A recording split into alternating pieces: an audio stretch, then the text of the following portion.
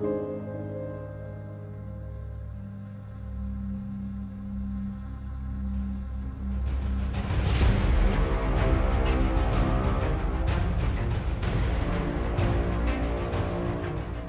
having a little chat. It's getting We rough. got Cloud9, Vitality. You all know these faces. Where to start? Well, actually, we were just addressing, the whole like the blue and the grey blue.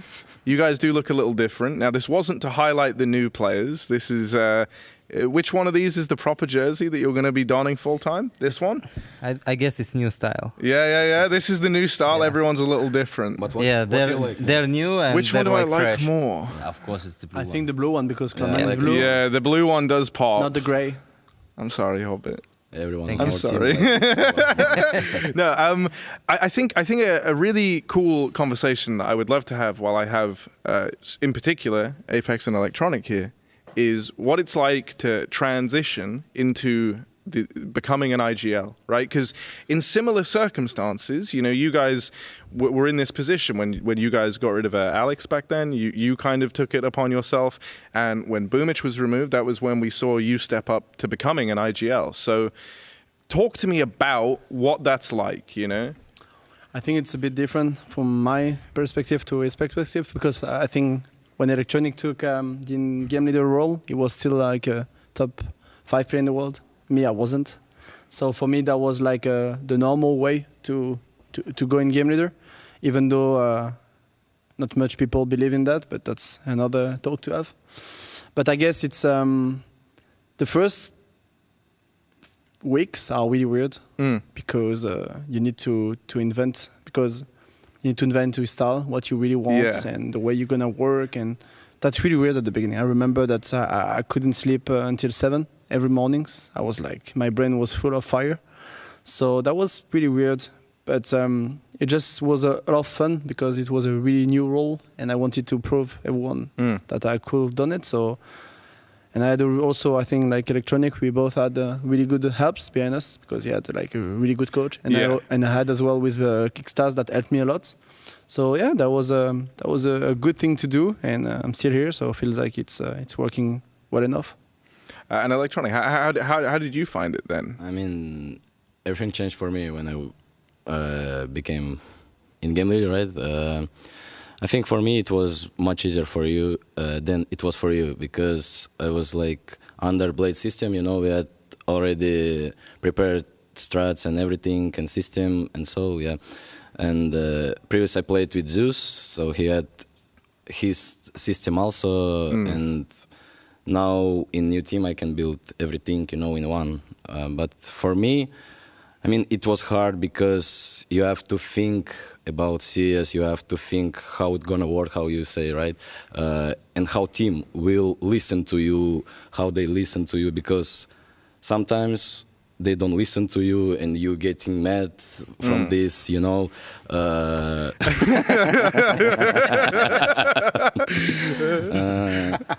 and yeah, I have to figure it out how I'm gonna work in the future, I mean, I'm very emotional when I play, and when my teammates I'm noticing a bit. There's some similarity. Don't listen to me. I'm getting mad, always, and I want to be like idealistic, in the game. Yeah. So yeah, was huge for me. I was stressful back in the days, I was like, after practice, you sitting just in the bed like for 2 or 3 hours because you don't know. I don't know, everything on your mind, Yeah. How good are you? Are you like this? You're gonna be good in the future. Everyone says on internet you are bad. You have to be a player, not in-game leader. There are better in-game leaders like this, it's hard. So you're getting all of that like external pressure while you're trying to do something that's like... The problem is that when you're in game leader and your team is not succeeding, it's because of you. Yeah. Right, yeah. Because And you're the one that everyone I had a looks major at. champion, I had like, ooh, and it's not working. And I had a new, like, really good player Spink, so yeah, the problem is Apex. It's that easy for them. And so you're just thinking a lot about how can you improve, and if if you are the problem or not, and how it goes, and it's a lot of reflections overall, and it's actually not easy because sometimes it can be. Of course, it was also my fault in 2022 that we didn't perform, but I don't think it was only mine. It was our team fault, and we saw that with the same team we won tournaments. So it's not only about me changing; it's just a lot of about all the things, and I don't think like people also understand really like the work behind that and all the sacrifice. Because of course I knew. I mean, I remember watching Electronic first tournament, and they destroyed everyone, and they destroyed us in final in Lisbon. But then obviously it dropped down because it's normal, mate. You cannot. I mean, you cannot be like the same player when you're calling. It's not possible. Yeah. And you could see that with your Kinder. Now we can see that with a lot of players because it's a tough role. Well, so Magic, you obviously actually had that time period as well back in Astralis where you like briefly kind of took over the IGL role. How did you find that back then? And do you think that maybe that's helped in some regard to what you bring to the table here? Because you guys seem like you have like a very good relationship in terms of, and not just you two, I mean like all of Vitality. When we're at events, I always see you guys together, you know, like that you're always laughing and you're discussing Counter-Strike and stuff like that. Do you think that the fact that you've also been exposed to what it takes to IGL a top team has given you like a bit of an edge there? No, but I definitely think so. I mean, of course, when you try different roles, you learn different needs and you learn different versions of the game. I think there's many different versions of the game, but it also depends on what role you're playing. I mean, a lurker does see the game differently because his role is just to lurk and go from the behind and taking space whenever it's needed, but the IGL sees the game from 5 different point of views. So I think definitely when you see the different needs of the different roles is where you actually learn a lot about the game. And I think, you know, in Astralis, obviously I was playing with some good players, but it was also a chaotic time because we had a lot of roster changes. There was a lot of weirdness during that time. It was period, definitely right? difficult, so I also think it was difficult terms, but I think I managed the best with what I could in that situation. And of course, maybe in the future I will become an in-game leader. But for now, I just enjoy playing, playing my roles. And I think I've never really been like a selfish player. I don't mind sacrificing for the team as long as I can. Well, hang on, we can get a live opinion on that. Apex, is he a selfish player? No. Okay, there we go. There we go. That's very earnest. I mean, the good thing with Magic is that as he experienced this role before, he knows more what I feel sometimes. And he knows that sometimes if people, as Electronic said, if people don't listen to you, you're frustrated. Yeah. It pisses you off because you sacrifice your ass for the team and they don't give you back the trust, or like they don't listen or they want to do their own thing. So it's really tough, but you need to manage also to not showing up too much emotions at some point and understanding the others. I think it's also part of that myself, I want to hear from what they think about, but I still need to have my identity. Yeah. And this is the toughest part to find, because that was the toughest part we had at the beginning, because I remember that they wanted to do more individual moves, but me, I never liked that. Because as in game leader, you don't like individual moves. For you, it's team things. So I always ask, like, can we prepare the move and can we do something? And now we understand each other. He knows my needs and I know his needs. And that's all about that. Yeah. What your teammate needs when you play needs when you're in game leader. And when you understand that and you understand each other, everything goes really it just becomes way. Like fluid. Yeah, exactly. Yeah. And okay. I think that's the most important thing in CS. It's not because you're the best tactically or the best. It's just the players to feel comfortable. And if they do, they will hit the shots. So you can call B-rush. The player insane. It's going to work. Well, that's all about that. It's kind of the same if someone is throwing a flashbang for you, and you know we have that sometimes in the Vitality. I'm flashing for you, and you're like boom, but there's no flash because you failed the flash. But people have confidence, and they go out and they do a double kill. Yeah, okay. So sometimes it's about believing that you have your teammates with you. It's like a placebo almost. Yeah. I tried that one time where I was like, I'm flashing, boom.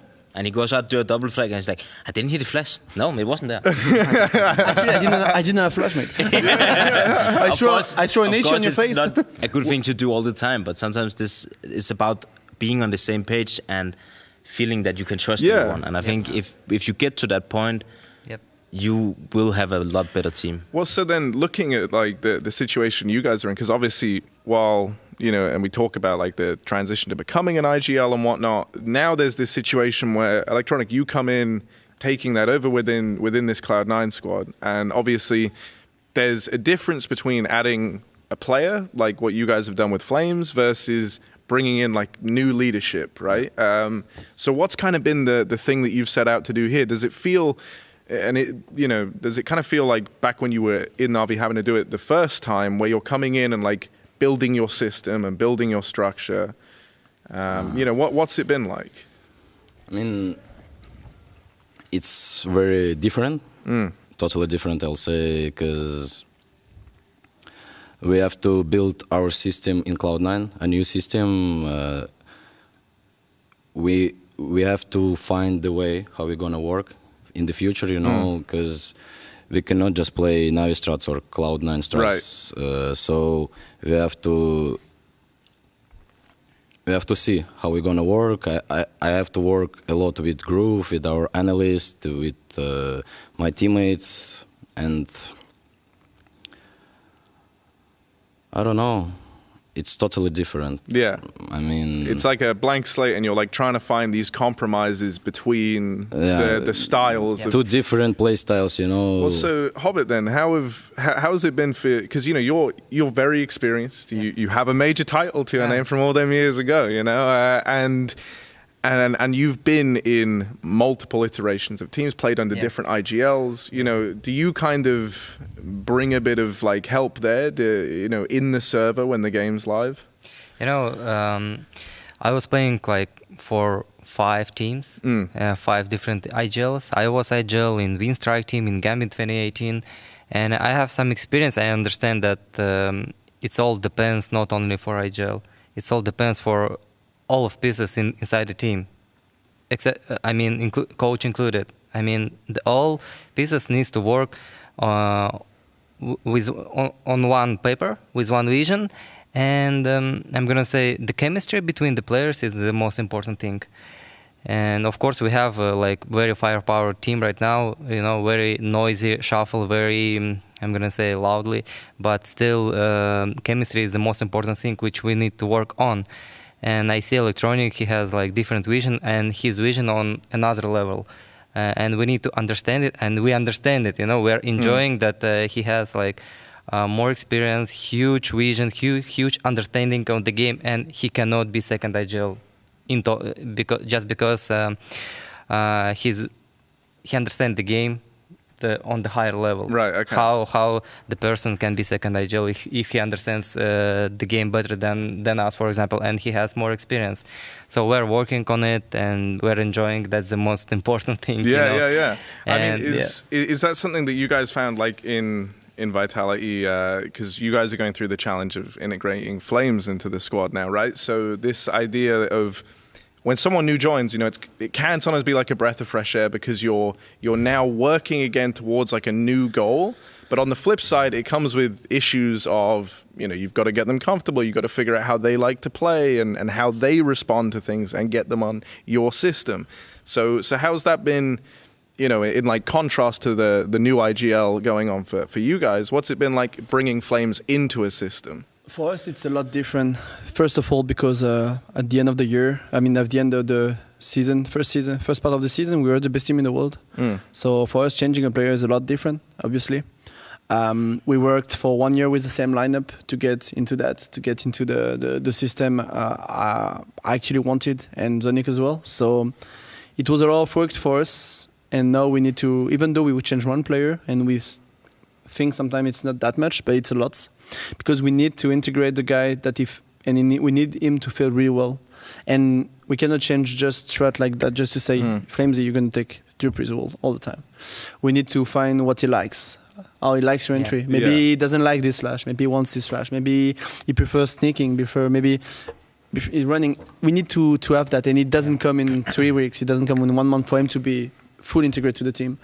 I know that Zaiwu, Magisk, and Sphinx are really integrated, and I think for me they're playing at probably the highest level right now as individuals. They're all 3, Melody's there, but they're all 3 really performing. But we need this last piece, and if we make it happen, if we make Flamesy playing at his best, I think it's going to be tough for the opponents. Right. Because if you have 4 players that are playing really well, and the good part is the team as well, and that's what is really important to understand when we come to the team, is that no one is above anyone. So it's not because you're Zaiwu that you're okay, he's gonna have a Kevlar at every pistol rounds. That's for sure. but other than that, I mean, for us, for example, if we, I don't know, we do a rush on the map or B rush, and he's first, he has to do the first wall. Yeah. It's not because he's Right. Zayu, Yeah. and that's how we feel. And when we see that as players, Magis sees that, I see that. I'm like, if this guy can also Yeah. sacrifice for myself. That's even because we kind of had in the beginning when we came in with Lutzan. I mean, he was playing way too passive, and he is a lurker, and he loves to be passive, but he was just not taking fights. He's just not taking fights because Right. he was told by us that you need to be the second star, you need to be the player we can rely on with good stats and all that kind of things, and performing on a high level, but. That's not how he wanted to play. He wanted to not He likes always, taking duels. but he likes taking duels. And we had a good talk. We talked about. I was like, I need us to take a bit more duels sometimes for each other. Sometimes it's gonna be me who's gonna be sacrificing. Sometimes it's gonna be Saivu. Sometimes it's gonna be Spinks. And after we had these kind of talks, he started performing so much better. Obviously, it's gonna be for him. It's gonna be less than me. Of Magis. course, of That's course. normal. But we still we need him to do that. And I think it's really important. And even though, I mean, your team of 5 and everyone can clutch left and right. Obviously, Zayu will be more able to clutch 1v3 than Magis can. Yeah, of course. And me even more. But sometimes you will do it because you just feel comfortable. And I think right now, teams that win is when the players are feeling the best. And that's actually the toughest part to do is that. And I think Electronic will have that because he will have also a lot of star players. He has a lot of star players. He has people that want to do their own things as well. He has a bit said he has his own way to think, yes. Yeah. But the other ones, I'm like, but I like to do that as well. I like to do that. And that's really tough. Yeah. Because me too, I have like a strong vision. But I need also to listen to my players, what they like to do. And if I find that, if it's just the right mix between what they like and what I want to do, then they will perform, and then I will win. Yeah. So that's it. I think that's the most important thing is to use your players the maximum. And if you do that and they're performing, then you're championship. This has been a really insightful conversation. I've loved every second of it, but we are out of time, so we'll go ahead and close this out. But thank you guys so much. Like, I think we did such a good job. Yeah. They're going to make this a weekly thing now. Like that was crazy. This could be a reoccurring podcast. Yeah. But yeah, that's all from us. Thank you, Apex. Thank you, Magic. Thank you, Hobbit, and thank you, Electronic. Best of luck to you guys in Cologne, and take care. Thank you. Thank you. Intel Extreme Masters Cologne is brought to you in part by Intel, Acer Predator, DHL, Monster Energy, the United States Air Force, and 1xBet.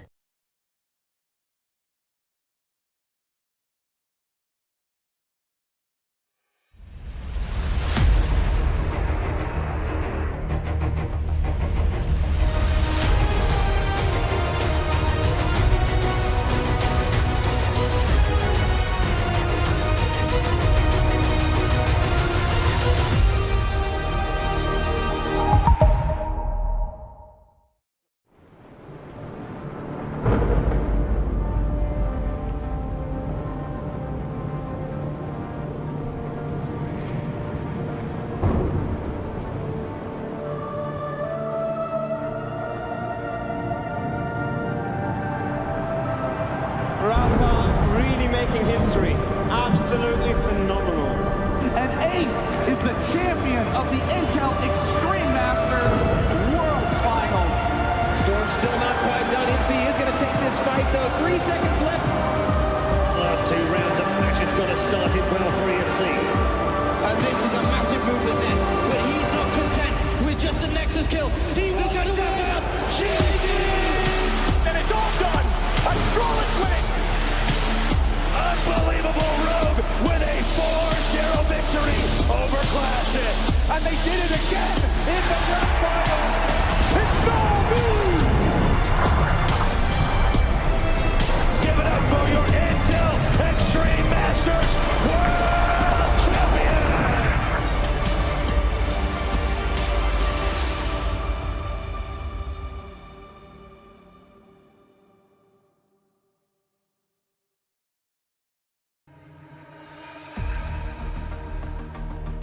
Welcome back to IEM Cologne. Only 2 days left for the teams to prove that they deserve a spot in the Lanxess arena. As we are here and are going to see more teams fighting for survival. We said goodbye to 2 other teams yesterday, and the margins between success and disappointment are so incredibly thin here in Cologne. When we look at this room now, we can see it play out as the cup gets lit, the trophy that everyone is fighting for. Because to my right over there, you have 2 teams that are fighting for survival. They're not even dreaming of the Lanxess yet, Astralis and NIP. On the other side, 2 of the victors so far in Mouse and Vitality, fighting for that spot in that glorious arena. This is it. This is the trophy. But it will take so much for them to get there. And teams like Navi and Cloud9, they are in the lower bracket. They might not even get a chance to fight for it. Can you even believe it? This is what it is all about. 2 days left of action here in Cologne. Who is worth it to play in the Lanxess arena? Let's find out. Man, I will never not get goosebumps lighting up these halls. We welcome you back for the penultimate day of groups at the Intel Extreme Masters Cologne 2023. Some teams already feeling the wrath of that chopping block. Others already making it through to the playoffs. As myself, Pimp, and Blair have got a very special guest joining us. Snappy, first of all, congratulations. Making it through to your first ever playoffs in Cologne. Thank you. It's feeling good. Yeah? Thank you. Obviously, you're going to be going up against Heroic later on for that semi-final spot. How are you feeling about that?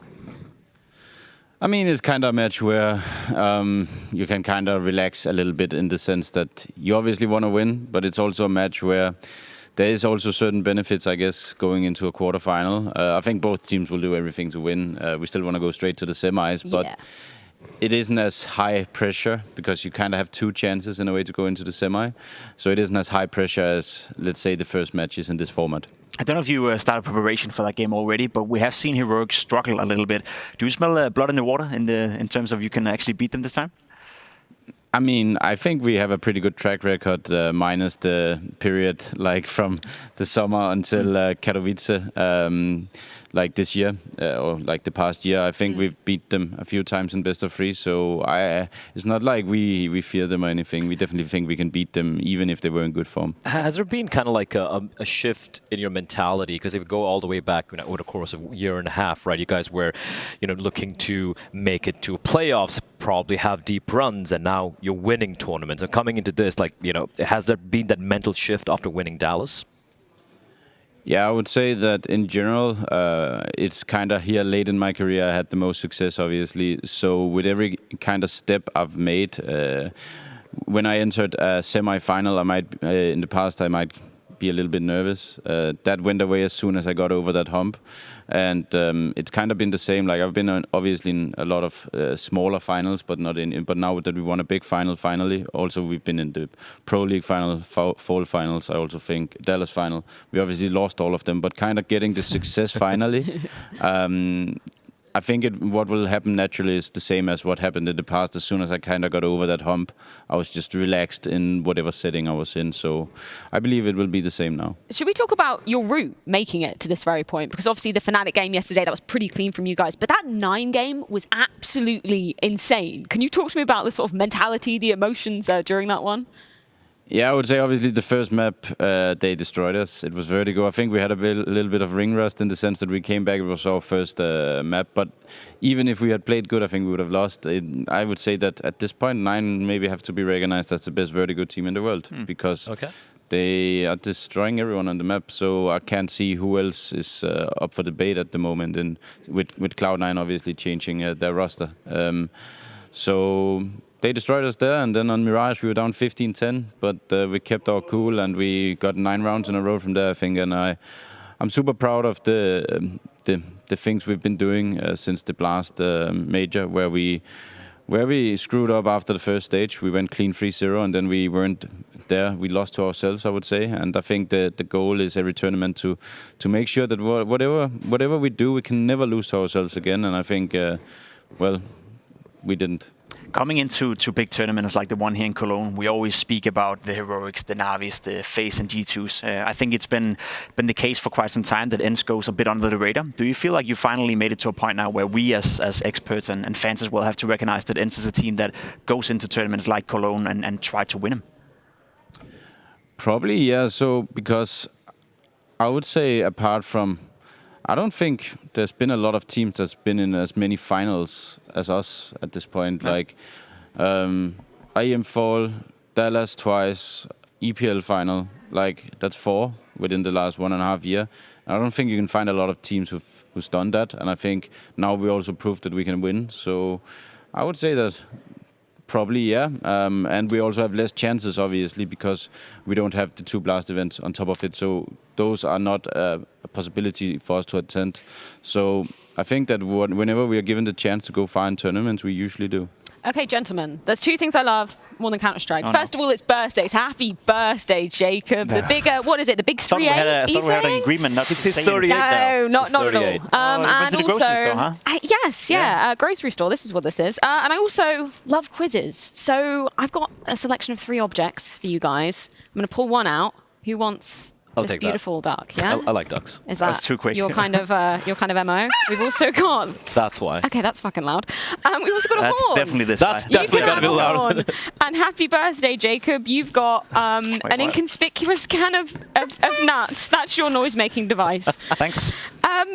We've got some questions for you, so I hope you've been brushing up on your legacy Cologne knowledge. So obviously, fastest shit. buzzer first gets to answer the question She first. said fun before the segment. Yeah, no, pop But quizzes you are just really said I like fun. things more than Counter-Strike, and it's a Counter-Strike quiz. It's a Counter-Strike quiz. I'm yeah, okay with that, I love actually. Counter-Strike knowledge. We've got 5 questions. So, question number 1. Who was the MVP of Cologne 2015? Olofmeister. No, wrong. What? They didn't win that. You had no idea. I just had to go for it, though.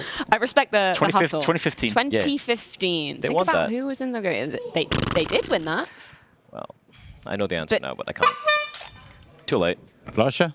Excellent. Yeah, I 1 was point for Mr. Lifting Snappy. that mouse to a win. Love to see. Beautiful stuff. Yeah, obviously they took down Envious in that grand final where Envy had the upper hand, and then Fnatic took a timeout, and it was literally orange from there. Question number 2. SK Gaming faced Liquid in the grand final of Cologne in 2016. Name the entire Liquid roster at that event. Simple. Adren. Hiko. Nitro Leash. So close. So close. Just 1 wrong. I'm supposed to know because okay, wait. Wait. No. Elish, Nitro, Hiko, Simple. You just mentioned the 5th. What's that? It was wrong, whoever Oh, wait. Snappy did mention. Wait, what's those guys? Who did I join? Not that team. Wait, what? Think about who likes to take it easy. Oh, JDM, yeah. Yeah, JDM. There you Yeah, go. yeah, yeah. I mean, you Okay. can get half a point each. I don't know who's More counting than you scores. got, Yeah, they obviously famously didn't win against SK Gaming, but valiant effort to say the least. Look at those. Man, look at the glow ups as well. Damn. Elise, you lost all that hair as well. It's so true. The stress of being in NA does that to you. Question number 3. SK Gaming lifted the trophy for the 2nd time in 2017. Which teams did they have to beat on their run to the trophy? So I'm asking for the quarterfinal team, the semi-final team, and the grand final team. I actually don't remember. Holy hell. Okay, I'm trying. They had to beat Fnatic because they lost to Fnatic in the very first game, and then they got a rematch against them at some point. They beat This is a hard one. Envious. No. No, great. This isn't fun. No. You're not enjoying this. I'm not enjoying this. Okay, can you remember the team that they beat in the grand final? What was the grand final? SK versus? It wasn't. Definitely wasn't Fnatic for sure. It wasn't Fnatic. They did beat Fnatic, no? They did, but that was in the group. It wasn't yeah. finals. Wasn't the French guys either. I don't remember It any. wasn't. Yeah. You should know. You're old. I don't know, man. Was it Liquid again? No, it wasn't Liquid, but think, North America was still in that region. There's really not many teams you could be selecting. Cloud9, it was Cloud9 CLG, indeed. Yeah. CLG. I remember that. No points for that one. Okay, this was actually written down on a sheet by the wonderful SEO, so you did have access to this answer.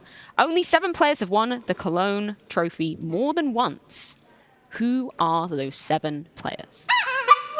Ooh, close. 7 players more than once. I would have to say Olaf. Yeah, no, yes, no. I mean, you got to name 7. All right. Maybe we should name 3 of the 7. I'm realizing this is probably so quite hard. obviously 3 guys from Brazil. Has to be, Fallen has to be there. Yep. Called Zera. Yep. Taco or Pho? I think it's Pho. Mm-hmm. And then you have Olaf. I'm sorry to draw a blank here now. You want to help? Go for it. JW? No?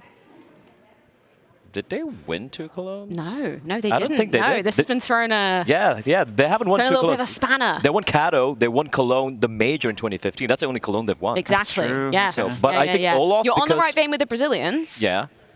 Who Olaf. else? Simple and electronic, right? Yep, excellent. True. Navi. Yep, they have done that. Who won last year? Who was the 2-timer last year? Not right. Twist? Twist. Twist, Nailed yes. it. You can all collectively Liquid. share a point. Well done. 5th and final question. We're getting to the end here, gentlemen.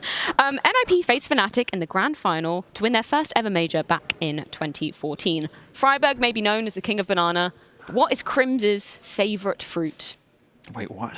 What? Fruit. That's a What fruit does he like the most? Who from production knew that going into this? Nobody knew this. Okay. What do you, if you look at him, what do you think? An apple. No? No. Damn it. He's an orange kind of guy. Orange kind of guy? No. Snappy, you know what? What did you say? Apple. I said apple. Well, I say banana then. No, no. It's a pear. No points for that. And production have even made a lovely graphic to show how much he loves pears. Almost all fruits are round. I could say watermelon, by the way, right? Like, yeah, well, now you know his favorite fruit's a pear. So maybe that's a piece of information I'll be very happy to delete from my mind. We can bring it to the analyst desk when they play later on. It's not just getting crazy up here, though, because Banks, I hear somebody called a doctor. What's going on down there? Oh. Hi, everybody. I'm Dr. Banks. Death. And I have a special... Oh, the guy... Okay, you told me this one. Okay. I have a special experiment that I'm so excited to share with you all. I've been looking at the sound levels of the teams here at Cologne. It's a most prestigious event, and I need to go through all the details of how the volume and the shouting and everything has to do with improving performances. Now, if you look down on my screen, look down on the screen. I can't, okay. There we go, aha, I see it. I got the screen. Okay, so the screen has a decibel meter, 120. That's really high. That's really, really high. And then we have high pitch. High pitch is like a child screaming, ah! But then some people go, ooh, and it'll be lower. So I'm going to go through the first one. And I use this little meter. Look, this meter, I used it, I pressed it, and I've been here checking all the teams. I don't need this for now. So we're going to start with Gamer Legion right now. Gamer Legion at times, Kios, this man, he's very, very powerful. Not so much in the server. We put him at 110.6. Wow, 110? But he was like a medium pitch. So we put a big G here, and then an L, Gamer Legion. Then we had someone from G2. Now Hooksy, he screams like a little baby. Oh, it's so funny. He was 107, so just a little bit more, but he was really high pitch. Okay, I don't know, that doesn't look like a 2, but that'll do, that you guys know. Then, when we come to the next one, DJL from NIP. The rest of his team, they're very quiet. They sat over there. There's not much energy. I don't think it helps. But he's big and burly, and he's giving it his all. But he has low pitch. But still, DJL, wait, where am I? Oh, yeah, 102.6. So, the man here, nip, no, something like that. Oh, I should have just drawn a nipple. That'll do. That's nip. Somewhere on there, nip. Now, when we come to the team like the Mongols, I heard they're not very experienced and people really, really mean to them. The loudest they went was 83.5. There was not much energy, and maybe that is why they got eliminated. So the Mongols, you get 83.5. But I like these little guys. They're really cool. So Mongols, they're down there. Now, Heroic. Heroic, they're so evil. They're such the bad guys. They only hit 108.9. Now, I thought it would be good and impressive, and it kind of was. So I'm going to put Heroic high pitch because Cadian, he's a bit of a girl as well, you know. And he hit 108.9. So Cadian for Heroic here. The rest of the team, they try to roar. But I need to say this. I need to make this very clear. Heroic, Cadian, you cannot call these players fucking noobs. That is disrespectful. It is so mean. You make their energy lower. You're not helping anyone. You're not a bad boy. You should not do this. It's not acceptable and it is not fine. I'm very angry at this, man. I don't agree with this at all. Now, the highest that we had across the whole thing was Monty. Dem QQ. This man exploded everywhere. He went above the scale. He went way up here, but he's quite, again. He's kind of in the medium pitch. So we're going to put Monty up here. I think that was a good presentation, though. Look at the screen. Look at the screen. Come on. I'm a professional doctor. There we go. I'm a professional doctor. This is what we have on the screen. Oh, no, now there's two M's. Mongols, we'll put O. Oh, no, they also have an O. And they have an N as well. God damn. N. And they have an N. Oh. Monty. Okay, that'll do. Monty win. So, with this in my mind, Monty will win IEM Cologne, and this is scientific proof and evidence. Producer man, person in my ear, where do I go now? What are we doing? What are we doing? Somebody call an ambulance, but not for me, and hopefully not one that's being driven by Dr. Banks. Unfortunately, one of our next two teams will be in the back of that said ambulance as the chopping block is rife for its next victim. It's NIP taking on Astralis after this.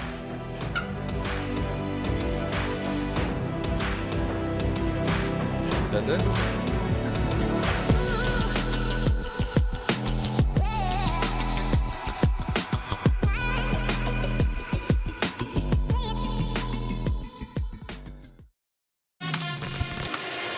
What is that reaction? Yeah, right. This would be an ace clutch from Poland.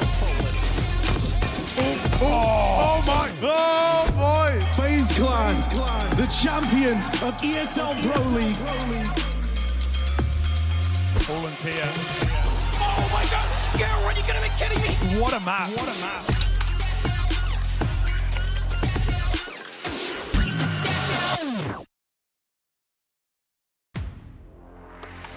The in-game leader, architect of every move and every win. The entry fragger, fearlessly leading from the front. The opper, the deadliest of them all. The support, the true difference between winning and losing. The lurker, everywhere and nowhere, patiently waiting to strike. It takes 5 champions to win. Which one are you?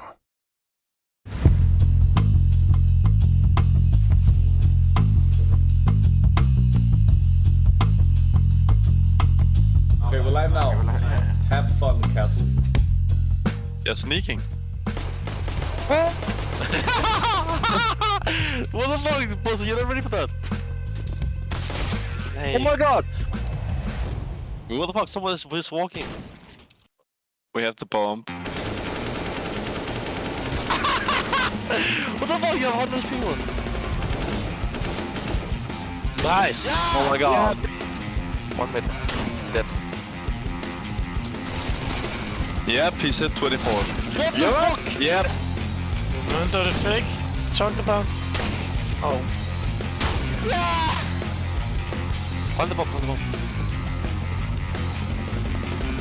Yep. So good. Oh no! This guy's hacking heaven! This guy. Like 7 is so good. There's turbine on my mouse. What? Yeah. Oh, he's low, he's low.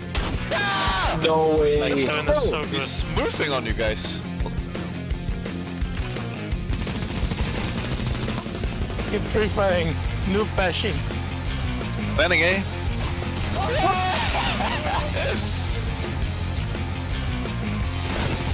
What the fuck? He's 40 HP. Oh, the plug expert. No. Taking down the plug expert. Oh, one more baiting his teammate. 10 seconds, I'm defusing, Benjamin. Yes, yes. Oh my god. One more round, bro. Camping too much. I'm dead. Oh my god, dude, he's using shotgun.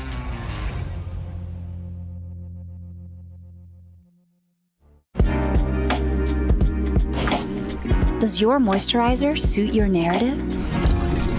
Why should age determine expectation? Save your skin with the all-new Potential, a skincare range by Res Valley. Potential defends against the 4 symptoms of underachievement.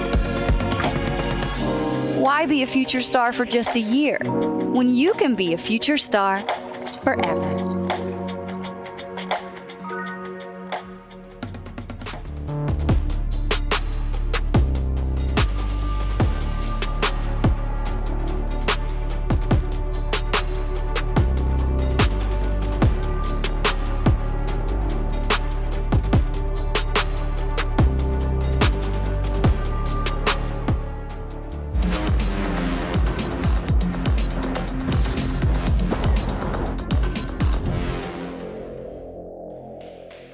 A Scandinavian smorgasbord to open up our day, but both teams unfortunately already on a knife's edge. A rough group's debut for the Danes as they faced G2, where things got close, but unfortunately no cigar. Today versus the Ninjas, a chance for redemption and to be holding on to their tournament life. So let's go ahead and check in with Blame F ahead of this series. So Blame, a difficult match versus G2, but it was incredibly close. How do you feel you could go that extra inch just to make it next time? I mean, maybe result-wise it was close, but we didn't feel like we played good at all. So if you actually look at like the nuke, we missed like the first 3 times we did a smoke wall, we actually missed a smoke wall from spawn. So those kind of mistakes can't happen if you want to win any game, honestly. So for us, it was kind of like just win home. It was like it's hard to criticize much because if we can't even hit our smokes, then yeah, of course we're not going to win. And the same on Inferno, we lost like 4 NG ecos or something crazy. So yeah, I think it was just us who played really bad, honestly. Of course, they're a great team and they can still beat us anytime. And of course, they're good. But I think we played so bad that it was just one of those games for us. One of those games, unfortunately, but Device is having a great time here in Cologne. You as an IGL, how do you see the task of kind of making sure that everyone else can shine alongside him or be able to output everything they should alongside Device?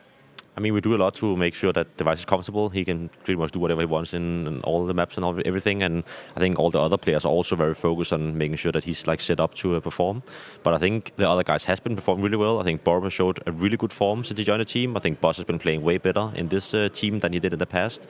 And I think also Stairs like showed already like he's had some more games where he's like popping off and taking over. So yeah, I think everyone is playing really solid. To be honest, it's more for us. It's more about making the team work though than having people play good, because people will play good when you win, and when you lose, everyone will look bad, maybe except 1 or 2 persons, but it's about making everyone look good, and that's happened when we win. I hope you all look good today and have a great match. Thank you so much. Okay, Blamev being incredibly honest in that interview. The fact that, you know, it looks kind of close with that G2 scoreline, Matthew, but he did not feel like they played anywhere near as well as they should have in those next 2 maps. No, and you have to commend the honesty. I agree that this was a complicated series for Astralis, not the phase that we had been used to see in this lineup. And I echoed his sentiment when he's talking about teamwork and team play. I think when you putting these 2 lineups against each other, the fact that you have this nationalistic Danish team, I think in terms of team play and synergy, this is where they have to get the better of NIP. They have to be a bit more tight and precise in the protocols and the comm, and I think they can. And one more thing they have to kind of up their game has to be Device getting a little bit more help here. 1.23 rating, including that lost, which Blame himself said was pretty one-sided overall for decided G2. He was still putting in numbers. I believe he had some the ludicrous numbers in that particular game, but still a losing effort. Blame, great performance during the play-ins, kind of fell off during the group stage, but he needs a little bit more help from the likes of Buzz and Stare. And yeah, this guy, man, it's not fair how you can just disappear from your comeback and still deliver numbers like this. It is unreal. Literally like over a year off, comes back. It's like he's never skipped a beat. Obviously, these are the big events that he has been attending in the previous iteration of Astralis as well. But I think Jason said it quite aptly yesterday. He struggles to really pick against Astralis when Device is playing like this. But it is a case of the supporting cast showing a little bit more than what we've got to taste so far. Yeah, and there is quite a history as well for Device here in Cologne, right? It's one of the trophies that evades him, and he's had countless finishes, countless apparitions in Lanxess, and it is kind of a reality check that he's actually fighting for survival today, right? This is where we are in the tournament. The losing team, unfortunately, stops in their track, so man, I want him to be there. Like, selfishly, for Counter-Strike, I don't know. Just give us the nostalgia, like based, man. Like, biased opinion, just want him to be there. Ninjas on the other side of things, obviously we saw them falling versus FaZe yesterday. Incredibly close first map, and then they just got flattened on the subsequent tubler. Yeah, it wasn't even close, right? Yeah, their mapping of Mirage is a map they're pretty solid on. It was very back and forth, requiring some heroic plays coming out. Config, the Berserker, pretty much winning some crucial rounds to win that 16-14. And then they just completely capitulated. I go back to Nuke, where they were just getting destroyed. And it was one round where I think it was FaZe on a full eco. Twist had a CZ, I think. And they just get completely ecoed, and you could just see them break, so to speak. This was even more lopsided as compared to the Astralis G2 game, and hopefully they've managed to kind of quell those demons from yesterday, because again, this is a rematch. This is a rematch of what we saw at the RMR, where it was NIP knocking out Astralis, and they couldn't make it all the way to the major. And now again, one of these teams are going to go home, so everything on the line. Look, the fact is the system isn't ready yet for NIP. They've been very vocal about it. They've been very honest about the issues that they have with some of the players that have a step back. Rez that now has to become an anchor. I appreciate that. I want to talk about emotions in this game. I want to talk about getting fired up. A man like Config, who we know can actually take over, going up against Blamef. They've been partnered for so long. They used to be this duo in the Complexity jersey, and then with Astralis as well, where they stepped foot in the Lanxess in this playoff as well with these rosters. So you're hoping to get a little bit more of nerves into this, because there are a whole lot of relation to be explained between these two teams. It's crazy when we speak about emotions as well. Seeing a new look from Astralis, right? They're getting fired up, they're getting shouty. We've seen Device with a double thumbs up as well, some wholesome energy there too. We can see just how much it means to them to be trying to make it even further in the tournament. It's interesting when this video is coming out. This is the first time that both these two teams are going to be playing Vertigo in Cologne, which is an interesting map to go with. Ancient Pig coming. I thought the Astralis would probably leave it as a decider, but yeah, it's their go-to. Yeah, it is currently. I know, but it's also a map that Nip looked pretty solid on. Yeah, I just think that if you're Astralis right now, you don't exactly have the luxury to leave your best map for the end. Right? We've seen the disparity in terms of maps and what they can put together. The G2 game, if anything, is the biggest reminder that you can have. The Astralis on Ancient versus G2 is very tight. It's very solid. Looks like everything's going according to plan. The other maps are a bit more struggly. So personally, when I look at this video, it has 3 maps written all over it. Astralis is going to Ancient, Vertigo is the NIP, and then we square off on Nuke towards the end. Nuke, if it goes to Nuke, I'll just tell this, it's going to get messy. Both these two teams look pretty shoddy the last time they played Nuke, which is basically yesterday, right? So hopefully they've managed to fix their issues. But I just want to echo what Matthew said earlier on. Astralis, I think the system really works. Yesterday showed the game against G2 didn't quite pan out the way they did. But for me, someone like Buzz, who was struggling under Glaive, looking so good right now, means that things are falling into place for Astralis. And for Nip, they are the underdogs here. Even though last time they did knock out Astralis, they are the underdogs here. Although Hamp is coming in, maybe that could be the X factor. Yeah. Where are you standing with Vertigo then coming in as the first map? Maybe from the Astralis side of the equation, actually. Well, as Blake said, there's not a whole lot of tape going into this. So the angle that I have on that one is actually not the support cast for Astralis, because I think it's been stepping up, it's been doing better. It's actually Stare and Blamef. Right, Device is the consistent piece. I don't think there is any question about whether he's going to deliver or not. He's had a 1 or 2 unicorn series where he wasn't exactly delivering. Yes. But Blamef talked about the frustration of the mistakes on game against G2. As an IGL, is that something that impacts you? Do you get in your own head? Do you get mad about these anti-ecos? He still needs to be delivering with an output. We know what Blamef can do on a server. Yeah, it is a chance for redemption for both these squads coming into things. We've got Vertigo, we've got Ancient, and we've got Nuke if we do so need it. And we've got Scrawny and Lawless ready to guide you through all the action. Yes, thank you, Freya, Bleh, Mathieu. Starting off the day right with a good old analyst desk like that gets me excited for a game like this. Astralis, Ninjas in Pajamas, the old Swedish versus Denmark tale. Yeah, we'll see which dinosaur wins today. which of these relics of Counter-Strike? Which dinosaur will eat each other? Could be Device, looking like the biggest dinosaur on the server. Massive impact throughout their struggles here in Cologne so far. BlameF holding on short, but Headtrick's gonna get the better of him. Headtrick, somebody who has pulled off a soul-crushing 1 versus 1 against Henny already at this event. Kind of turns heads and he's now making a name for himself in the clutch, but we'll see if the clutch is needed. Right now, 4v4. Headtrick stuck into the box. Yeah, there's a freebie on Device. They've already heard, ooh, these players climbing up. Headtrick's coming in real hot. And we've been waiting for this flank for quite some time, but Buzz, unfortunately, by the time he gets here, everybody else is dead. They've switched sides to the bomb site, and his dual Berettas will just keep firing, but no follow-up frags. It is very much Headtrick in the pistol. Yeah, good win. Headtrick is shaping up, man. He's one of the rookies here at Cologne, and straight up, one of the best oppers as well. He has had a very easy onboard to Tier 1, and he has been a reason that NIP are a real team. You can replace all the riflers you want, but without an elite opper these days, you're going to get smoked eventually. And, you know, I think Device has made Astralis a real team again. I think Headtrick has made NIP a real team again. And for that reason, this result is unclear.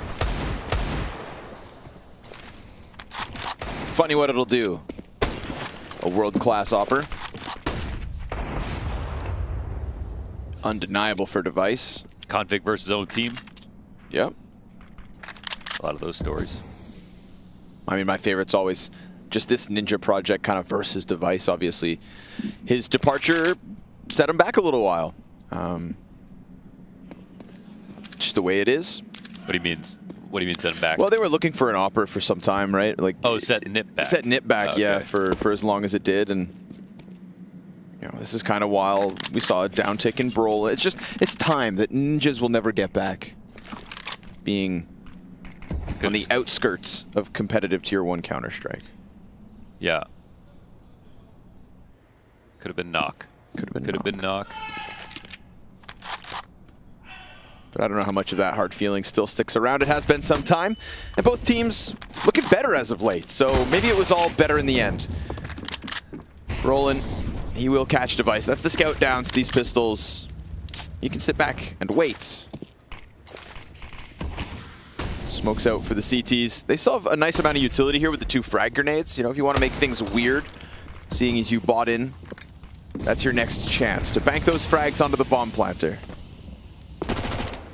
And they've waited down to the 15 seconds. Now suddenly, if this gets denied, it's all the more problematic. Faked once, Hampus, a little off the mark. Good thing he changed that place as the frags do follow through. And he gets away with it, but Borup's just nailed 2 headshots. When things were looking done, Borup gets a couple. And Config, you know this position, he is just locked in. Not going nowhere. Unless he's sent packing down like that. Buzz connects with his. Desert Eagles pushing forward. A tap onto the bomb to cause a little panic, and it's working. The T's have to push in. Hampus sees that the bomb's not being defused. Still though, total cost getting racked up against NIP is immense. And that's after they find their plant in sight. We talk about Astralis, we talk about inconsistency outside of Device and BlameF. That goes all the way down to Borup, who has a lot of relevant Tier 2 experience along with Stair, but between him and Stair and Buzz, it can't rely on all 3 of them to show up multiple days in a row. It just doesn't happen. It just doesn't happen. They're sort of a team that is unique in the way that they have 2 hyper carries. I mean, you have 2 players that might be the best player on another roster and that be good enough joining forces, but 3 players who are so inconsistent that, you know, tournament victories are still not in sight just yet. I mean, it feels like we're getting to that point with Astralis, which is great, but we still got a very young, inexperienced Buzz. We've still got a very inexperienced in Tier 1 Stair, and we've got a very sort of questionable upgrade in Borup that we know, we've seen him be good recently, but how good can he be? Ooh, poor BlameF thinking he had a chance. It is just nice to see, though, the level of play from both these teams on an uptick. Always kind of floating on the fringe with opportunities and maybe not making the most of them. I, for one, would welcome both back. And I think as well, we've just seen the spirits for both these teams nice and high. Obviously, winning helps. but it feels like the identity, the formula, the ingredients, it's all coming together. It all makes sense. These teams make sense. Even if there are still questions, we'll give those benefits of the doubt to the players who are looking to leave their mark. Like a guy like Borup, waited in the wings of Danish Counter-Strike with Stare. Ninjas 3-0. Vertigo's going, well, perfect so far. Both benefiting from the leadership changes recently. Hampus coming on the nip. It seems like it's been a very nice start. I mean, almost every team that we saw start of the season sort of started out well, it felt like, when they changed in IGL. And I'm sure if you ask all of them, there's lots of stuff they still need to work on, all of that. But for the most part, we've seen a few honeymoons.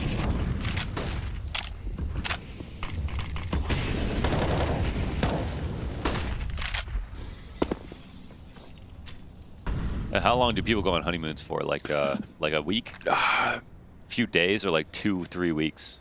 That's probably too much. 2 weeks? Yeah, that's too much. Yeah. You get sick of them quick, you know? Yeah. A week. A week is nice. Yeah. Buzz. Oh my God. He got blinded and didn't go anywhere. All right, sat in it. You do it, all right. I love a man who can commit. And unfortunately for Buzz, burnt to a crisp. Love a dead man. Up and over construction with the B ramp split as well. Because NiP were already in position to go for the B split, that just makes it way easier. And this round, I thought there was an actual dog in the studio for a second. What was that? That was Hampus barking. Hampus, right? There's going to be more roofing. I forgot about that. So sorry, guys. Takes a second to adjust to this reality. Let me compute. Hampus. Little animal. If Hampus was a dog, what kind of dog do you think he'd be? Like a terrier. Yeah, something terrier, small, Russell, right? Whatever. Yeah. Something like small with a lot of energy. I feel, yeah, but like kind of also scruffy. Like a little mangy. Yeah, mangy. Such a mangy boy, Hampus. Mangy boy. Calling a good game. Helps when Buzz burns to death in the first 5 seconds. But, yeah. Poor Buzz. Popped up, eats the flash, goes back down. Doesn't know if he is indeed still burning. I want to be a Labrador. A Labrador? They're like chill. Oh, actually, let's watch it from... Oh, and he's... Device looks over like, what the... I vouched for you. I vouched for you. I was watching. I was watching, yeah. Literally. I was watching your face of games. Now leave. All right, well, it's an easy rebuy at the very least. You know, really just a technicality more than anything. Just a 4th round. What's that really mean in the grand scheme of things? Good thing he fell back. Pressure from the util and the spam, but it's a quick fallback all the way. Borup to construction.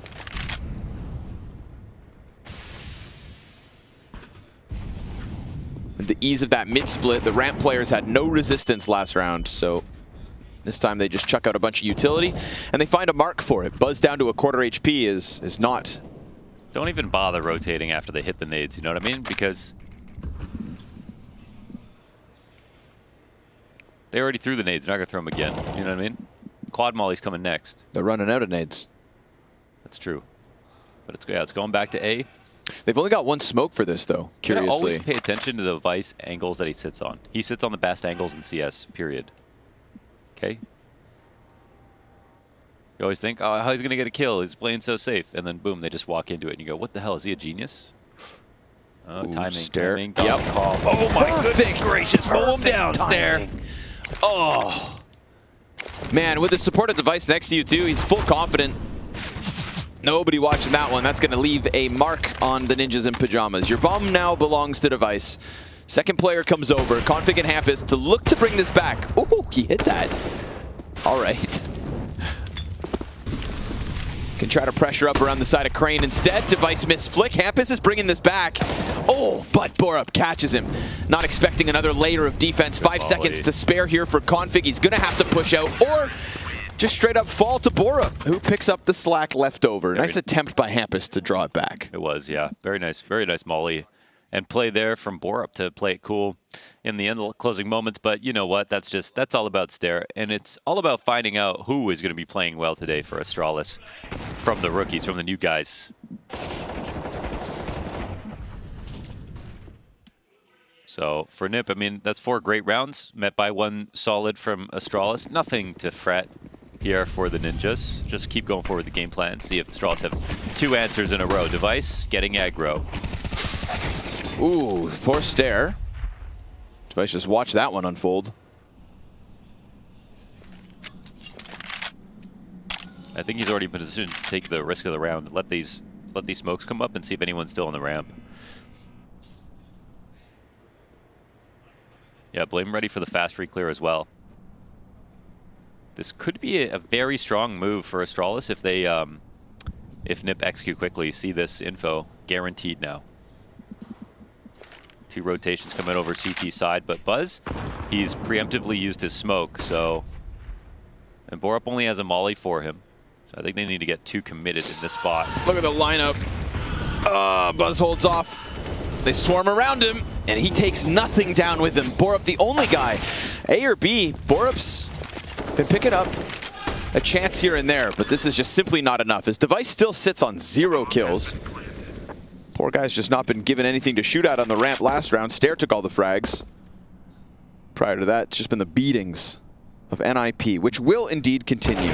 Config executes him from the backside. Ninja's getting a little rowdy. We got barks, we got chants, we got cheers. We got that. Whatever that is. This is like The Exorcist recolorized. You know, we talk about the intimidating, you know, calling people names and whatnot, and yelling at them, but I think it's more horrifying if you just look up in between rounds and you see Hampus doing that. Blood-curdling screams. I mean, he took ownership over this, you know, slur that he was called. He was called a dog, and he said, "I am a dog." Rough, rough, rough. A mangy dog. You know what I mean? Now it has the word has no power. So, yeah, he's the scariest man in the server. Got that dog in him. He can't be insulted. As he has sniffed out a solution to the Astralis CT side. 5 rounds for the Ninjas, nice and early. Not even breaking a sweat. You've got Astralis back down into this kind of a buy. Ooh, NIP on Vertigo, huh? I think it's going to be a lot like the 9 match, to be honest. Okay. Like the discount Vertigo in the 9 match. Would have been cool as 9 versus NIP on this map. Well, we'll have to wait for that one. Yeah, get out of the way. Device, yeah, on high alert, knowing he was in there. Second off the MP9. Device's first kills with the only gun that Astralis have to work with. Hey, upgrade. Guess what? Bomb control. Device has put up 3 frags and now has everything he needs to close this on his own, but Config, little headshot back the other way, expecting a second, and that's a Blame F, who has also picked up a gun. This is all set up by Device's MP9, and it can all be robbed away by Rez.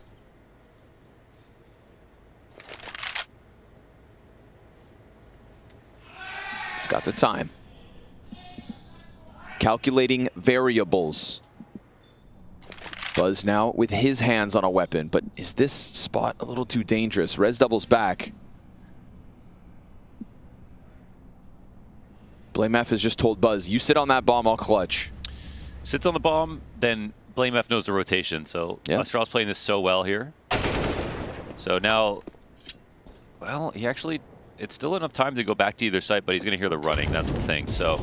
Just worried that there's a second player down there with Buzz, but Blame F took his own route. Rez gonna go in. No fake. Committing to this, gets chased down, but comes up. My God. Okay. Okay. That is 1 MP9 into 2 AKs into bomb control into Astralis' second round. All right. I think that was what was supposed to happen. It took a little longer to get the achieved desired result, but we got there. Device with a great rounds here. I mean, of course, what else do you have to say? 3 MP9 kills pushing down the ramp with no nades, and then seeing the bomb. If it takes more analysis than that, I'm sorry, but you're thinking about the wrong problems. You know, Hep is shooting that cone. Okay. Put Device on edge. Was that a run boost? Not sure. I don't think so, because he would have killed him on the side of the steps. But Buzz having some trouble on B. He had a really poor timing versus the exact last round. Here, definitely uncomfortable as well.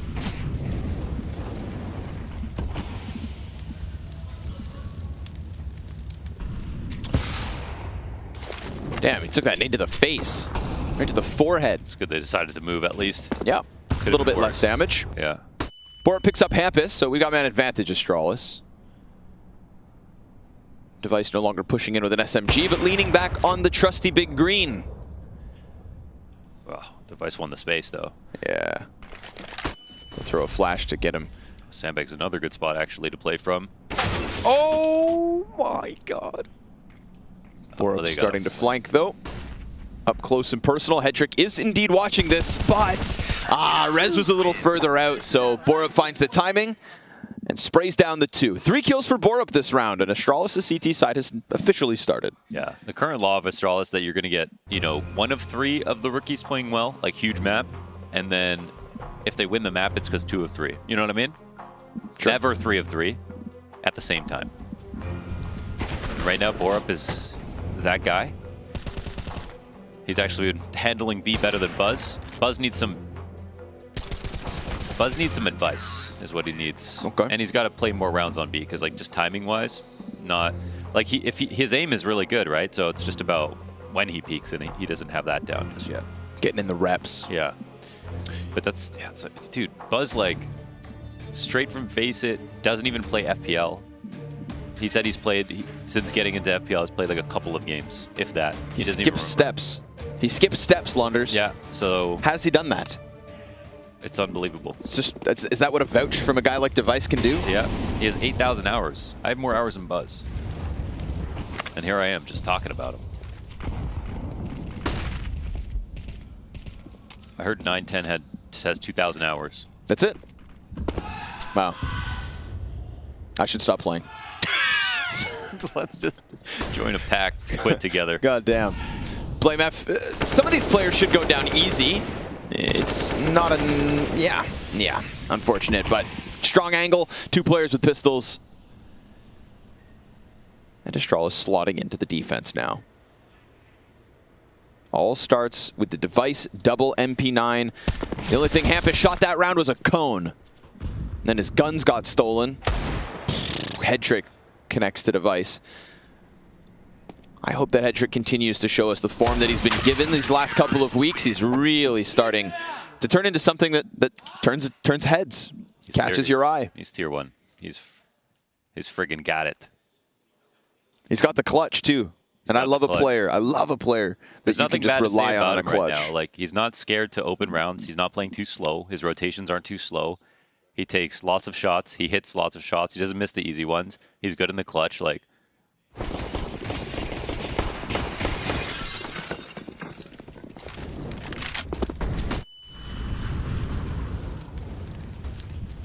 name one bad thing about Hedrick. Anything.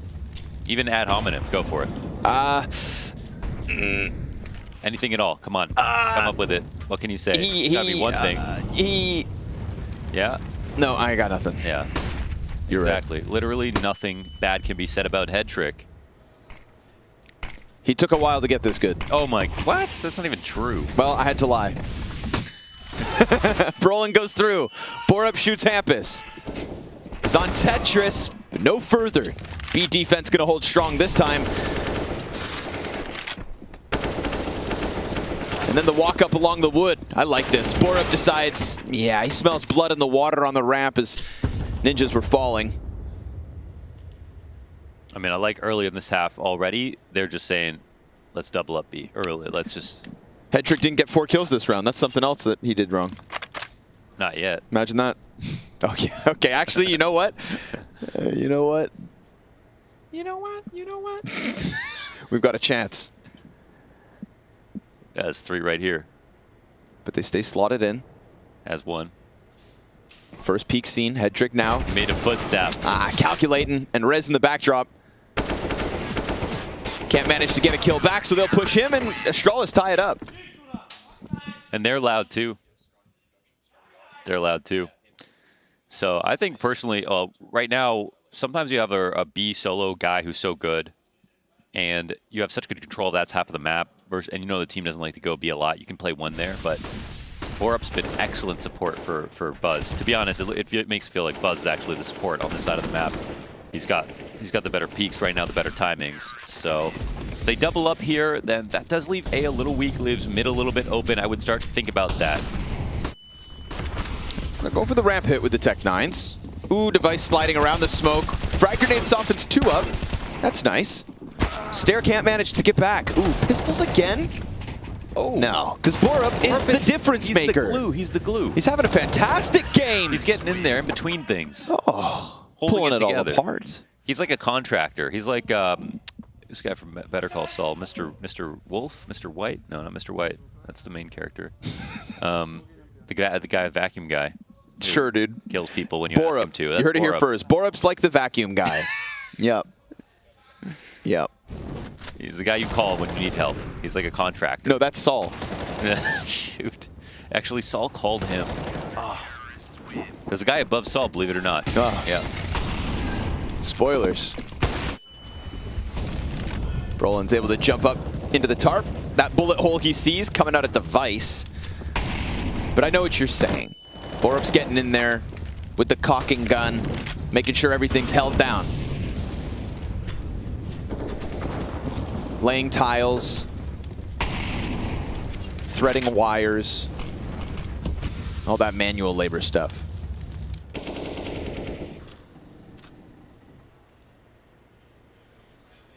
He's on for his highest kill count on Astralis. That's what we watch for Borup right now. With this early presence behind the tarp, it's just kind of kept Astralis preoccupied. They know Brolin got in here right out of the gate. No, everybody's just been postured for the 30 seconds that followed. We saw Stair walk outwards and go for a triple kill when no one was watching this, but now Brolin is indeed here. Can't react though. Stair crouch walks into the corner, comes up at a different angle. Config on sandbags, a little bit late on the trade, and that allows for Device to go deeper, knowing that one was dropped down by Fork. Leaves this on Rez and Config, and Rez has died on the other half of the map. So if it's not Config, it is indeed Astralis on a 7th. And need I add, 6 rounds straight, no plant. When I watch Stair, I see a guy who, he brings something, I see what he brings to the server, even as a sort of rookie on this team. And I see a guy with a lot of focus. He has somebody he wants to kill in mind. He is going to walk naked through a beach full of glass to get there, okay? God, that's very vivid. So that's a vivid illustration. You see him getting shot through the yellow tarp, just going. He doesn't care. Okay. He's like the Terminator. That's kind of what Stair is, in my opinion. All right. If he knows he needs to do something, he doesn't get flustered. He's going for it. Look at this. First. You know, whatever it takes. He's got his mission. A real soldier. He does that a lot.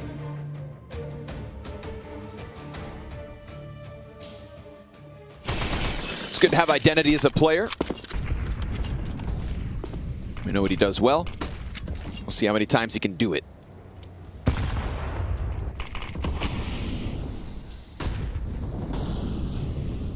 BlameF awaiting the creep around the smoke. He's got the cover of the dumpster, stuffs Config in it. Hap is his next victim. Just more where that first one is, so he's got to be careful. And they all fall back. Why chase BlameF on high alert when you can go elsewhere? Yes. You know, sometimes when you got a problem, you just got to walk away from it. Especially when it's that big. Do something else and come back later. Because your problems aren't going anywhere. Well, you only have a certain amount of hours to do your dailies, so.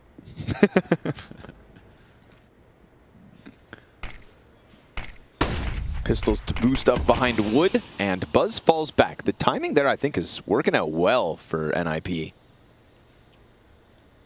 All right. Up we go. Borup's just leaning on quad with, Re-smoking or was, Flash a smoke back. out. Brolin gets the one. Now, it's not too far gone. Again, we've got 2 players already softened up, nice and easy for the other CTs here on the bomb site. All is good. Blame softened them up early, fed them to the B players. This is very impressive for Astralis, man. Like the thought that this could be 2-0 if they win Vertigo is real. There's a lot less roughing here for Ninjas after what was an excellent start, 4-1, I think. And the rotations are awesome. I thought that Buzz was actually going to be a problem here on CT side, looking a little uncomfortable, but he's just got it together, I think, enough. And with good support and Borup having this game, it's like, whoa.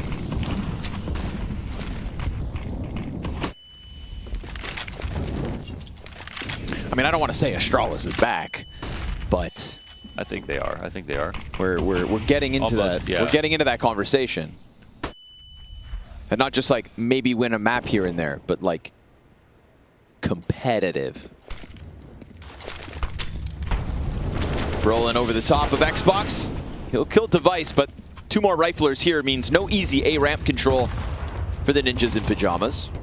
Of course, that loss versus G2 will also put a dent in this run for the time being.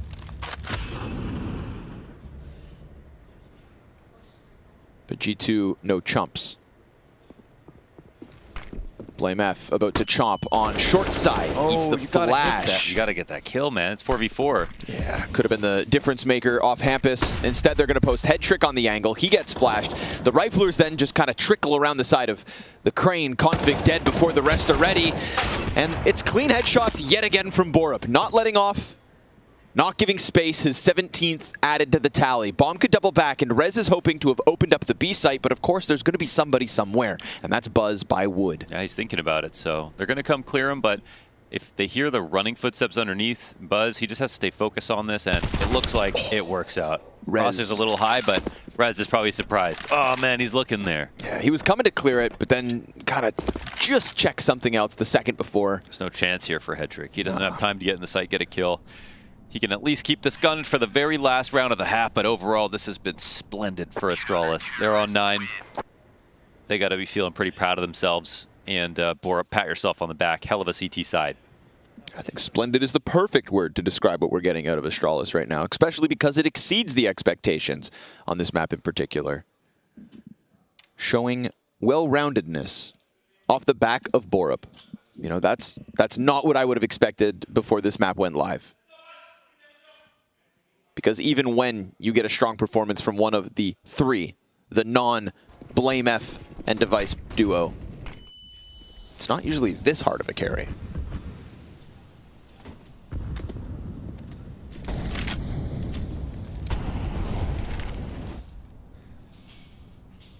Boost from inside the B site. Poor config. I feel like this is... Oh, never mind. They disassemble. It's a little scary for the guy on the bottom. Can't cover your teammate on top the entire time on B steps. So, but they had a PLR DB. They have a player. Oh, okay. I guess they were just worried about keep it smoked. Yeah. So they disassemble the boost, and then Blame F also doesn't stick around connector. Nobody towards CT. Borup running back. He could just jump into a fight. A little crazy. Kind of just jumps up and swings. He'll pay the cost. Oh, that was their only B player. Wait, why was their only B player exiting their site like that? Where did Buzz get off to? Because he was bottom ramp and didn't fall back through sight. Okay. This he's makes still sense. here. All right. This he's a little off the mini map right now. It's true. We're missing a staircase. Stair? He's right here. Tries to make a case of an A defense, but empty-handed. So yeah, there's still 2 on A actually. The B was the site to go to. Oh, Device is moving the op up. Missed shot though. Now he's wounded. And sure enough, Ninjas in Pajamas going to squeeze this round down to the 15 seconds left to get at least a 6th. Now they started this half strong, and we kind of wrote the Danes off. We're in uncharted territory, folks.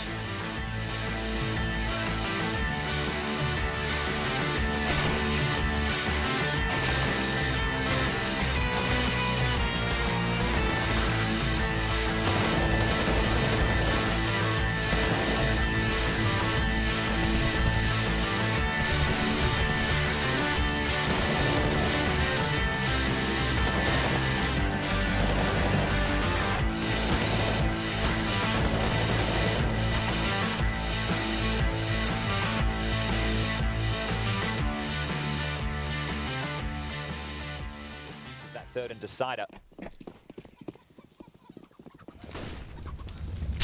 Aggressive here. Change from the CTs. Oh, then it's punished. Frozen. Just a speculative bullet into Spink. Gone now. Apex could be the next victim, and it's covered by Magisk. Now he falls, and it requires Magisk to build a whole lot of more out of that. It's a 2-2 division of this 4-man advantage. And not anymore. Magisk just cleared out B. Both of them down. Easy, wasn't it? He is having a game. Yeah, and the confidence that he had because Flames just rotated over towards B as well. So Magic's like, well, if I go down, there's another body here. Maybe I lull them into this bomb site. He just kept pushing, kept fighting, and Mal's not ready for that as the bomb. In the smoke, the flash forward, they will be able to pick it up and get away on exertion here. But guess who they have to deal with over towards A? In the pit, Zaiwu with his AWP. And he's ready for it. It's contact into an orb, Alex. Yeah, well, they probably weren't expecting... Hang on, wait. Magisk was B. And Zaiwu, he's comfortable here on A. I like the angle exertion's finding. Zaiwu's not going to be ready for it. I say that as the no-scopes hit. Adjusts. And it is 11 already. A great haul here from Vitality. This was Mal's pick. You know, I mean, I can imagine finding a veto against Vitality is not always fun. Well, they don't really know what losing feels like, especially on LAN. Now, this Mal's roster, when they first came together, I was watching some of their online matches. I think it was for the G8 qualifier, if I remember rightly. I was watching them on Overpass. So I just wanted to see what Yimfat had to offer within the team, right? He was a younger name, and he seemed to hold his own online. Now, I'm not critiquing his performance here, but I am stating the fact that Mal's on LAN are yet to lose. Okay. So for them, this is going to be a different feeling. Yeah. They've had 2 victories on Nuke, 1 on Inferno, 1 on Overpass, and 1 on Ancient. So that just shows you, again, where we are at the season. At the start, new rosters, smaller sample sizes, a new in-game leader. I did this same conversation with Fnatic because it is going to change the identity and the way they approach the game. This time, they will get the mid control. It's a long pressure again here. Spinks towards Library. Zaiwu in the site. Magisk headshot once again. Lots of communication mode to Mouse for both squads. They're wrapping in. Is it really going to be a Zaiwu opener in pursuit of a 12? Misses this one. Magisk will react. Stages do not get bigger than this.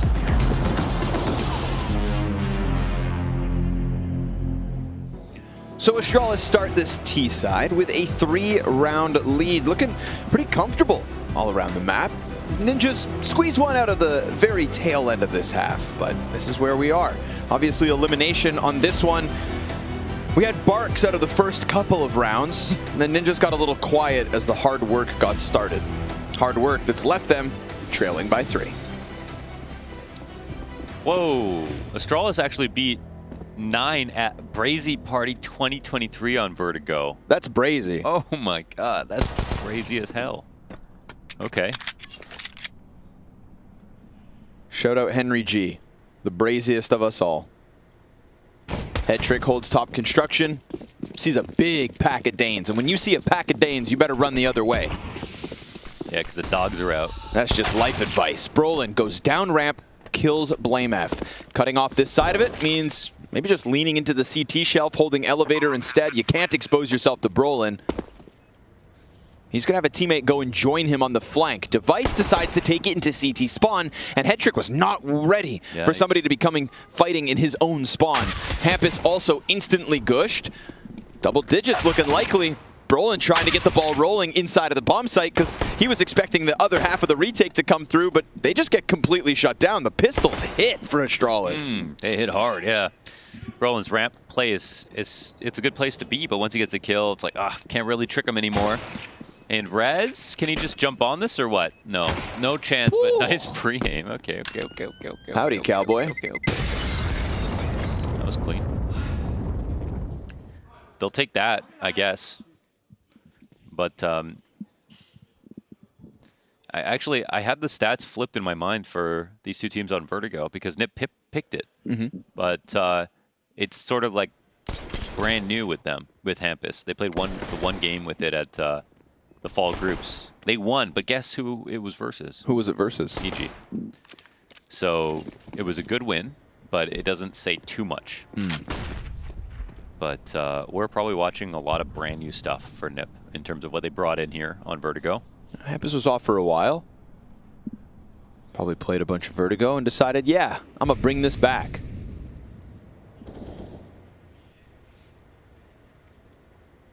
Right now, he's taken aback by the Astralis 10-round count.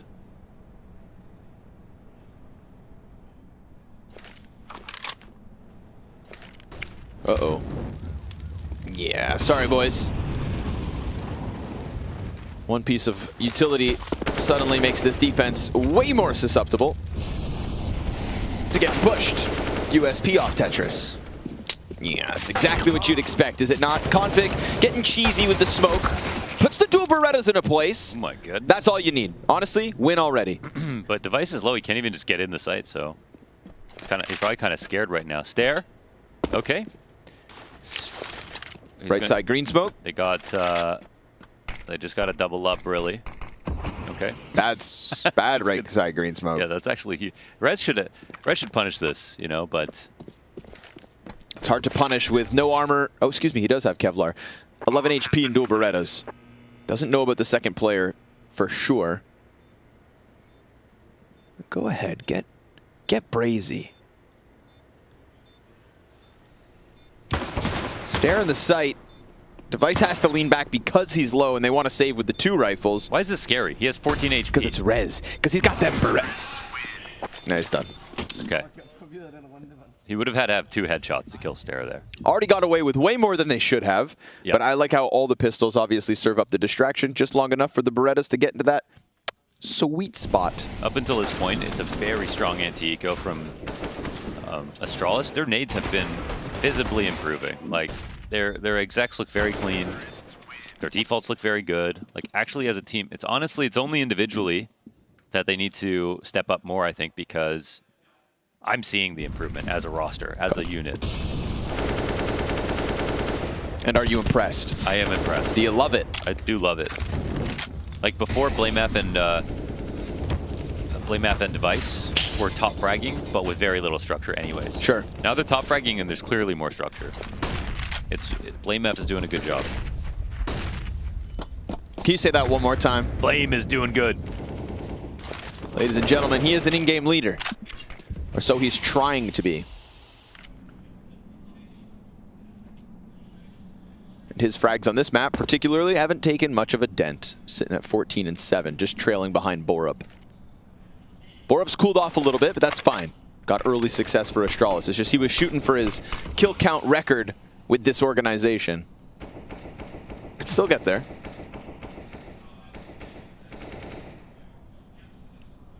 Be careful, Brolin. Yeah. Oh, they see him, or they sense him. You know, the bullets are free. You know what I mean? Walk out middle as well to try and go and split. Config off the flash. Buzz accidentally kills Borup, who's just in front of him. At least he killed Config at the same time, but splattered in Astralis blood. They still keep the pressure on A. Peek over the smoke. I like that from Rez. Finds a way to get over top of it. A little late. Pressure from the incendiary still gets him off the plant. We've got 10 seconds, 5 to spare. Oh, they didn't plant. Headtrick put in a position where he could just pop right over. They have to cover Blame. He has to get the plant in, and they are killing his teammates, but the bomb's gone down. He can't really exit. Caught out in the open, and the Ninja's presence on the bomb site pushes Device into the 1v3. 2 kills. And already on bomb is Hampus. It's a 10-second stick. This is a huge Device. bait. He doesn't peek it. Hampus. Oh. Oh man, that was nice try. He needed Device to go far away. That was tricky. Honestly, Hampus knew he was low. Nice try. It seemed like, you know, if you do that fast, okay. But if you had the kit, it would have been a lock, obviously. But good play from Device, man. 1 on 3. Oh, 1 on 3 for 12-6. Oh boy. And he saved them from a messy attack. They would have had to stew in that for a couple of seconds. That A hit was not clean at all, but now it's just pistols for Nip. Yeah, frantic situation caused by bomb being denied. Made it all a little weird. Not the good kind. Config and Rez sliding their pistols through top middle. Unarmored are the majority of ninjas in pajamas. Getting outclassed. Ooh. Blame F with another headshot.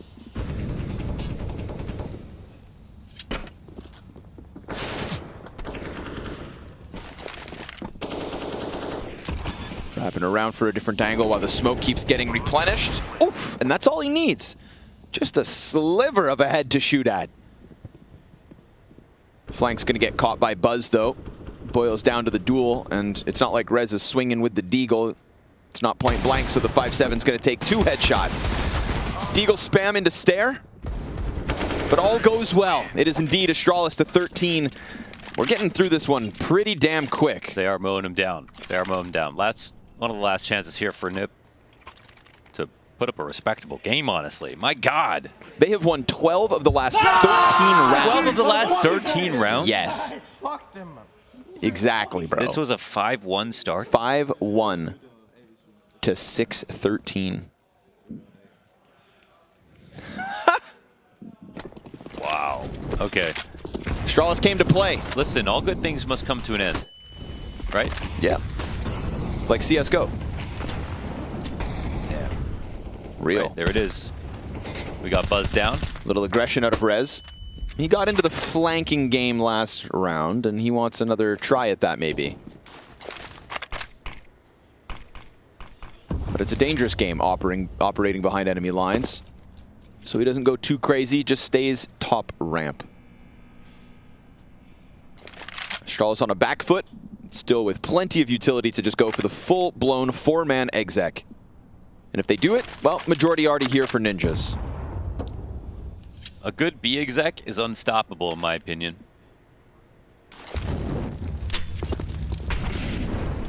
And if they fail, it's because their exec was bad. Okay. Keep that in mind. Well, what do they need for a good one? Lots of mollies. They've got that. 3 Molotovs lit and thrown. Site blanketed in flames, but Rez's position uninterrupted. Flashes will get him, so he'll have to hold, but then he peeks. And he peeks perfectly for a second, dropping the bomb in the background. That's going to cause somebody to go back and grab it. Borup on his own in the smokes for now. Playing under the smoke is much better than honestly going up on there. And oh, the phase is perfect, man. 2v2 now. Brolin's gotten himself into the ramp position. We're going to get 2 separate duels by the looks of things. Device peppered. Brolin known. And dropped down to half by the frag grenade. 5 HP here for Device. Feeling like he's stuck. Beautiful, man. But this does give the information over to Headtrick. Borup doesn't have to peek. He can stay here all day long. Now Device can take the shot. So tough. So tough for Headtrick to do anything at this point. Really felt like Brolin had to get one. Almost did. Oh! The backpack, the rumpus. Almost gives it away. No way. His back turned, backed up a little bit.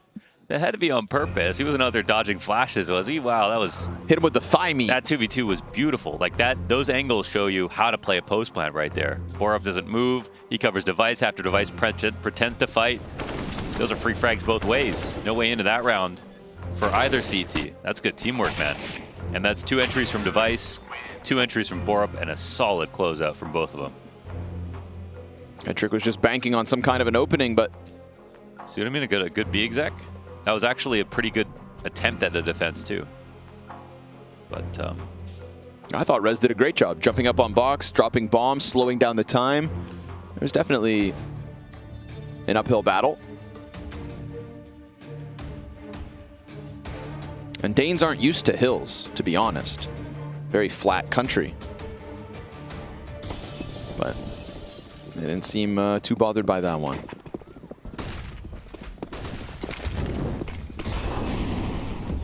Man, oh man. Have we been exposed to a masterclass? This is not the kind of Vertigo game that the Ninjas thought they were picking into. Device just cracking heads open inside of the A sites. One more here to hold. It's Hampus. One of the better weapons. Flash finds him. Another one goes out, eats it. Oh, they just have to fall back a bit. Just the flashbangs win the first bit of control, but the T's don't stick into it. Counter-terrorists come back. That's 2 bodies spotted. That's nice. And Device dealt with. But look at this! Look at this! The distraction. Blame F walked all the way through middle unchecked. Did you just climb through the floor? I mean, maybe, dude. Like King Kong on the side of the building. It's just, how does he get there? Knife him. Oh. Borup will execute him. A few more kills and Borup meets his Astralis record. His top contribution, 24 kills. Good to know. Almost there, buddy. Uh-oh. Retake attempt from Rez. Who threw that? It's crazy it can all come down to that. Does he still take the chance, though? Doesn't have a kit. They got a crossfire between short and up close, and unfortunately for Rez, this one's probably not on his mind. So shot to the back of the head for 15. Astralis will show no signs of slowing down. In fact, they're speeding up, because how the hell does BlameF get in there? Seriously. They have really stepped out for this match. And, like, did they fix the elevators? Is that how he did he take it up a floor? He climbed up. He campused it. Man, nearly even getting a third. He just grabbed the rope.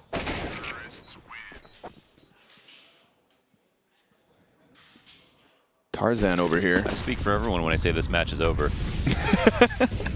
Nip will have to do a lot of convincing themselves, their fans, the viewers that this is possible. We are very far from that result. It's a strong-looking Astralis right now on Nip's map pick. Ancient in the sidelines.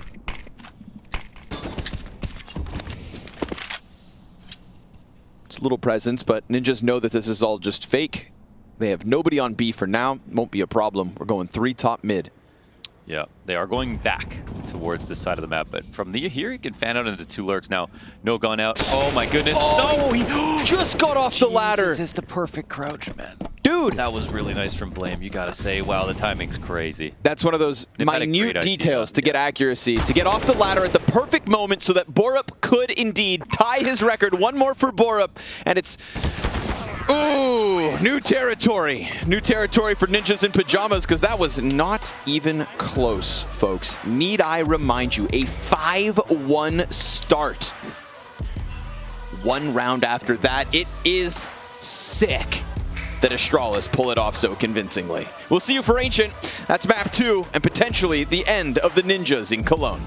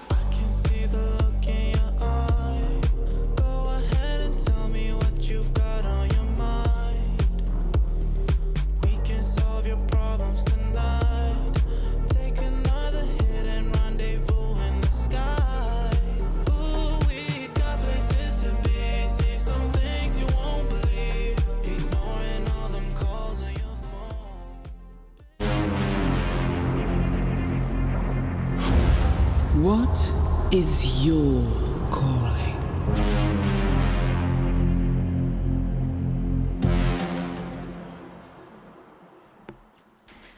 The cliff's edge crumbling under the Ninjas' feet as it's Astralis to survive this map unscathed. And what a god-tier response from the Danes. Matthew, let's not forget, this began 5-1 up in favor of NIP.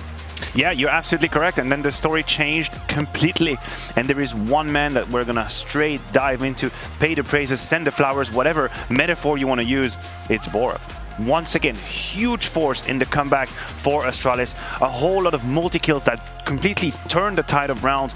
He wasn't afraid to move. He wasn't always stuck in his positions. And to be fair, when Device took a little bit of time to wake up and was slightly abused on that A side, when Borup came, he was like the tractor that pushes the snow away from, you know, in the street. And it's like... The snowplow? Yeah. Exactly. He was a snowplow. That's how I picture him. Should we coin that as his nickname now? The snowplow. Borup. More like a storm to me. The way he was taking this fight, right? Just pushing on in, completely just basically dismantling them. I guess you guys kind of really Oh, you've got a little bit of an audio issue. That's fine. You know, I agree with you. Dismantling, abusing, yeah, taking matters into his own hands. And this isn't necessarily the man that we're looking at traditionally from Astralis to be lining up the server. I think a really cool thing what I saw from Borup is not just the fact that he was getting a lot of kills. He was the architect of that resurgence, so to speak, coming in. But as Matthew pointed out, there were times where he was hunting them down.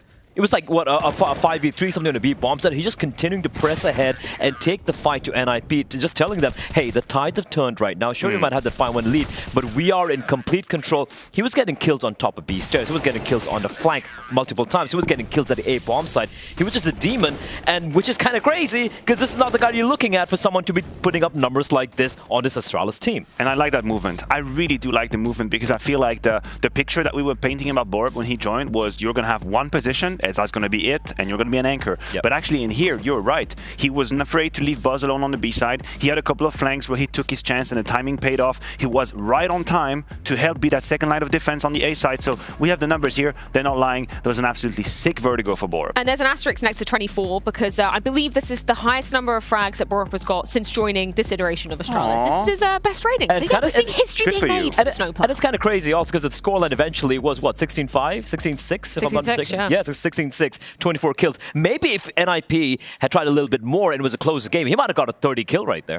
Yeah, NIP, right? Could you please just win more rounds? Yeah, just win more rounds. Get the 30 Come on, ball, man. Like, be a bit genuine, be a bit selfless. Let him pad his stats a bit Speaking more. of NIP, though, their map pick coming in, right? We said that we hadn't seen his two teams play Vertigo thus far in Cologne. They did play, I think, a couple of times back in Blast against Complexity, some of the NA teams. They seemingly had a pretty good game plan. The rounds they were winning was pretty convincing. Device was starting off slow. But once Astralis got going, NIP had no answer. The individual just fell off. They looked lost, and it looked like they were playing from behind. So that's worrying. Yeah, we're talking about 8 rounds in a row in that first half. Then we flip on over to the second, and already dominance ensuing in that second pistol match. Yeah, I really love the pistol round. I thought it would be worth it to have a little bit of a look at it. Here, the play coming in from Astralis, it's going to be a mid sort of incursion per se, and you can already see in terms of the layout, that's going to be hitting the defense where it hurts. But what I do like is their live reaction. BlameF gets found by Brolin, which means the pincer move they wanted to have on A doesn't work out. So how they do? They spread towards CT spawn. Yep. They take the fight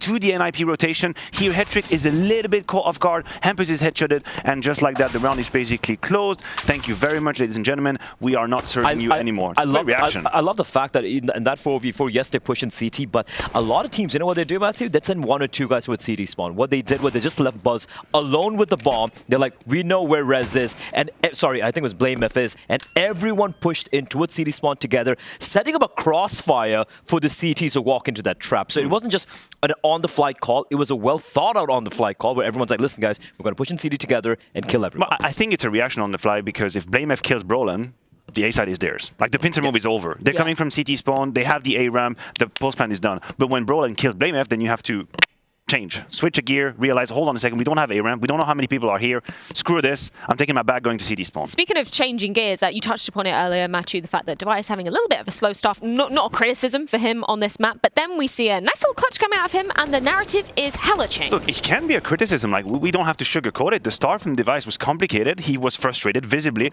but this clutch right here is a reminder of the quality of the player that he had. But what I want to talk about is the resurgence through the game, and this in itself is much more telling than a player that just catches on fire, has 10 kills in 3 rounds and goes on to finish on 25.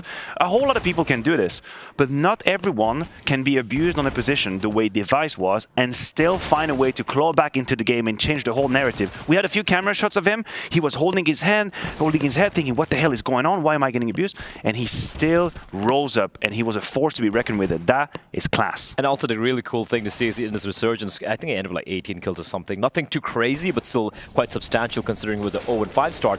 I barely count like 2 or 3 kills with the AWP. He was doing it with everything else. The AK-47, the M4, the pistols, 19 kills right there. And considering the 0-5 start, Mr. Cool, he just doesn't ever seem to have a quiet game. Yeah, an incredible start from Astralis on their opponent's map pick, no less. So I'm curious, Shocks, how's the NIP camp feeling after that one? Thank you very much. Indeed, here on the floor, I always try to get a word with the teams, and this time I tried for NIP. And usually DJL, he gives me some information, but he shut me down. He said no comment this time. And I think that says enough in and of itself. The fact that NIP really couldn't string any rounds together. Astralis, on the other hand, I interviewed BlameF in the beginning of the day, and he said, well, versus G2, I wasn't happy with our protocols. Our nades weren't landing. We weren't following our plans. And it's the absolute opposite today. They have turned a new leaf. They look so incredibly clean, and they are very confident going into Ancient.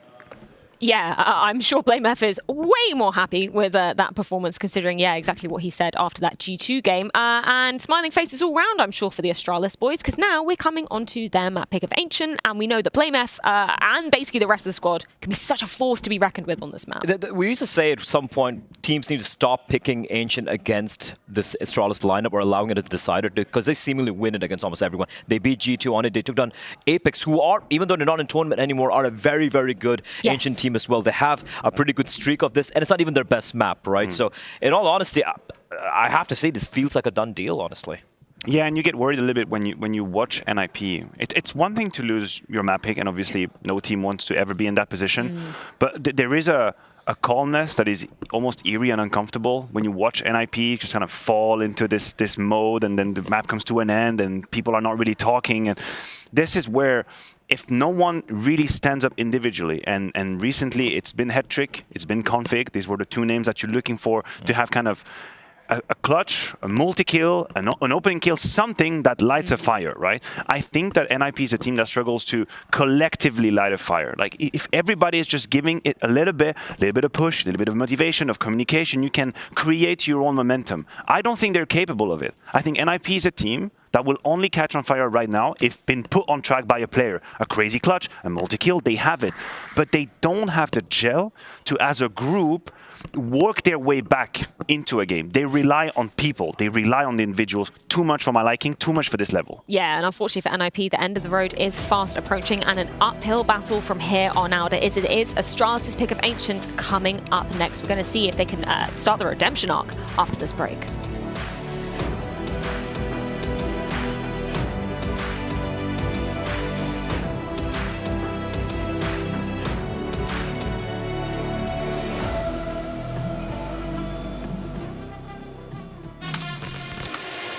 What is that reaction? Yeah, right. This would be an ace clutch from Poland.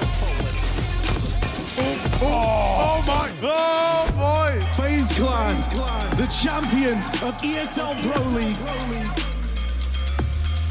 Poland's here. Oh my god! Yeah, are you gonna be kidding me? What a map! What a map!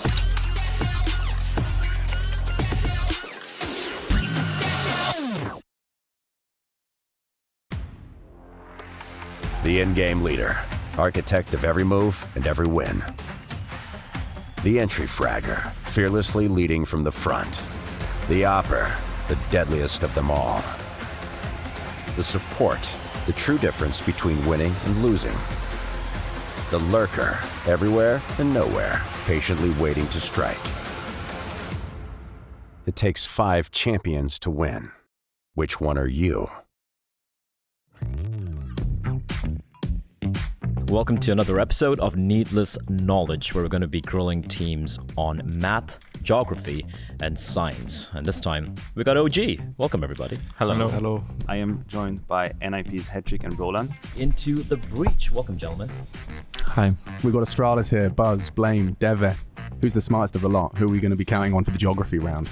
Geography, Buzz. That's Buzz. Yeah, definitely. It's Buzz. That's what I was going to say. Yeah, He's been around the world. He's been around. He's been traveling. Different hotel rooms. Just ask him straight up. Okay, so Buzz, they can help you if they have to. The first question. At IEM Cologne, we have Fnatic, FaZe, and Furia. But can you name 3 countries that start with F? France, Finland. France, Finland. And think, guys. I don't know. I'm trying to think. Wait a minute. Oh, I don't know. I don't know. Faroe Islands. And time's up. All right, so you could have tried. I don't know. I said Finland. Yeah, right. Finland and France are easiest too. I'm calling it. You guys don't know it. All right, it's a little tricky. Fiji. Fiji. Nice. Boom. Nailed it. Faroe Islands. Is that an island? It is. God, guys, that was a clutch. we're insane. You actually almost said Faroe. Yeah, but I didn't know if. Yeah, it's. And French Polynesia, which even I'm like, oh, okay, that's interesting. All right, number 2. The second CS2 major is rumored to be taking place in Shanghai, China. Which country is in between China and Russia? Tajubus. How's that Oh, me? oh I my God. have no clue. Geography. Between. Like, we should try at least. You should try. You should really try. I have no idea. Listen. You can't say idea. anything that dumb. You gotta give it a shot. Come on, say a country. Japan. Isn't it Kazakhstan? Yeah, I also was thinking about Kazakhstan, but I don't think. I'll give you a hint without a letter. I'll give you a hint without giving another team. You're not getting points for this one though. No. But it will. It's think Asian CS right now. Is there an Asian team in Is there an Who is it? You guys are terrible. Like Mongols. Where are they from? Where are the Mongols from? Mongolia or what? I can take a guess on Mongolia. Mongolia? Yes. Yes. Oh, Does it count? Does that count? Damn, bro, what a clutch. 2 seconds on the clock. Need to be more confident. Yeah, but I was thinking if it's just the name of the team or are they actually? Yep. It's on the spot, you know. It's difficult. You know what? It's just the first couple of questions. You're gonna get better. Yeah. It can only get better. Final question of geography. When Vitality won the major, All of Counter-Strike friends rejoiced. Name 4 countries with which France shares a border. Spain, That's one. Andorra, Netherlands. Belgium. No. Germany? We need one more country. EU. No. Spain. Spain. No. yeah, Spain. Yeah, it's Spain. Yeah, fine. Yeah, Spain. You give it to you. Yeah, right. 4. It's also Italy? Oh, not. No. Yes. Germany. Yeah, you got it. 4. Holland, Netherlands. Boom. Belgium, Switzerland. All right, he nailed it. That's Bro, fine. I don't see? need to answer. You don't even need to do anything. You know this, right? Yeah, I knew some, but Yeah, of course I knew it.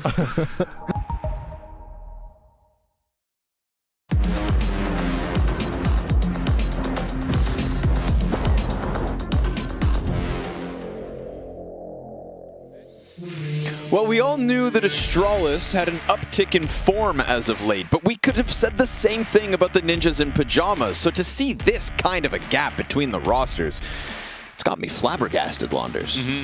That was very impressive for Astralis. I think I'm big on them here at Cologne, and I think I was also big on Nip. Big Nip, you know what I mean? I think they're coming through, but at the moment, I don't know, man. They needed Vertigo. I would say I think they needed Vertigo. We know about Astralis on Ancient. Yes, we do. They're very happy to be here. Hampus going to take the fight to them. Head trick, tap, stare down. This is going perfectly. Oh, it's an ace head trick. is coming up. Oh, no, Hampus got one already, and head trick's gun's empty. But Rez will save him. Still beautiful 3K coming out of head trick. Tippity taps back the A main push. But remember, folks, Nips were, well, 5-1 at the start of Vertigo. The thing is, Astralis are doing the best on T-side right now is they know when to use that config T-side spawn. When they spammed it when config was on the roster, but it didn't work all the time. But now they've got a really good timing for it. So when it comes to fast mid control, Astralis are one of the best at the moment. You've seen teams fail in that a lot now. So I want to watch for it in this match. And then they used to be extremely lurky on T side. Now they still do it, but it's not as much. And I would say they're very good at converting ecos, very good at the A plays, which a lot of teams are doing now as well.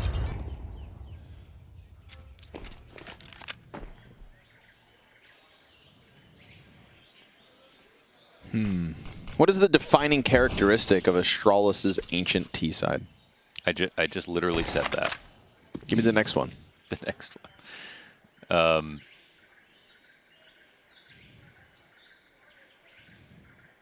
Another thing. That was comprehensive. Okay. That was comprehensive. Give me the. I used everything I had. Explain like I'm 5 then. Config. It's a 4K. Moving along swiftly. I don't have anything to add about B. Sure. My bad. That one's on me. We can do blame FCT side cave. Okay, sure. No, let's save it. Let's Okay. save it. Let's get into the Astralis T-side rifle round, shall we? Little bonus round for the Ninjas because things are going so well.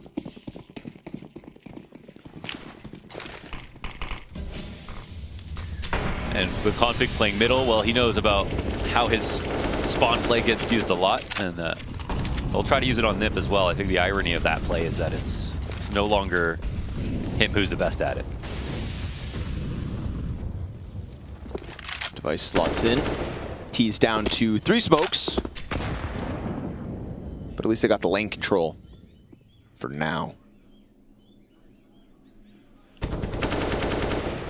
Rolling off the angle as the help arrives.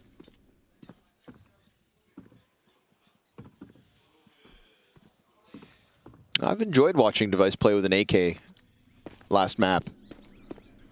Had some moments on the ramp. Maybe we'll get more of them throughout this series. Maybe he's got a little Zywoo arc in him. Jiggled in the background by Hampus. Players slotted in close as Brolin, still that MP9, has given over the first room of Cave, which has allowed for 3 of Astralis' players to get into the brink of it. Oof, smoke at 40 though. We have no flashes here for Astralis, and we've at least got a lurk going because I think without the window control, there's actually no rotation here easily to the other side of the map. But I mean, dude. Okay, 1 smoke at CT. They got to plant with this basically. All right. So. Luckily, the main players pushed. Yeah, so man, they avoided danger. This is actually a great call. Config can't run back without them knowing about it. So he has, unfortunately for him, given up the timing for the bomb plant. They're taking very good spots, actually. BlameF revealing himself in red room will be pushed by Headtrick, who decides to take it on his own accord. Config's flank will still net them something. They have a player. 1 molly, no smoke here for Donut. The triple Donut play could potentially work. Oh, it's AK's up. The 1 flash goes in. Molotov's going to try to prevent the peek. They're tapping at it. Oh, he stuck it. Oh my god. They got away with it. Bodies in the bomb site. Ninjas in pajamas. 16 health on Rez, 15 health on Config, 10 HP on Headtrick, a bullet to each of them, and that does not go their way. He went for the taps. Honestly, a spray probably would have done it, but for Nip, they body block at least. They make this hard, and they act on the molly, which is huge too. So, you know, those are the only advantages they have, and they made it happen. That was very low util at the end of the round for both teams. Not the most comfortable spot, but they beat Astralis out with 3 rifles. Man, I'm happy for Config's sake that he was able to come back to the bomb site and they had just completely written off long A, because by him pushing so far out, that's why Donut to A was so open. Device just completely blindsided by his creep back into the site.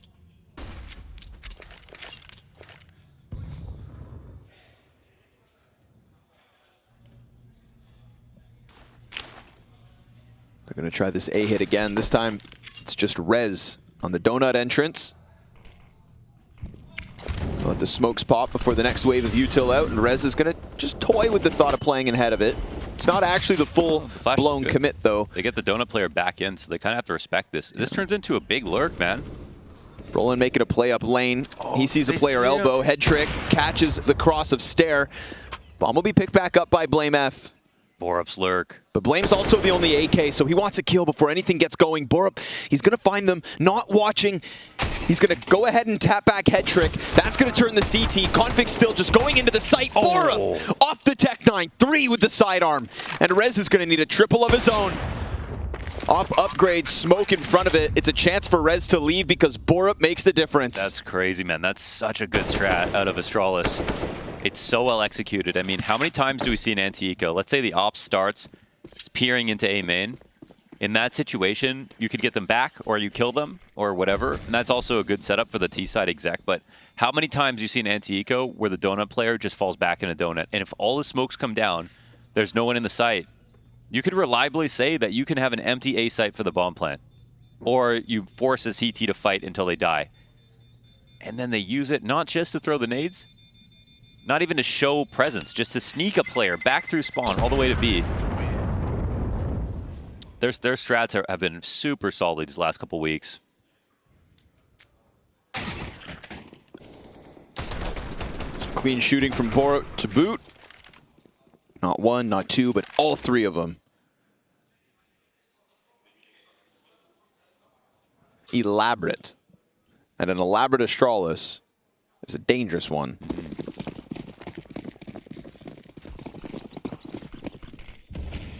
Blame F calling good counter-strike.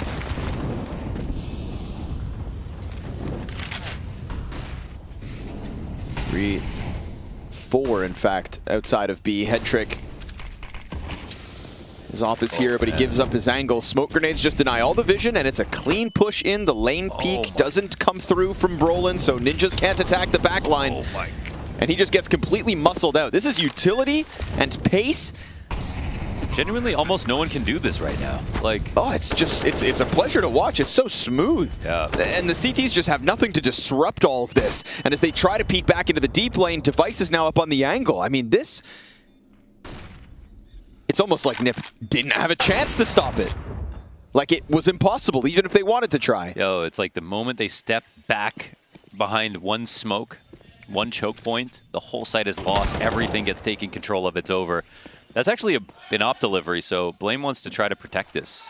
Might not be easy to do. Blame says, Stare, you check this out for me. Hey man, you want to get out there? Borb's like, I'll do it. You going to get it? Oh, wait. He got it. No, Config saved it. Wow, okay. Clean. So double op saved by the Ninjas. Waited for his opportunity. That's great. Now, with the second op, I mean, Config's playing middle. I assume... I don't know if he'll keep it. He could keep it. But I assume at least one op will be A main this round. That's what my call would be if I was Astralis, knowing they have two.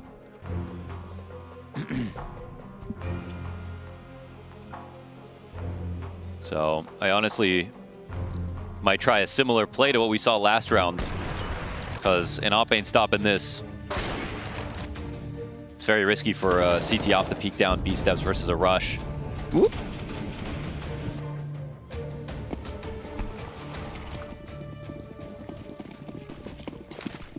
Let's see where it goes. Where's Config at? Yep, a donut. So one down off a res donut. push. Oh my god, he's on his own. Oh, he holds on. Shots back from Device though. Reclaimed as A main for Astralis. Config does not give up his angle, still posted inside of Donut. It falls on Hampus to give up Red Room instead. That's fine. You can give up top middle as long as Config doesn't lose this angle or the duel. There's only a single smoke here left on Device. So to smoke off Donut. Oh, ooh, Jesus. Would it be a waste? Wasted is Brolin. Then Hampus goes back to the Red Room, takes the peek. Config hasn't seen a thing yet. Is he coming back to this? Oh. Teammates all dying around him, and he's just been left inside Donut. So I don't know how to use this thing. He definitely does, though, just sometimes. Yeah, I just feel, I feel bad for him because he's waiting for the mid play, and instead Hampus takes a peek out Red Room, dies, and... I think the moment he turned around, Borup just peeked and left, so that timing's gone. Config. There it is. Oh. Caught out by Borup, who's just lurking around to close out. And sure enough, Head Trick is doomed, destined for death. Yeah. As Astralis tie us up early, and they look good. It looks so good, man. And the round that Nip won, where they retook with the Molly on A side and Donut, and 4 players put the body blocks and stuff, that could have easily been an Astralis round as well. So now the eco comes. This shot from Blame. Astralis are playing like they're going to make Nip a footnote in this run with how far ahead they are at the moment. Scoreline doesn't show it yet, but it feels like we're about to see that here on T side. Yeah, I mean, playing down in the lower bracket, but not like a lower bracket team.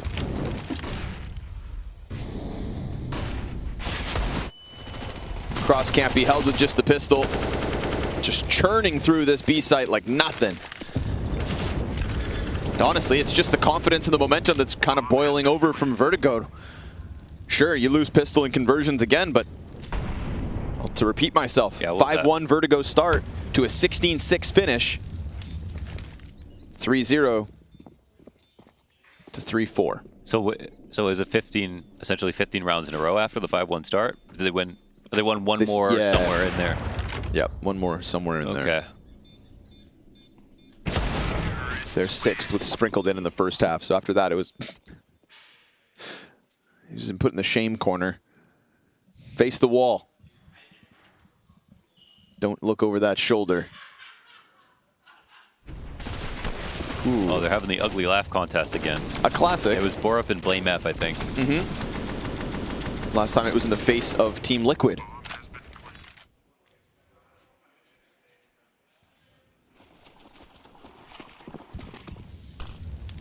Monstrous momentum for Astralis in the series.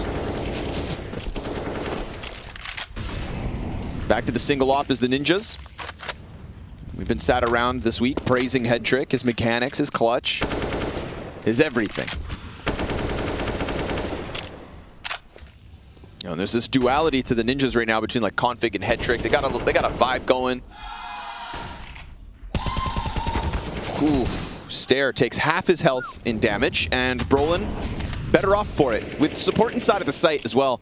Feels kind of necessary. The Nip goes 3B, but Device just peeks into it, and he gets his besting Head Trick, winning the head-to-head. I think they can take over Cave because they know 3B, there's not 4. So they go fast here. Boosting middle, they'll see nothing. Yeah, this is slowly going to be a crunch on B site. Brolin's going to squeeze out, it looks like, on the ramp.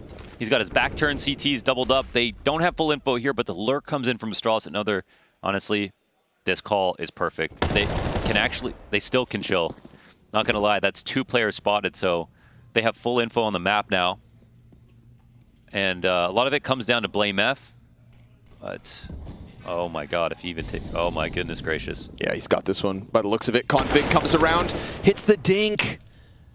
Oh, and he gets away. Wow. And he calls that Brolin's back there, so half the job right now for Astralis is figuring out how to stay alive. But Brolin peeking while the cave smokes up, that was his one chance. That was good. Brolin found a way, even though he was absolutely outnumbered inside of the site. He knew it, they knew it. He knew they knew it. He tries to go into the 1v1, gets a bunch of damage. Device just hits the headshot. And Rez has been left in the dust of Blame F. Another great call. Another great individual play. And one that leads Astralis to a 5-3 T-side lead. It's fast. It's detailed.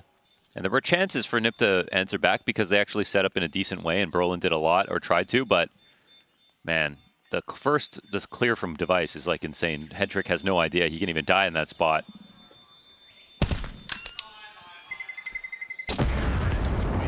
When we talk about opera angles, like that's the discussion is how safe are you? You know, when you see a guy die like this, was it map knowledge that, or lack thereof, that had led them to die? Is it Device with more that's led him to win it? And that was just very, very comfortable on the peak for Device. And now Ninjas will spend some money. They'll be ready to buy next round. Rez was great last map, but he's the only rifle now here.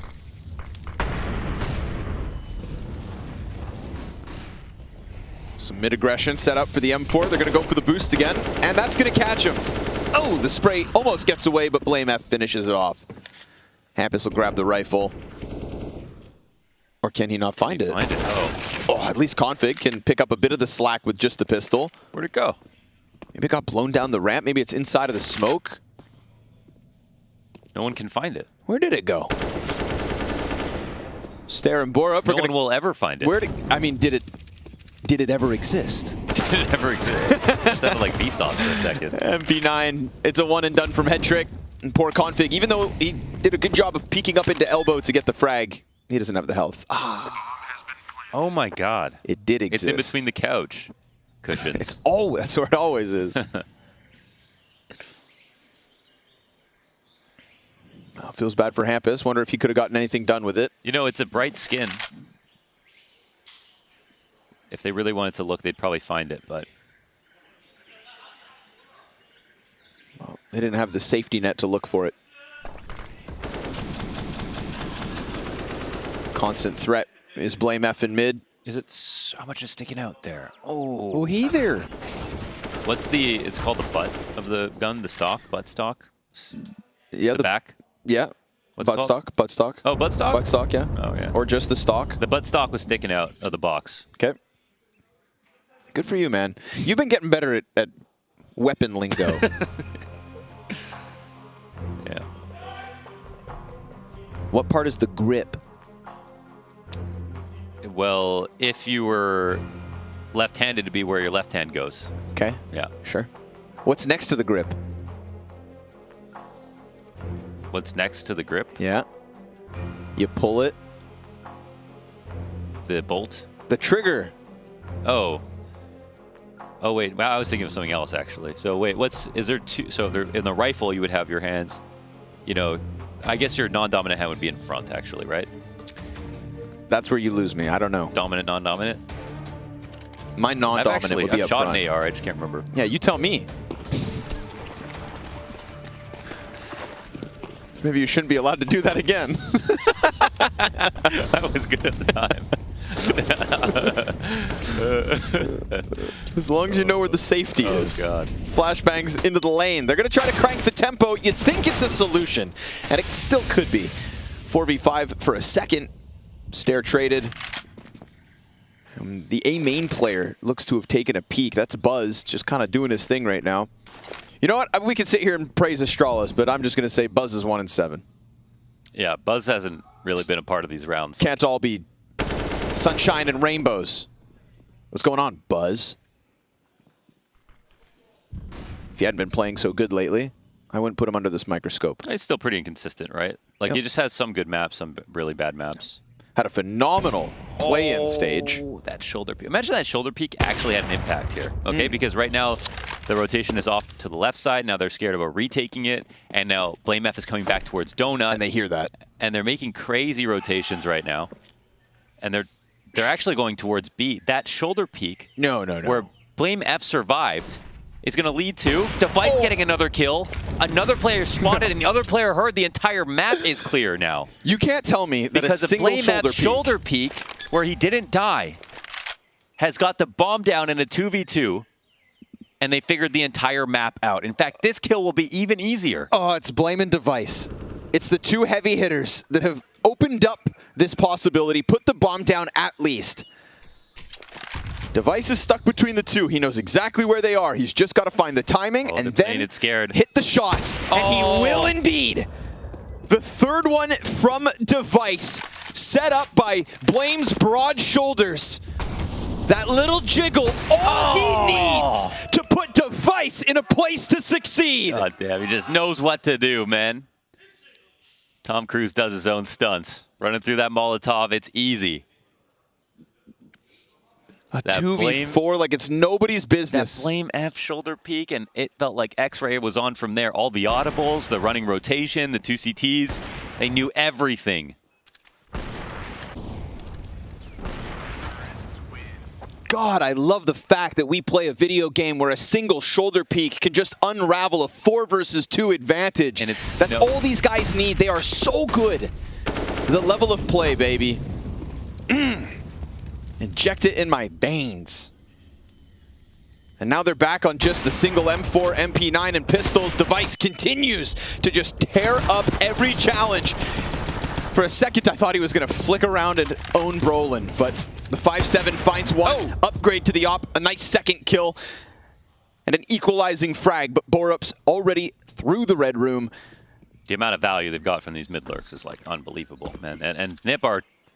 They're looking for it now, but now they're one step ahead. Or sorry, one step behind. They're going to be checking out slowly into window, reclaiming mid. Meanwhile, Borup is literally prepared to hit the A site if they want to. Neither one looks. Oh my god. Oh my god. Easy. That's just next level. This is conditioning to its maximum. Oh my god. They're scared of something that happened in the past.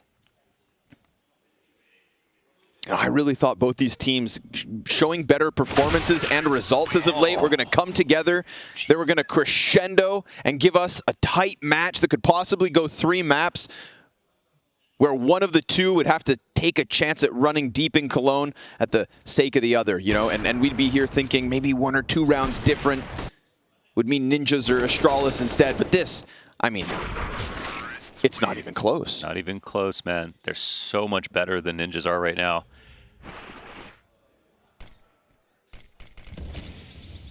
Wow. Frag grenades out into mid. Config's got some pressure. BlameF just wins the smoke spam. Imagine you stopped watching CS in 2018 and came back and were like, wow, not much changed. Wow, they're still doing it 5 years later.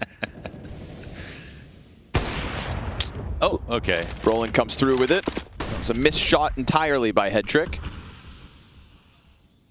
But they're not afraid of the op. They try to keep pushing in, and, well, Headtrick will take that challenge, accept it, and succeed.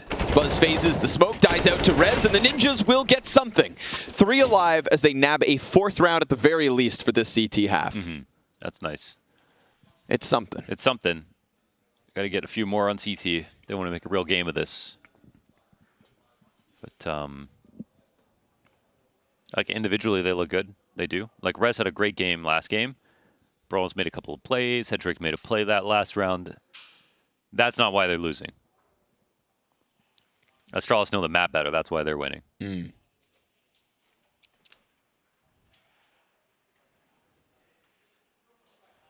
Man, we've got some lopsided matches to start the day today. Obviously, over on the B stream, we've got Vitality and Mouse. That's 10-1 Vitality, T-side Mirage, map 2 after a 16-4 whooping. Wow. Meanwhile, here, yes, Ninja's putting up more of a fight than Mouse are, but... Yeah, Mouse 2-0'd Na'Vi. Wowza. Wow. There are levels here at Cologne.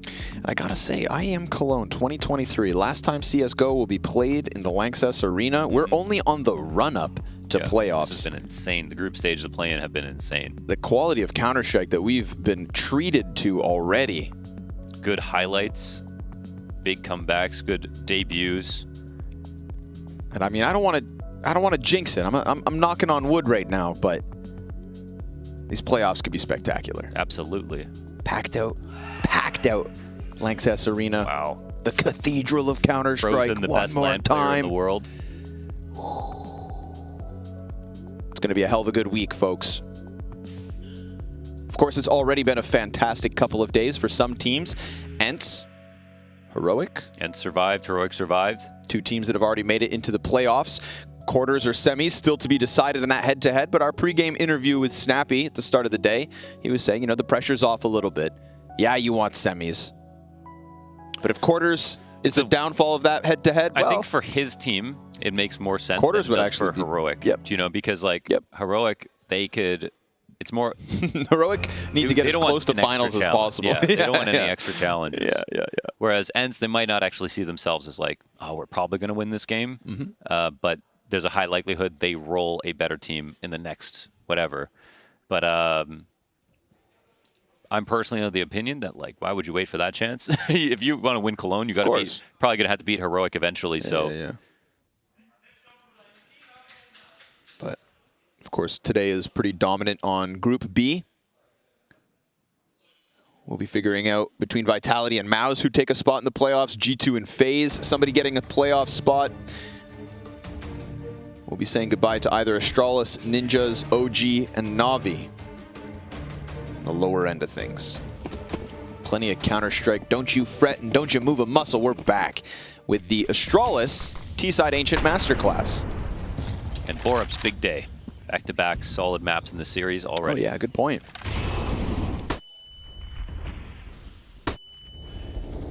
Love to see that for him. Definitely the biggest question of this new Astralis roster. Felt more like maybe a placeholder than anything. Headtrick's missed chance. Had an easy 5v4 jump peek kill. Yeah, especially with that boost. That's what he was waiting for, and he wasn't able to capitalize. Headtrick this time won't miss. Stair peeks into the cave. First casualty. He was just there, so that's a big risk. But a nice reposition. Just tell us the Vitality cheers. Buzz has no plans to look behind him. I did see the CT look back for a second, but he's also not. Thing is, Bomb's still outside A main, so he's going to go back. Rez is going to hear this. Rez can Yeah. Goes deep for the peak, and BlameF's ready for that one. But again, the temple control. Bomb is still needed at 40 seconds. Mid player is going to go back and grab it. This is a key duel, actually, and BlameF is peeling back. Oh, that could have been, honestly, a solid play. Config comes searching, and then he can jump in there after, so... Borup's going to just reapply the smoke on CT push. CT goes through it off the flash, though. Nobody covering for that one. BlameF sees a body back sight. Device able to kill Config. It's a 1v3 attempt, and he's already posted one, but he's got 5 seconds left. Bomb is needed. Tech9's out. He could just gun him down. If you kill Headtrick up close, there was chance for maybe one more attempt at the plant, but Headtrick takes to the top of box, and Ninjas, that's 2 in a row. Yeah, that's Buzz. You know, Buzz is in a position where he could have literally got a free kill, but the same could be said for Rez for all that 20 seconds. I think he just had a lesser amount of pressure on him as he was jump spotting. BlameF comes to the trade, but a couple of risks here from Astralis, actually, that, you know, it's like Headtrick could have got the first kill easily. And then he went to a position that was 10 meters away and found another player to dry peek him. It's like, that rotation was that timing was very possible. So good for Headtrick to be there, but maybe a little bit sloppier here from Astralis. Well, they're going to group back up. Play for an early A angle on Device. Ooh, and Borup catches Brolin trying to get a little adventurous out lane. Very little B pressure applied in contrast to some of these previous rounds. Oh, they got some big map control right now. We have got Buzz across the A site into Donut. He's looking to phase a smoke, and he can't win his duel. He's looking in the wrong direction. But Device has been sat on that angle since the start of the round. Good on Rez to peek out and trade it. And of course, the fallback from Config, having survived the Buzz push. Okay, we gotta, watch for this. Oh, he goes elbow. All right. Oh man, nice. That's over. Yeah, he had an inkling that maybe Red Room was occupied, but they go so deep that Stair now has teammates to help split with. And unfortunately for Ninjas, they are just too far removed from this site. Man, this map, even without Buzz, is so comfortable just between the 4 of them. Buzz is actually looking very uncomfortable, which is kind of crazy to think about. Like, if he got better, what this T side would have even, what it could have been. The amount of destruction they could have brought. Hell, they could have raised. And they still have 9 rounds already. No saves here for Nip as we move into round 15. And only a few dollars left.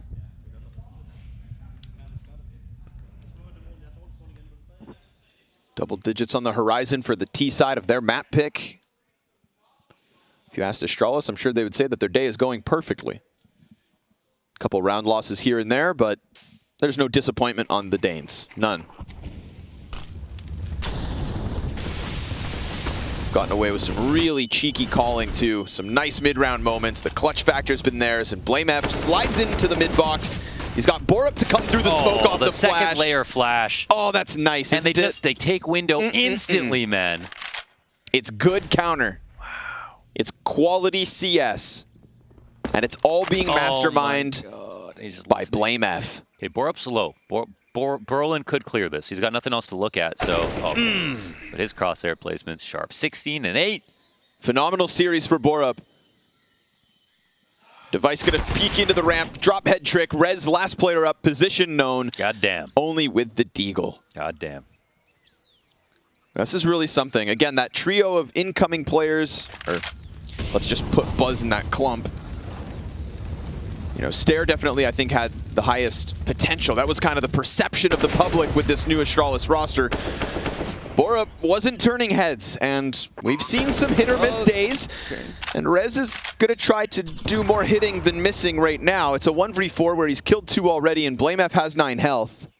That was actually pretty risky from Device. But the second lurk, he's thinking, it's over. Spotted. Buzz, just get your second kill of the half. You just need a second kill. Buzz is just 2. That's all he needs. It's his contribution as they will laugh off the 5 rounds that the Ninjas post. It's a CT side for Astralis on their map pick that rests between Ninjas in pajamas and a flight home.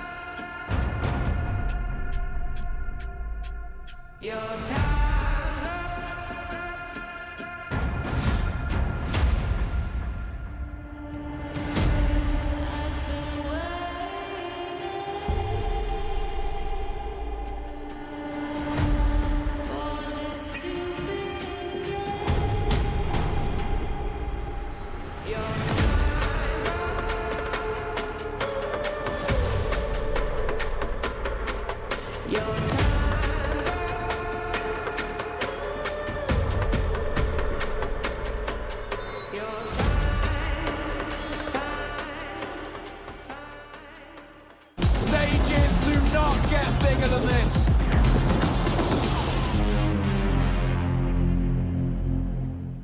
So Borup, huh?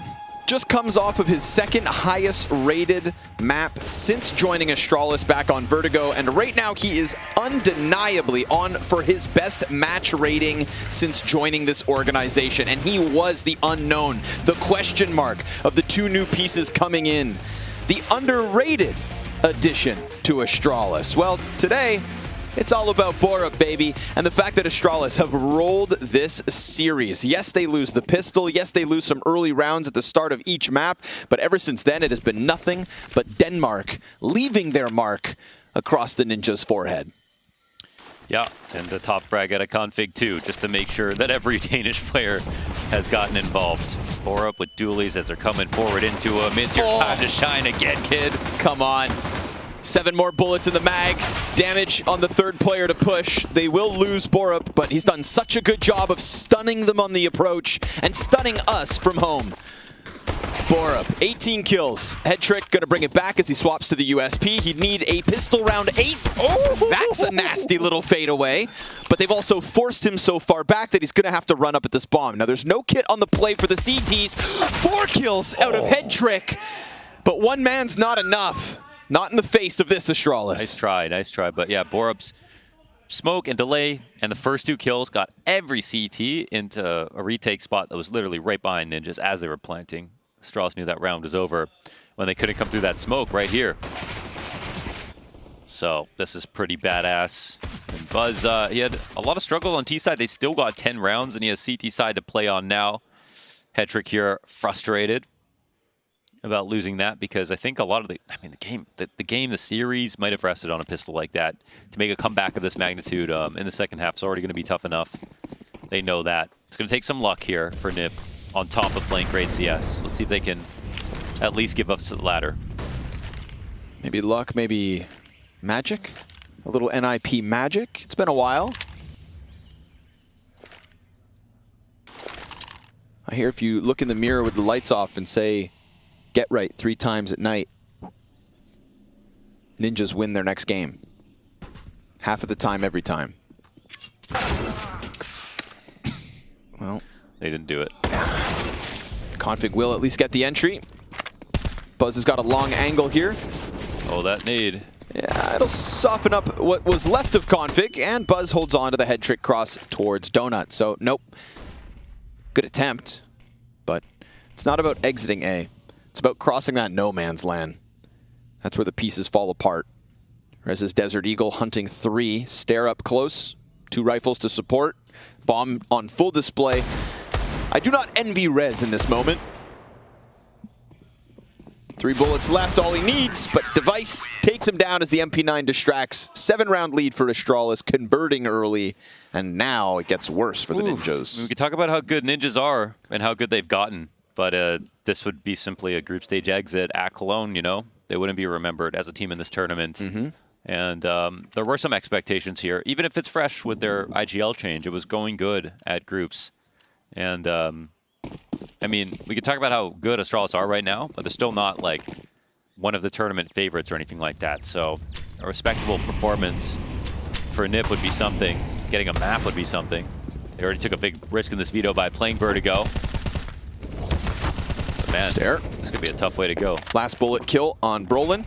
Yeah, I mean, coming off of the G2 loss and knowing that, again, Astralis still aren't favorites to win the event, all it really sets me up for is this idea that Astralis took a loss versus a team who we know has an incredibly high ceiling, and then put that gap between them and another hot prospect at the moment of Ninjas, which means whoever Astralis play next, you know, there's a warning sign. This is what's to come. They will beat a tier 1 team at this event. Ninjas are B1, but like Ninjas with this change are sort of like, you know, well, you got to get some time. But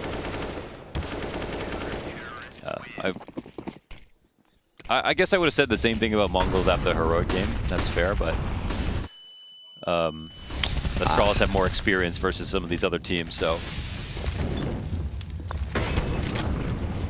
Stair fades back through cave. It's a push from Roland. Doesn't want to give away the control. Has to look away from Flash and sets himself back up. Nice headshot. It's not quite a man advantage. This is an interesting angle. I haven't seen someone play here. Okay, we'll start to move off it a little bit. Boost is about to come into play. Double donut set up as the T's, excuse me, have no smoke. So this will be scary for them to try to put a bomb down. Borup ready. Ooh, almost caught jumping, but Buzz is here to help him. No smoke for Donut. Yeah, I mean, that's swing at the same time, and they didn't expect 2 CTs to be here. Such a rough spot to be in. Head Trick's gonna get nothing else done. Borup continues to rack up rating as Astralis will not stop winning rounds. Nip when it's map 3 elimination, and the map is ancient. Scary. Scary how flat it's kind of gotten. Yeah. They're getting decimated. Yeah. And they can feel it, and they know it, and Astralis are just riding that high. This would be Astralis continuing in the lower bracket of Group B to face the loser of Vitality and Mouse, which is 99.75% Mouse. Damn. And this Astralis versus Mouse for a chance at playoffs? That's... You know, they would have to then win the lower final, of course, but it's looking real. We can see the road for Astralis if they're in this form. Borup, well, no. He gets one from beyond the grave, and the peek out from Donut's gonna slather the second and third. There's actually a team kill there for Rez. Not ideal. Head Trick, Config, desperate to get a 2v4 back this way. And Config's a bit timid out towards middle, doesn't know where all these other bodies are. I mean, Astralis can do no wrong, yeah, they've folks. essentially given up here. This is just Nip going for a full A attack, fast.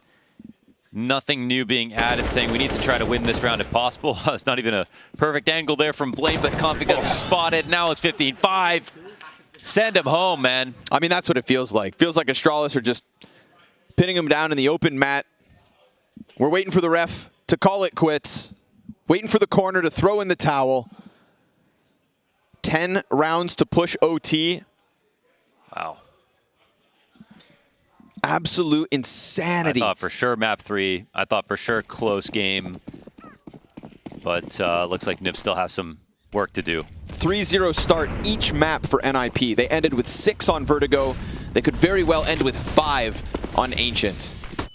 Hampus tries to lead the charge into just this all-in A play, looking to keep it simple, looking to get something going. Okay. If you're going to make the comeback happen, it just begins with this. You can think no further than a round-by-round basis. You've earned nothing more than that. Device, Desert Eagle down. I'll turn away. So they tie their Vertigo score at least. At least get 6 rounds.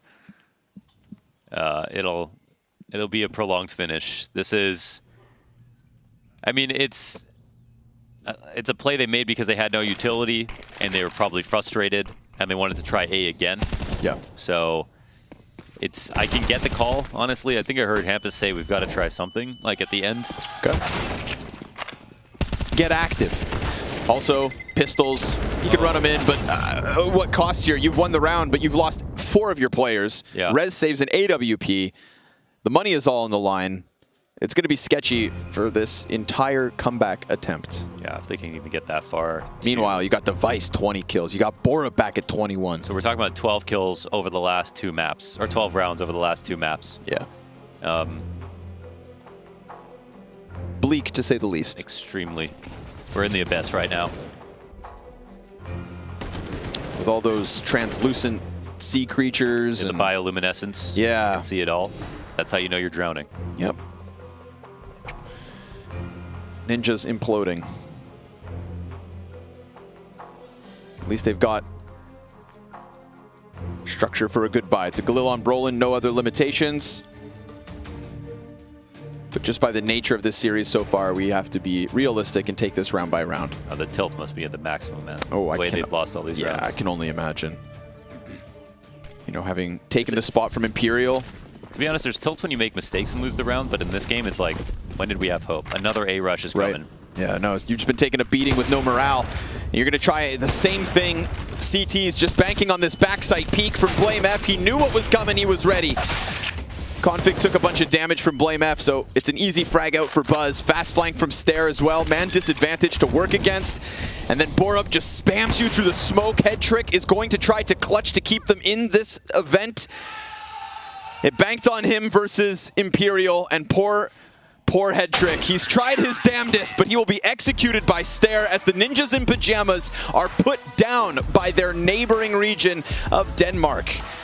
Damn, Astralis.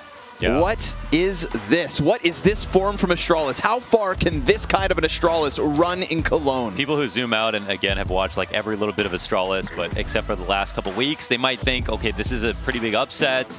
Nip, unfortunately, they should have won this game, but if you watch this game, there was no chance, man. Astralis played that damn well on Vertigo, which was a kind of a scary pick. Like, we didn't know what they would bring. It didn't matter to Astralis.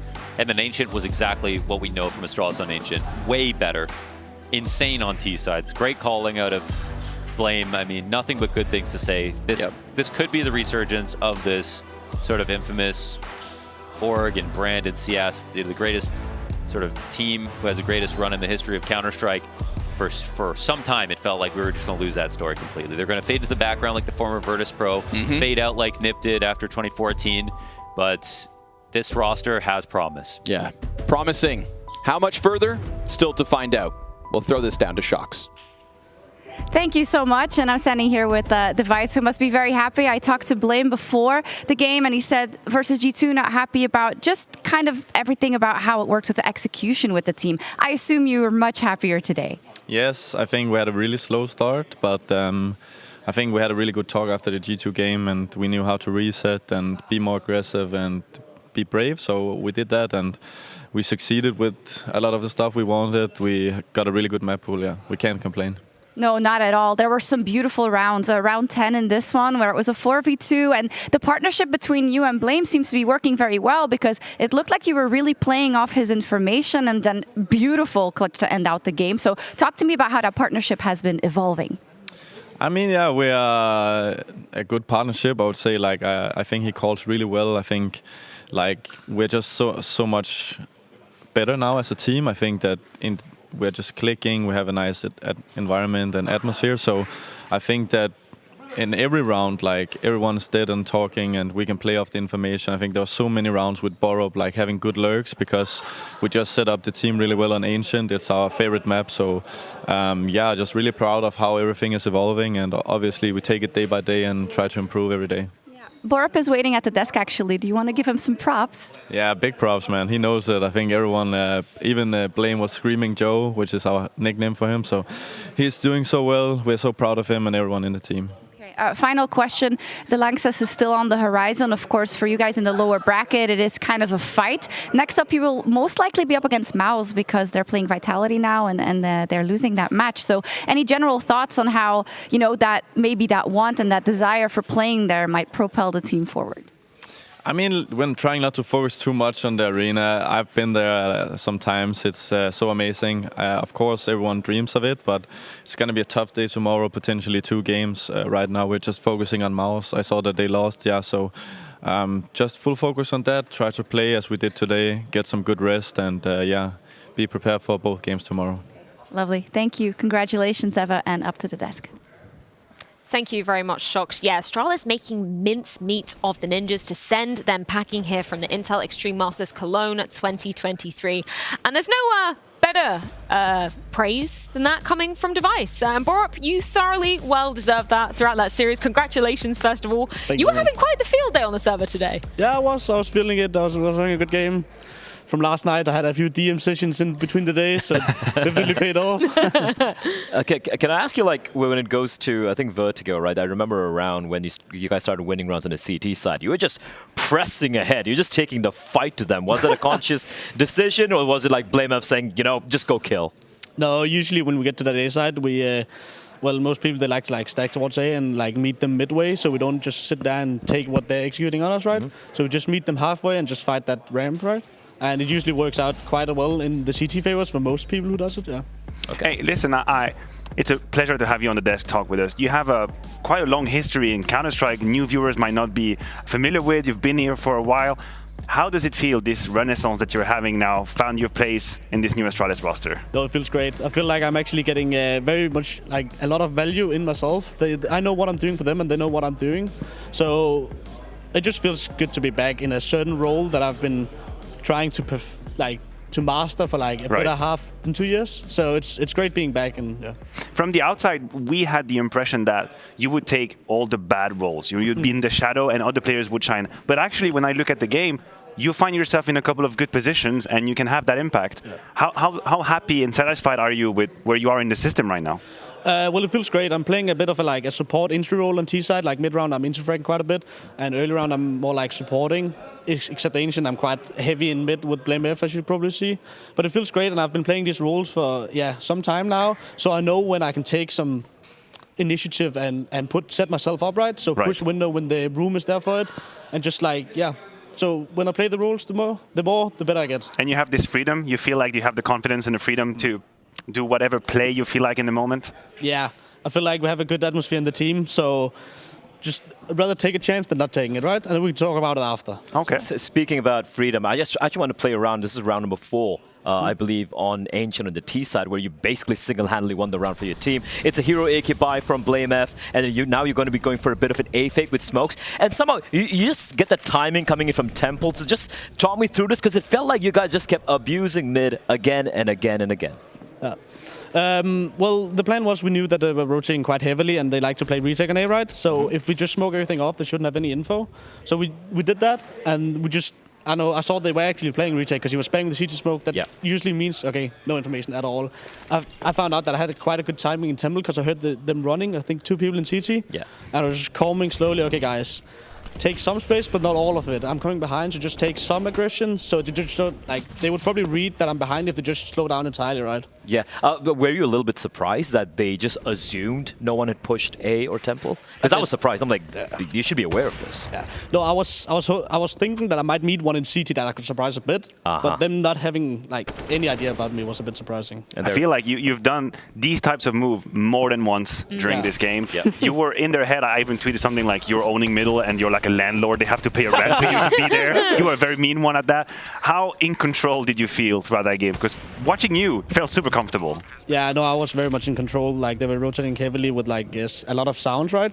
And because we won so many rounds, had so much economy, I could just take more risk, right? Right. Probably wouldn't push window in a 5v3 if it was a round where we could mess with their money. So it feels great to be in control of the money, and it's just more space to take such fights, right? The Landlord, the Snowplow, all the nicknames coming out trying to come for you today, bro. You can choose which one you prefer with that. I'm curious as to your kind of relationship and experience with Blame F as well, because we spoke to Stare after you guys beat Apex, which was a really narrow victory for you guys in the overtime. And he was saying that, Blame F was the instrumental reason why you guys were able to get out of that whole strings and rounds together. Yeah. Can you tell me what he's like in your experience as a leader? He's one hell of a leader, right? He brings up the mood. He calls some great shots, and when he's in the zone, he just reads them so perfectly. He can micromanage a round from start to finish, right? So sometimes, especially that Apex game, if you saw it, our late rounds in the game, the 5 last tier rounds, there's nothing random about that. Blame knew what he was going to call from the beginning to the last end. And if people say we're just there's some random rounds and a lot of chaos, we're in control of it, the entire thing, and that's thanks to Blame F. Yeah, I think it's a really interesting when you're looking at kind of the build of the team at the moment, because obviously you've got Blame F and Device, obviously some really staple names yourself, where you've had so much experience on so many different Danish rosters. Then Stare and Buzz, who are kind of newer to this kind of scene. Can you tell me about the relationships between you guys? Because as you said, good vibes, and we see that coming out in the booth too. No, yeah, there's nothing but good vibes. We all know each other from different on, right? The only guy I didn't really know was Device and Staff for that matter. I played with Blame F back in Heroic in the beginning, and I've played with Buzz and other teams. But yeah, we just all come great together because we're all some might be older than the others, but we're all equal-minded and young at Yeah, I mean, listen, obviously, when a team is winning like that, you guys are having fun. I like to observe a team in rough times. I feel like it gives us a lot of information. BlameF in interview was very open about yesterday versus G2, not a great game. Whole lot of mistakes. That can happen. I'm curious as to how you guys discussed it. How did you talk through this whole situation? What were the words moving into today? We worked on a lot of things, right? We had a practice day last night. Where we watched the game and we analyzed what we needed to work on, and all of it was basically just like mood swings. Okay. Not mood swings, I'd say, but of course it's easier to stay happy and if you keep winning, right? As of today. Course. Makes sense. And I don't think we necessarily are very bad at not keeping the mood up if we do lose, but we need to be better at it, right? We do bounce back, as you saw in the G2 game. We come behind 5-0 and we win like 5 rounds in a row on T Ancient, right? And we still kind of feel like we didn't do like what we needed in that half, right? Yeah, no, just we need to be more consistent in our mood when we're losing. Okay. And I don't think we're necessarily bad at it, as I said. We just need to be way better. But that's a very interesting topic. It's something we talk about a lot at the desk. As a player, how can you maintain a good mood, quote unquote, when things are going hard? Because that's the secret we're trying to figure out here. What can you do in your power to keep that good mood even in a hard game? I think how we all work with it in the team is like making a lot of jokes. As you see, for example, this game when they rushed out A the other round and blame. You're just screaming. Just in the middle of the round, right? Yeah. So we like to do that when we like, if let's say we're behind and blame does some play and he's laughing at the opponent, right? That keeps up the mood, and I think that's better than. I don't want to necessarily call it the fake hype, but it's hard, like being down 6-0 and then the coach goes like, okay, guys, let's step it up, guys, let's pick it up, right? It's. It's coming because we're behind, right? So if it comes like a genuine joke that everyone's laughing about, that keeps the mood way higher up, I think. So we just joke a lot around when we're playing. And do you feel like, when you have people like yourself who've been around for the scene for quite a while, and people like Device and Blame, do you guys do a little bit more of the, shall we say, the heavy lifting? Because if you look at Stare and Buzz, they're much more newer by comparison, right? And they can potentially be not tilted, but maybe a little bit quieter at times. So is there a bit of disparity of the veterans taking more of a role in cheering them up, or just uplifting the mood? I think it's very equal. I'd say. I think everyone is doing their part, and sometimes Buzz is doing it, sometimes our coach is doing it, sometimes Device cracks it's a team joke. effort. Yeah, exactly. Like just depends who is. Yeah, has a joke ready. Cool. So you have a book of jokes. All right, guys, we're taking a pause. Going to read a joke right now. That's the secret. We need the joke book cracked out. But no jokes aside here, because there has been another game going down in tandem to find an opponent for Astralis over on the B stream. So Banks, what has been going on there? I've got a small little update for you from the B stream, because that game, well, it went super fast. We watched Vitality dominate from start to finish across Inferno and Mirage, and this Vitality right now have just guaranteed themselves a spot in the playoffs. A nice little tidbit with this as well is that Flames will be in his first arena playoffs. The last time he had a chance, this was 2021, it was during the COVID era, so yes, he played in the playoff stage, but it's not quite the same thing, so this meant a lot to this young man. Vitality looking really good, but Flames himself told me he wants to be a little bit more tested. He needs to fight one of these tougher teams, have more of a battle, but I'm sure that will come later on at Cologne. But right now, Mouse Sports, they got some questions to ask themselves. This was a tough test for them, but it wasn't looking good. They only managed a few rounds on each map. Tough times for sure. Back to you. Yeah, so Mouse will be waiting in the wings for you, Borup. How are you feeling about that? I feel like we've seen two very different faces of Mouse from play-ins to here. Well, I think it's going to be a good game, actually, because it looks like they're coming with a lot of confidence as well. Like, the good old boys are back together. It's the kind of feeling I get of them, right? Like, the Academy guys. And he even did an interview today where they said the chemistry is just there, right? And I feel like our chemistry is just there as well. So just who's going to get the better of each, right? Who's going to have the most fun, I guess. Yeah. Have the most fun. Best mood. All the jokes. I'm just trying to come up. I'm trying to come up with a question, because I know your team is waiting for you, and it's very fun. They're just behind us. Just let them waiting. They were shouting at us like, "Hey, I love come how on, we it's need like Borup." no man left behind. No, we actually can keep him for a while. That's just waiting. You know what, Borup? We will let you go. We'll let you join the team, because you've got a game to be preparing for tomorrow. So thank you so much for your time, and thank you for your answers, man. It was really insightful. Cheers, man. Just leave the microphone there. Amazing stuff. Have a good day. Super insightful from Borup. That's actually really cool I love to get that. to know more about the mood of the team as well. Because sometimes I'm like, are we placing too much importance on that? Hell no. Borup says super important. I'm really enjoying having some more, shall we say, players from certain teams who don't really speak so much. You don't come for interview segments. I remember, I think it was Flamesy coming in from Vitality. The amount of answers he gave in just that one desk segment, I learned so much more about how his team's working. And it's great to see someone like Borup coming instead of the usual, Device and Blame. It's not that they're bad or anything, but just his perspective. Like, he touched much about it. Yeah, I used to play with Buzz a long time ago, and I'm like, oh shit, I remember that, because the way they were playing on Vertigo on the B bomb side, you can see the synergy they had in the server as well. So great interview, great insight, and a fantastic showing. His best performance on Astralis so far. I'm not going to say ever, because I feel like it's only up until that point. Yeah, up until But we still haven't decided, like the snowplow, the landlord. He didn't give us. No, he didn't give an opinion. Maybe it's still a small sample size. Maybe you guys on Twitter maybe use the hashtag IEM. You let us know the snowplow, the landlord for Borup. Do you guys have any preference? Or if you have any more suggestions, because we're open to creative just inputs the suggestions, here. please. Blair, should we round this out by reliving another device moment from that particular game? We got round number 10 queued up. This was just basically how NIP just fumbled the bag time and time again. They had so many rounds where they had man advantages.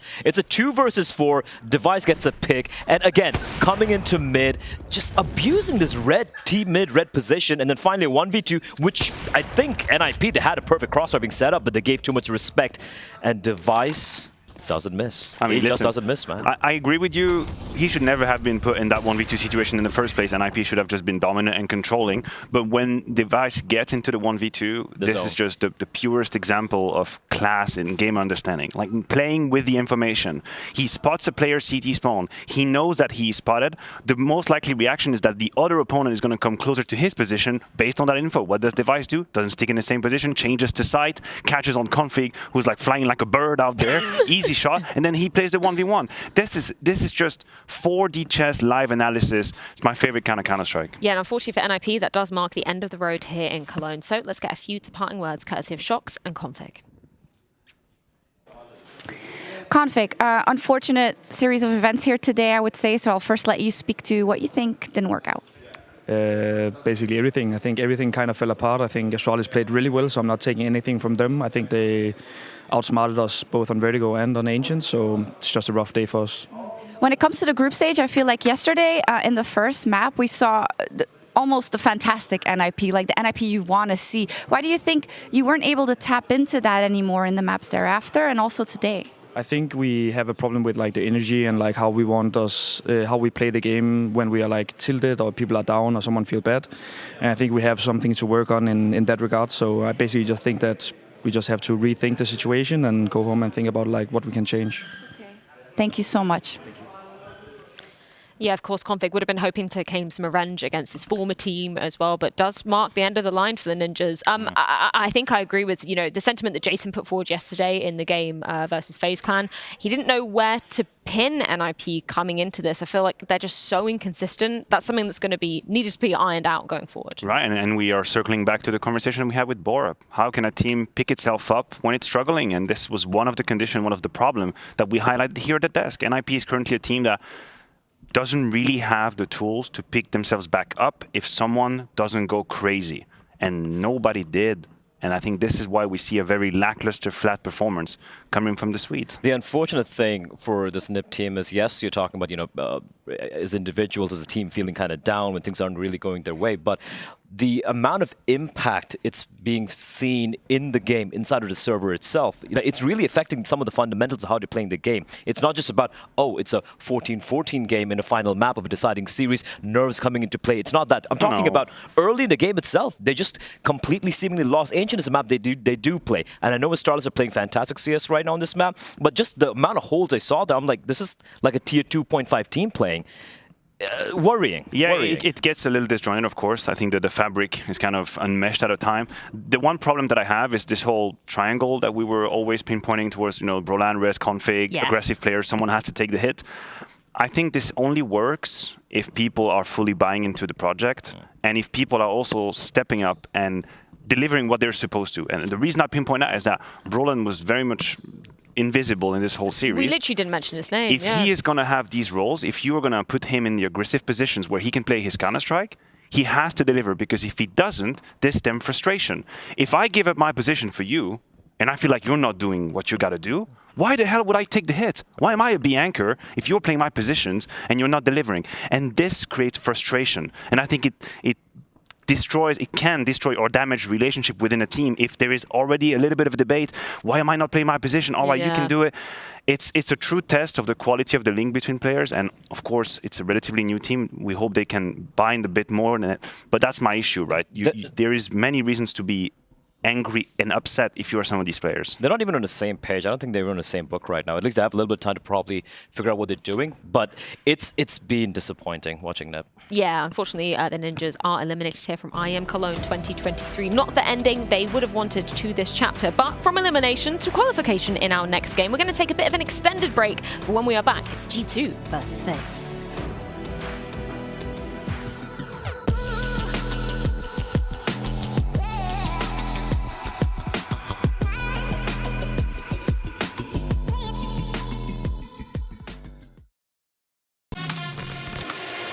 What is that reaction? Yeah, right. This would be an ace clutch from Poland. Oh my! Oh boy! FaZe Clan, the champions of ESL Pro League. Poland's here. Oh my God! Girl, are you gonna be kidding me? What a map! What a map!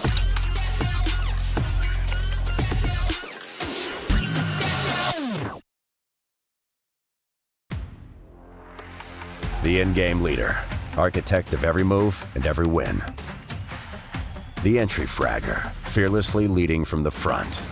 The opper, the deadliest of them all. The support, the true difference between winning and losing. The lurker, everywhere and nowhere, patiently waiting to strike. It takes 5 champions to win. Which one are you? One question. Why does everyone keep telling me to talk to you? This is the lobby. This is live. This is live on air right now. Yes, it is. I am in an Israeli sandwich right now. Counter-Strike has taken over this entire neighborhood here in Cologne. This beautiful building is the home to our media day. We already had one for the play-in. Now it's time to get that group stage media day underway. We've got all the teams that, of course, didn't have to go through the play-in coming over here now. We've seen Na'Vi and FaZe already. I think G2 Heroic are on the way in the shuttles now. So we're going to go for a little walkthrough. I'll show you exactly like what it looks like, and you can kind of channel the feeling of what it would be like if you were playing at IEM Cologne. That's cool, huh? So you start through, you walk through, obviously you get dropped off, your player manager, every team gets their own player manager, and your player manager tells you what time to be awake, covered in your clothes, and then you get shuttled over here, where you see these beautiful Swedish photographers. We have, of course, Helena and Steph. They'll be forcing these players to look pretty for a moment, and they come over here, and that's before they get anything else done. You get your photo taken, and then you end up standing around like Na'Vi are. Have you had your photos taken already, Alexi, or? Not yet. Okay. So what time was your call time today? 10:55. Okay, and were we cool about that? Were we grumpy about that? No, we were really cool about that. Yeah. I think Sasha started earlier than us, so I'll take it. Okay, yeah, no complaints then, no complaints. And coming into Cologne, bro, when was the last time you were rocking and rolling into a Cologne? When was the last time I was here? A year ago. Yeah? Well, I mean, I'm just trying to put yourself in the shoes of the Alexi last year and the Alexi walking into Cologne this year. How would you say that you're different? I mean, different team. Yeah. First of all, but I feel. Do you feel like a different player? Yeah, kinda. Yeah, you could say that. And I like the fact that I'm playing with 2 new guys here, and it's the first Cologne for them. I think. Oh, you can't escape, I'm afraid. He just mentioned them, so now I'm going to cartwheel over to the 2 new guys. Thank you, Alexi. Hi, boys. Can I be the sandwich? Can I be the meat in the sandwich? Imme, JL. I mean, some of the most exciting players in the Paris Major. Now you find yourselves wearing a Na'Vi jersey. I mean, this is bloody exciting. In terms of the pressures and the excitement, like how does the scale work? Because I bet there's both, right? You're probably feeling some pressure because it's Na'Vi and it's a big project and it's, you're playing with superstars, but it's also got to be exciting to be able to play for such a prestigious organization. You must have been watching Na'Vi games, well before you were getting paid to play. Of course, Na'Vi was my first org that I ever found or knew about. But talking about the pressure thing, me at least, I just take one day at a time. I don't look at we're going to quarterfinals, semifinals, finals. Just do what you have to do. You practice, you execute the things that you've practiced, and you take it one day at a time. Nice. Well, that sounds like a healthy mindset. Are you doing something similar over here, Ime? It's maybe similar, but I have, at least for me, I don't have any pressure because basically we're a new team. Yeah. Everyone knows this, and then if you put pressure already, it's gonna be very, very rough, and then you're gonna make it harder, and then like maybe it's gonna be pressure after 6 months whenever we have like a lot of practice together and all of this stuff. But now it's like new tournaments, new team, we try new things, and then Yeah, I mean that's realistic as well. That sounds good. I mean, when you take a look at when you talk about pressure, do you think for you, like your individual performance is quite consistent at the moment? Like you seem comfortable from the get-go.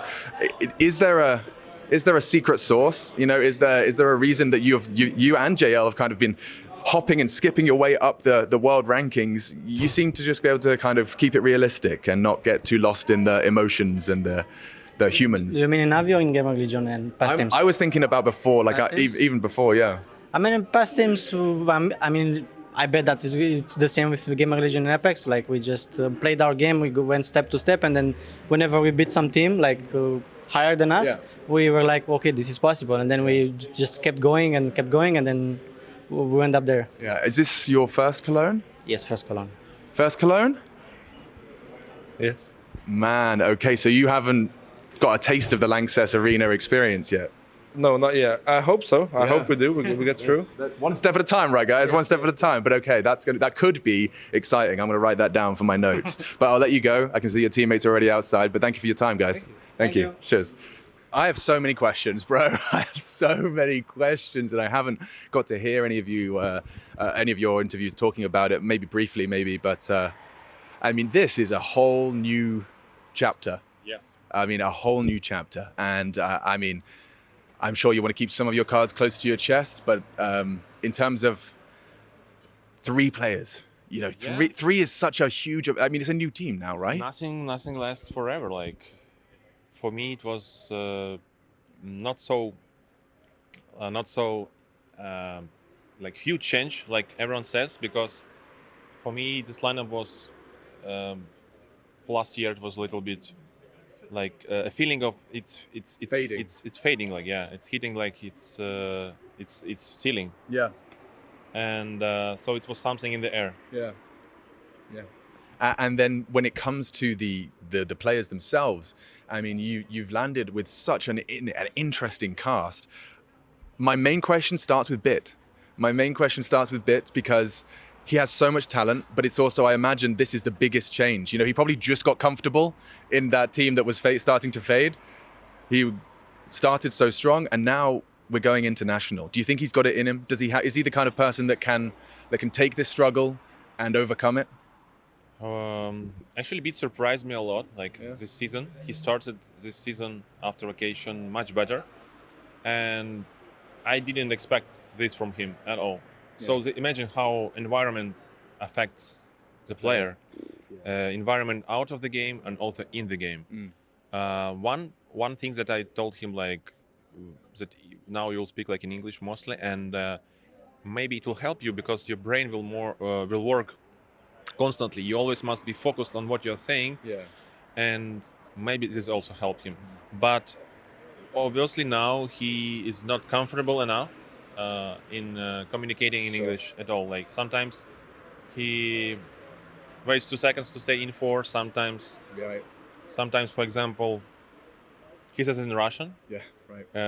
Or it's like confusing, like the name of the like saying another one. But he immediately like fixing it with his aim. Yeah. I bet. And it's interesting because what you're talking about, the best example that I always think about in terms of the power of changing or the impact of changing language from your native tongue to communicating in your second language is Zaiwu. Do you remember when Zaiwu joined Vitality and he was a different player for like, hey, handsome, Sasha's here, guys. That's Simple. Simple's here, guys. He's here. Anyway, come over here. We had this example in our, like, when we talked like in top management, like guys, we have example, like we didn't believe that it can be successful. Vitality, they made like a mid-season change also.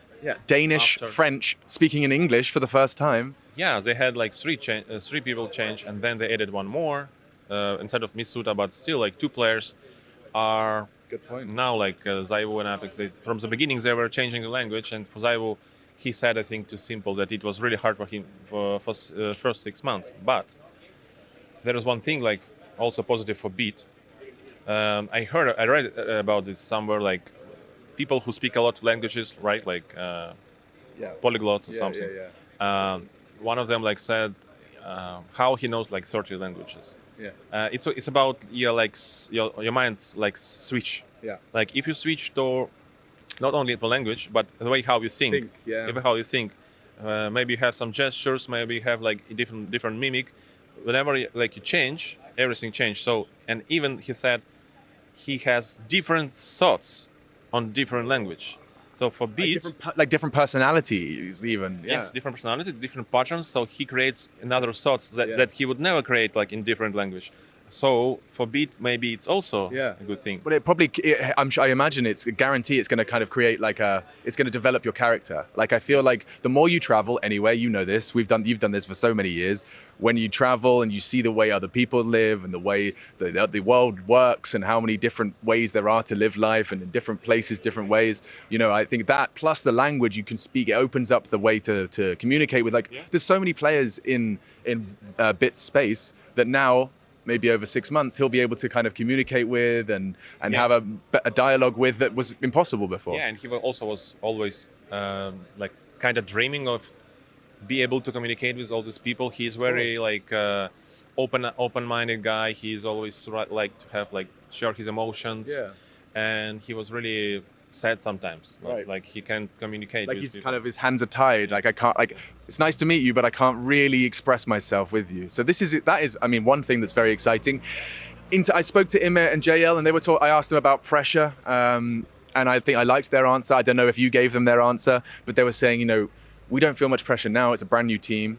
But you know, maybe in like 6 months, 12 months, we would be feeling some pressure and some expectations. How have you had that conversation with this team in terms of, you know, guys, we've changed everything. You know, your language, in-game leader, everything is going to be different. How do you create healthy expectations? Obviously, we have some time. They gave us some time to develop, but still, it's Navi. Like it's we have a status. Like a trophy-winning organization, and we have some time to, like, not to wait, but adjust. To adjust. I mean, the players, they have time, but the main thing I told him not to be relaxed. Like, not like, oh, you have like so many time, like you can like make this mistake, that mistake, and sometimes you even forget about this mistake. We had also this conversation already. We had it because the mistakes constantly happening, like sometimes, and I always try to make them like to be like more tight, you know, like not to be to relax. Keep your back straight. Yeah, because we have time, but still, you have this like 6 months period. Can you like do the best, show the best, to do everything you can to evolve, actually, obviously, and by now there's no pressure, obviously, but the kind of pressure we had like in previous lineup, it was huge. It was huge sometimes like in the finals, in semi-finals. And I think when these players will get there, it will be really tough for them. Now I see, I already told them like, guys, for now, I see like how much relief is there. Like you're so like free, like in terms of you can do everything. But I remember like when you're climbing there and there's only one like little mistake can matter, right? Can matter, and in that case, you become, as I told to I think in jail, I think he must sacrifice eventually when he got there. If he want to be like have an era or champion, to be a champion, he must sacrifice some part of him. So it's not like for me. I think you cannot be like happy enough when you're like true champion. Right, you can't be satisfied. Yes, yeah, okay. I like that. You must find this little balance to sacrifice. Wow, some deep shit, man. In terms of leaving a part, like there is a price to pay in terms of being a champion. Yes, because they all like, there are so many great players, and eventually, if you will be in your comfort zone, somebody like imagine like 5 like amazing players like Zaivo, Nico, Simple, Device, all these players. And who will be like the best out of them? Who will be? Maybe the one who will sacrifice completely his comfort zone. And I agree, by the way. My personal philosophy about comfort zone, I feel like growth happens outside of your comfort zone. You're not going to do much growing, huh? How you want to outcome them? Like, with what? Like they do the same what you did. Yeah. Right. You must do something else. You think they want it less than you? You know, like right. I think everyone's got the same goal. It's about how you try and get there. Really awesome to talk to you about this. I had one more question about this where I was like, oh yeah, what is your personal most exciting roster change apart from Na'Vi? Big roster mania? Is it Cloud9? Is it Furia Fallen? You know, is there any teams that you think, Vitality Flames? You know, is there one that you think is going to be the new team to beat, or is it an exciting change? It's complex of emotions. Yeah, I think every lineup is so different. So excitement.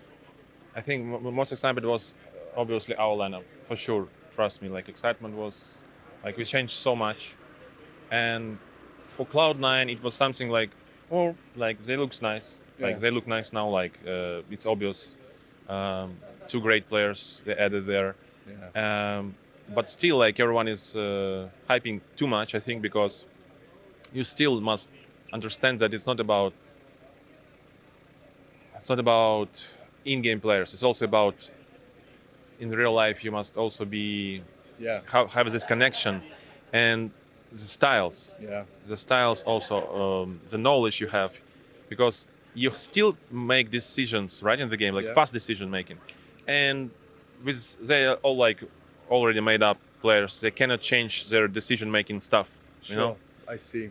And I think that on paper, I said before, it looks really good. Yeah.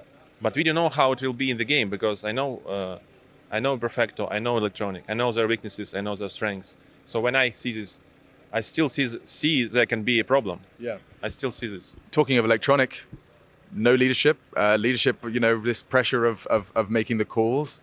I heard Simple and Blast suggest that he wasn't sure if Electronic would be ideal as a primary IGL, and perhaps he'd be more comfortable as a secondary caller. Do you think he's going to be able to control these troops, or do you think that's one of the challenges ahead of him, is being able to change the way this team is going to play and the players play?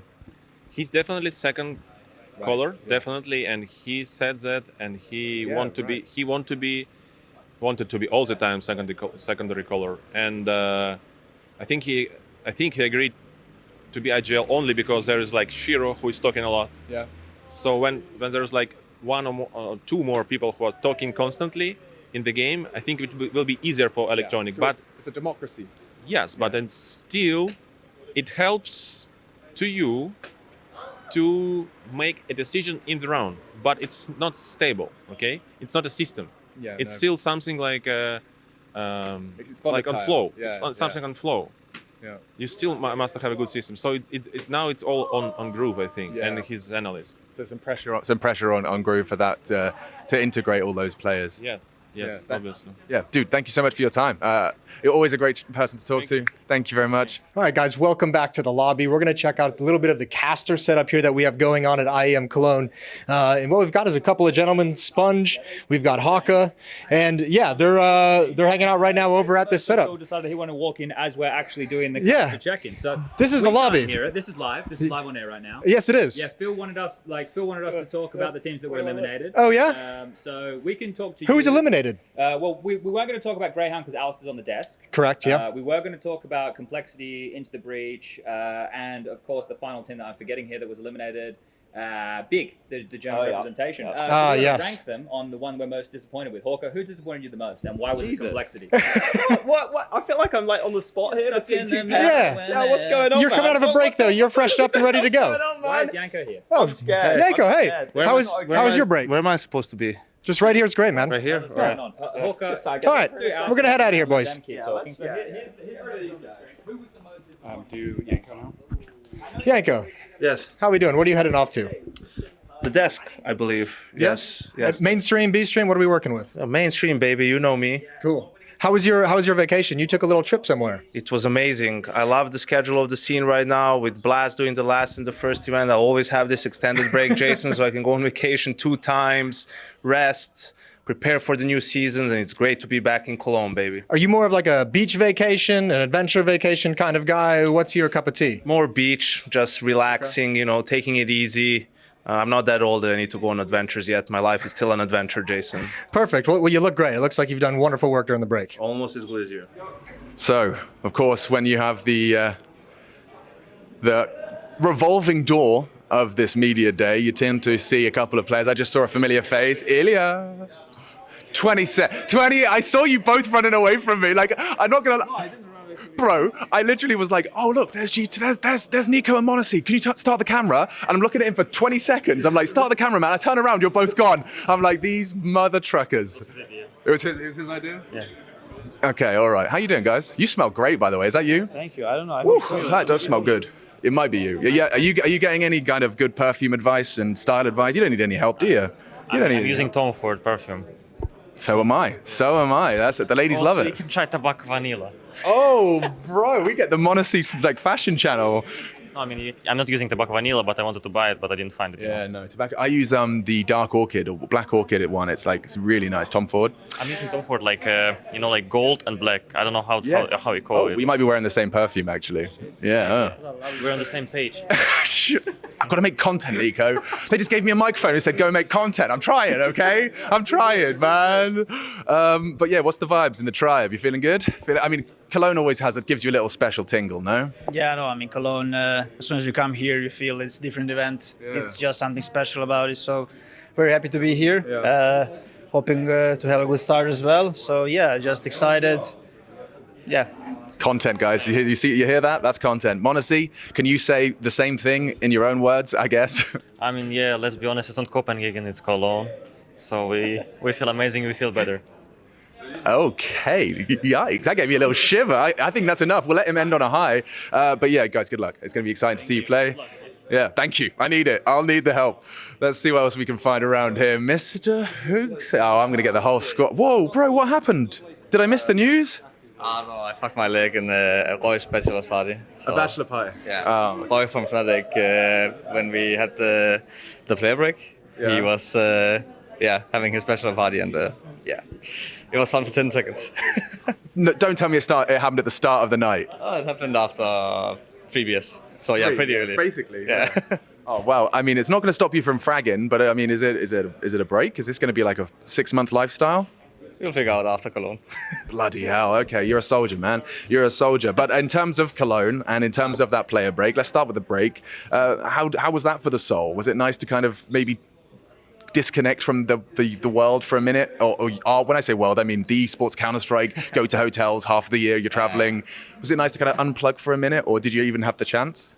Usually I don't like the breaks, but this time it was much needed. So it felt good to finally have some time home and just not think about Counter-Strike 24/7. Right. Sure. Yeah. Good. And how long did you reckon you gave yourself? You have like 2 weeks, 3 weeks, 4 weeks? How did it go?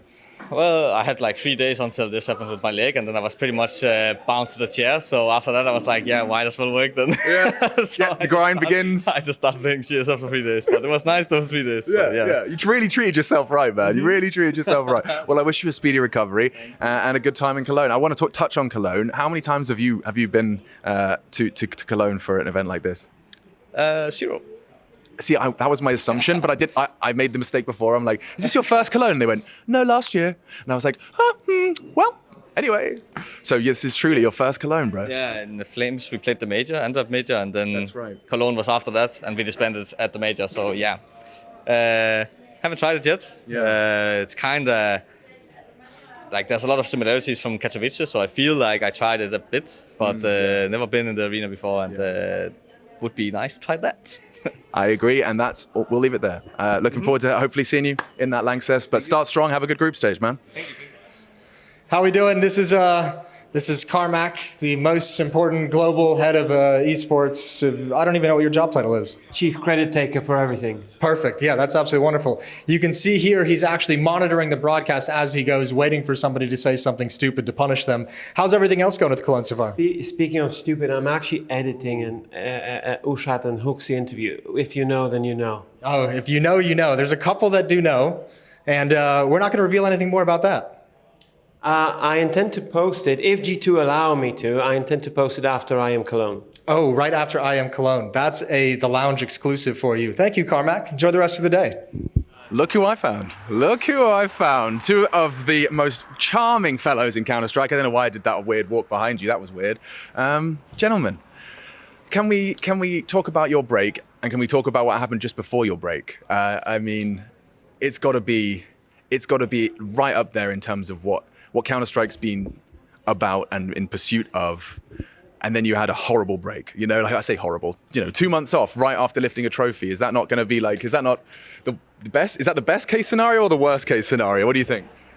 I guess in a way you could say it's the worst case scenario, because you would want to keep playing and using the momentum and the confidence you get from the Dallas trophy. But obviously now it kind of feels that the season was cut short in a way. But then on the other hand, the break was welcome as well, so we could enjoy that. Yeah, and did you treat yourself to an actual a human holiday? I'm talking no Twitch, no Counter-Strike.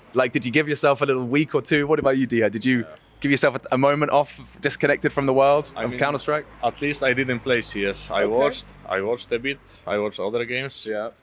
I had some meetings, I would say, but I didn't play at all. I uninstalled CS for 2 weeks or 3 weeks. Nice. Okay. And how was that for you? Do you think that helps you kind of regain your momentum, or no, not momentum? You had lots of momentum. Maybe regain your kind of perspective. Yeah. I think it was needed break, at least for my head. Good. Yeah. Good. And now coming into Cologne. It was the best 3 weeks without CS of my life. Amazing. And did you have a holiday? Did you treat yourself? Did you fully unplug? Yeah, I enjoyed the Finnish summer. PC was locked away. Summer. I didn't know you guys had summer. You got that. You got that. We do, and it's great. Yeah. Yeah. Okay. What's the culture? It's like sauna, ice swimming. I'm guessing. I have no idea. What did the Finnish people do? Yeah, it's not so much ice swimming. No, there's not much ice swimming. Okay. But yeah, sauna, some summer house by lakes and that kind of stuff. Nice. So it's pretty chill. But that's the kind of thing the human body craves. Just a body of water, some peace, some sun. Nice. And coming into Cologne, I mean, I was talking to Madden in the lift. He said he wanted to put Dallas in a bottle. From a coaching perspective, with the break added in, that makes it harder. What is your approach in terms of keeping that form, keeping that mentality? I listened to that FaZe Ancient game. Your comms and the way you guys are communicating, the way you don't give up, the way everyone's helping and chipping in, it seemed like a full team ends, and I imagine it's not easy to hold on to that and bring that straight into Cologne after such a break. Yeah, it's of course hard, because at the same time you want to use that event as confidence and continue, but at the same time you want to forget that event in a way, because then you might get arrogant, okay, whatever. Yeah, so we gotta focus on the basic stuff within our team. We do have great atmosphere no matter the event pretty much, but focus on that, focus on the basic, and keep doing our stuff, normal. Right. Yeah. Step by step, going through your routines. And are there routines? I mean, Pavel, are you getting plugged into? I feel like every modern Counter-Strike team, they're starting to get more and more kind of pushed into a routine. You get up at this time, we go and do that. We're going to be hitting the gym. We're having a team meeting at this time. Don't forget to be here at 10 o'clock for media and blah, blah, blah. Are you getting plugged back into that system? Yeah, I think so. We started doing it at least, because I think it's working, and you could see at Dallas that it gives us the best results, so we will continue doing that. Yeah, awesome. Okay, and is that something that comes from you? Is that from higher management? Is that an Ursula thing? Where does that change start? Because I see all of these teams now. You see Heroic in between every map doing keepy uppies in the car park and going for walks. I see Vitality walking through the park in Paris. Everyone's got their routines now. Is that coming from you, or is that coming from someone else? It is coming from, I would say from me, from Ula and everyone. Yeah, we are building it as a team also. Cool. And one important thing, it is important to have the routines, but then also not to be too robot, where you just keep repeating the same and then it becomes boring and you won't have maybe off time and time to reset. So we gotta have a good balance, and I think we are somehow fighting towards that balance. Well, I'm excited to see you guys here in Cologne. I'll stop stealing your time. Thank you for chatting with me, and good luck at the tournament. Looking forward to seeing it. This is the set where we do the pre-show as well. We set the tone for the rest of the day. A little bit of a bar environment going on as well. Some cool decorations in the background. Hey guys, just wanted to say hey. Oh, you're still here. Yeah. Hey. I thought that was all scripted. Sorry. Hey, how was your break? How was my what? Your break. From the segments, or are you talking about at home? At home. The one at home. The break at home was good. It was a nice little reset to come into Cologne and then, kind of do our job, Jason. Yeah, nice. Your hand's really cold, by the way. I don't know why. It is a little chilly, Kassad, you're known for some absolutely moronic takes on Twitter. During the break, did you reconsider your approach to anything? No, I stand by my words. And also, I have to tell people that me and Jason swapped watches. Now he has the Joe Rogan watch, and I have this signature NASA watch, whatever it's called, right? Yeah, thanks for that information. That's lovely, Kassad. Maniac, how you doing? Good. I'm very happy to see you. I think this is a very nice addition to our broadcast, what we're doing right now. That's this kind of level that the entertainment has to reach, Yeah. I like that. I think you're perfect for this. You can tell he's taking a break because he's in a great mood. What's up, dude? Hey, man, how you doing? Good. How about you? Yeah, You excited for IEM Sydney coming? very excited. Very Yeah. pumped. Feels like they're interviewing each other. Yeah. Like who's interviewing who? I don't know. It was a IEM little Sydney? awkward. Yeah. I'm very excited for IEM Sydney. Yes. All right. Excellent. Well, cool. That's the pre-show. We'll take off. How you doing, man? I'm good. Yo, well, how was your break? It was good. Enjoyed some Did you time. actually unplug? Did you all not play Counter-Strike for at least a week and a half, 2 weeks? Yeah. How long was it? We didn't play for, I think, all of us at least a little more than a week. So that was good. Good. I mean, I'll take another week next Yeah. year if possible. CSPP, you got.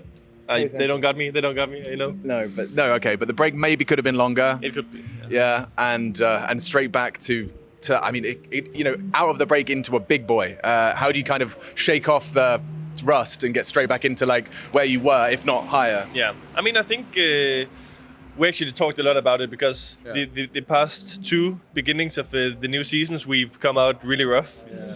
We just tried so hard to push it and force it, and it's not really been working. So yeah, we had a little bit of a nature boot camp to start off this season actually. Nature boot camp. What? So you got like shush, just kind of making a fire with twigs and shit. Yeah, I mean stuff like that. that's Yeah, cool. I mean it was a lot of stuff. It was like gas mask. You have to go in a room with a lot of smoke. We had to plan how to maneuver around in there, and stuff like this. And we had to like shoot with some guns. And Our definition of nature boot camp is very different. I'm thinking like you're on bicycles and you're like, la la la. It's like, yes, we have to be on the floor and there was smoke. You had to put the gas mask on and then we were firing guns. And I'm like, this is not nature park, bro. What are you talking? Okay, but a bit of everything. It was both. We were also bicycling a lot. I think Shus and Jabby, especially Jabby, I think was not too happy with all the bicycling. And we were sleeping outside as well in like tents and stuff. So stuff like this and, a lot of teamwork exercises, which was good for us. Yes. And then obviously we had blasts to start off as well, which was good. And I don't know, I think this is the best we've been out of a season ever. And you said Cologne was a big one. It is indeed. And I think teams have to be really good to beat us this time around.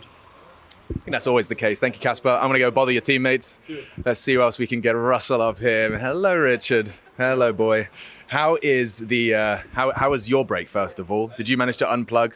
Are you coming back kind of with a bit of a fresh feel? Because you've done this so many years, bro. I mean, how long have you been in this professional environment? How long have you been getting on planes to Counter-Strike events? We're talking... I don't even know. I mean, 2010 maybe. Right. Like nearly 15 years. Yeah. It's been a while. So in terms of not being jaded or not being like not being the new normal. It's been your normal for so long. So does the break when you come back, do you get to feel a little bit more fresh, a bit more excited about it, or is it difficult? I mean, to be honest, the break days keep getting shorter and shorter, I feel like. So it's all about like finding a balance throughout the season, finding off days where you can find new power and stuff like that. Yeah, find your power. Yeah, okay, cool. And finding your boys' power coming into this one. I heard about the boot camp. Were you there? Did you go for a nature extravaganza? Yeah, I was there as well. The whole team was there. Awesome. I mean, I'm from the northern part of Sweden, so I'm You live in the kind forest of anyway. accustomed to it, I guess. But there were a lot of like teamwork exercises that were really good for us, I think. So I was happy about it. Really glad. I'm just watching these fucking clowns pushing each other into the rain. I'm gonna go bother them, but thank you. You should talk to Yabi. Yeah, I'm going straight for Yabi. Yeah, you thought I know. You're my favorite. You know that? Yeah, you too. You Yeah. too. Oh. Now I've got one question. Why does everyone keep telling me to talk to you? Because I don't want to talk to you. Yeah, exactly. Okay. Now is that to do with me or is that because of the microphone? Is it this thing? Yeah. This thing? You didn't do it. Well, what's the worst thing that can happen? Like, if anything, it just means that the people at home understand, because you're the light of the party. Whenever you're walking around, your teammates are always laughing. You're making everyone laugh. You're cheering everyone up. Like, Why not share that with the people instead of just being the guy that's focused on the screen? Like, you have a super focus face, but that's all we know about you. I mean, it's only the people inside the team that can get the pleasure of the happiness I can give to the people. Yeah, because you have so much power, you have to choose wisely who you give it to. Yeah, exactly. Yeah. Okay, cool. Well, thank you for giving me a couple of seconds. You can go to Stown. No, but right now, yeah. He's actually run away. He actually ran away. Stown. I want to know what you guys are drinking. Why have you all got like neon green water in your bottles? Well, it's electrolytes. Yeah. I mean, I heard it's good for you. You get all the salt and minerals and stuff like that. Yeah, it's good. It's good. Okay, I thought it was like the heroic secret formula. You know, you had some guy in a lab who's been working on the perfect Counter-Strike pre-drink. How is the vibe for you, bro? Everyone's kind of saying that the break didn't feel long. And you know, it's been a long couple of years in this heroic project, always on the road, always having to your focus being pulled away from game as well. Like, you can't just focus on the job. You have the life exists and happens. So for you, did that break help you kind of maybe feel like a new chapter starting, or is that not something you're really looking for? You're happy to just kind of go again? No, I mean, I always like the breaks. It's definitely needed. You know, you need to get some time away from the PC. Yeah. Visit the family and friends when you can. You did? Yeah, obviously. So that's really good. I always enjoy it. And I mean, it could be longer, you know, but you know, you also have to, like, all the other one who's having break is also missing the CS, you know, so you have to give them the competition as well. So, I mean, it's good to be back. Yeah. And well, I can't wait to see you back in that server, bro. Keep killing it. Thank you, man. Go take your pretty pictures. Yeah. It's your time. All right, we're going to talk real quick over to James Banks, who's playing on his phone. He's going to hide that screen real quick. Yeah, you don't see my Instagram. Hey, mate, how we doing? Not too bad, man. You? I'm doing good. How does it feel to be interviewed once and not actually, be the interviewer? Terrifying because it's you. Yeah, you never know it's coming. You also screwed up everyone's live show. Oh, yeah, I did. Absolutely. You actually knew? Yeah, we Okay, knew. that's fine. The whole time, yeah. Any thoughts on that? We might actually pop into one of your interviews today. If you did that, I'd be very happy because I want to see how the player reacts. Yeah, a player would. No. Yeah, he'd lock up. He'd lock up for sure. We just crush them. How's the event going for you so far? I love it. Yeah? This is my first time from the start. My first Cologne was only last year and only the playoffs. So I came in to do a bit of stage and sideline. So being here the whole time is just a nice different vibe. I get to answer a lot of questions. Are you excited to learn from OJ Borg some stage hosting tricks? Yes, that is the plan. That is the plan. That's why you accepted the invite. You're like, OJ's going to be there. It's like, I have to follow OJ everywhere, you know, make sure that I can eventually get to his level. Perfect. Sounds good, brother. We'll enjoy the rest of the event. No, you're not allowed to go anywhere. Oh, wow, really? Okay, yeah. Hey. This man is a treasure to CS, but also the most beautiful soul and heart that we know. And guess what? I have to give him snooze cans every single event. Hopefully his wife never watches this. Yeah, thanks for that one. Look who I found in the corridors. Literally the corridors. I feel like we're in like a school or something. But it says beer garden at the entrance, like the overpass. Yeah, it is. It's giving overpass vibes. Yeah. Have you tried overpass CS2? Yeah, I did. I mean, it has a different vibe. It's getting more far away from the original CS vibes, but then it looks really awesome. So. Yeah. And for those of you, I mean, there's a lot of newer viewers that maybe aren't familiar with what this human being has been doing for the last 15 years. I guess even more. 20 years ago was my first like international world championship tournament I went for. So been a while. Been a while, and now clearly hitting the gym, by the way. Boy. I mean, I had some time, you know, right. Yeah. time off the game life, I guess. Yeah. So. And that same energy, I feel like, you know, you kind of got obsessed with Counter-Strike and that, like, I can always improve. You know, there's always like, tomorrow I can do that better and I can see the improvement. Do you think there's a link between like the gym mentality and why you were so good at Counter-Strike and for so long? That same obsession? Yeah, I guess it's all, you know, connected. It's what I am, I guess, trying to be, you know, the best version of myself at what I do. And here's a new challenge ahead. Right, which is where I wanted to talk to you about, because this is really interesting. Sorry, we're in the way, please. You want to go through? Oh, through there? Okay, yeah. No worries, my bad. We chose a bad location, that's our fault. But yeah, I mean, coaching, interim coach, was that the announcement, an interim coach? Yeah. Sorry, is it time? How long do you get? 60 seconds? Yeah, thank you. We planned this, as you can see. But thank you for your time, bro. Interim coach, a whole new perspective required. I mean, is this something that you've been thinking about doing, or did this come as like an opportunity? Yeah, I mean, it is a natural step after competing. Yeah. I've always loved being around the game and thinking about the strategies and just living the team life, I guess, in the game. I had a break for a year or two now from it, and I'm like, I mean, with this opportunity, it's obviously a new situation for both of us, the FaZe team and me, because they were in that situation when they needed a coach. So that's how we got connected. Yeah.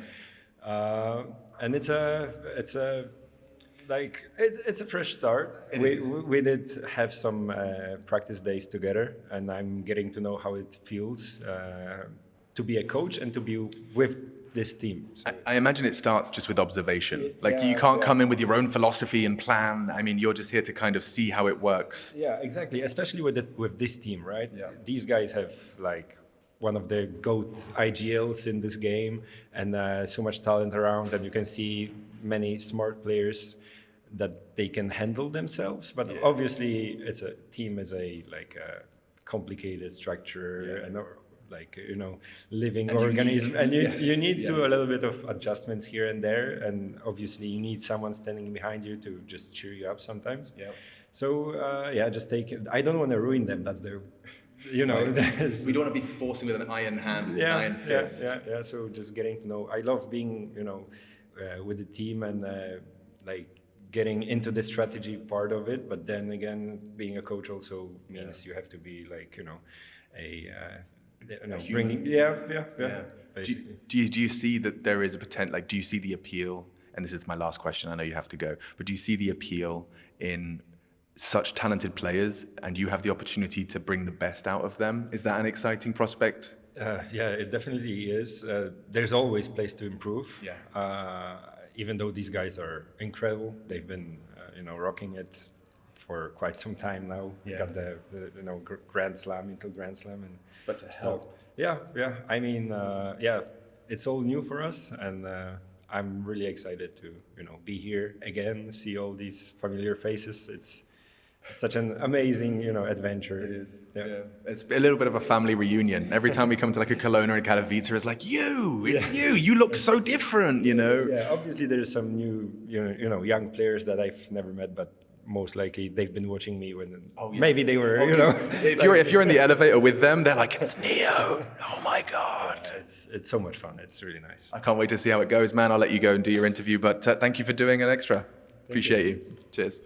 Look who I found. I am in an Israeli sandwich right now, and you boys are on the same bloody team. I mean, fill me in and fill these guys in at home. Yep.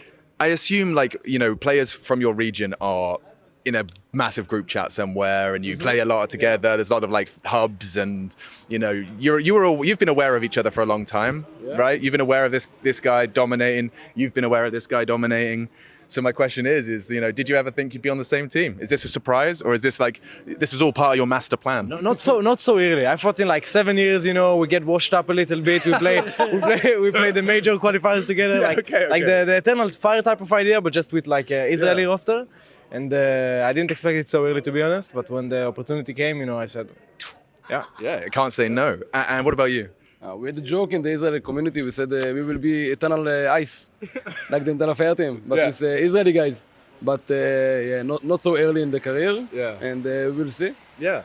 But I mean, you both kind of had, I would say, kind of similar speed of being on our having attention. As in, I remember, Spinks being picked up by Ents, and the whole conversation about he's here, he's playing on 20 ping, he's insane, and everyone was getting excited about you, and then you bouncing out of endpoint and jumping straight, and strafing out fucking Mirage and body bagging people, and everyone's getting excited about you both. But now on the same team with Zaiwu as well, with 3-time major winners, in terms of the pedigree. Four. Oh, I was talking about Mad because only 3. Yeah, he's 4. He's 4? Yeah. Oh, Paris. I was in the past. Of course, 4 now for him. 5 for others. Oh my god. Yeah, geez. Okay, so yeah, 4 times maybe. But I mean, you know, roster's stacked. Is that like a exciting thing, or do you kind of get excited and then start to put pressure on yourself because of the amount of talent on this team? I think for me in the start it was kind of like this because compared to ends, for us, let's say we make it to the grand final. For us, it's like good job. If we win a tournament, if we would win a tournament, it would be like the best. Yeah. For Vitality, it's not the same. The goals are way different.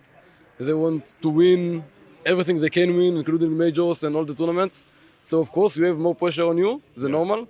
But after all, we have like, look at our team, it's more stacked. So we should perform in a way to this pressure. And it's just the way it is. But then you won the major. You know, in terms of like the expectations being high, you just joined a team that just won the most recent major. Like that's a compliment, I suppose. But it's also that's pressure like you've never felt before. In terms of, hey guys, the last event, we won the largest event in the event calendar. They always put it in my face. Yeah. We won the major. But wait, you didn't win. Yes. You didn't win. Yeah, right. But it's more like there is pressure, obviously. Like the culture from OG, you can expect. Like Ends back then made finals, semi-runs. But in OG, we for 6 months, I don't think we made playoffs. Like so, unless it was online event. So the vibes of the team, the energy is very different. People want very different stuff from you, and I just need to get adapt to it. Yeah. And I think it takes some time, obviously. So I give myself some excuse for it. Yeah. But I need to adapt as fast as I can because this is this season has no major, but it has so many tournaments, and in the middle of the season we're going to transition to CS2. So it's going to be very chaotic, and I just need to be very fast on board. Can you help me and my little brain understand the role differences? Like, as in coming into this role now, from what you're used to being and providing for the team, how different is the role? Yeah, it's very different. In OG, I was like, I had a lot more responsibilities. So like city sides, calling most of them up in city. Yeah, and then on this side, I used to enter a lot because we used to play a lot of execute, strat, fast rushes, pops, and Vitality to some extent it is similar, but with less and more responsibilities. So city more anchoring. Less responsibilities, but we have just different responsibilities. And then mid-round, I need to find my ground, communicate. Let's make a plan, which I try to get myself into. But every player in the team has very good communication. Very good communication. So it's easier to do it because in OG we, at some point we had 2 players that their English was not talking as much. Yes. So you need to take this responsibility, and now Lawton can speak. Matthew can speak, Dan speaks a lot, and then Emil can speak. It's very easy to go around and follow up, ping pong the ideas. But the difference mainly on City is anchored, and I was like a rotator. And then on this side, to some extent it's similar, but we just play a little bit more modern CS. Modern CS, yeah. And are you helping him at all? Like, are you kind of are you particularly focused on integrating him, or is that more the job of Zonic? And is there ways you can kind of help him get up to speed quickly? I did help him, but I don't think inside the server, mostly outside the server. Yeah. I told him what they should expect from each guy and the vibes and everything and this kind of stuff. So I did talk with him outside of the server, and inside of the server it's mostly the coach and Dan and these guys. Yeah. All right. And I just can't wait to see what it looks like, guys. You've got to go take your player photos. Thank you for giving me your time. But guys, look at this. Flames and Sphinx on the same team as Zyman. What's going on? Good luck, man. Thank you. I'm excited. Woo! Take a look. It's Rockstar Hobbit. What is going on, bro? You look good. You look fly in the sunglasses. You look like I feel like a privilege to steal you for a quick interview. Man, this is the roster everyone is excited about. And I understand, I saw the news, we don't get Axel to start. It's a shame because we wanted to get that taste straight away. But I mean, this is in most people's mind, if you were building a dream Russian-speaking roster, this is it, right? Of course. And for you, the amount of teams and players you've played with, this mix of players is very exciting on paper. But it's different on paper than it is in the server. Personalities and communication. So do you feel like you got some work ahead of you? You feel like is it exciting or is it intimidating, the amount what you've got to work with now? First of all, I'm so excited to play. Yeah. It's really different to play on Prax and on tournament. On tournament is always different, you know. On Prax, of course, the things going well. Yeah. And to be honest, I'm very sad that Axel didn't come here just because we spent so much time together. I mean, a lot of Prax, a lot of theoretic stuff, you know. We tried to adapt to each other. We did a lot of work past 2 weeks, right? And we came here, we standing, but still, I believe we can go through. Yeah, no, absolutely. How do you feel Electronic and Perfecto as characters are going to be able to integrate with Shiro and Axel? I mean, those are two very new voices in the team. Do you think they're going to benefit Axel and Shiro? Yeah, you know, I'm going to say that before Electronic and Perfecto in TeamSpeak, always we're talking Dafani, Shiro, and me. Oh, really? Yeah, and now everyone talking. Yeah. And too much noise, you know, but it's good. That's a good problem to have. Yeah, you know, it's better than silent things. Yes, yes. And, you know, the Perfecto he's communicating very well. Yeah. I mean, he's very unique player. Is he calm? Like in my mind? He's calm, but at the same moment, he's very energetic. Yeah, you know, he's trying to communicate, he's trying to help, he's trying to support. And of course, Electronic is like on the level which we need to try to step. Yeah. To be on the same level like him. Right. You know, communication, really? the calls, the understanding of the game. Of course, he was playing for Navi. He was winning a lot of tournaments. You know, he was playing under Zeus, and he understands a lot. Yeah. So, of course, he's trying to use it inside the server. Yeah. And you know, everything will show tournament games. Yeah, how wonderful. It's because it's very different and it's hard to say. Of course, I'm gonna say that we have a lot of firepower. You've got lots of firepower. Yeah, you know, communication on good level, everything on the top level, I'm gonna say. But tournament will show hell yeah. Every like mistake and every gap what we have. Yeah, and I think my last question is just about the Electronic in-game leadership. Yeah. Because it was always like, I know Shiro was a voice, you've been a voice. Yeah. So does Electronic have support? Or is he coming in as like, you know, more of a rigid in-game leader? Because I know in Navi, I hear from Simple and Andre at Blade, he says like the guy is a second, you know, he likes to be a second voice. Yeah. So when he sees something, he says it, but he doesn't always have to call. What's the conversation there? Yeah, I just gonna say my opinion. His understanding of the game on the highest level. Yeah. And it's hard for him to be the second caller just because he understands the game better than... He knows what he wants. I'm gonna say like better than everyone. Yeah. So of course it's gonna be hard, in my opinion, to be for him second caller. He needs to be agile. He needs to go to this level, and he's doing great. I mean, I like it. I'm not gonna say that it's you know, he is like super perfect because I didn't play on tournament. As I said, tournament will show every gap what we have. Yeah. And now, of course, I'm talking a bit less, not a bit less, I'm talking less just because we have Electronic now. And of course we have Perfecto who is talking also a lot. Yeah. And Shiro. Shiro is like the guy who is helping Electronic right now. So yeah, we're trying to adapt, of course, new calls, new strategies and new vision, new understanding of the game. We're trying to, you know, to adapt to each other because of course that takes time. You know, we had also like very strong sides as a Gambit from Gambit youngsters, and we continued to play, and we were top 5 team in the world for sure, and we have strong sides, and we're trying to adapt to each other. Yes, right. Yeah, but it's, you know, not easy. The first thing what I'm gonna say, we're enjoying. Good. That's important. That's very important because I was playing for a lot of teams. I mean, I saw a lot of stuff, you know. The worst thing what you can have is the people is not enjoying. Here, people are enjoying. That is a perfect, that just gets me more excited. I want to see you guys play.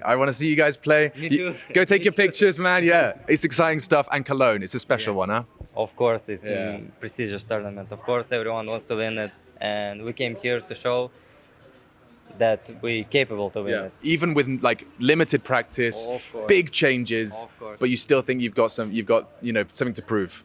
Of course. Yeah, you do. I can't Every wait. day, every time. I can't wait, bro. I'm excited. Kill it. Thank you. Thank you. Hobbit, new look, Cloud9. It is one of the most exciting roster changes. And of course, there is that caveat. When will we see Axel? Will he arrive in Cologne? Will it be Buster throughout the whole event? Just have to wait and find out. Hey, Marie. Oh, no. Can we come talk to you for a little bit? Yeah, I mean, like it's the worst moment of the day because I sound like I feel so really bad. Well, this. No, you look great. Everything's Thank great. This is what we want. We want to get the vibe of what it's like because you produce all the hero shots at every ESL event. Yeah, I mean, like most of them, yes. Yeah. Can you talk to us about this like design? Like, are you part of the design process? Yes, a little bit. Like, I mean, like normally we have something in mind, but then we obviously have to figure out like if it's doable, like if we can, like, you know, like pay someone who actually leaves the light on. Shall I ask him right now to put it back on? Do you want that? Hey, Chris, can you put it back on? Just for 2 more minutes. That was perfect timing, though. That was excellent. You know, but that's how it goes here, right? It's a lot of spontaneous stuff. Yeah, but I mean, like if we plan something right now, the cathedral makes sense to have a cross, right? Yeah. And also like just to have something which Drapery. is like, yes, you know, because we have the trophy in the middle. Not everyone is allowed to touch it. Obviously, on media day, nobody can touch it. Just the winner can do it in the end. But not everyone is even allowed to go on the podium because only the ones who had an IEM trophy win already. For Cologne. Okay, so the players who've already won a Cologne can go on the podium. The players who have never won the trophy have to stay off the podium. Yes. That's kind of Clever, cool. right? I didn't know that. Yeah, I like that. That's a little thing you'll notice now when you see it. Mm-hmm. If I asked you to maybe just like walk us through and shoot me in one hero shot. Oh God. Okay. Doesn't have to be the whole thing. I know this is the end of your day, but if you just give me like one shot. Yeah, I mean, let's do it. So I don't get to touch the podium. yeah, you don't. Like I'd have to double check, but I'm pretty sure you don't. So yeah, if we would go there and we put you in position, I would be like, which position are you playing? If you're leading, for example, I think it makes sense to have one shot like centered for you. So you'd be like in the center and have the position. I was never a leader. Let's go with like what would you do for like a lurker support player? Lurker would be a position pretty much to sit down there, like like a little bit more cool style. Like Okay. sit on the podium pretty much, you know, and Cool. just lean forward, like but having the trophy in the back. Okay. So that would be a thing. Do you want to do it? Yeah, now? can we do it real quick? Yeah, Sure. cool.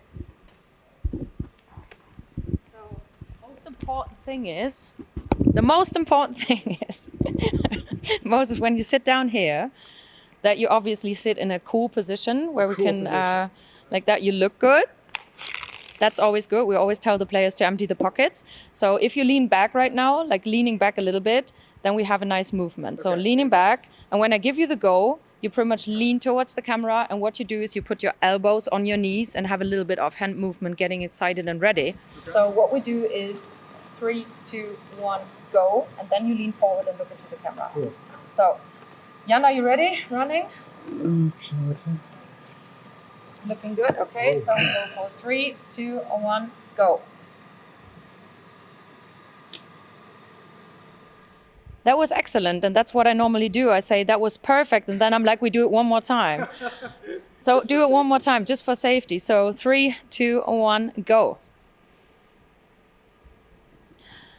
And when we have a position like this, we might be going for, you know, like some effects with lights, whatever. But this looks sick already, so I would leave it like that. Okay. Thank you for doing this. No, thank you It's so a much. I nice appreciate ending it. for the day. Yeah, it is. Good. Go get some rest. Go have a beer, some food, enjoy yourself. Beers, Yeah. definitely beers. That's, you know, German. Yes, absolutely. Perfect. Sen yapacaksın. Ya.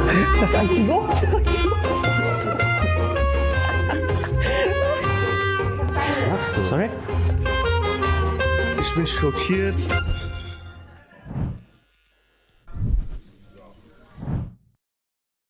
Welcome everyone to our newest IEM segment, Role Swap, where we're going to put pro players in a situation, learning some skills that they might need at some point in their life, and proof if their teamwork that works in their team also translates to the real world. So let's meet our first 2 pro players. I wonder who it is. Nico and Manasi. Hello. Good morning. Good morning. So, you know, we're going to put you to work today. Do you have any idea what you may be doing? No clue. No one told us anything, so Okay, what do you hope it is? I hope it's not cutting the hair. Well, we'll see. Anyways, let's go inside. Let's do this thing. Hallo Jungs. Hallo. Schön, dass ihr da seid. Die 2 Sachen sind am Anfang das Wichtigste. Und hier sind auch eure verschiedenen Haarschneidemaschinen, Übergangsmaschine, verschiedene Größen, Konturmaschine. Die ist für den Übergang, damit der besser aussieht. Hier siehst du die verschiedenen Scheren. Also musst du ausprobieren. Ich traue euch das bei nicht so. Dobra, brat. Hello, welcome. Good morning. Dankeschön. Dankeschön. Here. How would you like your hair today? Oh, just okay. Genau, nur die Spitzen. Mhm. Ja. Haare waschen, ne? Erste. Okay, waschen erste, okay. Aber hinten. There? Ja. Okay. Ist viel Wachs drin. Wachs Muss drin, waschen. ja. Nicht waschen, hier. Muss waschen, hier waschen. Okay, okay. Let's go. Be careful, cables nachher.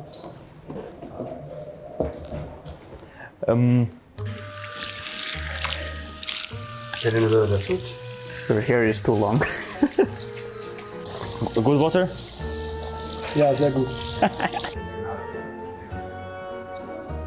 So. So.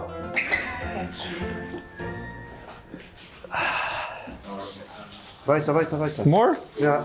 Okay. Mhm. I am in trouble a bit. More? Yeah. It's small tricks I need to know, of course. How do you want millimeters? 0.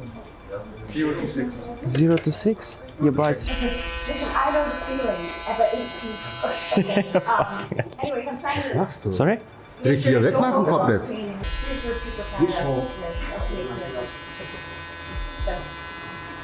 How much room do you have to like be like, okay, you know, if it's a little more, it's fine. If it's He has room to fuck up. okay, All he good. does. Okay, you have room to fuck up, honestly. I never fuck up. Yeah, that's true. That never happens.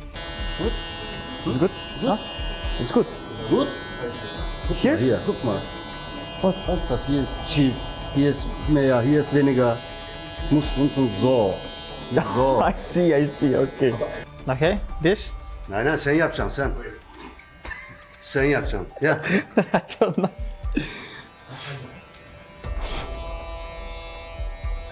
Ja. Wait. Sieht doch okay aus. Take it. Nico, have you looked across, by the way? Holy, it's better than my haircut, man. Yeah. Looks amazing. Yeah, you're happy with it? Yes. Okay, good. Nice, Ilya. Are you cutting already? Yeah, just the bottom. The bottom, Yeah, yeah, we finished the under. Now it's the middle, and then we have the top. So That's the scientific yeah, name for the hair. Exactly. Yeah, it looks great. Thank you. Was ist hier gerade passiert? Was fandest du, was waren die Jungs gemacht haben? Auf jeden Fall war, sowas habe ich noch nie in meinem Leben erlebt. War komplett was Neues für uns alle hier. Also ich bin sprachlos, ehrlich. Ja. Sprachlos, eher begeistert oder eher was? Meine Begeisterung hält sich in Grenzen. Ich bin schockiert. Nicht so hoch, nicht so hoch. Ja, nur unten, nur unten.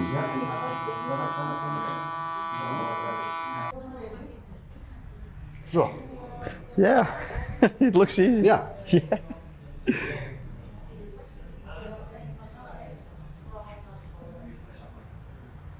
Nine or?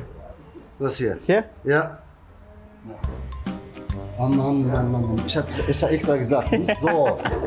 Mann, Mann, Mann, Mann. Nicht so direkt. Da. Okay. Hier? Hier auch. Ja, langsam. Jawohl. Kontrolle. Noch. Guck. Hier? Jawohl. Was machst du? That's good. That's super. Ja, super. Super. Super. Great? No? Yeah. I mean, I'm not a barber, so. Oh. Me neither, to be honest. I thought you were the master. Vielleicht können Sie was anlernen. Vielleicht sind das dann können Sie hier arbeiten, die zwei, oder? Also der eine auf jeden Fall. Welche? Der von der weiblichen, vom weiblichen Fan die Haare geschnitten hat, der hat es eher im Handwerk, sage ich mal, drauf als der andere. Den würden wir eventuell dann auch einstellen wollen, aber der andere auf keinen Fall. Nein. Auf gar keinen Fall. Okay.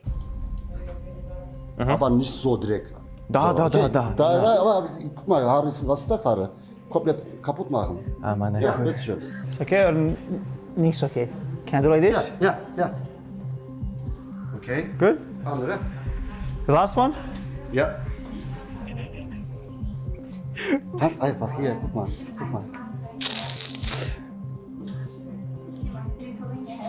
Ja. Блять. I cannot.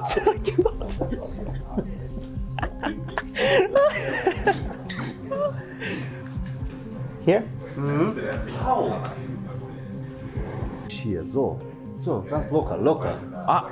Ganz locker. If you would say instantly before, I would understand. Look, let's play a computer game. I'll show you how to use keyboard. Du machst das, nicht ich. Du machst das. Okay. Ja. Ja. Sehr gut. Oh nein, bitte nicht. Okay, boss. Ja, toll auch. Nice. Отлично, брат, отлично. Let's go. Nice. Super. Lucas, what an experience. I think you look amazing, but what do you think? I'm gonna cry at home, so. Oh. It was nice. I think it was amazing. I think he really enjoys his hair now. I just came here. I know I'm the best in it, so I know how to cut. Would you come back? If I really have to know, What if it's for free again? not even then. It's a bit frustrated, but No, I think you did a great job. I tried to make it better, you know. Yes, exactly. At least. Hier, unten. Under? Ja. Andere.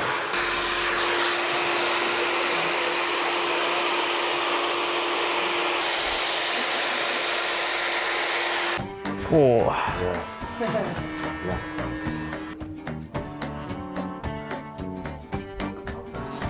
So, your haircut is finished. Came to an end. I hope that you like it.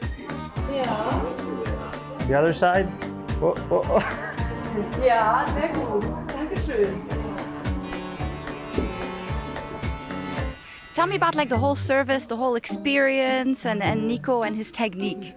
The service was great, and at the beginning I got a nice hair wash with a nice massage, so the service was absolutely great. He was very gentle, and his technique was like, he's a bit softer and a bit not like that harsh thing, like, you know that. Yeah. So, Nico, how was it? Well, for my first haircut, I would say that I did fine. My assistant was great. He was helping me a lot, and I learned a lot of things. So, yeah, I mean, it doesn't matter that I'm happy. It's more that she's happy and she seems happy. So, yeah, I think it went fine. She's so happy that she's actually again there. What? Yeah.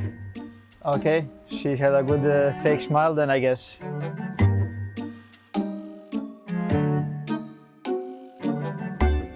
Stages do not get bigger than this.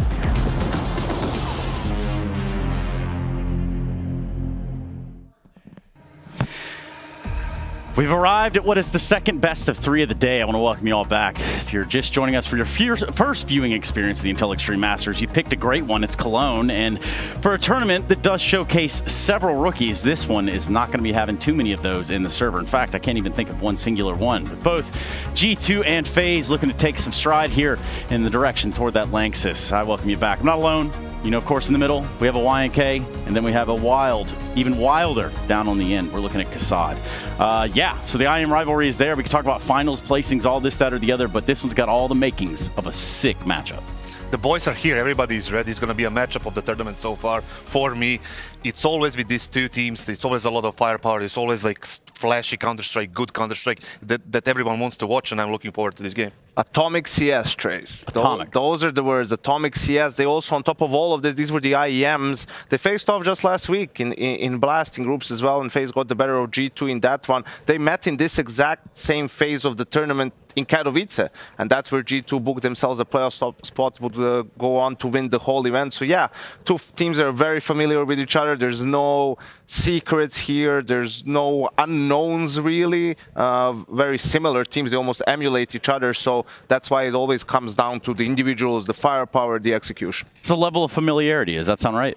Oh, definitely. They know each other. They know where they came from. They know what they need to do. They know how to win. Sadly, some team is going to have to lose today, but we all hope for a great Counter-Strike. It's always been between these two teams. It's going to happen again. I'm 100% sure of it. And you can testify as just how awesome it was to watch FaZe last time we had the grand finals here in Cologne. Like, that was a banger of a grand final. Yeah, that grand final was unbelievable. I mean, a best-of-5 final that delivers pretty much throughout and then culminates with a 16-14 last map, right, down to the wire. And it took everything that FaZe had to be able to beat Navi on that day, and it was just one of those true great games, right, where everyone's playing lights out and FaZe managed to get the best out of Navi.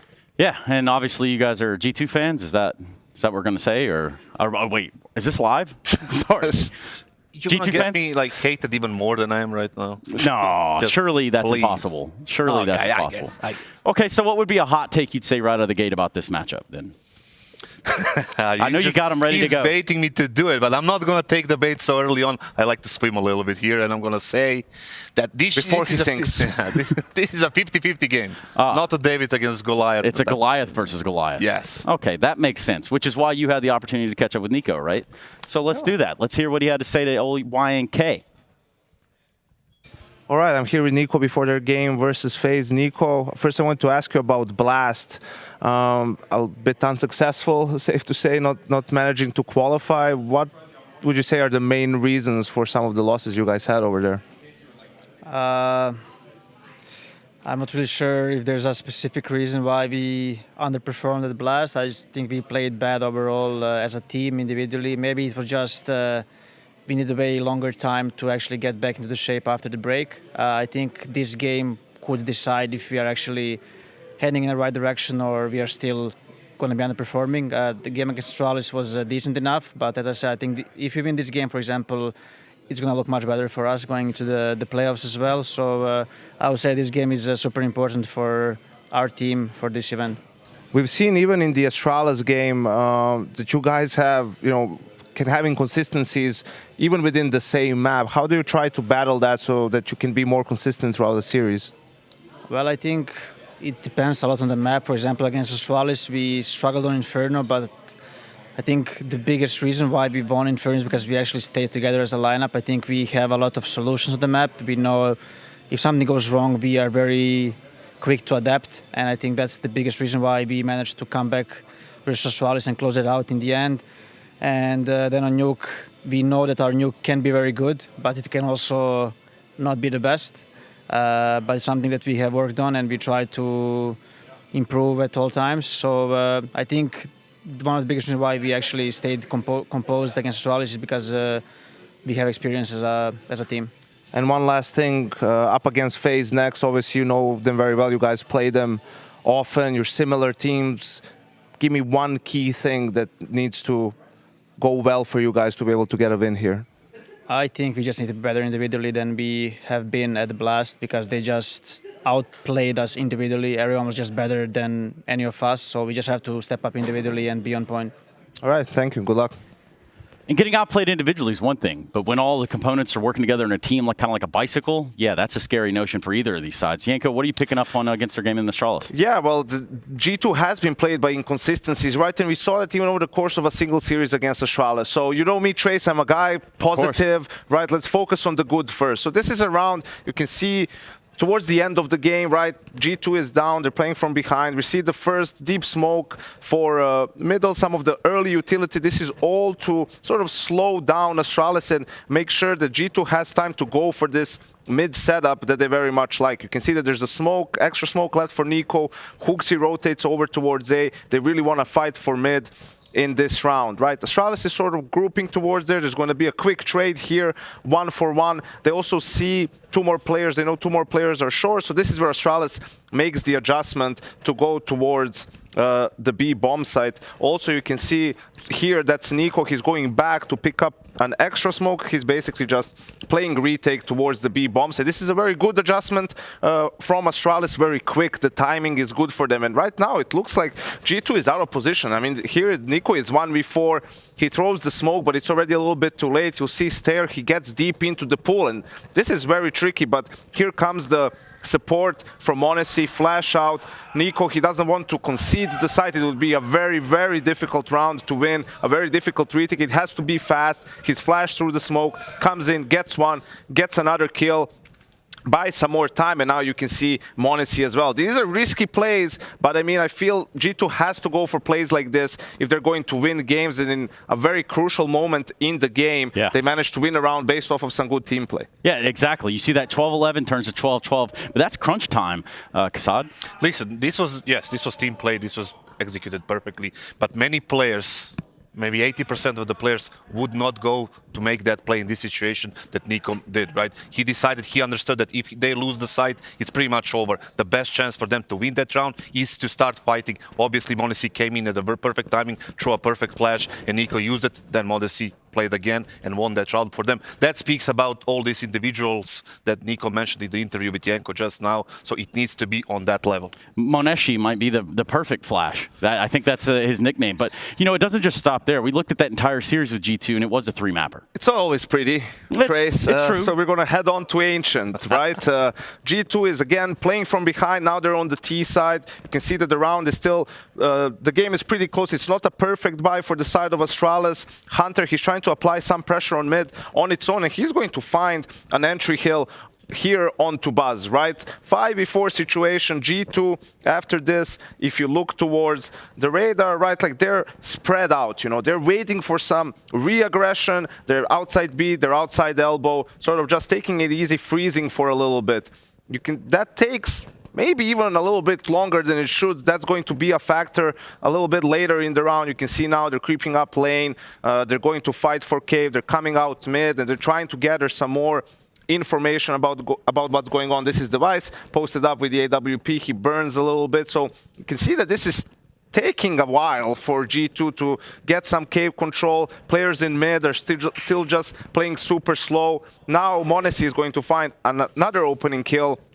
5v3 situation, but you need to look at the time, right? At this point, it's 30 seconds. You need to look at one more thing, and that's look where all the Astralis players are. So it's a B stack at this point in time. G2 Nico dies to Device. Here, they decide to make the call almost immediately to rotate towards the A bomb site, and here's where something really inexplicable happens. You can look at the time, it's 25 seconds. You can see Hooksy and Monacy, they're going up lane, they're going towards mid, and JKS goes towards T spawn, and there's simply not enough time. At this point, the only way they can win the round is that they get the kills. It takes too long to make this rotate, and I don't know if it's maybe crunch time, you know, it's pressure, it's miscommunication, but JKS had to have gone through mid, and G2 is just going to run out of time in a round where they were in a 5v3, right? They could potentially mount the combat, get into overtime, and just it looks really poor when you see this happen. And it's painful. It is painful to watch that. Great Gennaro Gattuso, he said sometimes maybe good, sometimes maybe shit. Yeah, my enthusiasm has limits, I think the barber said in his great words.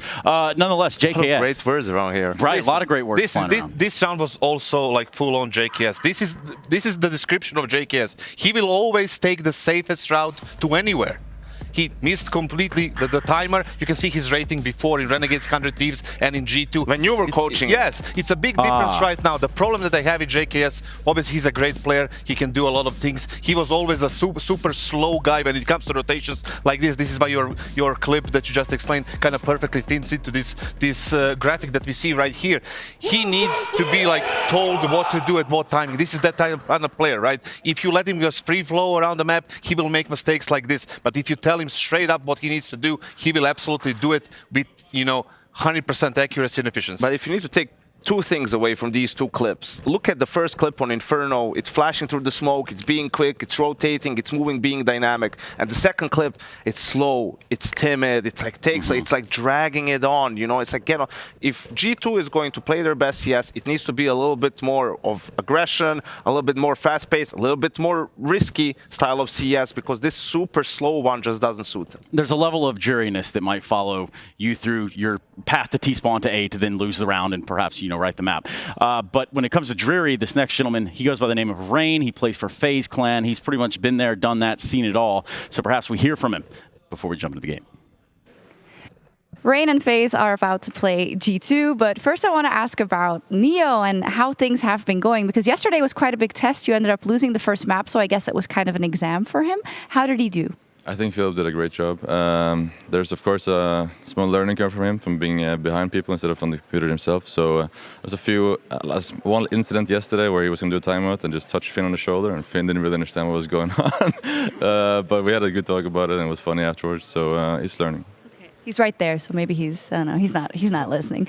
So let's talk about G2 just a little bit. You played them very recently, and that was super comfortable. So what are your general thoughts in terms of the difficulty of this matchup?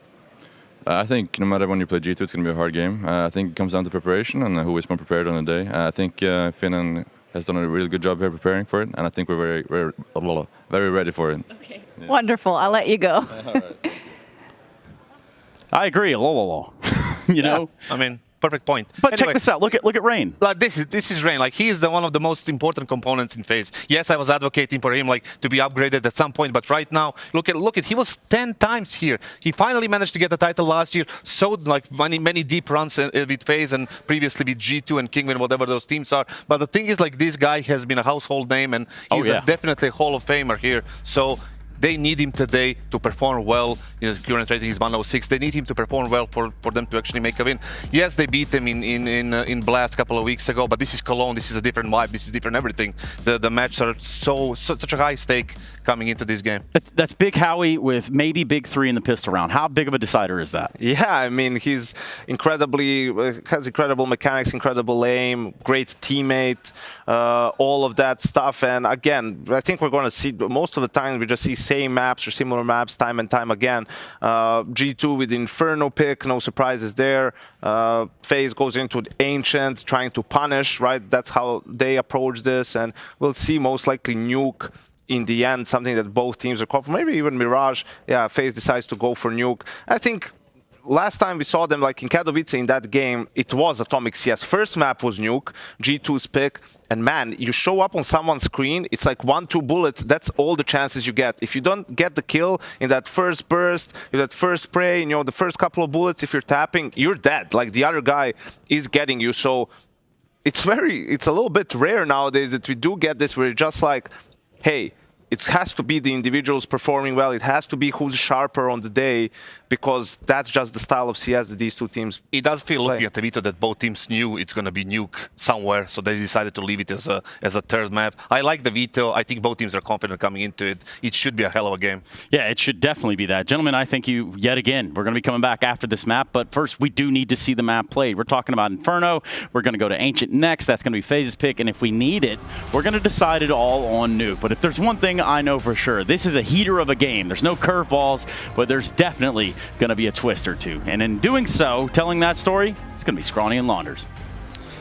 Man, there is no love triangle more beautiful in Counter-Strike than Yanko, Kassad, and Stunna. Thank you, gentlemen, for your pre-game ramblings. Let's let the players get talking, because they're dead on the desk. It comes down to the players any given day when it comes down to G2 versus FaZe. It does. It's a matchup that, like, you know, if either of these teams were having a bad period, the game would be elevated when they play each other, and you would see them play at their Tier 1 level. They know each other so well. It's not like when you have a Tier 1 team versus a Tier 2 team. This is different. You know this match is going to be explosive. Their most recent matchup, the most explosive, was Canadian Twists, locking it down as he has been. An uptick at the start of 2023. Nico. Little freebie there. But if you think that Ultimate is entirely yours, you're wrong. Rain, yeah, he'll get his response back. JKS is dead and Hooksy takes the next duel. They're going to try to deal with Rain slowly, squeezing him from both sides. He's fighting. It's the knife out. Nowhere to run at that point. They hunt him down like a dog. Oh, and he delays for time, and Brokey gets in position to slay. Man, and then Kerrigan slips it. Dude, look at all these timings. Ooh, but they're going to clear. Oh, my God. Kerrigan shoots Modesty, wastes no time. He wasn't sure where he was killed from, but not quite clean enough to get a second. Yeah, 2v2. Things continue to get interesting. And it is a fake, and it's actually such a great move. They're responding immediately because they think that G2 are certainly going to commit. This is actually a big risk for them to run it back to the A side. And look at them, chasing ghosts on the B site. Not a single player there. What a call. What a call. Kit bottom mid to be picked up for the retake, but it's a long road, and you got to get running. Twist is on like a 30-day gym grind at the moment. Brokey, I'm not sure. Twist will grab the defuse kit. Brokey's sweating back in CT spawn. A little delayed, but gets in. And of course, there's time, but it's going to boil down to quick peeks and even quicker headshots. Twist, unfortunately, 8 health, and if that kit gets dropped on short side, it feels like Brokey's just not going to have time at this point. So Twist getting into the bomb site is very critical. They boil it down to the wire, and, well, kit out in the open. It's all done here. It's going to indeed be G2 with a bomb pop and the pistol. Yes, it gets a little confusing right there in the 2v2, but Hooksy has it all lined up. It comes down to the time. Like, that's the biggest advantage that they had. They faked B with a flash. Had the rotation over. If Brokey had stayed in position, it would have been fine, but, well, why wouldn't you think they would go B? If he had gone down mid or if he had stayed on A, those are two reasons why FaZe would have won the round, so it was a risk from G2. It was just the right one. It paid off. 3 separate blind sides in this pistol, if not 4 if you include Brokey in the apartments. So everybody just trying to get a little sneaky at the start. A creepy crawling pistol round that gives Rops an M4, blinded and stuck. Oh, that jump is the bane of his existence. He has nightmares. Can't jump from it, can't jump past it. He spent a lot of time in that corner lately. And his M4 will remain there. Unless one of these Galils decides to pick it up, because everybody else has been smoked out. And with him dying, that was what they were banking on. A solo Rops M4, empty-handed, means G2 2-0. Clean one. That was, sorry, what gun did he have? He had an M4A1S. Oh yeah, that's a good gun. Particularly a Print Stream M4A1S. I got one too. Oh. Cool guys over here. Can you make that jump? Can you do the Rops jump? The Rops jump? Why calling it Rops just because it's been his kryptonite lately. Smize and a snacky. Yeah, what would you call this jump? The pallet to jump up here. Pallet to flower, I don't know. Pallet to flowers? I don't know who did it first. Flower pallet? I wonder who did it first, if it was Smize or somebody else, but he showed that you could. Flower pallet is now what it's, I've coined it. Okay. I've done alt mid to that sort of small roof in alt with a P90. Yeah. Which is... Didn't ask. That now you have to do the whole game by yourself. Yeah, I was going to say. Please don't abandon me.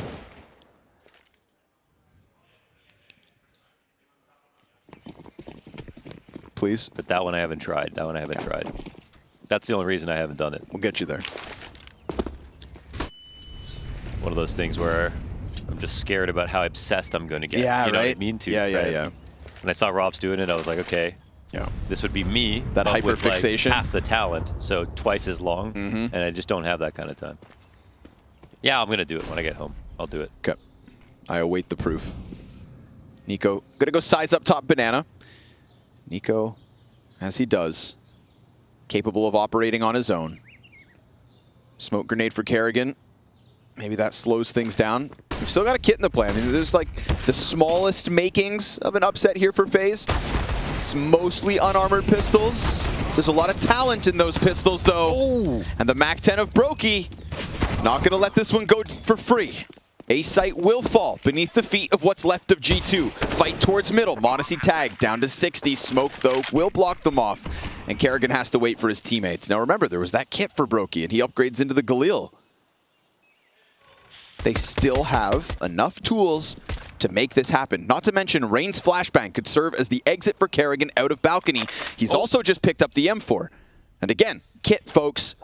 Time It's still here, some to spare. Rain finds the 5-7 frag, and there you go. Okay. Just like that. Man, I thought that G2 were going to find a way out of this because they're so good. Team Ace. At a disadvantage even of getting back frags. When they exit into pit and balcony, they're like the strongest team right now. But that was perfect from FaZe. Took all the space they needed to back. And because they had a kit, they could really be patient too about the retake. Ooh. Oh, damn. Okay, poor helps. Hunter. Yeah, that sure helps. There we have it. So everybody puts a kill up between the pistols, the MAC-10. We didn't quite see how Nico ended up dying to Brokey over towards Banana, but that Galil, him dying is what got the kit over, right? If that kit stays Banana, I don't know if Rain and Kerrigan have it. Kerrigan nades Hunter into oblivion, and Twists burns Nico on Banana, so they don't even have to shoot their guns. It's just utility with 2 kills and nearly a third, because Rain's down to just 21 HP. Hooksy with the Tech 9 can go pick one up off the crisp corpse along Banana. JKS holds. There's a slight gap there. Oh, Didn't no, see actually. It, though. Okay. Might have been rotation, might be just our spectator smoke. Won't be a problem in CS2, but for now, we don't know if anything was spotted, but, well. Ooh, Boiler well held. It's a frag that delivers itself. G2's true strength is being able to exec with low numbers on T side and still win. But this might be a bridge too far. 2 players. Like, I actually see this and I don't see them saving immediately. Like, that's how strong they are on this map on this side. So Hooksy's at the top of Banana. Range. What? Oh, is there a visual glitch? Yep. Okay. Fixed. And Kerrigan's spotting. He doesn't die, though. And that's probably now the time where you just say no. 25 seconds left. HUD is just frozen for a moment. It's like, man, I was like, how is there still a minute? Suspended in time. Okay. Well, this one fizzles out. FaZe will take their second. Individual levels, when it comes down to it, is what we sort of paint this head-to-head as. Were you surprised when FaZe upset G2 earlier this season, just last week? Was I surprised? Yeah, in the gap of level in between the players. Like, were you surprised that G2 came in cold? Because remember, we're talking about a G2 that also almost lost to EG Black, essentially. Yeah, exactly. Yeah. So, not really. Both of these guys are just sort of the inconsistent top at the moment. Okay. They're the rocky peak of Counter-Strike. Okay, up there, FaZe, G2. You could say Heroic, even though they got their games close, but they still end up winning. You know, so I don't think Heroic are there. Vitality aren't there. They're in the clouds. Vitality are in the clouds. Heroic are in the clouds. FaZe, G2 are in the rocky peak. And then everyone else. Kind of just trying to trying to get up the mountain. Trying to get up the mountain. They're Where's still Cloud9 about? I mean, we've had somehow not, yeah, they well, that's also with Buster. That's not a fair question. We don't really know. Well, there's like the rocky peak, there's the clouds, and then there's God himself, Cloud9. Up there. All the way up. The very up. You know, most rocky peaks also come with valleys. Not at the top of mountains, no. No? Surely there's a little downhill in there somewhere. That's at the very bottom, though. That's the very bottom. That's the depths of hell. Oh, who's down there? Of the mountain. James. Yeah, James. No, you already said God himself. True. Oh, speaking of gods, there's Desert Eagle's Nico. Nico's Desert Eagle. God of the Desert Eagle. And Hooksy to the top Banana Peak. So this one's got a little more pep in the step. Hooksy double entry. Just doing his own thing off of the pause. He shall tear up some turf into the B site. Easy plant. No problem. FaZe are like, wait, live? Guys. Live on 3. They go walking down middle. And it will fall to only Twists. Ooh, a full punishment round. 4-1 into alts. Honestly, with a great angle. Twist down. There we go. That's Hooksy. Oh, is it Hooksy? If you can hear it through. Hooksy's the $1 million man right now. He's got a bionic leg I think he exploded his ACL or something Some like kinda that, injury. playing soccer. And that's why you should just play a real sport like Counter-Strike. More time inside. Wouldn't get injured. But look at him go. Oh, wow. Letting him know. All right. He's letting him know. That's good. Kassad, you better hide, son. I do love a fighting spirit.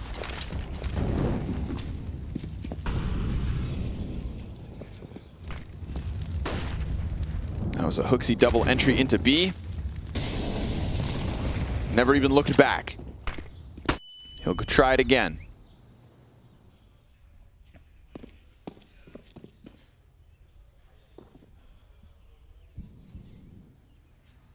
FaZe holding on to a good amount of utility.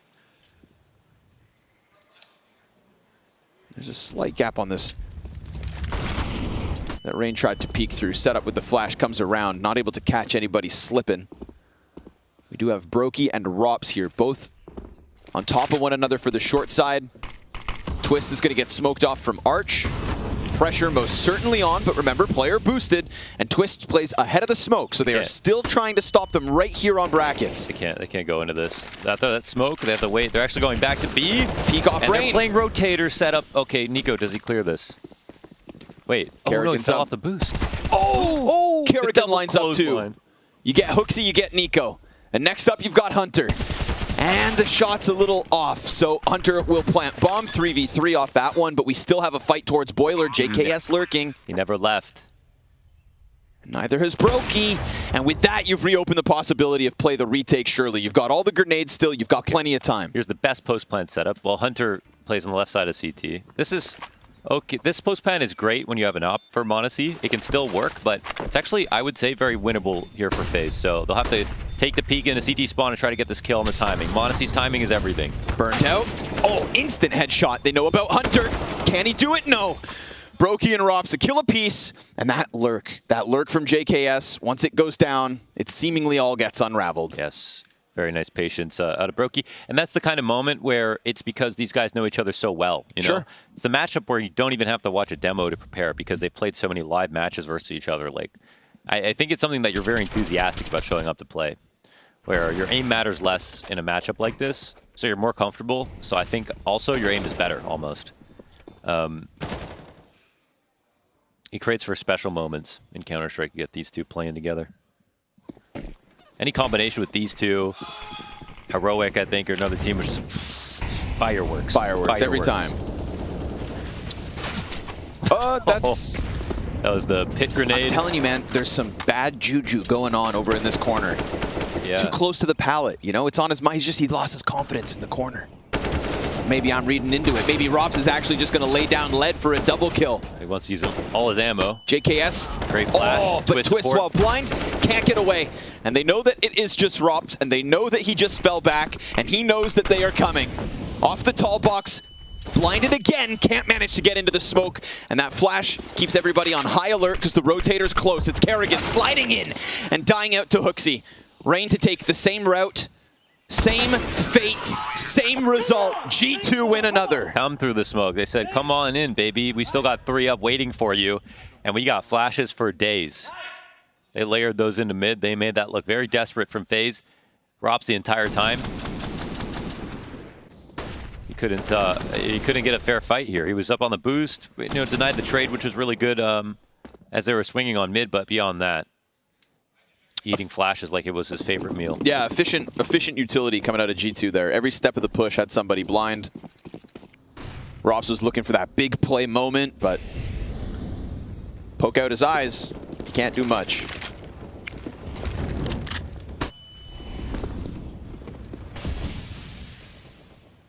That's what awaits you if you wrap around Arch, but unfortunately for FaZe and this cheeky stack, there's nothing coming its way. Not yet. Not yet. Hooksy off to a great start this series. I think that it's fair to still, you know, have a conversation about the Hooksy and Kerrigan struggles in the frag department. Mm-hmm. Kerrigan had a little uptick last week. Had a great series versus Liquid. Yeah. Oh, sorry. I thought you were talking about Liquid. I was going to say, big uptick with Liquid, but small uptick on the event itself. You know, still mid. Liquid, banger. And we do have to discuss their shortcomings in that regard to their gameplay. Even though it's not their specialty, it's still important. Nico off oranges. Didn't kill Brokey. Pistols coming off the flash. Nothing. JKS, good cover. Coffin's players stuffed. Everybody dying here except for the G2 players. Although with low HP, FaZe seek out some economic costs. G2's T side, always a treat. And this is no exception. That's another. Yeah. 5 alive. Giving him money, they tried to make him low, keep one alive to get that bomb to explode, but couldn't get anything like it, so G2 built up a huge bank.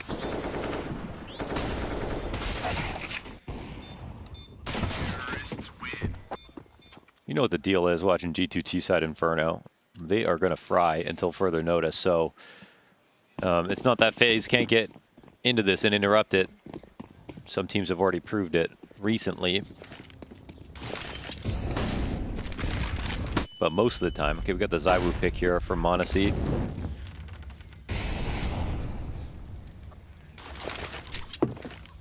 Oh, it's actually the double save.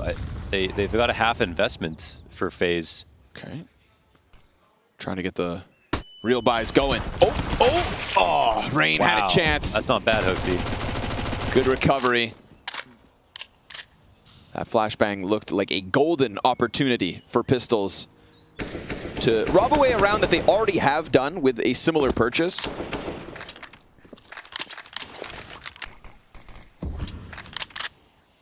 Hooksy said at the Crown Plaza back in Copenhagen, he had to have like one of those like assisted wheelchair rooms to do everything. Oh, really? Because his leg was that bad. Damn. So that must have been uncomfortable to have to play in.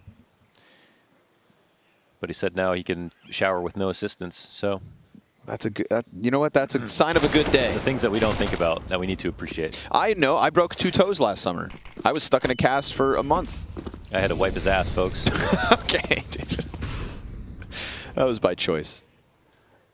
JKS choosing to stick around A yet again.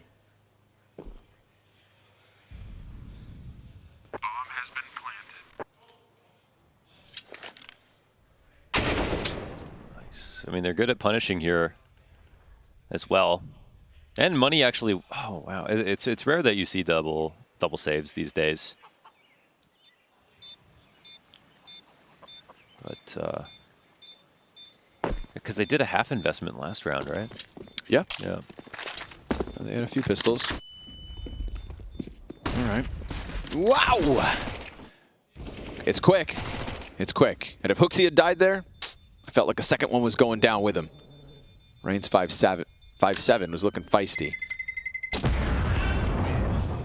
But so is this T side. Now let's see what comes out. Instant op out of Brokey. Obviously, they've been waiting around to buy up. FaZe Clan, if they're going to do anything on this CT side, clock's ticking. We're entering round 10 here as they stagnate on 3. Well, G2 know what's up.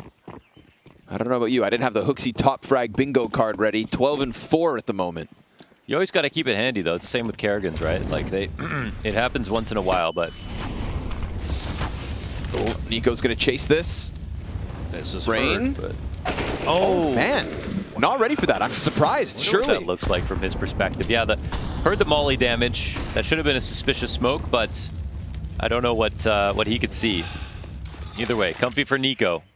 Sets up his team well here. Yeah, Nico sees all he has to, just ahead to shoot. Hooksy bests Rops on the corner. Okay. Short side, not Rops' playground so far. Brokey, you got multiple bodies coming at you. One already crossed. He misses his shot. Hooksy's just going to get past it. I think he didn't expect Hooksy to be coming from the left side like that. Didn't realize one had maybe already gotten by his angle. This is a calamity for FaZe. They saved up for this round, and they get just as little, if not less than they did in the Pistols. Yeah, they're getting murked, man. That's a nice kill from Nico. Makes things a whole lot easier for Hooksy to call, but he's doing a great job on the entry in a lot of these rounds as well. Scared the life out of Brokey. Couldn't hit his shot, as you mentioned, crossed earlier. Hooksy's a very willing entry fragger, you know, and that's fine. I mean, it's easy to be selfless if you're, you know, not expecting great performances out of yourself. Like it's, you know what I mean? Twists. But for the road. But to be the entry and deliver. For everybody on his team and everybody watching, he's talking directly to Kerrigan, speaking Danish, like, come new bro. And then come new Finn. Called him out by name. Yeah, true. By name.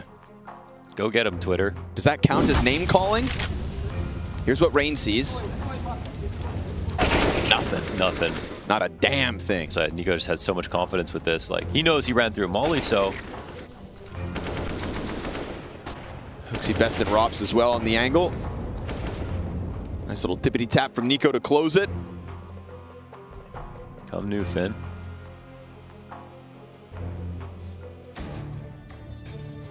Neo, new coach of FaZe. Love the haircut. Said that he also kind of looks like bro / JKS. Yeah, but not as much as those two look like one another. If you told me that JKS was bro's father, I'd have to believe you. His name is actually Bro Savage.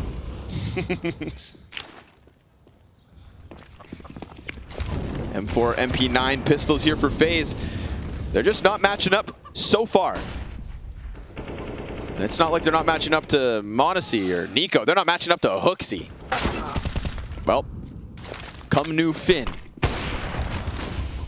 Finn has come for you.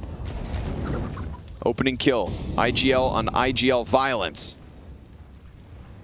Kerrigan slips back into the bomb site. They weren't able to grab the gun off the dead body. So his teammate in Rain still just playing with the Deeg. But they like where this round has started. Yeah. Again, I think G2 are very resilient in these situations where it could get scary for someone else. So grouping up with full banana control at car and knowing no one's pushed alts. Oh, that's a good setup, but Kerrigan with his brand spanking new M4 puts together 2 frags. And the high clear on the entry turns this to a 3v5. Now, again, I would say there's still a chance.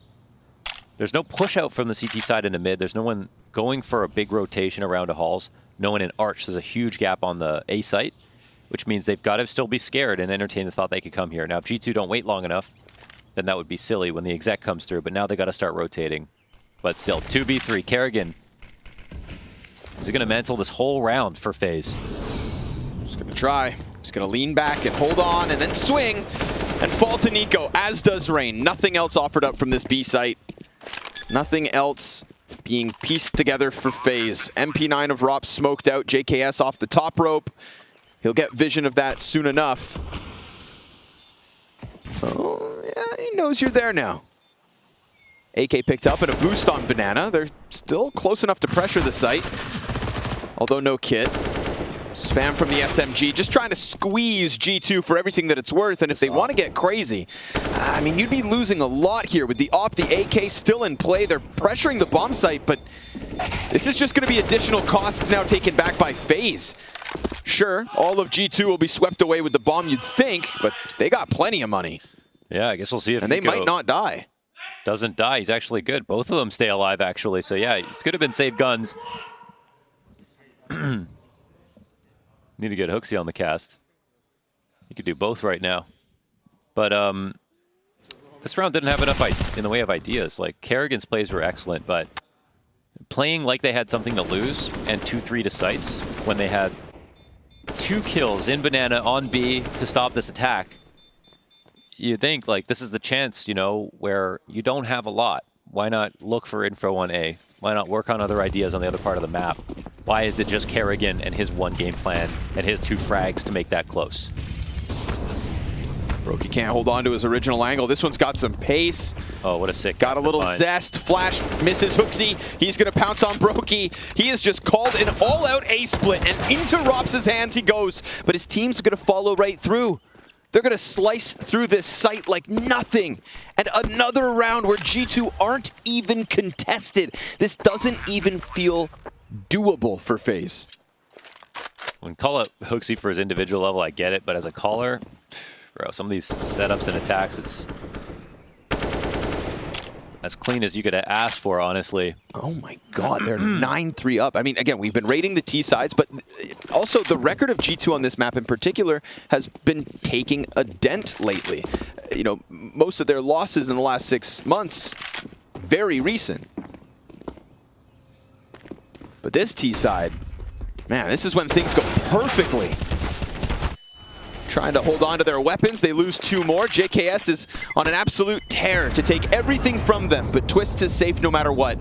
What they're not safe from is an embarrassing scoreline in this first half. 9-3 at least. So this is a conditioning call and a call out for the 3B start. It's a gamble you throw in sometimes, but the arch gap has been there multiple times for FaZe. This is just the first time G2 have decided to exploit it. So running up mid, they see nothing. Hooksy with a perfect flash dodge as they're gonna, it might have been a reaction to knowing how far he's gotten after the smokes landed, right? That's how, you know, into the weeds they are with each other, where you could understand that timing inherently. And another entry for him.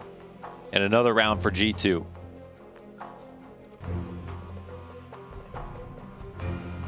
The only concern for me with FaZe is not really if they're FaZe in the series. Like, this half could be a total aberration. Like, you switch over, they could look great on T side. G2's T side Inferno can be this good sometimes, sure. Other maps, it's not going to be this dominant.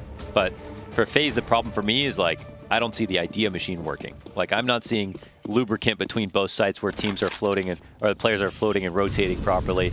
I'm not seeing a strong, you know, half of decisions out of Roth playing on lane. I'm seeing a little bit of aggression, but mostly FaZe sort of crossing their toes and hoping their individuals carry the round. Well, they haven't been enough yet. Kerrigan's goes down, Banana swinging. He has softened up Nico nicely. We get the Nico op. Always a treat.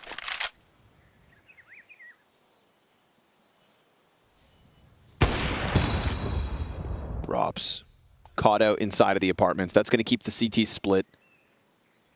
And that's Nico with 7 health, taking over the op from Modesty. Getting another one. Brokey's going to have to do something special here in the face of what could be the 3-man push or a delayed hit elsewhere. G2 grouping back up. Still 3 full sets of utility on them as well, so they can do whatever they damn well please with this map. I think FaZe need to attack their sort of insecurity about getting Hall's control and like thinking about pushing alt in some of these situations, because it's just been JKS there when it's not an A attack, you know. G2 haven't been overcrowding it or overplaying alt at all. It's just open for them. Twists. There's a free one. Oh, Twists. 2. Pushes it into the doable 1 versus 1. At this point, you're playing for any round you can, so Brokey comes over onto Arch already. Modesty versus Brokey. Full kit of utility here. He heard that. Brokey's sliding through. Modesty slips into the back of the site. Brokey's close. Smoke's gonna fade. He's still concerned about Graveyard, but he's also taking a quick glance back sight. Modesty comes out, can smell it. And that clutch gives G2 10. Wow, quick change of course after missing the jump up onto the Vespa and just goes back sight, simple enough. Brokey can't find him, maybe a scope. And as Modesty peeks, I'm not sure if there's an audio cue there. Looked like it based on his reaction, but valiant effort from Twist. Yeah, it is. Mows down 2. Puts it at least into the 1v1. Winnable clutch, but Brokey losing track of his target.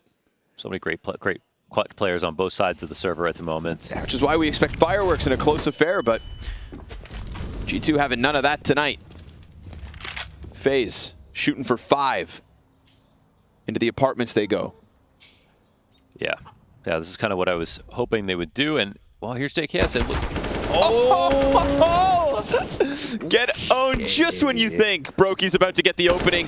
The fallback's barely secure. Robs gets away on 19 health. Look at that. Beautiful. But it's still not a freebie for G2. They'll have to come back from the 3 versus 4. Modesty taking some grenades to the feet. Well, that somehow could have been worse. A little cache of utility here, but you gotta be careful with that jiggle. He'll make sure they can't take Banana either, and he'll leave. They've cleared out apartments in the meanwhile. It's important denial of information, and G2 have had their way with the map in these mid-round situations, moving back and forth. So I really think the FaZe A side of the map has been quite scared, and No bracket retake right now. Okay, Twist finally walking up. But is it to his demise? We'll see if he finds a good timing here. Looks like Monacy's not going to clear him. Yeah, it's an easy blindside. Opper down. Fallback also secured. But then Hooksy's going to walk into the gap and then just hit a zinger of a headshot. Rob's going to be hard to find, surely. But he's also on 19 HP. Pops up, kills Hunter. Hooksy now on high alert, has the information. But he doesn't have any teammates. Hooksy, you got this in you. A 20-kill half, perhaps, with this 1v3. Arch player peaks. Now he's down to half, and Rain able to hit him from the other side. So FaZe will grab a 4th. Nice to have Twist walk up lane right there to find the kill. That set up Robs nicely. Such a good bait position as well, actually. And if they came out of halls, Robs could have peeked up for that, which I think is the original game plan. But it covers the option of Twist getting killed, too.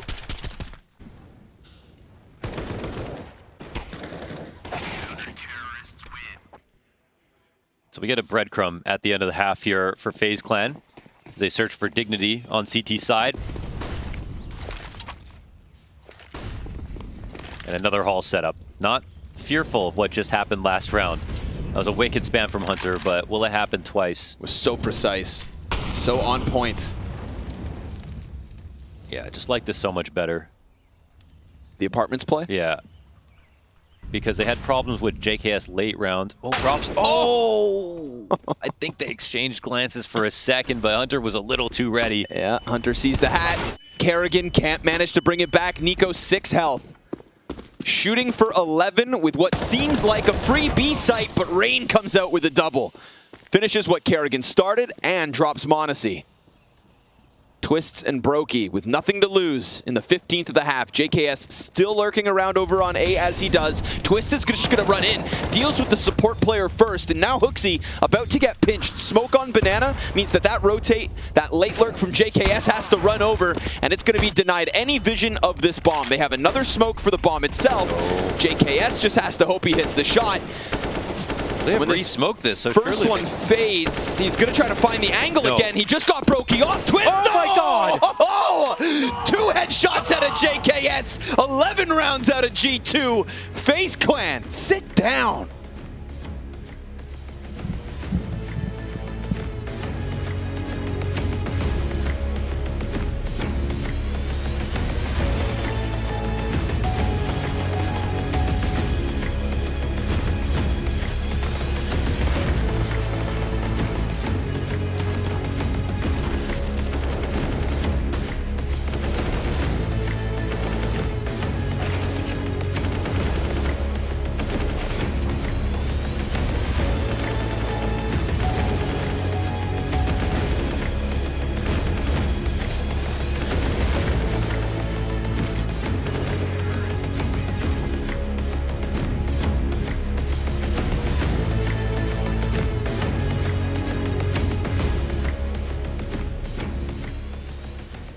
Comes alive in that round. Monstrous round for him, and that's what we've been waiting to see from this guy on this team, right? Just hits lovely spray as they try and exit on B, and then he jumps through a smoke, which is so audacious, but you have to love it at this kind of scoreline, and that's going to piss OG right off.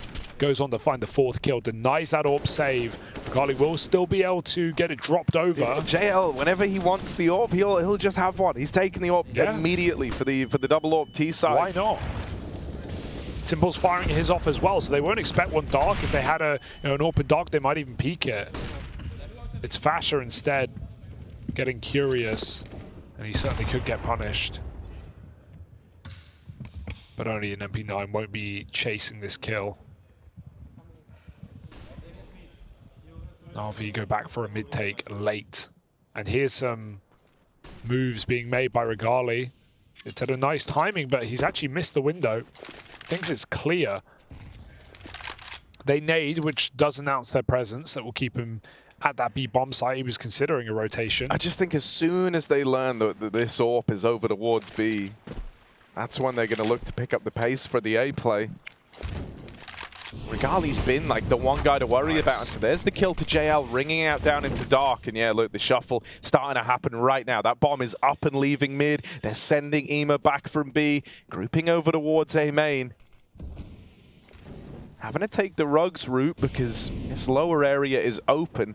This mid creep from Nexer is kind of crazy considering they don't have middle, but it's going to work out for him. He can get peeked from the window. It's never needed. The bomb spotted on Ema down towards the T stairs. Alexi needs to play late in this round. He can't go just yet, but his team are falling apart. So 20 seconds now, he must make a move. And he really needs both entries. Neither will present itself. And Ema just drops in for B. He has a hope. If he gets this quick kill onto Fasher, he can win this round. That smoke comes down. It helps him out. And he's found a way in. Oh, but he surrenders the round. That's a shame. Could have had a plant, but it's not meant to be. 4 at the end of the half for OG. They are scraping by as Na'Vi run wild on the T side of Anubis.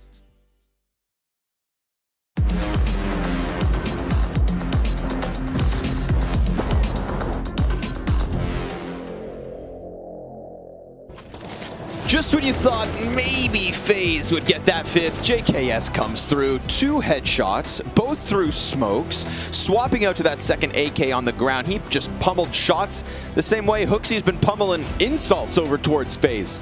Yeah. Well, maybe not insults, but call-outs. Directly I think saying, he wants come their new, feelings. Finn, come get some. Absolutely, and you know, I like that. Hooksy's been on a lot of criticism, and for him to show this kind of attitude, I think is great. No matter what happens, you're still here to play to win and act like you're the best. And look at him go. 18-9, winning the half and potentially setting their team up for a 1 Inferno, which that could dictate these series. That's how G2 got so many of their series at the beginning of the year. It was just having to say Inferno is free every single time. They could just guarantee it. Kind of like 9 on Vertigo. Except G2 are good at least 2 maps. Well, there we go. G2. Dual Berettas between Monacy and JKS. And no Archhold, but a very curious Hunter. Peeks off short, taps into 2. Ooh, this map's feeling bleak. You know, he sees him running away, so CT's need to go to mid, but okay, they smoke and CT spawn. This slows things down. The CT's on the A site can go slow. Yeah. Let's see if there's an interesting idea here for FaZe, you know? I mean, you got to wait the smoke out because pushing past dual Berettas on tree seems too tall of an order. Brokey just missed a little glance from that mid peak, and so now the timing of the flank's going to catch him off guard. He just cleared that. He just cleared it the same way Monacy does the tree. He did, but see you, suckers. Yeehaw. There's not enough time. You know, there's a certain point where you come through the flank where there's simply not enough time for the other team to do anything about it. They can know you're coming, but they still have to go forward to the site. They still have to trade out. They still have to get the bomb planted. And that's one way you press a man advantage. So that's, in G2's mind, easy. First 2 kills, that's a wrap. No mistakes from there. G2 on 12. FaZe on pistols. Well then. I saw Kerrigan in the elevator yesterday after their win versus the Ninjas in Pajamas. I said, hey, Finn, pretty good day. And he said, yeah, except for that first half. And he was a little disappointed with it. But then he followed it up by saying, but all the other halves were great. And that ability to turn around half by half, well, let's hope he can apply it to this one in terms of map by map. Because it doesn't feel like G2 are going to let off the pedal. Full throttle, full steam ahead. Can hear the Lanxess calling. This is an advancement match at the group stage, and it's a fast one. All the pistols down, full house on the brackets control. It's a massacre of the masses. Yeah, so it might certainly feel like this is over, but G2 or FaZe need to win some rounds here on T side at the very least. Like, not one of the teams going to ride off on a comeback, but certainly one that I'm going to doubt in the series if they don't put anything together here on Inferno. Just a hailstorm of bullets coming out of Arch side. Every T walking into it's dead. But G2 are just a team that can punish pick Inferno versus anybody, even though everyone plays it, you know? So, come on. Let's see what you can do.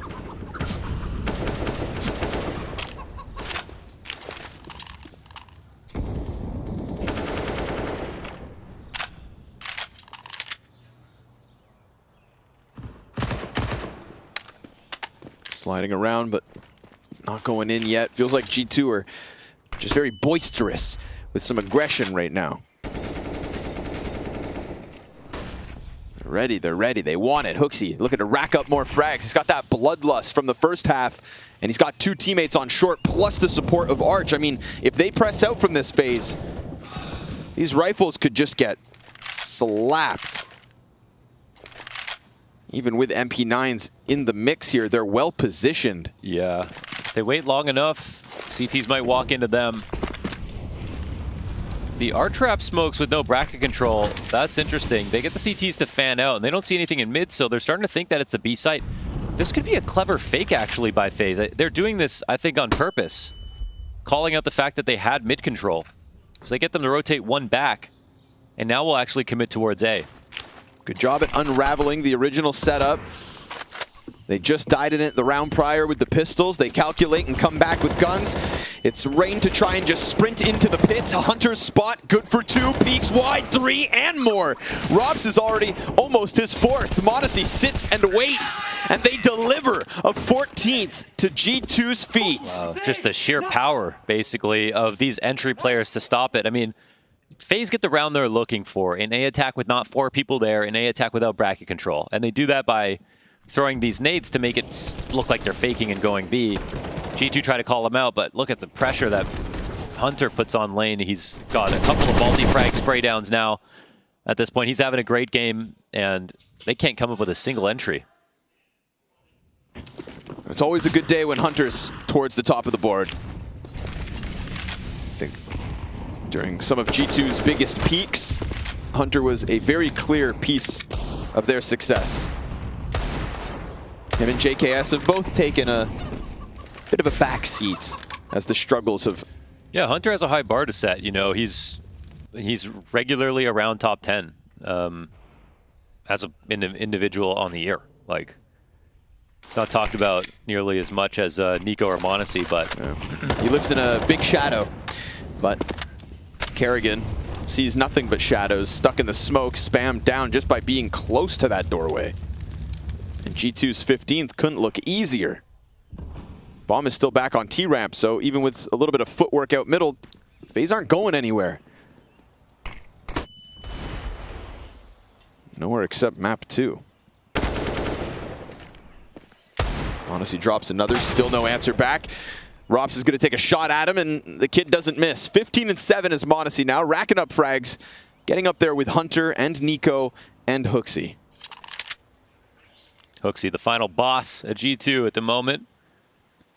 MP9 versus 2 Deagles with Nico back in spawn to help hold cross. There's no smoke, so it's desperate. And as they cross out into the open, they get shredded.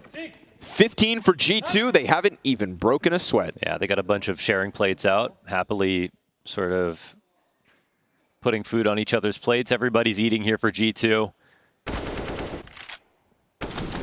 No one really taking the lion's share. JKS with a score of 9 and 8 is the least impressive scoreline on this team at the moment, as they're about to close the map out. And he ended the last half with that 1v2 clutch.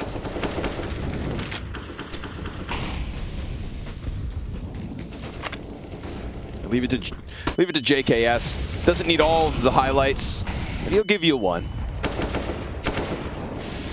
He'll make sure he gets his. Utility pressure coming out of the banana play. Man, what if they win this map and FaZe only have at most 9 kills? I mean, we were trying to sell the people fireworks in this matchup. It's absolutely what happened last time. We always say it comes down to the individuals. Well, I see 5 individuals who have all found their groove. Individuals who sat down, were pumped up and amped to take it to FaZe. A recent loss fuels the revenge that G2 have been playing for here today. And this time it doesn't even look close. That is, of course, Inferno. Got ourselves a best of 3 to move on to the Lanxess Arena. Twist is going to get boosted, and Banana has a chance to kill Nico, but misses the headshot. Chance, man. And we've got 40 seconds now. He was alone. Send a tremor down the setup, and G2 could pull another one over. He's going to play within the smokes, just on the base of Orange. Player jumps up into him. Kerrigan's dead. And it's a fake. They don't even move. They know the strat. G2 haven't moved a muscle. Modesty sat here the entire time, and G2 just sitting on ice as that bomb gets dropped. What an absolute call-out. They don't give a damn about your banana pressure. They don't give a damn about your Inferno. They don't give a damn about your win last week, because today is for the Lanxess, and today Inferno is all G2.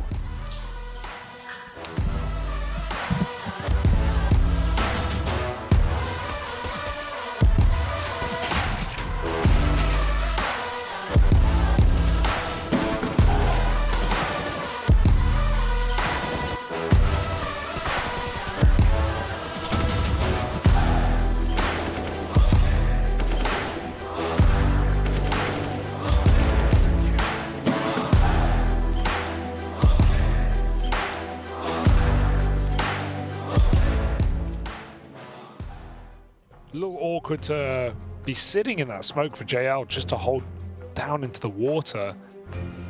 Not a surprise to see Nexus just get a double kill on spam when options are that open. We have Simple on the AWP, second best spawn on CT side.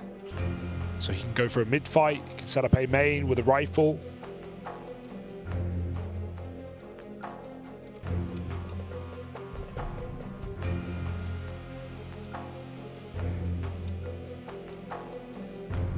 He's got a very mid spawn for trying to make open moves, opening moves, that is.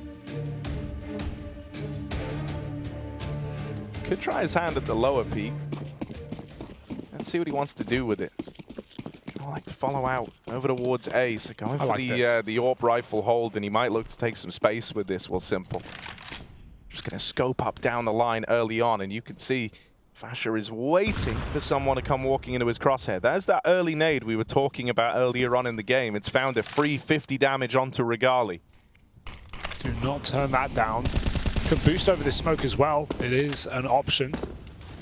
A bit keeps control of A main with a lot of utility dumped to the start of the round. Na'Vi have no more smokes.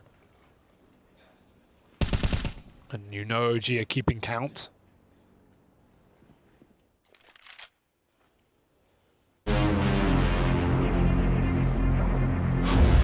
What is your calling?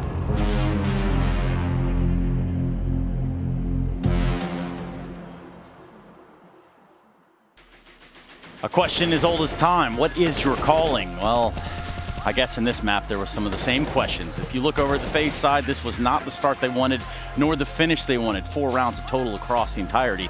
And it's G2 running away with this first map rather handedly. Isn't that right, Kassad? I was watching.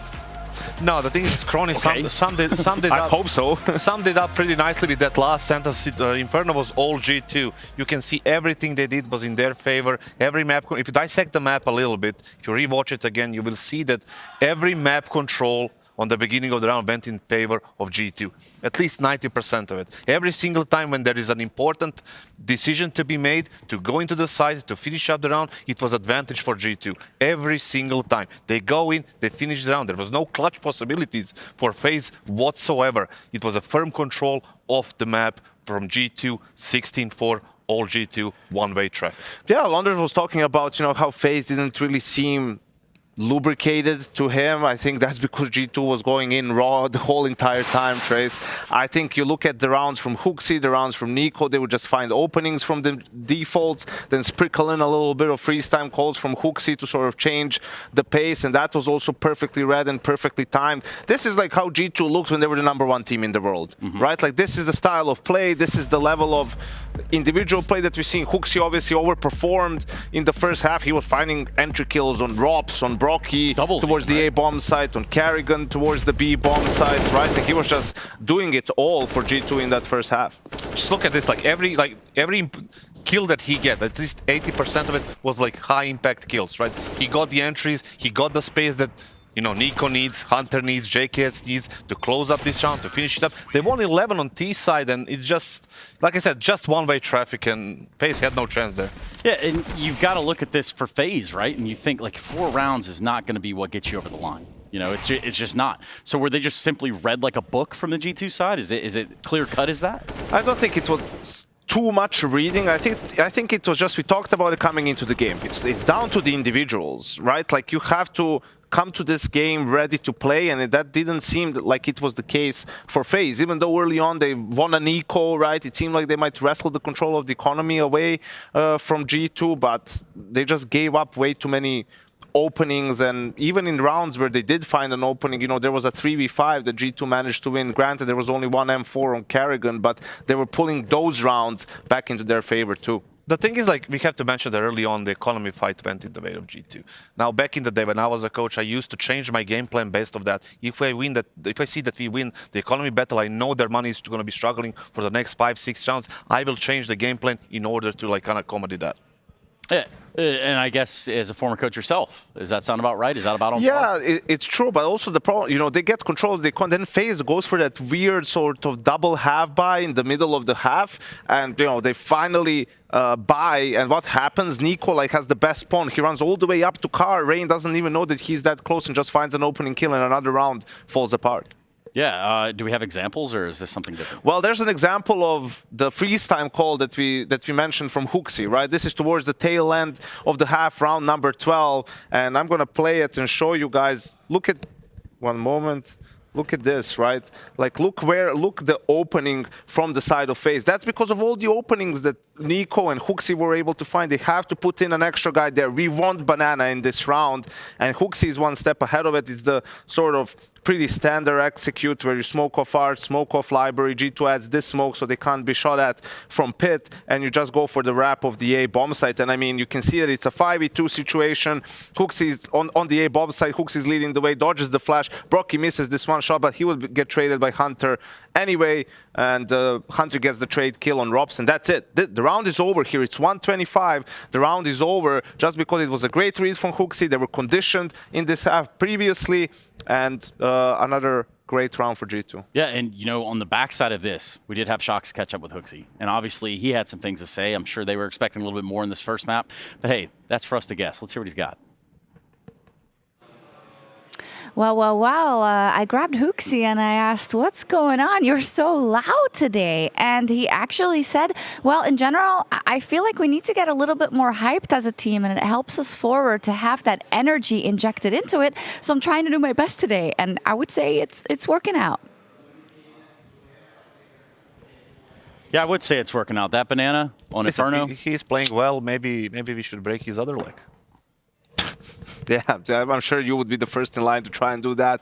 But hey, talking about FaZe in this series, obviously this is one of those games you're going to be outside and say, all right, we just got wrecked, you know, but hey, let's wake up. You know, let's start off, like, let's start focus, let's get lasered in. And for G2 on the other side of things, we've seen and we've witnessed their struggles on Ancient, right? So if I were in the G2 camp, I would just try to avoid super, like, slow, timid style, you know. They start on the CT side, though, so we'll see how that goes for them, where they have something special in store for FaZe. 14 playoff appearances for FaZe. Doesn't really matter at this point. No, it doesn't matter right now because, you know, you're 0-1. I don't care. Like, if I'm FaZe, I don't care about that. I don't think anyone cares. You just need to go into the second map right now and into your own pick. Go take control early on in the half. Get some, you know, get some energy, get fired up. You know, you don't need the pistol, you need a couple of rounds to get it rolling. You see the people are, like, in their camp are feeling a little bit uncomfortable, and it's like a little bit timid in the situations, and they really can't control anything. Now it's a different matter.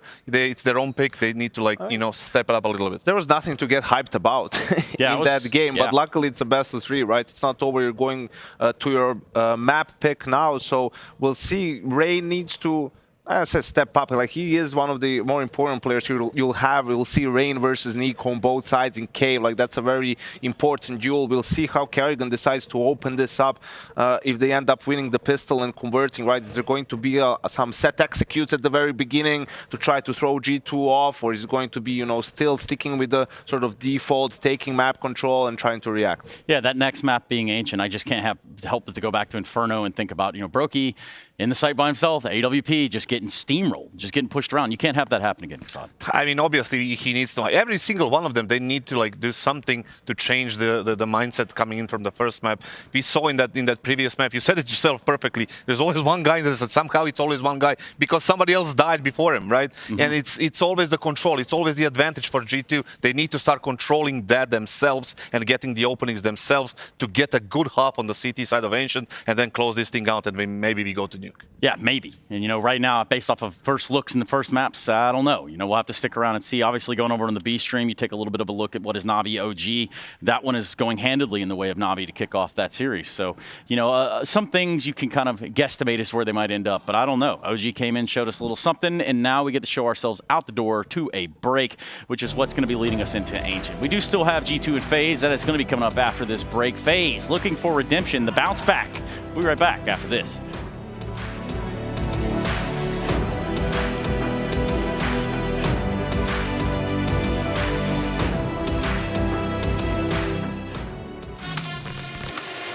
What is that reaction? Yeah, right. This would be an ace clutch from Poland. Oh my! Oh boy! FaZe Clan, the champions of ESL Pro League. Poland's here. Oh my God! Garen, you're gonna be kidding me! What a map! What a map!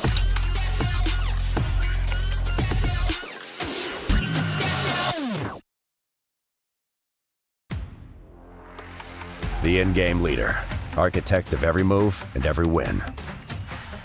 The entry fragger, fearlessly leading from the front. The opper, the deadliest of them all. The support, the true difference between winning and losing. The lurker, everywhere and nowhere, patiently waiting to strike. It takes 5 champions to win. Which one are you?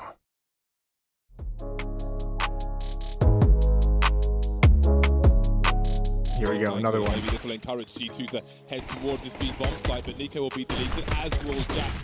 So far, so good for FaZe Clan. Maybe they can get a bomb plant out of this, but Twist has got another one. Last 12 bullets is out. Koki with the flank, and Twist still gets the kill. He's on it. 4 kills, and his teammates need to back off. Just let Twist run at him. Was that your mindset? Yeah. Did you call for it? Yeah, I said let me have the ace. Let me have the ace? Yeah. I like that. Where are you putting that bad boy? I mean, I remember it was in the Flashpoint qualifier, so RMR. I would like to have more FaZe clips in the top 10, so I'd probably put it number 9.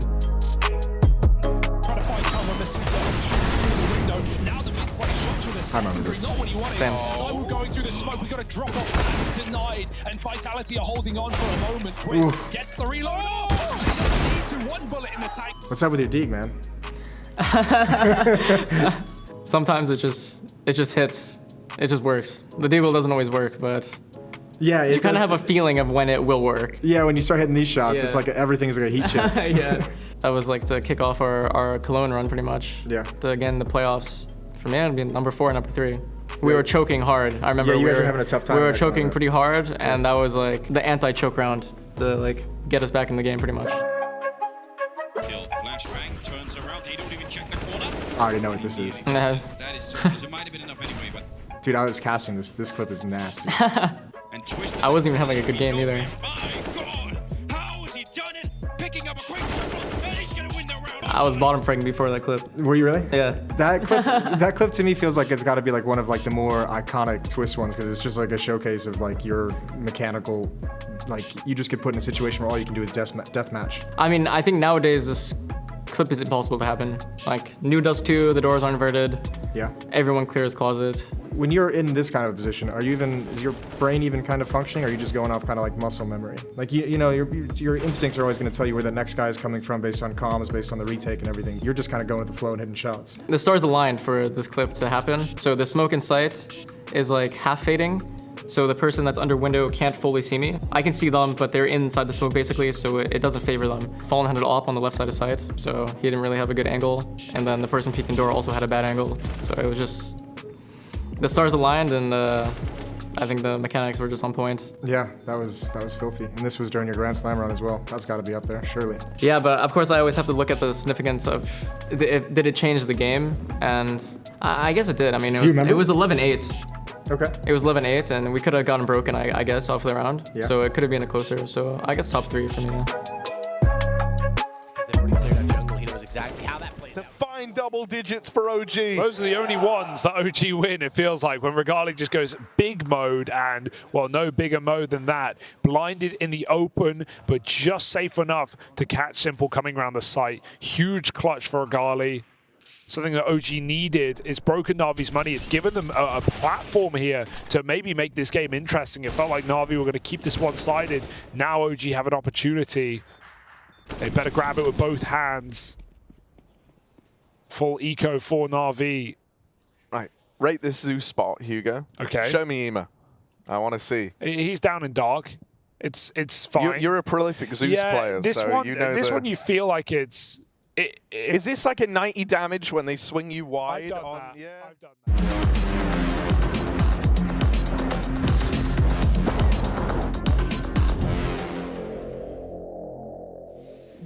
Well, G2 sure as hell came out swinging. FaZe could simply not hang on for dear life when it came to Inferno, but we step outside, we all reset, we sit back down with the thought of the stadium ahead of us. Both these teams fighting for exactly that in this best of 3, as well as a chance to skip straight ahead to the semifinals. There's a lot on the line here. They knew that coming in, and G2 definitely knew what they were getting into on Inferno, because it felt like FaZe got read like a book. Yeah, I think that might be their worst Inferno loss ever. It's their worst Inferno loss in the last 12 months. That we just saw right there. Yeah, back to 22. They got 16-1 by Na'Vi at the spring final, but outside of that, that's a low. That's a low for FaZe. So yeah, it's a map that they can play, well on, but at least this is their map pick. This is the one they want to bring it to. Now for G2, this is not going to be a surprise veto. Ancient could have been quite clear to them. And so we know the prep runs deeper than Inferno. We just need a massive uptick in individual level, too, from FaZe. They played at Dallas on this map, and G2 were able to beat it. Again, 2 rosters that haven't made a move. So there can be some consistency, some continuity between their last series. But that was a 16-14 win for G2. All right, well, let's hope for FaZe's sake this one gets a little closer, but Hunter's not having any of it. He is having a fantastic day, and that will transition into the CT pistol round of map 2. Rain holds off on the lane flank, but the bomb belongs to the Donut defenders, and it just takes a one-tap and a Monacy. Launders. I want to cut to Hooksy Cam right after this, because his energy, again, he said that they wanted to bring some more to on LAN to take advantage of the fact that they're all there in person, and man, it got him fired up. He obviously had a fantastic individual game on Inferno and called a great game as well. Man, it just feels like some of these players just can't miss. Yeah. I think you pointed it out with Hunter. I mean, his A-site holds. Dude, Nico just got another one-tap. Everybody's essentially died. I feel like 10 bullets have been shot from the CTs. We get a little exchange of gunfire going down, and Banana Rop's preoccupied with the mid play, gives Hunter his 3rd. And so G2 start where they finished on Inferno. Yeah. In the driver's seat. Yeah, again, last map, no player from FaZe had over 10 kills. 4 rounds in total. Systemically shut Kerrigan has down. said this himself. There is a difference between, winning and losing a map if you even lose with a lot of... What? Yeah. I could just feel that tap. Yeah. We see it hit the kill feed. You just knew it was sexy. Jesus. He can't save you. Not even he can save you right now. Oh, great coverage. Suppressing fire here from Monacy. They'll try to sneak into window, but some more damage is dealt. Looking for a better game out of Rain as well. He is he's one of the guys to watch on Ancient. In Cave, he went 0-6 on opening duels on Inferno. And again, we always have to talk about Kerrigan and Rain on their opening duels. That's everything for FaZe. Rob's sitting around, but a little too much comfort for G2's players in middle. They decide to go digging. They unearth Rops. from what he was hoping was going to turn into a potential flank as the B split looks to erupt. Bomb will have to make it up the ramp. CTs can lean back behind smokes. Could choose to spam through, but it looks like a bomb plant is likely. Boost up and over, kills the first support. Everybody's position now known. It'll be an easy mowdown as Hooksy adds rain to the kill feed through the edge of the smoke. Kerrigan's been blind this entire time. G2 have 5 up, and even Swanee's getting pumped. Yeah, even Swanee's getting pumped. No time to relax here. Every part of the round looks good. Of course, just pistols for FaZe, but a rough start to the T side. So let's see what happens. Everything's just sort of compiled with the fact that they lost so badly on Inferno, you know, so it's just becoming a, like, when's the last time they even won a round type of thing. But here we go, another half buy. No bomb plan on round 1. It's a little curb purchase this time. God. They invest last round. They had a weird economic situation on Inferno with the double save as well. Money was a little weird that half. Oh. Kerrigan tried to pounce on Hooksy. Let him fight, let him fight. Kerrigan wins it. Nico slides down ramp. Multiple players here to the right side. Lines him up wonderfully. And just reconfirms that there are others just outside. His sidearm peppers them as m0NESY comes down, adding to the kill count of G2. Brokey's going to try to press out, grab a weapon, and see what he can do. But he gets chased. No plant, no opening kills after that one. 3-0 G2. You have to slow down the mental momentum as well. Which I guess all momentum is mental. But you can't let rounds go too easily. And the more confident a team gets, the more risks they're going to take, the faster they're going to play and make decisions, and you've got to counter all of that. So Kerrigan's got his work cut out for him. But the first real buy of the game comes in now. Let's see what the idea is.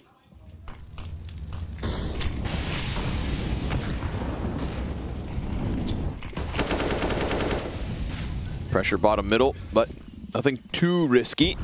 They don't open the possibility of Brokey shooting back. He's just waiting for the cave peek. They'll deny his vision for the most part. m0NESY slides into the box, having Hunter look above him. Yeah, he has to jump up to be spotted. They're still holding on for this. JKS catches Rops trying to lurk out a main. m0NESY's about to be exposed. Oh, they disassemble and walk out as the flash pops. m0NESY just gets a glimpse of it to at least go 1-1. But that's already one player down before that kill comes out, so a 4v3 situation. They're left with mid control, but another spotted as well. They got to be careful of more smokes coming out. 2 inside of the donut. Oh, lesser guns. Kerrigan sees it, takes the head off Hunter. JKS gonna catch him off guard. Can't stop the second, so a quick scramble, and FaZe have managed to get back from man disadvantage into the 2v2 post plant. It's Rain and Twists versus Hooksy and Nico.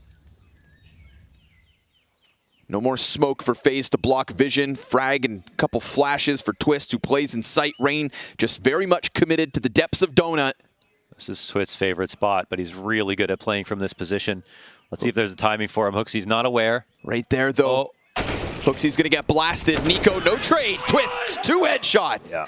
And FaZe put one up. Yeah, he's just so good at playing that box in post plant, so nice.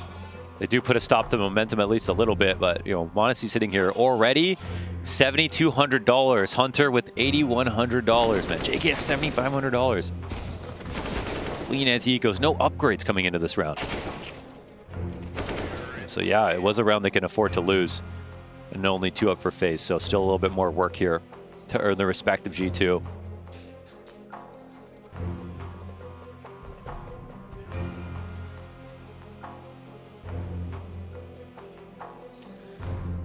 You know, apart from winning Pro League for FaZe and completing the Grand Slam, the last tournament that they won before that was Cologne in July last year. And it was a special one. It was an incredible victory, but the well has been relatively dry since then. We know how much Cologne means to Kerrigan. Cologne's something special for so many. feel that electricity in the air here at the moment at the event. Everybody's pumped, amped, yelling at each other. Stakes are high for the last CSGO event in Cologne. m0NESY pushed off his angle, still has a teammate up in cave doing a great job of cutting off the other half of this phase pack. As smokes fade, Rain decides to take an initiative. Twist, ooh, accidental jump. HooXi in the smoke gets caught out, and we've got FaZe with a bomb plant inside of B. m0NESY still floating with support next to him. It's Hunter, who loses majority of his health, but swaps out weapons and seeks a thread to pull on. Oh, Rain could die. This is actually a dangerous situation. m0NESY, does he have a lineup right here? Kerrigan in the background would go down easy. Smoke certainly causes a problem for FaZe in the post plant, blocks off their vision if the retake was coming, but it's not the case. m0NESY just wants to escape. He'll kill Rain and anybody else who wants to come with him. Ooh, okay. He's leaving, and he's taking that off. Yeah, no, m0NESY's opening attempt was a failure, and that actually put HooXi in a tough situation, and they might have been able to still take the site without him, but that maybe made a difference for G2 in winning that round, but FaZe putting up 2 is big. The extra casualties at the end are not small, however, and this will still be an expensive round. At least it comes with a bomb plant. But most importantly here, mentally, FaZe show they're in this game.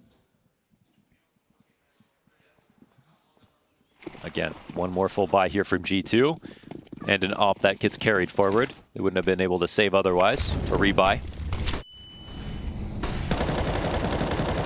Twist makes great progress here. Quickly into Donut. They're spreading out for a ton of map control. Yeah, he seems to be jumping into the second map with... They manufactured a lot of chaos right there on that last round. Rain, the king of the cave gaps. The caveman, some call him. But he decides to not enter. Not yet. Waits for the ramp push, the possibility of it at least. Down to a smoke and a flasher, G2. Keeping eyes on the red room push from the depths of B. It's a great amount of map control here.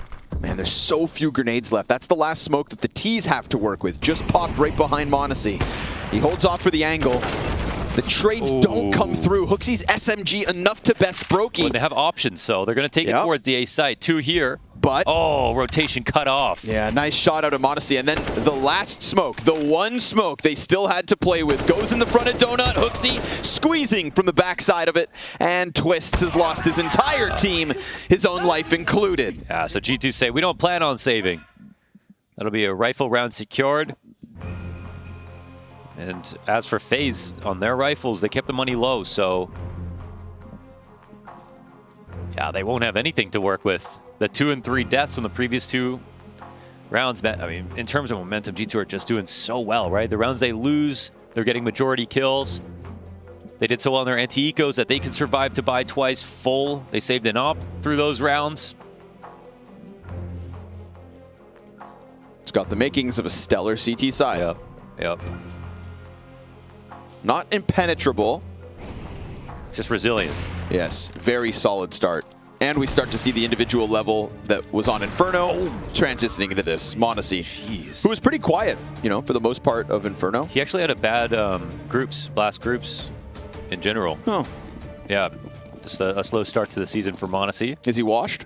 Is it over? He's getting a little older, you know, yeah. So that's okay. Yeah, adulthood kicking in. Sounds like one of my egregious YouTube titles. Is m0NESY washed? I should just make that video. Oh. Smoked out of the B site. You're not getting in this time, Kerrigan. Not without stepping into HooXi's A1S. They'll try it.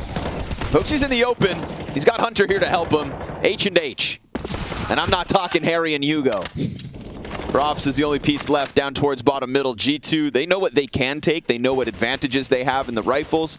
And honestly, the form. Yeah. You've got Brokey 1 and 7. Rain is 1 and 6. Rops is 1 and 5. Anytime those 3 players are that low down the scoreboard, you've got problems. If Twists didn't have 6 kills himself, And we this could be 7-0. And we talk through it in Ticos, and we glaze over them because it's like, oh, the other team wasn't supposed to win, but the kills they don't get matter. That's why you can still get excited about them when you win that dominantly. So 5 alive to keep that tide raising higher economically for G2.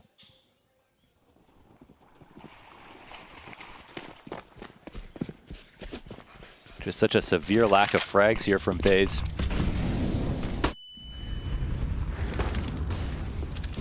Brokey wants the early one. Oh, the flash is good, but there's no shot. The flash literally was just missed. A little slow. Oh my goodness. That would have been too much. Yeah, what would you have done? I wouldn't have done anything. I'm a coward. Would have sat here. Would have just kept flapping those gums. Slide out middle from Twists. Kerrigan sizing up Cave. We're low on at least we're low on grenades right now for G2. So, and in terms of map control, FaZe have been doing well, but the kills, oh, they're just finding these perfect timings to catch rotations. Okay, Brokey, that'll dislodge the B site. Yeah, same frag he was looking for earlier, but didn't get on Nico. G2 forfeited a bit too much maybe on this B site. They've given a plant over, that much for certain. We've got 2 inside of the caves, 2 down on the ramp, and the T's lean back to open the possibility of the G2 retake, which would have to come through with Monacy's solo smoke. But the kid's 11-1. Hunter 8-1. And they could smoke on 2 full players right now. So ramps denied. Whole pack of CTs coming at this retake. Kerrigan better cut one off, and he doesn't. It's an instant Nico headshot. Rain from the top box. They turn towards him. Rain starts to rack up frags. They push up through the ramp. Oh my God. Monacy stops Rops. Brokey wants to go. Op in hand. Missed chance to survive. And all of G2 come together. Oh man, that's a big risk, man, to go for that retake and then to pull it off. The temptation is there. That op shot in to open the site up. Bomb plant down. 4 players and not enough utility. And then with the one smoke, they do it. In 15 seconds, they retake this entire site, bring it down to a 1v2, and don't let it get any worse than that. Kerrigan's just hoping that bomb goes off, you know? He's just hoping that bomb goes off. Yeah. Let me get my team a rifle. Let me get my team some respect. FaZe strapped by this time. Galil and a scout in the mix. The Tech-9s could just take Monacy down, but with how sharp he's beaten, look at this! Just insta-kill to Brokey. Will get swarmed by the sidearm, sure enough. But there is immediately Hunter coming out from the CT smoke, and he mows down 2. Damage onto Rops as well. That's the Galil of all this mixture. Man, Hunter's the difference right now. Yes. On the first map and this one, and he's been quiet. Yeah. Did not have the greatest start to the season. Did not have the most successful 2023 going for him. And like you mentioned, kind of shooting for and floating around top 10 each year, you're expecting more. He's got that Kovac blood in him. We will have Hooksy mowed down by the Tech-9 of Rain. Nico starts to slide up. Bomb gets thrown just on the top of the ledge. It can be recovered, and there is still time for Rain to get weird. JKS on the chase. Now, Rain does something interesting here. So, is he going to go towards the B site? Because he's actually walking by. Yeah, okay, because you would think he's going donut to A for sure. So he might set up a situation where he can get a clean plant off. He's very cognizant of the fact that Nico was spotted in cave. He's taking his time. He has a chance to look in to catch Nico in this spot. Does he? Yes. This is a great play out of Rain. Now, it's all about anticipating where JKS has gotten off to, known to be on A, and he's thinking it's back lane. JKS could catch him crossing, but Rain makes sure to rock him. Okay. Nicely done from Rain. Cerebral, as he found that opening top mid, and I love the fact he wasted not 1 second. That was there's certain plays you make in certain positions that everyone does, and in that one, it's donut to A, you know? So as soon as Rain rerouted, you could see he was really thinking fluidly and acting fast, like you said. No! Wow, that was solid. Hey, we don't see Rain alive, you know, last enough to see his clutch potential because he's always taking those opening duels. But here's one good example of what he can do. And it most certainly opens a door for FaZe. They come back, healthy buy, opt for Brokey, full AKs. And the money will be bottomed out for G2. Still plenty of runway. And that was one of those confidence peaks from Hooksy with the op inside of Donut. That's, you know, you might tighten up if you're losing and you're playing a little bit scared, but he goes out there a little bit to take a risk. And that would have dominated FaZe if he had got the kill. But taking that small advantage back with Kerrigan winning his trade and then Rain winning the 1v2. Maybe FaZe can still recover this half.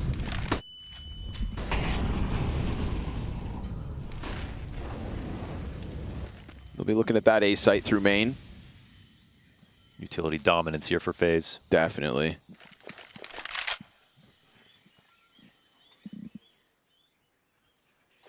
Hooksy and Hunter were the P shooters. You can post one up, and this is fine. This is a fine place for an MP9 to play. One mistake I see m0NESY making sometimes in a round like these is taking shots when he gets blind. And I don't think he recognizes the power of his op presence sometimes. So finding a way to be pervasive without giving your opponents timings to hit the other side of the map, I think it's really important for him. And if they don't test Nico and he holds the smoke long enough, okay, that's really good. You know, that flash, that peek is super solid. Make sure nothing like that is kept until the late round. m0NESY's just waiting. Unbeknownst to FaZe, Molly on his feet, forcing him away, leaving one in the cave and Nico. That extra smoke is pretty great for m0NESY, actually. We'll see. FaZe going to go A now. 2 CTs having shot at the B site. Max 3A, they know it. JKS hears him storming forward. Nobody from main just yet, but JKS clean with the M4. Brokey takes his shot. That opens up the door. Oh my god. And Hunter off of green shuts it down. Wow. Wow, indeed. Wow. Those are atypical spots, dude. Dude, JKS is not playing from default. So sharp. He's not playing from temple. Just open floor. When you rotate in, you're playing on the other side of Donut, right? So people don't come out swinging this angle. Man, that's a cool setup. And they have his long A covered. And as long as they're not coming from mid, he can stand in the open there. And that's a really cool way to defend a late Donut hit. Hooksy comes through the smoke, forces Brokey to shoot, and then JKS can get the third kill because he knows the op's on cycle. G2 just pounce on that hit. FaZe thought they were the ones playing fast, but the CTs came right back. Fire with fire. And now it is the remnants of a buy round out of FaZe. Armor, upgraded pistols, that's it. Bomb floats around mid. Rain walks up. Could very well catch Nico. He knows what he's doing. But Nico's going to get the better of him. And now this bomb coming over to the B site has to stall out. Red Room smoke leaves a gap. Hunter's going to flex on it. Kerrigan and Twist get owned. And this is another 5 alive type vibe for G2. Yeah, I think they missed the smoke there. It seems like a smoke just to cover them jumping through CT to A. That would block an opper or something like that, but big gap. Maybe he just had a great angle. And that's what it has been today here for G2. Great angles.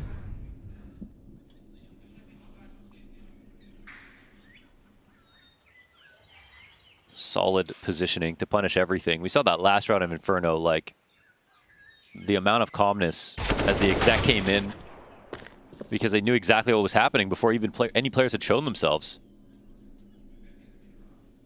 Brokey sliding around.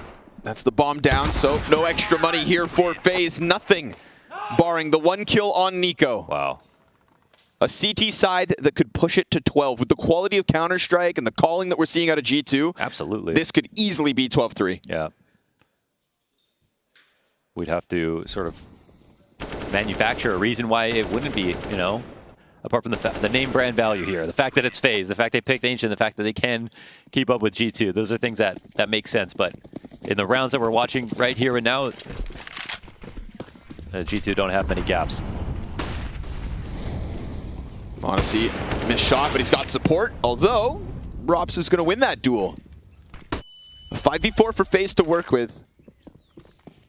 These openings have been far and few between. They cannot let it slip, but Nico Gonna slip a shot upside the head of Twists. m0NESY comes out from Donut. That'll be answered back, and Brokey can maybe get his hands on an op. Meanwhile, Rain, again, looking for an opening. Rops wasted no time, pressing outwards beyond the kill. And knowing that m0NESY was back towards middle, he has vacuumed up this space. Hunter dead, as Rops has taken a second in this round, his 4th and 5th frag of the map. Brokey went top mid instead of Donut to section off any rotators, and they seem on high alert of the possibility that Nico sits in Temple. I mean, Nico should be in a spot that's still comfortable for FaZe to approach from. I mean, there's the shoulders. Oh, there's a first kill. Okay, traded off single. All good. Nice from Kerrigan. The 1v3 is not doable. So G2 will have to walk away from this. I mean, setup from G2 was great for the opening to try to get that kill, but Rops, like, he wasn't shaken by the fact that an op tried to just pick him off. He ran by that, took JK out instantly, and then he had something like 40 HP, and then just destroyed the traded CT spawn as well, so he's pretty angry.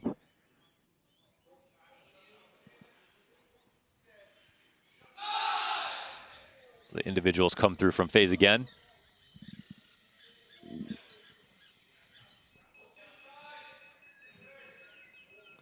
And yeah, m0NESY 14-3, Hunter and 14-4, but still killable, it seems.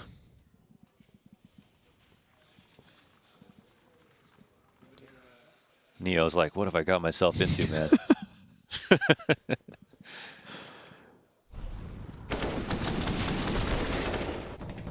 Where's Coach Eddie at? He's here, he's here. Eddie's around? He wears many hats, you know, Manager Eddie. Major winner Eddie. Major winner. Undefeated at Major Eddie.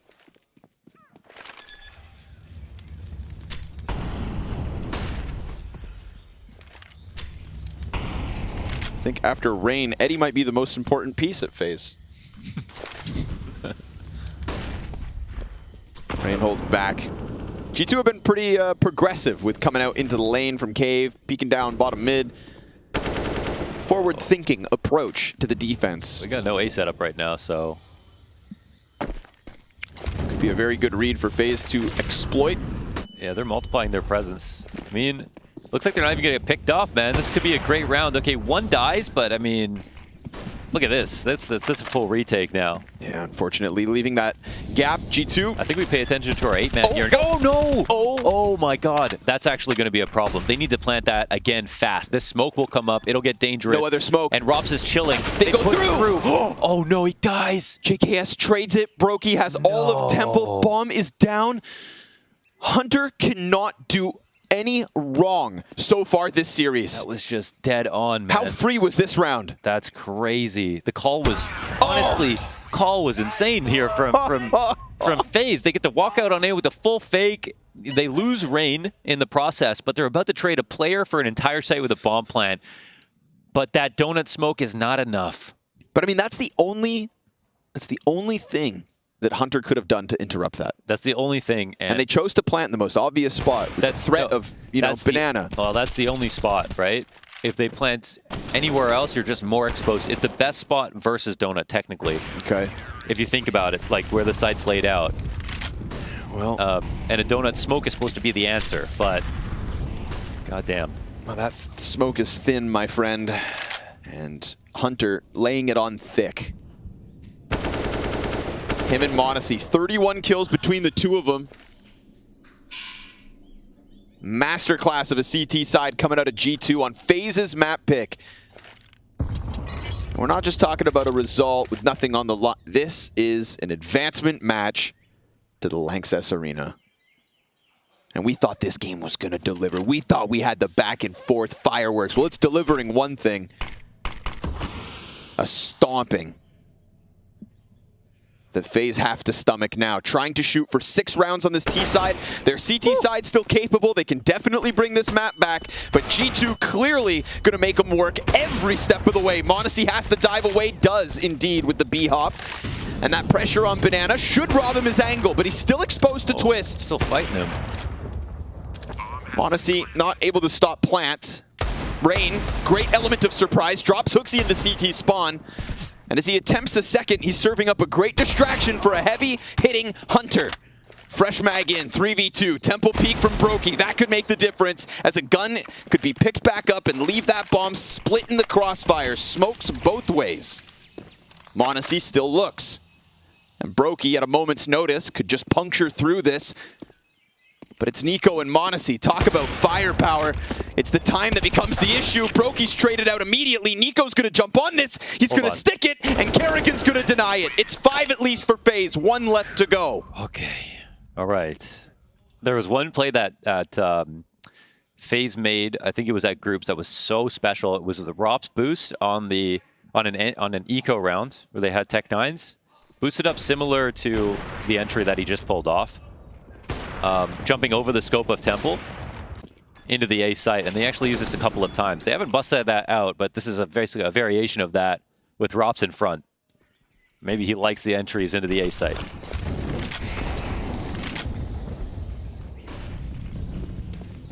Recovery at the tail end of a T side would be all FaZe need. A small sigh of relief and the thought of a dominant defense. This is the first save for G2 this half. Or Force. Oh, actually, they had an op and some lower guns before. Okay, G2, they make a pretty big rotation here. A lot of players committing to the A site. How much time do FaZe want to save? Whoa, Kerrigan back exposed. Oh no!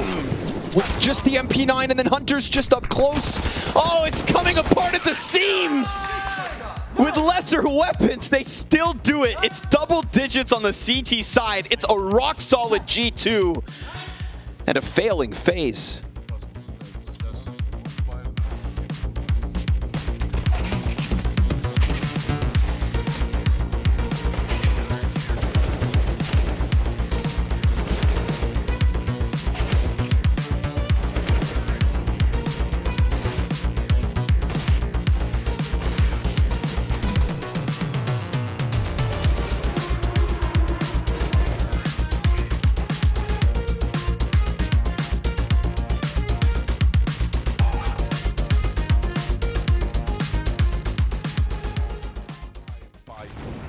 Early on over for this mid control, taking a swing down through middle, flashed off the angle, and they might just lose this one. AK now, they don't full commit to the fight. Regali moves in with his Deagle. That's a mid ends in a stalemate, but the rest of Na'Vi have taken this top banana control. They're waiting for a jiggle out from the coffins. And if they do just keep walking into B, this should be their round. That makes it a little weirder now. Na'Vi get somewhat hesitant, but they will follow through with this B play. Move in, Fasha sees some heads. Really just staying alive is nice for Fasha here. They're assembling the boost over at spawn. They put Fiku up on it with this rifle. He's gonna have to deliver. He's gonna have to stand tall. Alexi running amok underneath him, and Na'Vi look like they're gonna go back here. Bit has cleared out the A site. He's down in the pit. This is a power position to own. And so this is a nice, mid-round decision out of Na'Vi just to minimize risk here. Yeah, what a nightmare for Fiku, who just waits and waits and waits. And here's Alexi backing off, but he can't do anything about it without risking it and just jumping through that smoke. Simple might even deny the AK as well. Huge exit to give Nexa a gun, perhaps. And Na'Vi might just accept that. Unless Bit wants to go hunting, considering his lesser weaponry. So it's not a bad eco for OG. They get out with something, but again, Na'Vi go into a stack and decide last second, I don't like what I see. And they didn't even see the AK. Didn't even find out. So perfect rotate out, 3-1. And even though, as you just put it, the winner of this game is still in trouble given how stacked Group B is. With G2 and FaZe, the loser of which are foe. There is a lot more work to do. Na'Vi, I would like to see them make a statement in this map and just take it cleanly if they were going to take it. Give them some confidence into that follow-up matchup. Because while the glimmers have been there for Na'Vi with this new roster, they don't look as established as a FaZe or as a Heroic or even as a Vitality.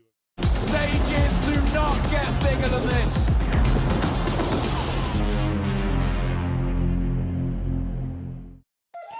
So here we are. It is G2 10-5 up over FaZe. About to start the T side of FaZe's map pick after Hunter posts 135 ADR in the first half with m0NESY next to him on 111. These are the two heavy hitters of this second map of a series that leads to the Lanxess. Semis or quarters still up in the air, but either way, only one of these teams going to get that shot, and right now it feels like it has to be G2, unless FaZe decide now is the time to turn this series around. But how do you stop what has been this dominant of a performance from G2? Yeah, they're going to need a pretty big failure on the half of FaZe, but you know what? With a pistol, at least the scoreline will make this more reasonable. Looks like they cancel the strat here. A spot from the CT side, and nade will come out. A good risk taken here from Robs, though, to start things off. But Rain, he gets hit in the head.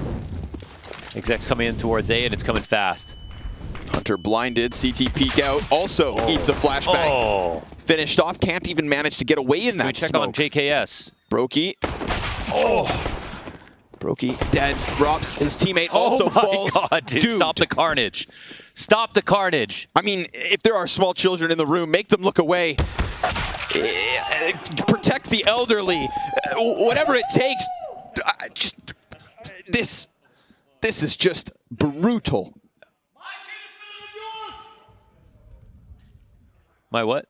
My kid is better than yours. His Brokey, basically, or I'm not sure.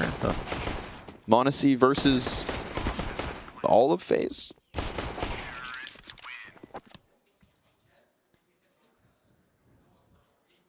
Maybe Rain is Kerrigan's like kid? me? Yeah, right. What'd you say about my kid? Listen, the calls are good. The smack talk's been interesting from everyone. You know, we got Hampus is barking like a dog.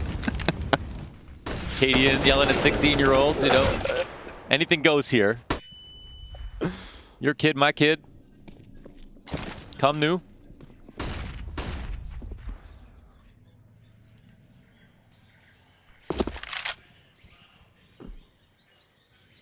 Making sure not to fall victim to the pistols. They've already lost Hunter, who is sitting 20-7. m0NESY's 22-5.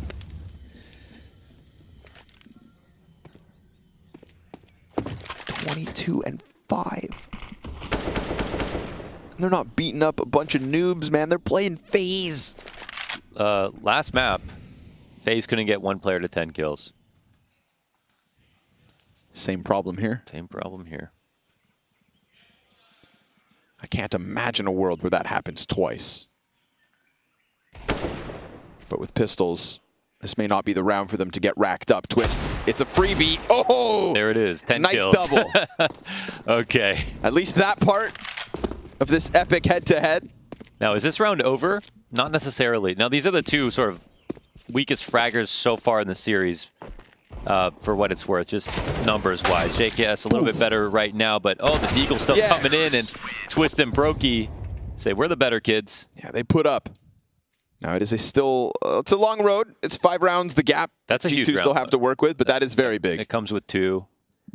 It was very big. Man, the money, like the key rounds won because of the money. It's sort of like you're trying to win every round, so it's not so much like, oh, that's a great call. We won when we needed the money.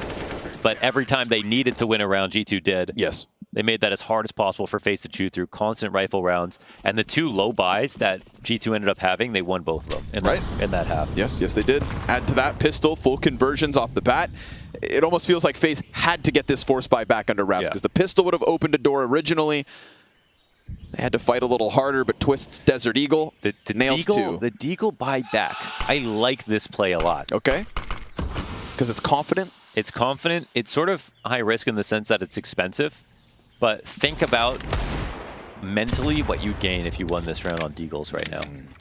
Just think about the upside to this potential play. You would have FaZe's souls in a bottle. They could collect them. And Rain's going to get aggressive out of the cave. Now Rain, cave, lane, love to see it. All those things, everything about him in those positions is sick. Brokey, he's got 2 more free ones sitting on the other side of this smoke. So this Deagle buyback from G2 is not going to go as well as FaZe's did. See if Rain can hit the ground running on this CT side as Hunter nails a zinger. Rain will not. Oh my God. That's okay. 2. Yeah, and it's no. Think about it like this: everyone's got $5,000 hanging over their head. You know, armor, AK, nades, on their belts. The kills are something. They can hunt if they want to, but this round's over. So honestly, let Hunter keep his prize. You keep 3 alive on this round. FaZe get a little message saying, okay, individually, like, press tab. Here I am, Hunter, 22-7 alongside Monacy, 22-7. Few have survived scenes like this, but at least they know they have the round. Man, I'm not even in the server, and I feel like I'm nervous about getting headshot somehow, some way. With Monacy and Hunter playing like this, I feel like I'm at risk. We're all at risk. FaZe have to convince themselves they can't hurt us. They can't hurt us. 4 rounds to close this gap. Hunter held on to the AK. They're not going to get another buyback because that was the previous round. So can Hunter really do everything on his own? In this form, I genuinely give him a chance out of spawn.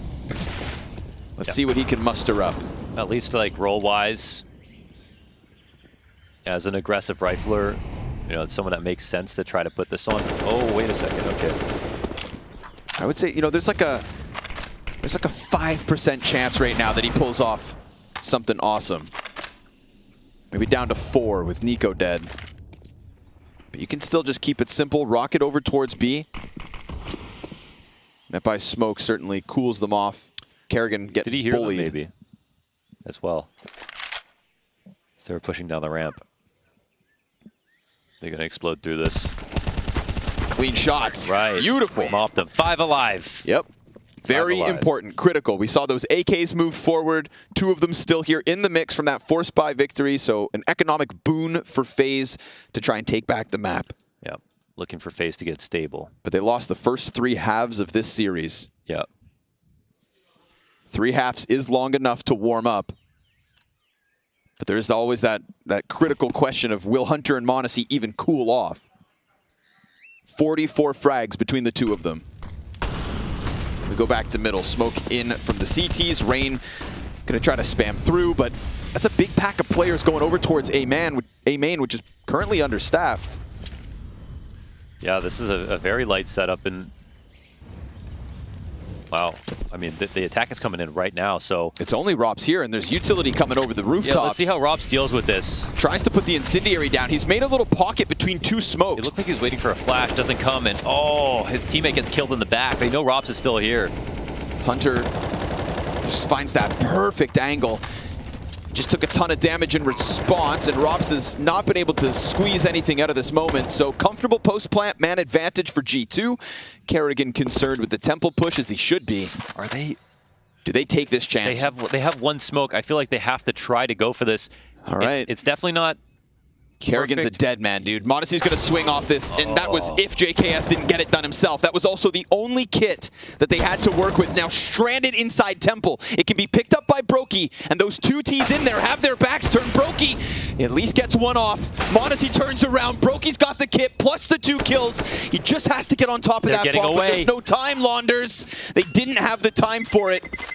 Bomb pops to survive. They rack up costs against G2, yeah, but it's another round towards 16. Yeah, it's 12-8, and man, that was a really good attempt at the retake, but it's a site that was vacated before the attack even came in. That was FaZe loitering in mid for a little bit too long, and I mean, I can't even call it loitering. It's still the beginning of the round. 120, and G2 have already decided to attack it. It's just a sort of solid gamble call in the same way that Hoaxy was able to find out when they had that arch gap, you know, so... I wouldn't even say conditioning is the reason that they called this here. It was just a sort of things lining up for G2 on this rifle round. Maybe they did have some kind of serious read on the situation, but because of that 5-up round from FaZe, just like how G2 had a great economy, they have enough for everything here. Another off for Brokey, kit, and utility for everybody else.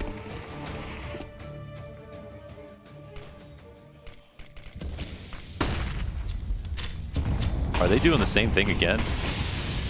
Maybe, yeah. Ace They're dressing it up a little bit different with the B defaulter. So just trying to throw variation. It's going to be the exact same play, made to look different. Yeah, it's a rinse and repeat. And they're here pushing down elbow into mid as the smokes come up. And once again, they're going to have to rush back into Donut to try to stop this plant. Hooksy just keeping it simple with the back-to-back. And that's how you do it. You molly behind the smoke. That's what they didn't do in the first half. That's how Hunter got that spray down on the bomb plant. Honestly, takes some damage on the fallback, but what a daunting task this is going to be for FaZe. They've got 2-3 smokes for the retake. We've got a double boost inside green. JKS again cuts down Kerrigan up inside of the temple. Brokey comes back with the trade frag. Everything going about the same way it did as this most recent round, but that smoke on top of the bomb gives Brokey a chance to come out. Meanwhile, first player strikes off green. Hunter serves up the distraction. Monacy out back from A main. They clear them. They clear them with ease. Oh, that's murder in broad daylight here from G2. The same play again, dressed up a little bit more differently with one extra player on the other side of the map. FaZe pull out the same setup on CT side. G2 are clued in. Dude, like street sweepers. G2 just roll through, swipe away the trash, and take their 13th. Wow. And still a touch more money here for FaZe to try to put something together. But we're talking about 2 MP9s. They're going to need a hell of a round out of Brokey. And now the double main setup. Are they just a step behind?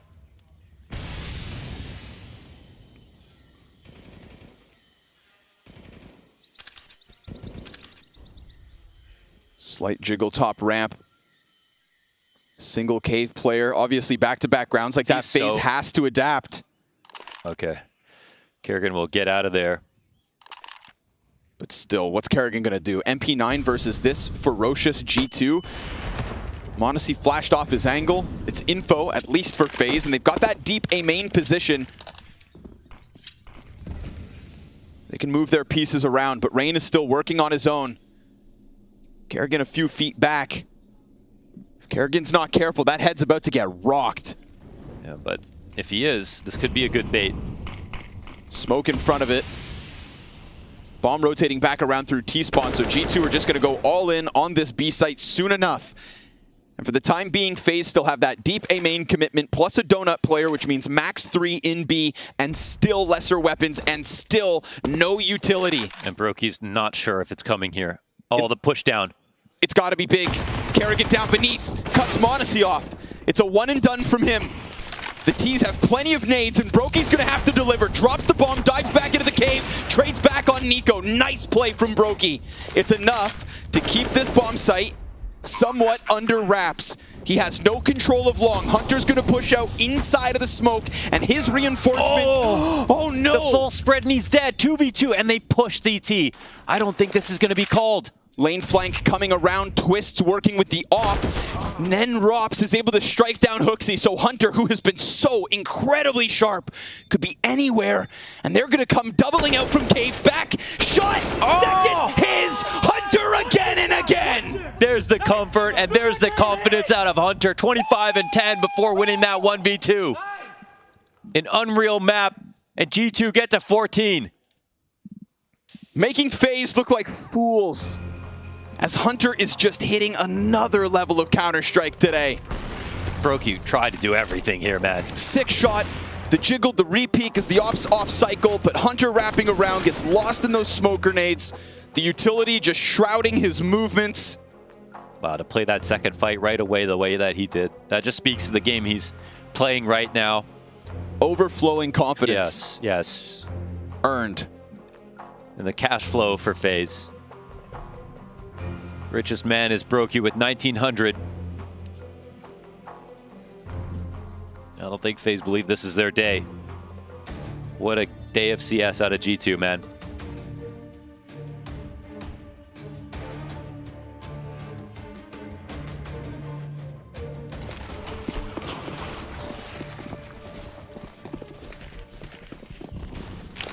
Pistols up for FaZe, all they've got. There is no reason to believe that FaZe are coming back in this map. There is no reason to believe that G2 aren't going to steamroll their way to the Lanxess. Molly behind them. Brokey just has to hope to God this Desert Eagle hits. Rops is up on green.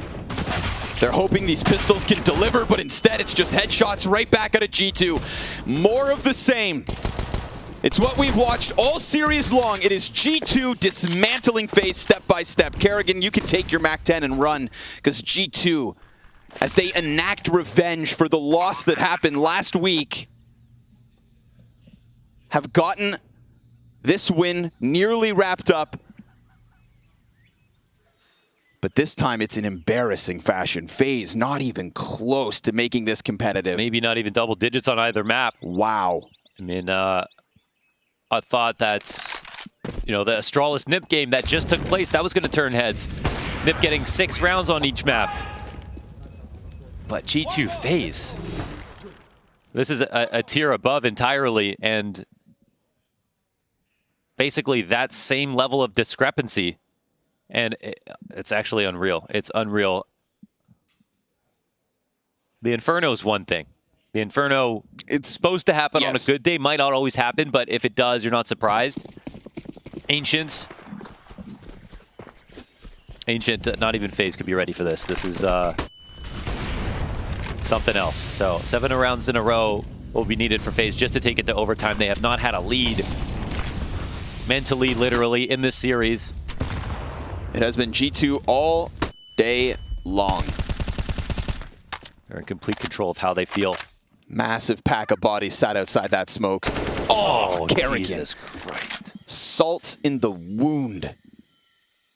As if his day's not going bad enough, he gets popped in FaZe's last chance to keep G2 from stealing away what they want so badly. Man, the kill count after the series is over, it's going to be abysmal for FaZe. Like,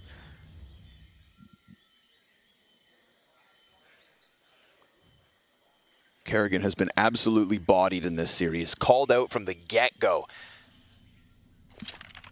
And Hooksy was talking a little bit of trash. Good. Called him out head-to-head. And out-called him step by step. Hooksy just going to try to sell this B fake.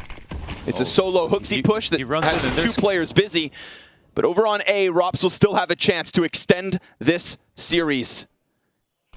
To extend their hopes. Yes, he lines them up. As Brokey slides out from the CT cross, we've got the op of m0NESY in position. Rops' head gets popped, and Nico's looking to come around through middle. Time is of the essence. And FaZe fighting, but they give up another. And now the donut peak's about to happen. Nico's ready, but Rain gets the better of him. m0NESY's going to have to pull off a 7 HP 1v2. He won't even take a chance at this. And so FaZe alive for now. Yeah, it's just the kind of game that you're like, well, they could still probably do it because they have just made magic happen over and over again. But FaZe land on their feet here, and this is 4v5 with Kerrigan dying on the push down banana. So that's something. It's a crumb. It's a drop in the bucket. It's a drop in the ocean, honestly. But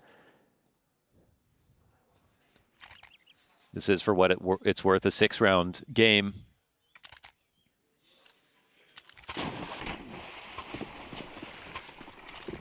It's not that they don't have the game plan, it's that they don't have the form. That's the specific difference here. The capability is not a question, but we're responding to what we see today. It's wild that our pregame has a lot of conversation about it depends on the individuals. We talk about the loss last week and say G2's missed. Well, now, same story for FaZe. Oh, that's good. Wow. Good smokes. They double, wow, that's a good, Felt that's like a heads-up call, man. That's a heads-up call. It's actually hard to sort of just say, like, we're going to smoke both sides in this situation as an emergency game plan, and respond to that really well. Those 2 smokes off the rounds, but it's for sure worth it to keep Rops in the rounds. And it looks like G2 are actually thinking, well, these are resources they can't get back. It's hard to count grenades these days, but there's not going to be a massive rotation to get smokes back to the A site, so making this harder to counter now. FaZe will respond by pulling a 3rd in twists. This is good. No temple control. Twists on default. Molly coming his way. And again, smokes. Oh, he's burned out. Brokey double, triple. 1 mag spray down. And he cuts down the majority of G2, leaves the bomb limping back. Nico sensing an opportunity to hit Kerrigan, whose struggles throughout this map and series have been very real. He does manage to creep back. And now Nico just holds off as the smoke goes down top ramp. That bomb is running over. There's a few seconds to spare. There's a possibility of the lane fight if Rops climbs up, but he's going to give that space to m0NESY. 5 seconds to spare. Bomb's going to have to be planted behind the pillar, and it needs to be the safe cross. He blinds himself. m0NESY's got to get the plant in. m0NESY stops the fight. There's no time. This falls flat. Oh, wow. Oh, my God. There was actually a chance right there. If m0NESY went for the cross, instead, Nico should have probably been holding that angle. Could have swung earlier on the left side of default, then fought that side if he wanted to, but okay, listen, 2v whatever, shouldn't have taken place. This play right here, so not having a smoke for the back of default is the big one. The molly comes down, that's a huge spot taken out of the round, but the response from FaZe is great. They have Twist coming early, and he says, okay, Brokey, you're swinging donut, I'm swinging default. If they molly this, we'll just fight as hard as we can right away. And that works out beautifully. Well, suddenly the door creaks ajar. FaZe banking on something, but instant opening. Nico, oh, it's Nico after all. A single AK-47. Forgot he was on the team too. Right? And that's why this whole thing felt just more like an inevitability. Twist is going to try to just clear them off of the bomb site. Kicking and screaming are the pistols of G2 as they look to just lock in what Nico has started. Rain clears one off the pillar. And it looks like Nico's shenanigans may not be enough. The retake's there for FaZe. They will grab 11th, but let that be a reminder that in an instant, this comeback could come crumbling down around them. Yeah, absolutely. And Nico gets the 2 kills, but doesn't stay alive, doesn't get a gun back to the site, but that's because FaZe are flashing to fight him in CT, so one more and it's over. Twist denies that, and he turns that into a nice sequence.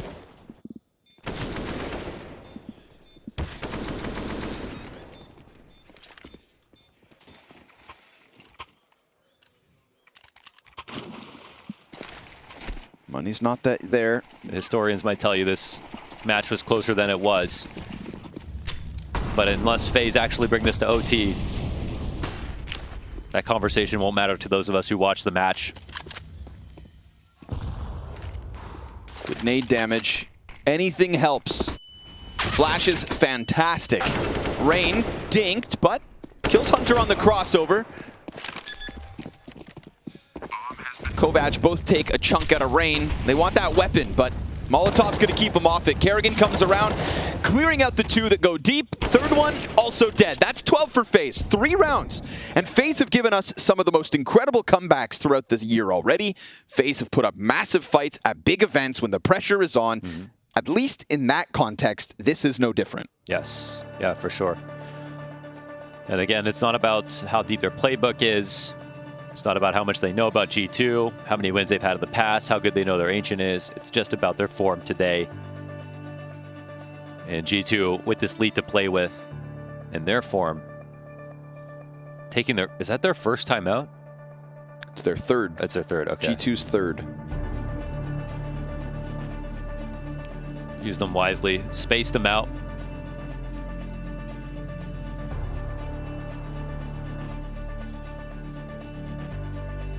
Three attempts to put down one of the contenders here in Cologne. G2 obviously having hoisted a trophy at IEM Katowice at the start of the year, would love a shot at another big IEM lift. It felt like their form was just taking a never-ending nosedive. But turning heads against FaZe today. We jump back in. 3 more attempts to hang on for dear life. Hooksy up into the cave. And the 2 CTs play close. This is Rain's realm, and Hooksy doesn't move a muscle, Rain doesn't reload. even flinch. Yeah, he reloads. Hooksy goes through on the reload. Rain, oh, he's still right there just banking on his teammate. Hooksy can't peek again. Wow. They're trying to pull the op. Oh, the op is out. It works. He gets blinded. Rain is still in cave. Hooksy just serving up a distraction, had those CT pieces moving, and then Hooksy doubles back to take off Twist's head. Hooksy could get another, falls down, Rops bests him, and a 3v3 Now Hunter's gotten hold through. on. This is massive. They're in Donut listening. Hunter, he's got a free one. Lethal. He should just take this, to be honest. He will. Shoots Kerrigan in the side of the head. That brain suddenly busted up, but Hunter could also fall victim to the same situation. Sure enough, Robs comes in from mid. Man, his play was to get to A, but they were trying to figure out if A was open. And now JKS will start running. Robs will spot that cross. He goes to Temple. The bomb can be planted inside of Donut. It's a risk if Robs wants to run out, but he's too far away. Holds off. Will he let JKS get away to Donut? The peek is coming in a second. The flash is great. Excellent, but now, Monacy, 1v1. His shot landed.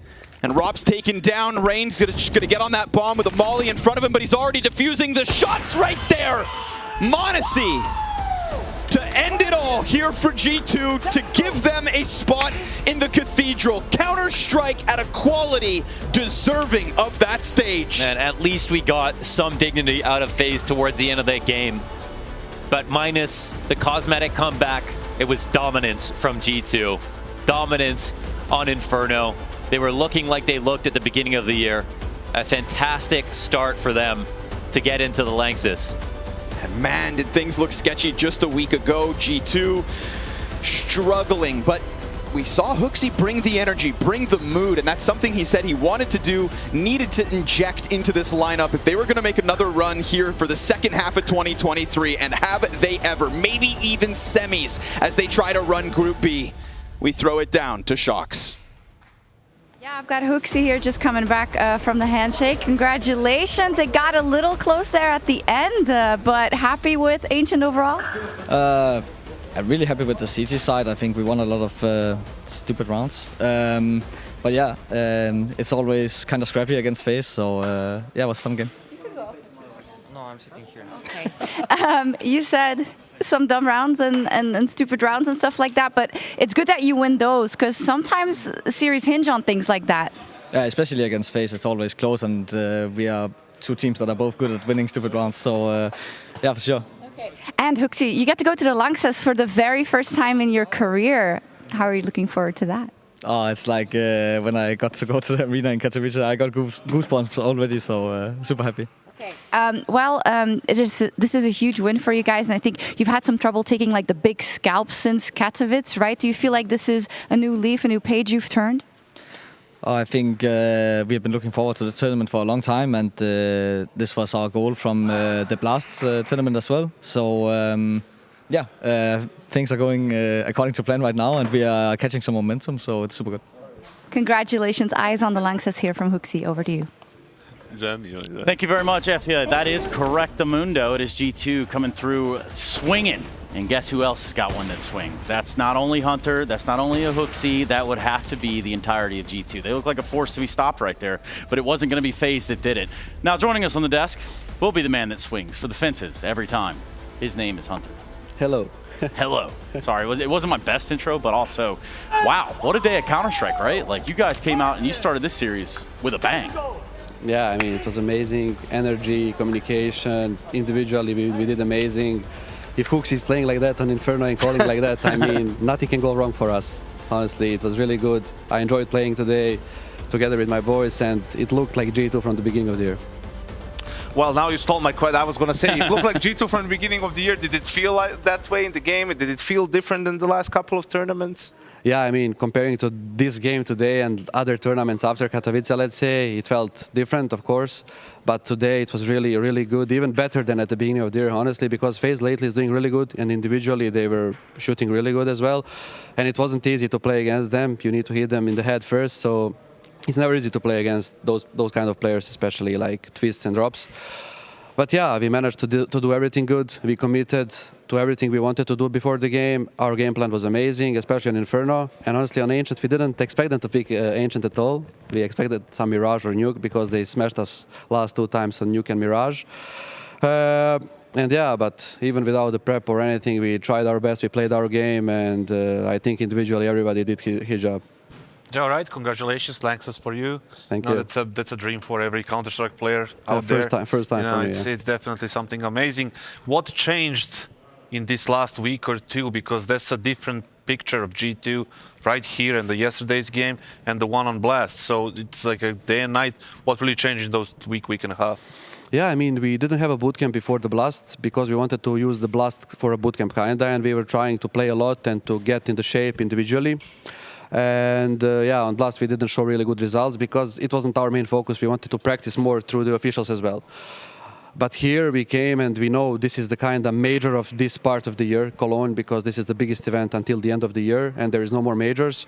So we are trying to do our best for this event. We will show everything we have, and that's what we did kind of today. And yeah. One more question, directly more towards like map pool. Obviously, you don't have to reveal anything, but it seems like you don't have a signature map anymore. It was Inferno, then it was Nuke, the other way around. Now you seem to be getting better on every single map, including Vertigo. So what's the process there?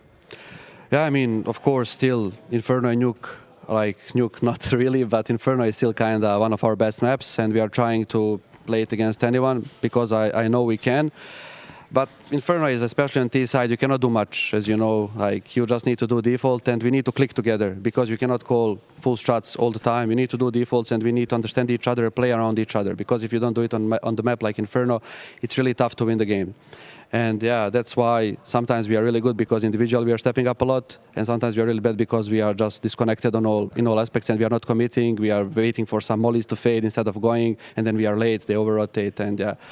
But yeah, Inferno is kind of our best map, I would say. But we work on a lot of other maps as well. We didn't show all of them yet, so we'll see. We'll see. I like what you said there about being slow sometimes as well. I think that was the case yesterday against, or 2 days ago against Astralis as well, a little bit on Ancient, and sometimes obviously the last round too. So we have an example from this game, right? It's on the CT side, something where it's like, for me, this is like G2 CS, and when you guys play really well. So at the start of the round, you give them mid, right? It's a default from FaZe. You guys can see all the way up on the radar, basically that the middle part of the map is empty, right? Like they're just trying to figure out what's going on. FaZe is waiting for this utility to clear as well, and they're going to end up getting this mid control. But already there's reaction from G2, as you can see. Monesi is sneaking towards Donut. This is JKS just holding the site, and there's two more players. It's you and Nico going towards mid. So was this like, whose call is this to come like in the mid round to try to re-clear mid? Yeah, I mean, for this map, I'm responsible guy on CT side, mostly because I'm a mid player and I'm around mid a lot. So I called it. I wanted to do it because we were close to Donut. It was Justin and Ilya. And before the game, Svani told me that when they don't do anything on mid at the beginning, they like to take it second step. And we were kind of letting them take it second step, and we wanted to push in the back and being proactive, you know. And then after clearing it to over-rotate on the extremities, depends. Yeah, so here you guys were in a 4v4. Only one smoke left, right? But you were close. You knew where they were and where most of the players were. So how was this retake? I think this was a big round for you guys to be able to pull it off. Yeah, we are trying to force people, I mean, Huxi especially and Svani, when we are dead, we need to talk. And that's what Huxi did here in this exact scenario. And he helped us a lot. He said to Ilya, smoke banana because Op was there. And go first and pick hold cave, you know. So they cannot go out. And we just commit together with rifles. What we kind of did. Rain did two really good frags. I mean, nothing to say about it, but still retake was really good, and Huxi helped a lot. And we are trying to force people when they are dead to talk, and that is helping a lot, because if people can focus on crosshair that are alive, and the guy who is dead can talk, it's easier. I think we also saw, like, you guys didn't waste that much time. There wasn't just like holding, waiting for someone to peek. Like you had your positions, and it was much faster, which for me I like to see that. I hate it when there's too much waiting around.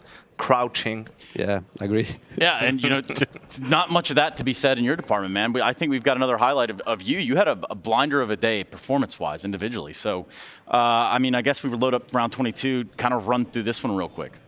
Yeah, it was a clutch. It was nice. Yeah.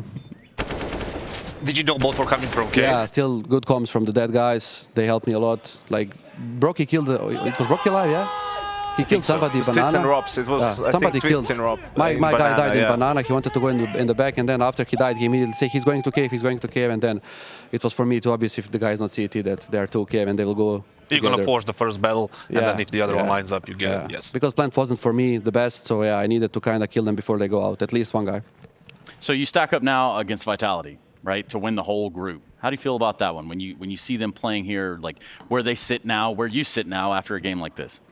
I mean, Vitality is the best team in the world for me, and individually they are really strong. Of course, Heroic is with them kinda, but Heroic lately, this event, they are not really Heroic that they want to be, but I think they will get back on the track.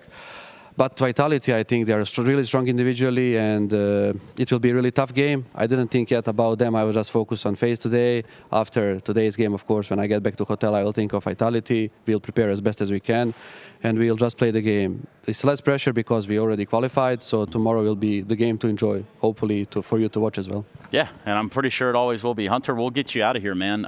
Thank you very much, and congratulations. Great day in the office for you. Thank you, guys. Thank you. Yeah, easy as that for the side of G2 and Hunter. Obviously, some things to grab onto when it comes down to what G2 is able to accomplish here. The stature, the stamina, the momentum that they just grabbed after the seemingly first map. He's okay. I don't know if you heard that, but he's okay. He did not fall off the stage. Nothing like that happened. It just kind of sounded like it. Nonetheless, we do have the B stream.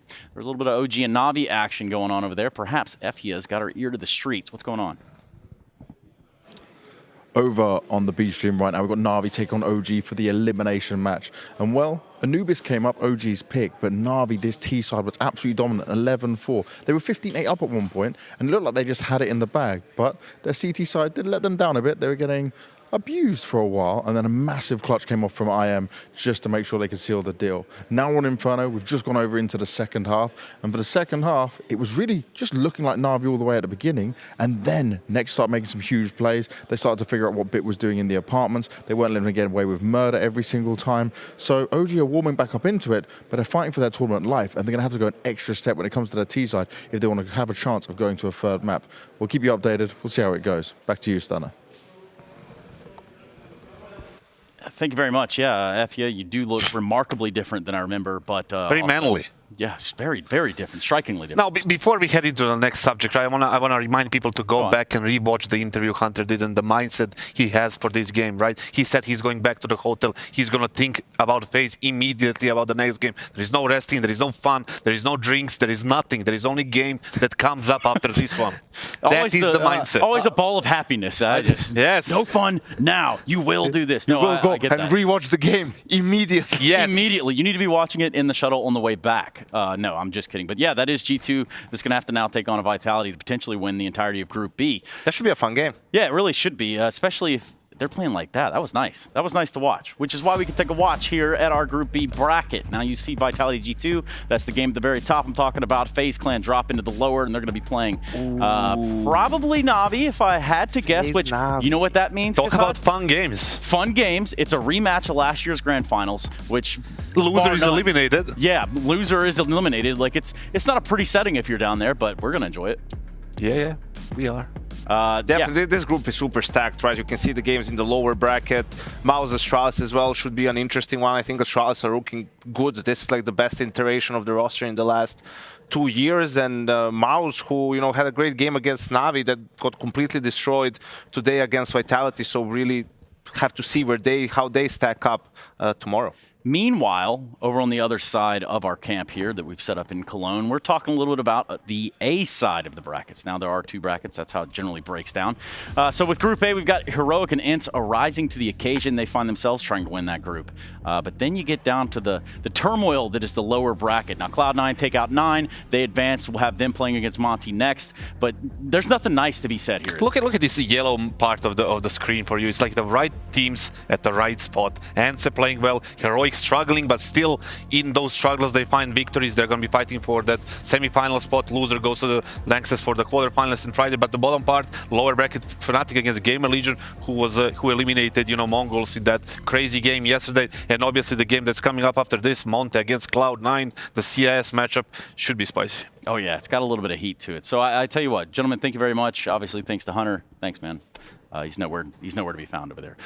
They're probably already watching the demo, if I had to guess. Get a glass of wine. Which no drinks. No drinking. There will be no fun on the job here. Not for G2 because the job's not done. Neither is ours. We're going to go to a break. We're going to come back. We're going to have Cloud9 taking on Monty in a lower bracket game. So don't go anywhere. You're watching the Intel Extreme Masters, Cologne 2023.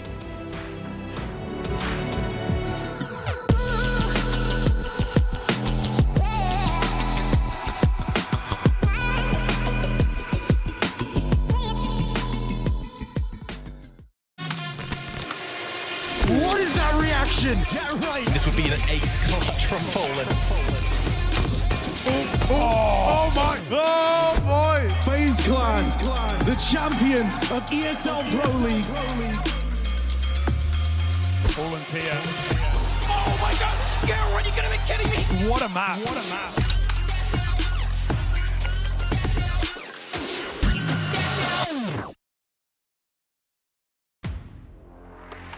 The in-game leader, architect of every move and every win.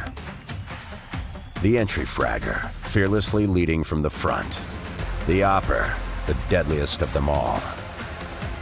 The support, the true difference between winning and losing. The lurker, everywhere and nowhere, patiently waiting to strike.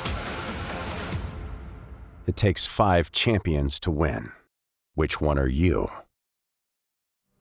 That's an awkward round to lose for Na'Vi because now this game is slipping through their fingers. 4 rounds in a row for OG on the top of the T side. Looking reinvigorated, looking for Ancient as our decider. And Na'Vi again desperate on timeouts, 3 used.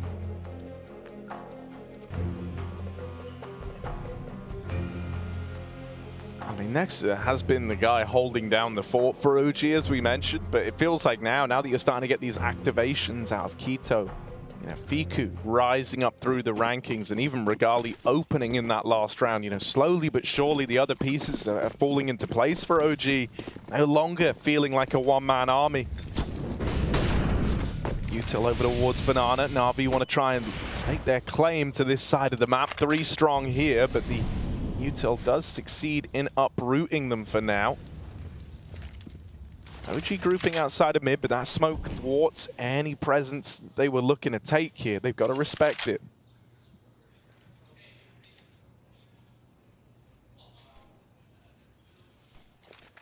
It's a good spot for Simple to deny a rush. Very difficult to flash this position.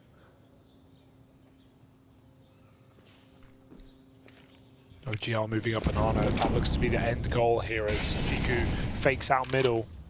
Quito makes noise in the apartments. They don't know about this being a fake. They don't have anyone in apps, so this will keep 2 at B. But Simple and Alexi with Util and the AWP. Simple looks for his shot. As I said, can't really flash this very easily. It's often going to land higher over CT. Simple should at least have an opening kill and the option to back up.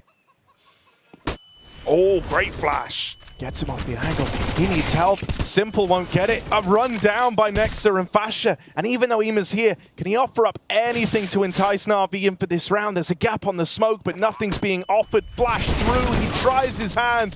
Only good for 1. I like that they try it. You know, a lot of teams just surrender immediately, but, you know, there's worlds where Ima goes through, he gets a double kill, suddenly the round's on. That you have to attempt some rounds here as this game is just coming up so nicely for OG on T side.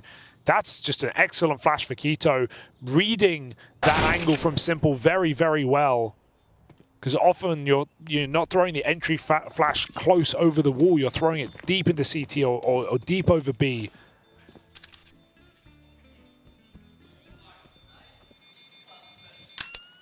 I just heard OG say, full blind, sick flash. I mean, that is what kickstarted it all, right? Knocking Simple off the angle. It was a sick flash. They're dead on. And OG are well and truly building into this now. Still flawless on the T side since swapping over. Yeah. The cracks starting to show for Na'Vi.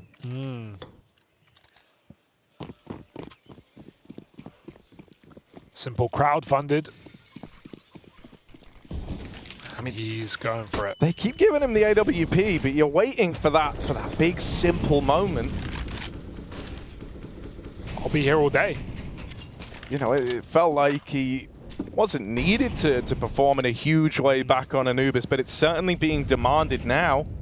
When Simple's got the AWP, I'm not leaving until the credits have run. I'm waiting for that after show. And maybe this is the round with him and Bit side by side in apartments. Bit getting blocked in, but Simple will retreat. Boost up at back B. Fasher will be up to his usual tricks, taking Banana back for the OG gang. And again, I feel like they're just going to execute because it's done them so well on this T side. Alexi will drop the molly, and you're needing JL to get a multi-kill from this boost. If Alexi makes it back to new box, there are a lot of options. JL could flash for him. Once OG into B, and they're going to go right through that smoke. Oh, yeah, Alexi caught out over towards the spawn side, but JL on the boost does return that advantage to Na'Vi, and so finally they've got that to look forward to. It's no longer a retake where losing one player signals the end of the round here. They've not been in this position yet on the CT side. And so this has got to be the time for Na'Vi. This has got to be where they course correct and look to break back into the series. Flashes getting thrown over. Util raining through. And Ema, first man in. Regali opens, finds himself a second. It's left onto Fiku, back of the site. They will find him, but they can't deal with him. Bit eventually collects. Got to run and grab the kit, but it's close and the bomb too far away. Those few meters that Bit had to run, they'll be the ones that let down Na'Vi. OG, another round secured. Regali with some fancy footwork to make it happen as that retake's coming in. He nails two of those players as Na'Vi send them in to the waiting guns. And this is such disrespect play from OG as well to go through that smoke. We were just talking about how the setup between Alexi and JL looks perfect, right? Molly primed, ready to go. It's his smoke that makes him reposition, and he gets caught just out in the open. Even though both players go 1-for-1, it's not enough. Na'Vi are getting desperate right now. Running through a Molotov. Eva's going to get that kill at least. It's something. Relieve some pressure here from Na'Vi, but they are down by 5 rounds. Yet to grace the CT side.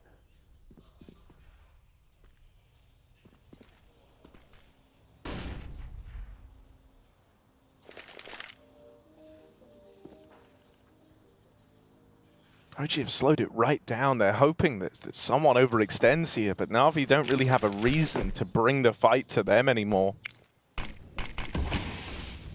Go back to this double setup. Na'Vi have been super keen to do this, right? To just leave A to the sole defense of Simple and Bit. We haven't really seen the reason as to why yet. No. There ever was a time, it's now, right? The nade from Simple is very well timed, and he's got himself a second. That's another nade out from the pit. Finding good damage. Simple and Bit combined for a kill apiece, but it's Fiku and Regali left to take this one over the line. Alexi doesn't let them in, and so the first round found for Na'Vi appears on the board on this CT side. Takes them 7 rounds deep into the second half to manage it, but they will. Oh, just seeing nightmare mode on this CT side for Na'Vi. Even Simple pre-smokes that Molotov, but he throws it so deep in the corner so he can re-peek with the AWP, right? So he still has open sight lines, and they just molly him. It doesn't even get close. Fiku's molly completely burns Simple out, forcing him to re-swing and dying after one. So OG, they finally drop around at least, but it's really not. These aren't clean rounds for Na'Vi. These aren't inspiring a lot of confidence. They're going to need a big streak here.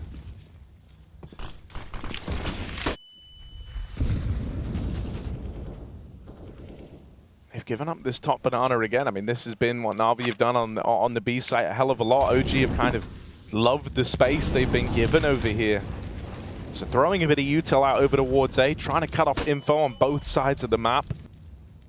But I feel like OG just have to group and go for one of these B hits. I mean, it's worked every single time. And if you're going to keep getting this room at top banana with no threat of harassment, no threat of, you know, any sort of follow-up from Na'Vi, I think you take that every damn time. And this round is no exception. JL boosted up.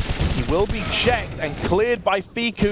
And that leaves this even. But Ema, through this smoke, has given them a lifeline.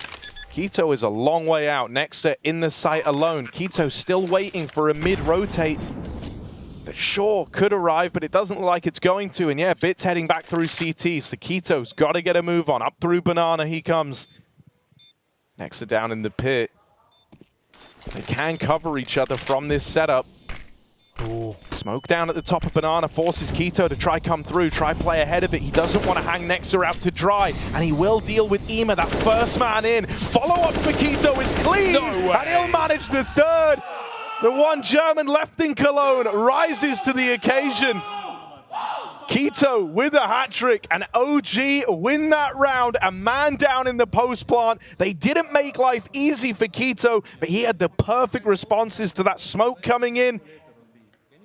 He isolates those fights really well. He's so aware of what angles he's got to be responsible for there. Holds Coffin for a double swing before he moves to deal with CT. That was a nice bit of synergy between him and Nexa to make something of a round that finally felt like it was going to be something over towards that B site for Na'Vi.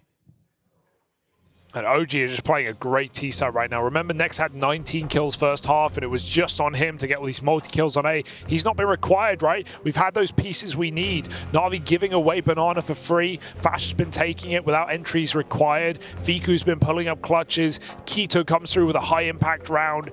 Everyone's been pulling their weight. We've not even seen the T-side orb really make an appearance, and it's finally coming through.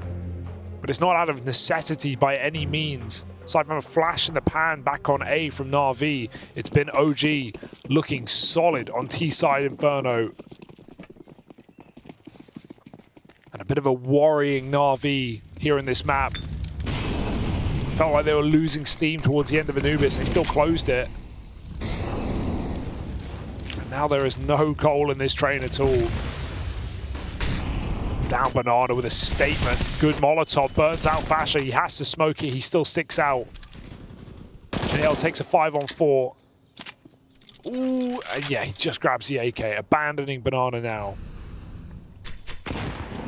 The other thing that's crazy to me is, like, coming into this, I said how statistically, right, the limited look into OG that we have on Inferno, it's normally Regali and Fasher that are front runners for the team. They're both dead bottom of the board for their squad.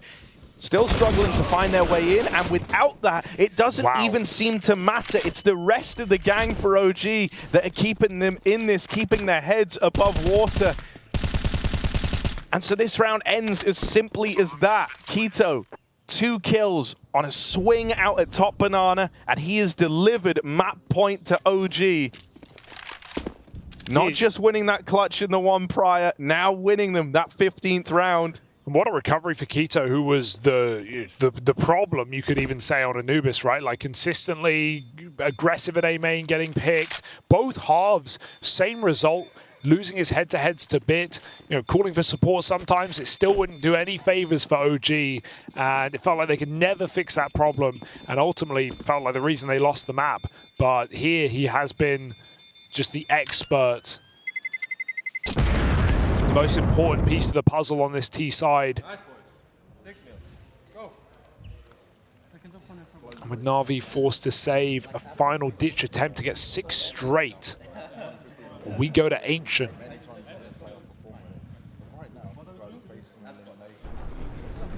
Teething issues certainly with the synergy of this new Na'Vi team getting brought into question. Beautiful transfer.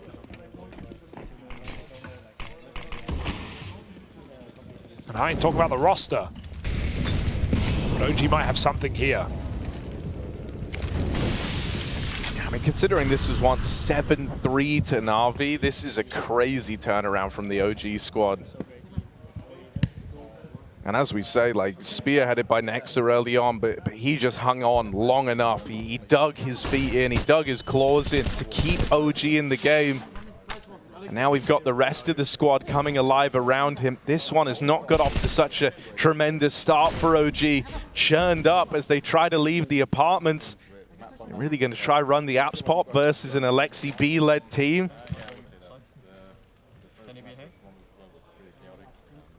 And signature move busted out against Na'Vi, and the pretty dismal results here. So it seems like Na'Vi will stay the course for now. At least keeping this map alive. Just keep numbers for Na'Vi. That's the goal, right? Keep it tight. They've got the bomb. They've got a crossfire. You know, may as well just let OG save, considering they're going to have rebuys regardless. And if Na'Vi can get 5 alive, they don't have to worry for really the remainder of the game. Just starting their attempt to come back off on the right foot. JL goes down Banana. He might be able to catch OG at the bottom and middle if they go and save in T-spawn. 20 seconds. They know they're not going for it.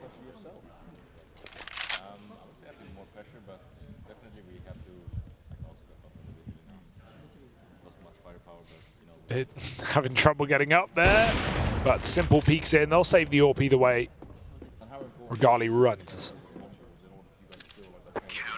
This is a test of the metal for Na'Vi, though, man. It's going to take a lot to remain resilient here, especially after how quickly this game feels like it's turned sour. Going to take a lot from Alexi to try keep the different personalities within this team in check. 5 rounds between them and OG, so it is going to be an uphill battle for the Na'Vi squad with no margin for error. For OG, that one, I think you can just forget about it, right? Kind of write it off. Yeah, we tried an app spot. We tried something a little bit faster over towards the A side of the map. Not something that we've really seen from OG on the T side just yet, and it didn't work out. So now you assume they go back to something a little slower here, working this default early, fighting for the banana control. There's Nexa there just replying to this util, keeping the attention of Na'Vi over at the B site. Are they going to try run back the apps play? That looked to be the decision here to open up this round. Lots of players dedicated over towards the apartments and lots of bodies leaving it in bags as Na'Vi sit pretty in the advantage again. Yeah, now OG just have to be patient and hope they catch Na'Vi players changing position, but everyone looks pretty entrenched right now with all this mid-info as well. IEM ready to swing off of Simple's contact and bit with an angle that's impossible to clear without walking out a balcony. And OG don't look like they want to make a move as an individual. They want to group as a team instead. Back to the banana.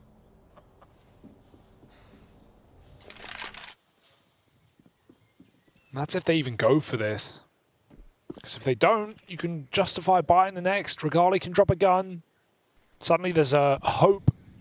OG fancy their odds at a 3-on-2 though on B. However, IEM's just come back on rotation. And the question has always been on this B bomb site, the timing of this utility, as OG have disrupted it by pushing smokes and playing weird timings. This is so late, the Na'Vi might not be ready, but that third player is still moving through. Important entry kill. Flash sets Alexi B up, but they're already crossed in. They don't look towards it. Regali's looking nowhere as he's blinded off. He does find Alexi in the end. That Molotov will force a different plant position, and IEM can maybe go through and deny it. Seconds to spare. He gets flashed through. The plant's stuck, and they get back to the site. Oh no, but he spammed the coffins. He spammed where he mollied. And so Nexa's allowed to reposition. They get to the back of the site. Nexa and Regali left in the hot seat for OG. Regali dead immediately. And so it's IEM let off the leash, swinging through that smoke in spawn to save the day for Na'Vi and keep them in this match that much longer. A round that gets far scarier than it felt like it had any right to, but Na'Vi will dust themselves off, continuing to build late into this game on the CT side. I could have gone very wrong, right? Like, this is a map where, 3-on-5 on T sides, if you pick the right location, can be hyper winnable on T halves, just because of your ability to isolate with utility. And OG almost make it so. But IEM, even though he spams nothing as he comes through the smoke, he makes up for it with that big double to end. Na'Vi now get what should be a freebie. Almost wasn't, with a German Deeg making an appearance. Simple bites back.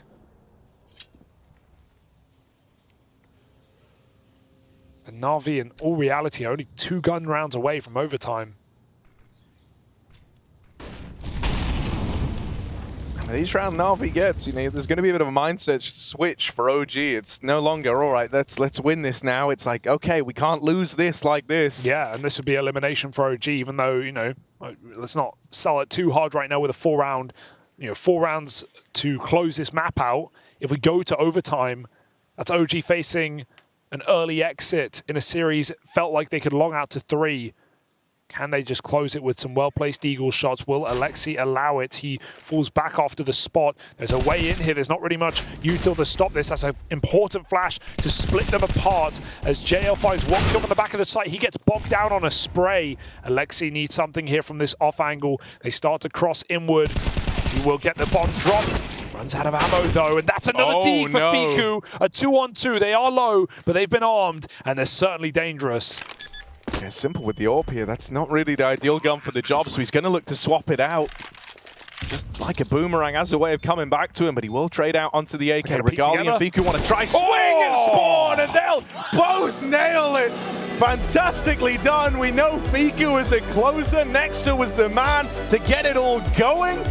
And it comes together in a gorgeous fashion for OG, combining at the end to do it with pistols. They will put a stop to the Na'Vi comeback, and they long this out to make it a 3-map series.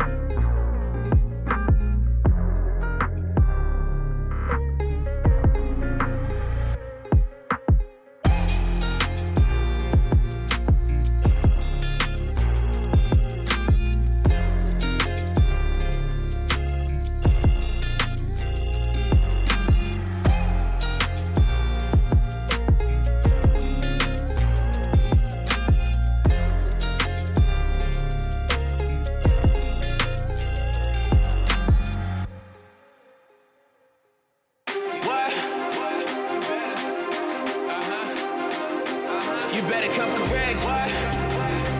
Oh, this what we doing?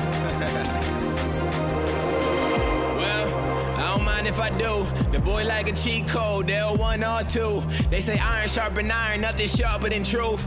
Plus that, and I just do what I do. They come out of pocket, I slay verses like demons and goblins. Be sure to never try to short me on a profit. I got this. In case you boys forgot how I rock it, come and sit courtside for reminders, please. The wall's filling out, they come to hear me out. Whoever doubted me, tell me who you with now. For real, tell me who you with. And we can take that risk. You wanna place a bet? For sure we taking offers. Better come correct. That's right. Yellow tape for caution. Wish you all the best. Coming for my portion. Whatever we invest, we double never forfeit. Right. Better come correct. You better come correct. You better come correct. You better come correct. You better come correct. Why? You better come correct. Why? You better come correct. Why? You better come correct.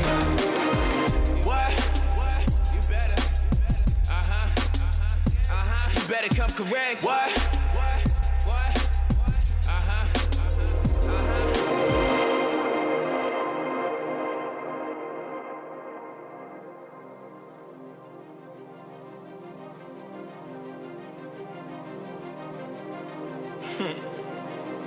You wanna place a bet? For sure we taking offers. Better come correct.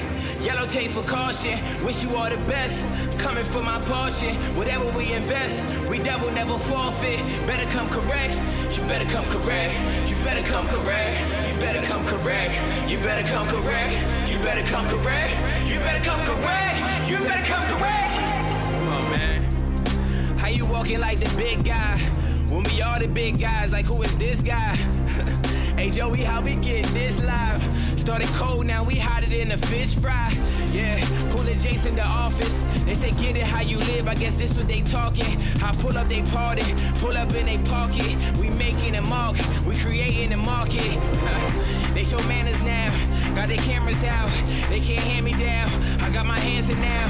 Yeah, so it don't matter who you get. I'm the only one they with, you know it. You wanna place a bet? For sure we taking offers. Better come correct. Yellow tape for caution. Wish you all the best. Coming for my portion. Whatever we invest, we double never forfeit. Better come correct. You better come correct. You better come correct. You better come correct. You better come correct. You better come correct. You better come correct.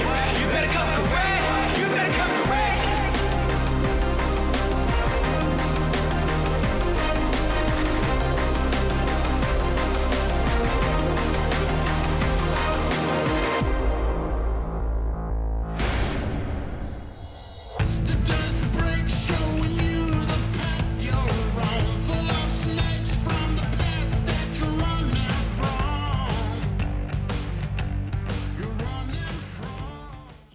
Forged in the fires of adversity, and it was no secret that Na'Vi and the changes they made would face quite the challenge upon returning to competition. But here in Cologne, Na'Vi stand with quite the looming threat over them, their worst clone placing if they end up falling short here. And it's a switched on OG, a ragtag bag of misfits on the other side that have brought them to such a vulnerable spot. Yeah, that's, to put that in context, that's quite a statement for Na'Vi, a team that have attended every single Cologne since its inception. For them to fall out here would be a disaster, considering we go into map number 3 against an OG who have made it further than even they expected, right? With even a stacked play, and these boys didn't, have it in their wheelhouse to come through and already be making a run, to be taking Vitality, previous major winners, all the way to 29 rounds in their previous matchup, and even Na'Vi to a 3rd here on Ancient. That's where we head, as one team must say goodbye by the end of this game, and another has an even bigger threat waiting in the form of FaZe. And this is one of the maps that we've actually seen this new look squad play a handful of times, right? And it's not one that Na'Vi have looked infallible on. So let's see what they bring to the table to open. Alexi B wanting to get involved. I mean, it was Nexa, the man at the helm of OG, that really kept them in it last time. So Alexi wants his turn in the limelight here. The dualies locked out down towards the bottom of ramp. Give way to a 2v3 B play, but Simple will not let them in, will not let them get up the ramp. The flashes land and leave Keto blind, locking in that pistol round for Na'Vi and getting them off to a good start. Yeah, that's what they need, right? Because they got the wind sucked out of their sails last map after a decent first half. They just couldn't get it going on CT side. B was a big weakness. OG were bullying it the whole time. So we need Na'Vi to land on their feet early if they are to take this game as they really should have been favorites. Both of these teams unproven, relatively unpracticed. Both coming off of a few games at Copenhagen with these new rosters, and that's it. The pressure's certainly got to be building for Na'Vi more so than that of OG. They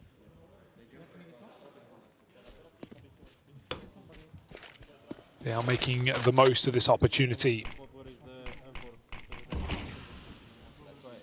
for Eco, and OG just grouping. Going for a contact A. Bit might not have the ammo in the gun unless he's pinpoint, but it is Bit. Yeah, I mean, look, this should just be a mowdown. This should just be the highlight clip for Bit. This shouldn't really be in a position to get out of hand. The only way it gets weird, right, is if Bit dies, say he only gets like 3, which is still sick, but if he only gets 3, there's no one nearby to go ahead and deny the bomb plants a Bit. Well, don't worry about it. He will lock in 4, and that bomb lost back in main. He buys enough time for the rotates to come in. Bit, always an overachiever, locks down against the Glocks. 4 headshots as well with that kind of spray. Yeah, love to see that. Na'Vi 2-0 up. That was the easy round, though. Now things get a hell of a lot harder as OG are going to bring out the big guns.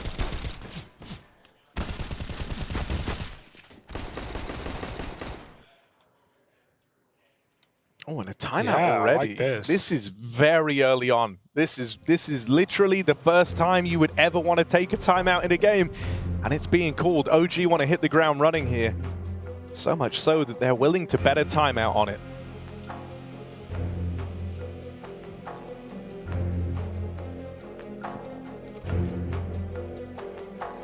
Better to get it in early, you know. If a call came through in freeze time and people weren't certain about it, may as well keep it clean rather than going into such an important early round. Surely they've got to have some sort of sick move planned here, man. Yeah, like, Rugger was microing something. You don't call. You know, you're very. I can't think of a time I've ever seen someone call in a pause in the first rifle round of a game. So this one clearly takes a bit of management. Well, let's see what they do with it. Fiku heading a lone B. That's a rarity in and of itself, but they'll be going for a mid take. Bit is such a nuisance with these flashes. He bounces off of Donut and he'll get popped back in by his team from the A side. Great opener. Ima there as well to help out. This is the 1-2 punch in mid that Na'Vi will be relying on. Simple. Oh, he just pulled back and tried to pull out a nade and got swung by Keto for the trade. He gets the bomb out.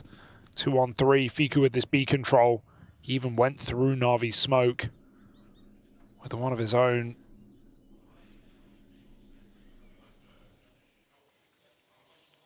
And Fiku waits for B aggression, but he'll have to be the initiator. JL on the 50-50, the first of few, and Fiku checks the wrong side. It's the MP9 to come out with a kill for Na'Vi, leaving Keto in a clutch. He knows exactly where his first opponent is, but it's an ugly spray hitting Crouch, and Na'Vi coming through with a sick round. JL's happy about that one. And yeah, keep your eye on Bit, because his protocol here in middle on CT side is the same every game. So but it's still so hard to beat. You feel like you get out mid, you do a donut smoke off spawn like OG did, and he just bounces a flash, but it changes every time. Sometimes he'll bounce one flash, he won't swing. Sometimes he'll bounce 2. Sometimes he'll bounce it, and then his teammate will lob one over donut from the A side, so you don't even see it coming. You think you dodge a flash, and the second one is the one he swings with. He keeps it fresh. And so if OG want to play mid off of spawns, they will be running into him and Ima, the latter of which is playing very dangerously down mid this round against pistols. But he will get away with it. Meanwhile, a BD comes in and Na'Vi need to hold on. Yeah, this can't afford to start for OG in the same way that the previous map of Inferno did, where it's just Nexa with anything to offer. We need everyone else to hit the ground running here. Nexa opens up this round with his Deagle, and Fiku adds another to it. That's an unfortunate place for the gun to fall. Regali would have loved it, but irretrievable. Orbit gets a second chance at life there. And they'll regroup in middle with the Deagles instead. They're looking for the gun. They can't find it. There's a Deag at least. Better than nothing. And Bit anchored down at Brokey. Going to move inside of the temple as well. Again, another spot. That was 2 Deagle tags, but not enough for the kill. Has left Regali, and he's being flanked. So even the bomb plant, Bit doesn't need to face it. Ooh, Regali uncomfortable and dead, frankly. Alexi makes it so, and Na'Vi sit 4-0 up with 3 alive, with bomb plant denied. Things are, you know, the groundwork is being laid by Na'Vi. Let's see if these foundations set in.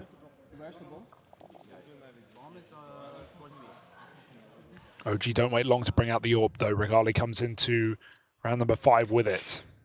Yeah, it's some of the problems that we've seen for Na'Vi, even linking back to their opening game here where they showed down versus Maus on this map. If you remember, that they were sat in a very, very comfortable CT lead that ended up getting away from them so quickly, both towards the end of the first half, where it closed up, and then it was when they moved over to the T side that they couldn't get the ball rolling. So I do think Na'Vi have got to lay a lot of the groundwork here in this first half. Oh, Fasha, that's more like it. He was missing on Inferno. MIA was Fasha, but if you can get him switched online, suddenly OG have even more to fight with here. Nexa has walked fully through this A side of the map, but this might lead to a weird situation here. Everyone else for Na'Vi is leaning into B. The bomb's trying to cross out, but Alexi can hear this, and he might try and react here. As they drop down into middle, he's got a chance at the backstab. Keto deals with the ramp side. Regali's caught moving through Donut, and Keto is sandwiched. Stuck between 2 Na'Vi players. Alexi gives chase to the bomb, and Simple's locked in this fight down towards the lane. If he can deal with Keto, that opens up a route to the 2v2, and Alexi is close by in the site. Keto's fine just to stall this. He can waste as much time as he wants, and he will even win the fight out.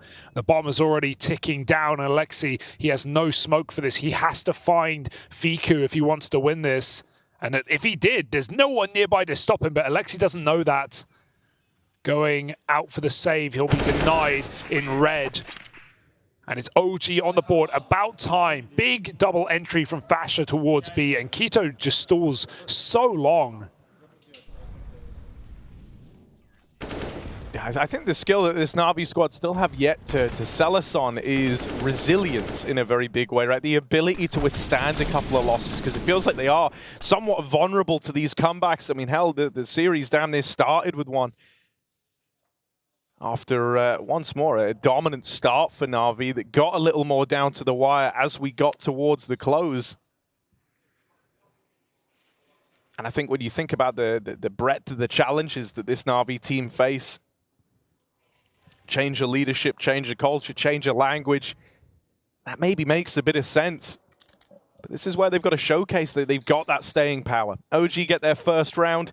Na'Vi, not out of money yet, will come through with basically the full buy. The only guy a little more limited, looking like it's JL. Yeah, especially when we look at some of the top 5 teams and the upper echelon of Tier 1, there weren't a lot of changes, right? Rosters like G2, FaZe, and Heroic holding on, even Vitality only making one move. Na'Vi have completely uprooted everything they know and love for not necessarily clear one-to-one upgrades in each position, just a different vibe, a different culture. But will it be different results? Will it be a devastating Cologne? Or can they pick themselves up? It's looking good so far. 4-1, despite OG getting on the board. They're playing very lax towards B in these rounds. Fasha is completely alone again. He's been bullied by Utility, and maybe by Alexi as well, as he starts to push down the ramp. Bomb outside of the A site, Bit with A main control, and Fiku with a clean headshot on that entry. They're starting to split this site. They even kill Alexi on his aggression. In all fronts, Na'Vi fail, and OG get the bomb plant and seemingly the round. Yeah, that's worrisome, man. This bit aggro over towards main is something you will see out of him in rounds where he's not playing middle and doing that flash setup around Donut that you spoke about earlier on in this. You're going to see him look to come through with main aggression, but he's not like super aggressive with it. He just takes a more aggressive line in a lot of rounds for Na'Vi on their CT side of Ancient, and usually he does it very, very well. So shutting him down if you're OG, kind of getting ahead of that early on is big. Yeah, the donut flash thing, that's more for, spawn rushes, right? If you see the insta red smoke come in, you hit flashes, that's how you're going to be playing it. But Na'Vi typically are fine either letting Ima play bottom mid alone behind the smokes, or just leaving it open and allowing Simple to pick up timings as he floats around the CT line of this map. He's often very mobile on Ancient, even in old Na'Vi roster. Oh, 1 health on the save towards B. That bomb bloweth. This was a huge kill to facilitate the A split. And OG, they've definitely come through with some ideas in this T side. Their default is looking a little away from the typical 1-1-3. Let's see if that keeps up. Regali gets in the insta, and Donut as well. We don't have much for Na'Vi to fight back with, just these two save guns. Oh, that's a check for Simple. Very speedy. Taking down the AWP. Will they throw it out the map? That would be a big play. Don't want to let your guard down, but also don't want to give Na'Vi any more reason to win this round. They hear these rotations. Look at how much they're just giving Simple room to work with the AWP. One of these pistols going to throw themselves into the check, and they're hoping that Simple would get the trade, but he'll fall short of it. Nexa also here in the red room needs this kill, but he just lets it get away. Alexi spots out both remaining players over at ramp, and now Na'Vi look to give chase. Guns dropped over in the red room. JL armed with this AWP. He likes to buy these up anyway, so he might feel comfortable with this. Walking through the smoke, tries his hand at that 1v1 on the planter. Ima's now armed and dangerous as well. But Fiku's looking to take a bit of real estate over here. Crossing over towards short, this leaves him in the firing line, but it's lucrative if he can get away with the kill. Where does JL go now? Where does he try and fight next? He's scratching his head every step of the way, but he's going to look for a route in on short. He's seeing him, and he will land the shot. No time. 1v1. There isn't time for JL, and so he will just have to run away. Fasha wins that one to the clock, just sat back in cave, playing around the bomb and letting Fiku have a bit of room to take some fights over towards short. OG, we're never worried. Yeah, that's a great eco for Na'Vi on one hand, right? They come in with an AWP and an M4, and they find a 5-on-4. They trade out really efficiently in red, but 2v2 and OG just batten down the hatches. This shot is crazy from Simple. Perfect pre-aim. But reassuring to see the reactivation of Fasha, closing some rounds here for OG. Looking like we have a mid-take here for Na'Vi. Emo with the spawn, bit back behind the smoke, but again pops out with a flash over the top. And Keto gets deep, but not for long. Bit can continue to spam as well through the smoke. He drops the bomb. Fasha barely alive right now, and even the A main player getting picked. So this split has been denied near instantly. That's a shot out of nowhere for Fasha, but is it going to mean much in the grand scheme?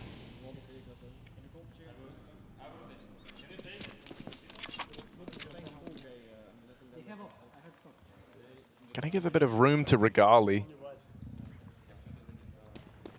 See if he's able to find anything on his journey with this AWP, and he is getting pushed by Bit.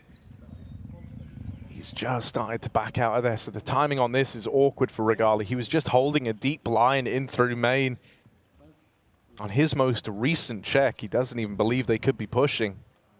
But this might just be a non-starter of a round. Bit sending it, man. This is crazy confident. But he might find the backstab. I wonder if he takes a knife. Oh, starts to run, has to get the shot instantly, and Fashion was coming back to regroup. Denied by Bit with 3. Bit has been probably the most consistent player of this series for Na'Vi. If you look across all 3 maps, right, on Anubis, he was winning them the T side single-handedly.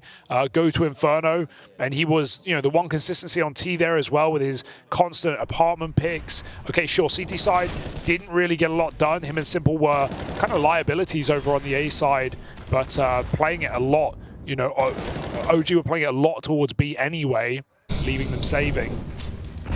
And he started this map very strong too. Again, have this setup towards a donut flash. Keto runs right through. He almost gets there. If he swapped places in the smoke, I like his idea, but Ema just swings out in time, and I think Keto got a little bit lost on the wall. That smoke for Alexi will scare them out of middle. They don't want to get peeked by top heaven. And Na'Vi reassert control over middle, forcing OG back through the spawn.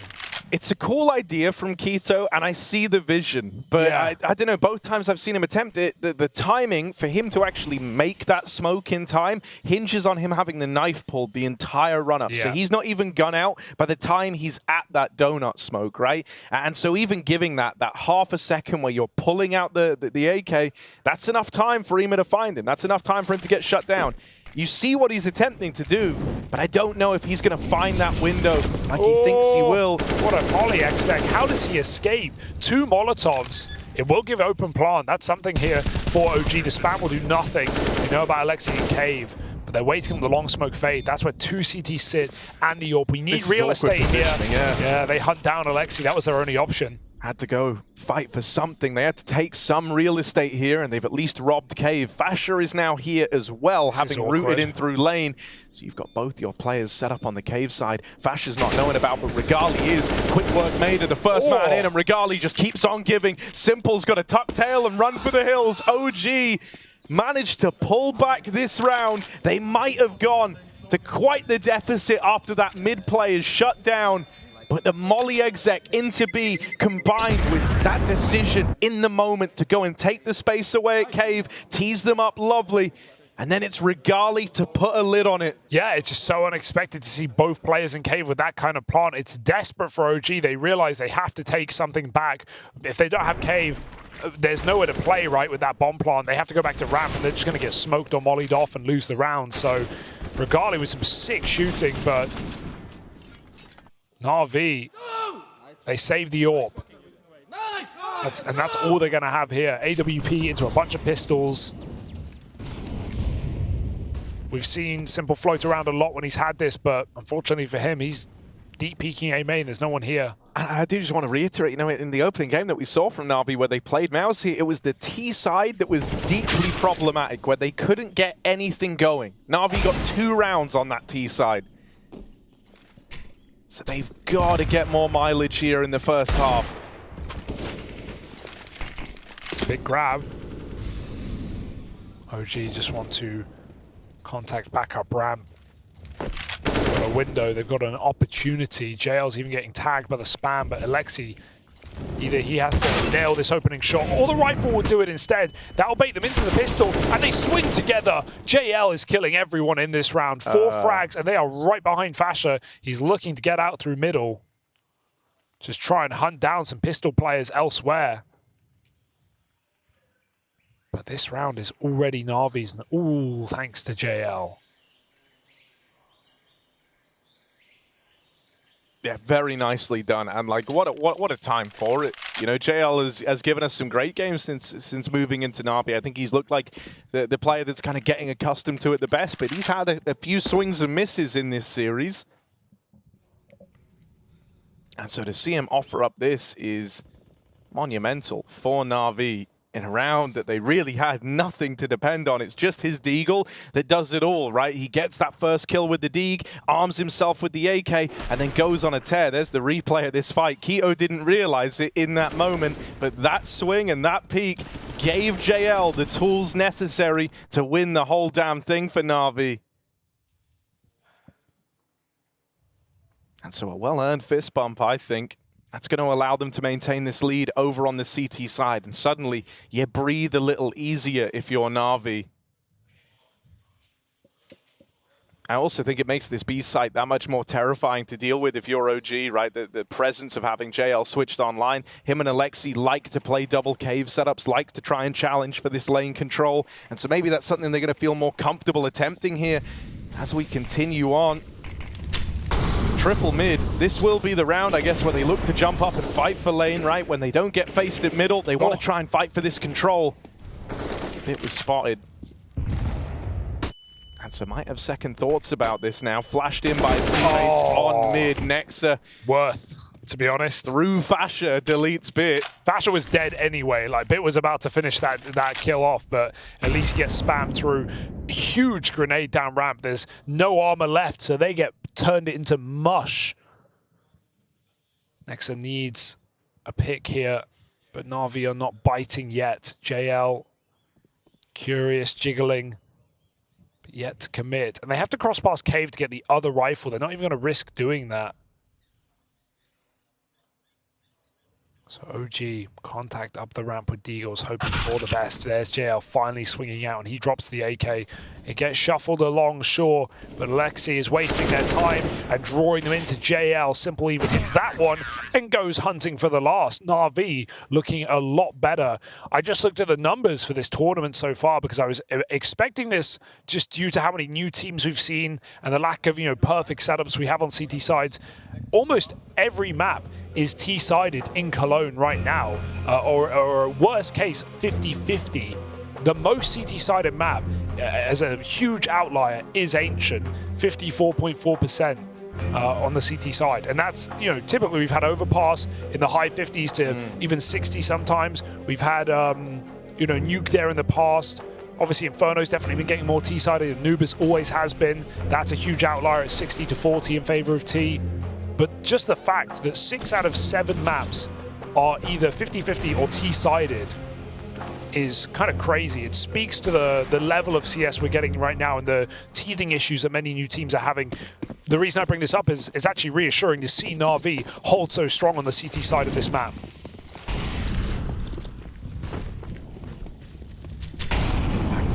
Back to the drawing board for OG to try and realize the T-side dream.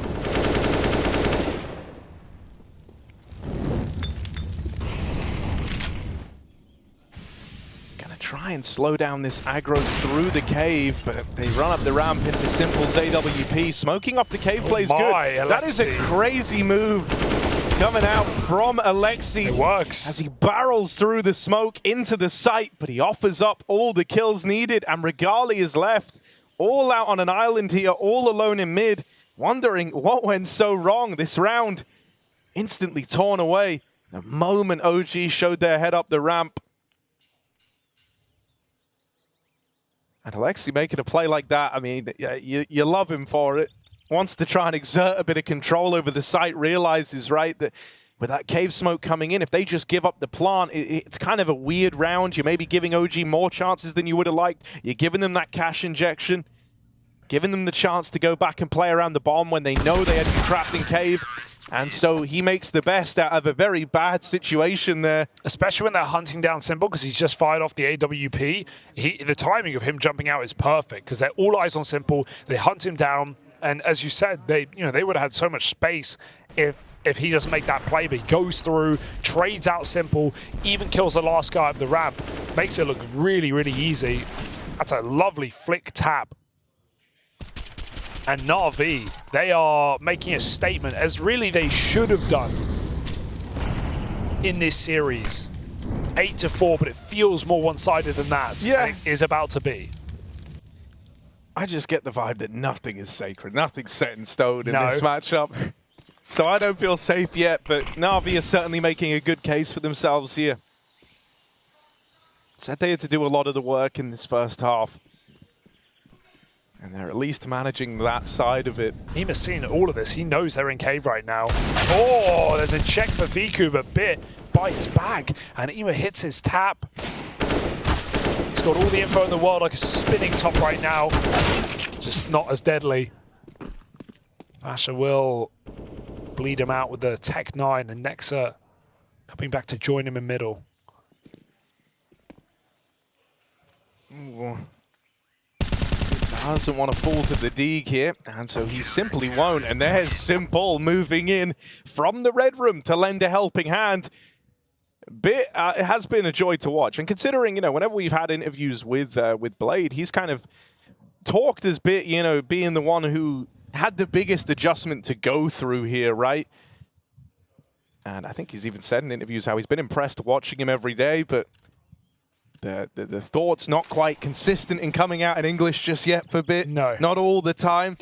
But I got to say, with the performances he's been giving, you'll take it. You'll take it every damn day. Yeah. And he has been incredibly self-sufficient across these games. Well, they've put him in some very good positions to just play on his own, right? Like, even on the T side of Inferno, it showed that what he's been doing typically towards A and middle on this CT half.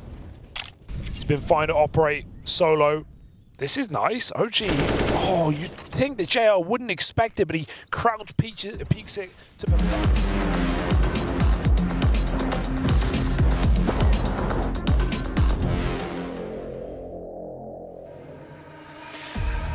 Well, here we go. We've arrived at the last matchup of the day, which ultimately means we are ready, well, just about ready, rather, to take on with a little bit of Cloud9 and Monty action. That's right, it is do or die time. Second round of lower A bracket itself. Every match matters at this point as elimination creeps over the shoulder like Assad in the club. Anyway, welcome back, everybody. It's the Intel Extreme Masters. It's Cologne, and you do love to see it, don't you? He had to take a shot, but I love it. It's a good one. Anytime. You know what? I got you, Assad. I'm gonna go ahead and take us away from this moment. We're gonna go to a quick interview. Let's hear before we watch.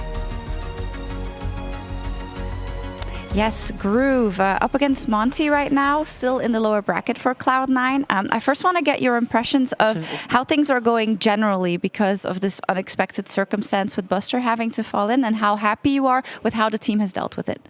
Okay. Hello, first of all. So, yeah, of course, we were a little bit disappointed when we just have a bad news about Exile's visa issue. But we have the stand-in as a Buster. We didn't play any practice matches before because we just knew it one day before departure to Cologne. So we're just trying become better step by step here during the tournament.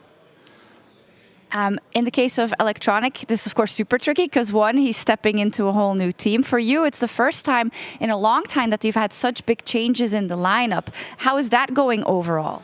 So I think it was one of the biggest reshuffle in CSGO history. It was the biggest one, even not CSGO, but even in CS history ever.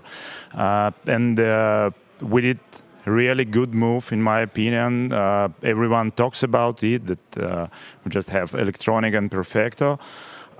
We can't see yet, so we don't have such opportunity how it works, because we're playing with a standing, but anyway, we're super excited.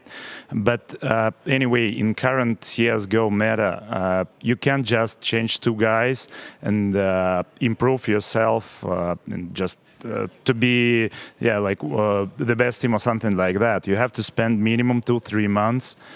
The better way is 6 months, because we have a 7 map pools. So we need a time for sure. But anyway, these changes will help us a lot for sure. So I'm hearing it's maybe too early. Yeah, I think so. Okay. Well, good luck against Monty. Thank you. Definitely is a little too early for the Cloud9 side. Of course, that would be because the much anticipated project was slated to show up here with Axile alongside of Electronic. Then you've got this Shironic thing going on with Shiro there too. But that's just not how it's going to shake down for Cloud9 here. And thus far, we see him sitting up over there. What'd you take away from what Group said? I think it makes sense. Like, obviously, you need to change things. You need to discover your identity with these current 5 players, but also just the sheer firepower upgrade that you're getting and the type of players that you have on the team. You should see some returns even in the short term as well, right? You can't show your full face, but also that's not an excuse for you to, you know, lose to some lower tier teams, right? So, yeah, I think it will just take time for them, but we've seen some good signs early already. I'm just happy they're still in the fight. You know, it would be sucked to see them get eliminated very early on because of the circumstances. Everybody in the CS community right now, either you're a fan or of another team or them, you want to see how this lineup is going to perform. And we saw a glimpse of it. Obviously, we can't see the full picture because it's still early. But you know, we're just looking forward to see them fight again and maybe get to that playoffs in 2 days from now. But in a matchup with 9s on both sides, like, no Germans involved at all. Trace, what I like is we've seen a little bit of spice from this new Cloud9, right? The old iteration, it was the definition of vanilla, right? And default and standard stuff. So let's go into the game versus 9. Went all the way, third map, Anubis. First, look at the money. So this is a very important round, reset round.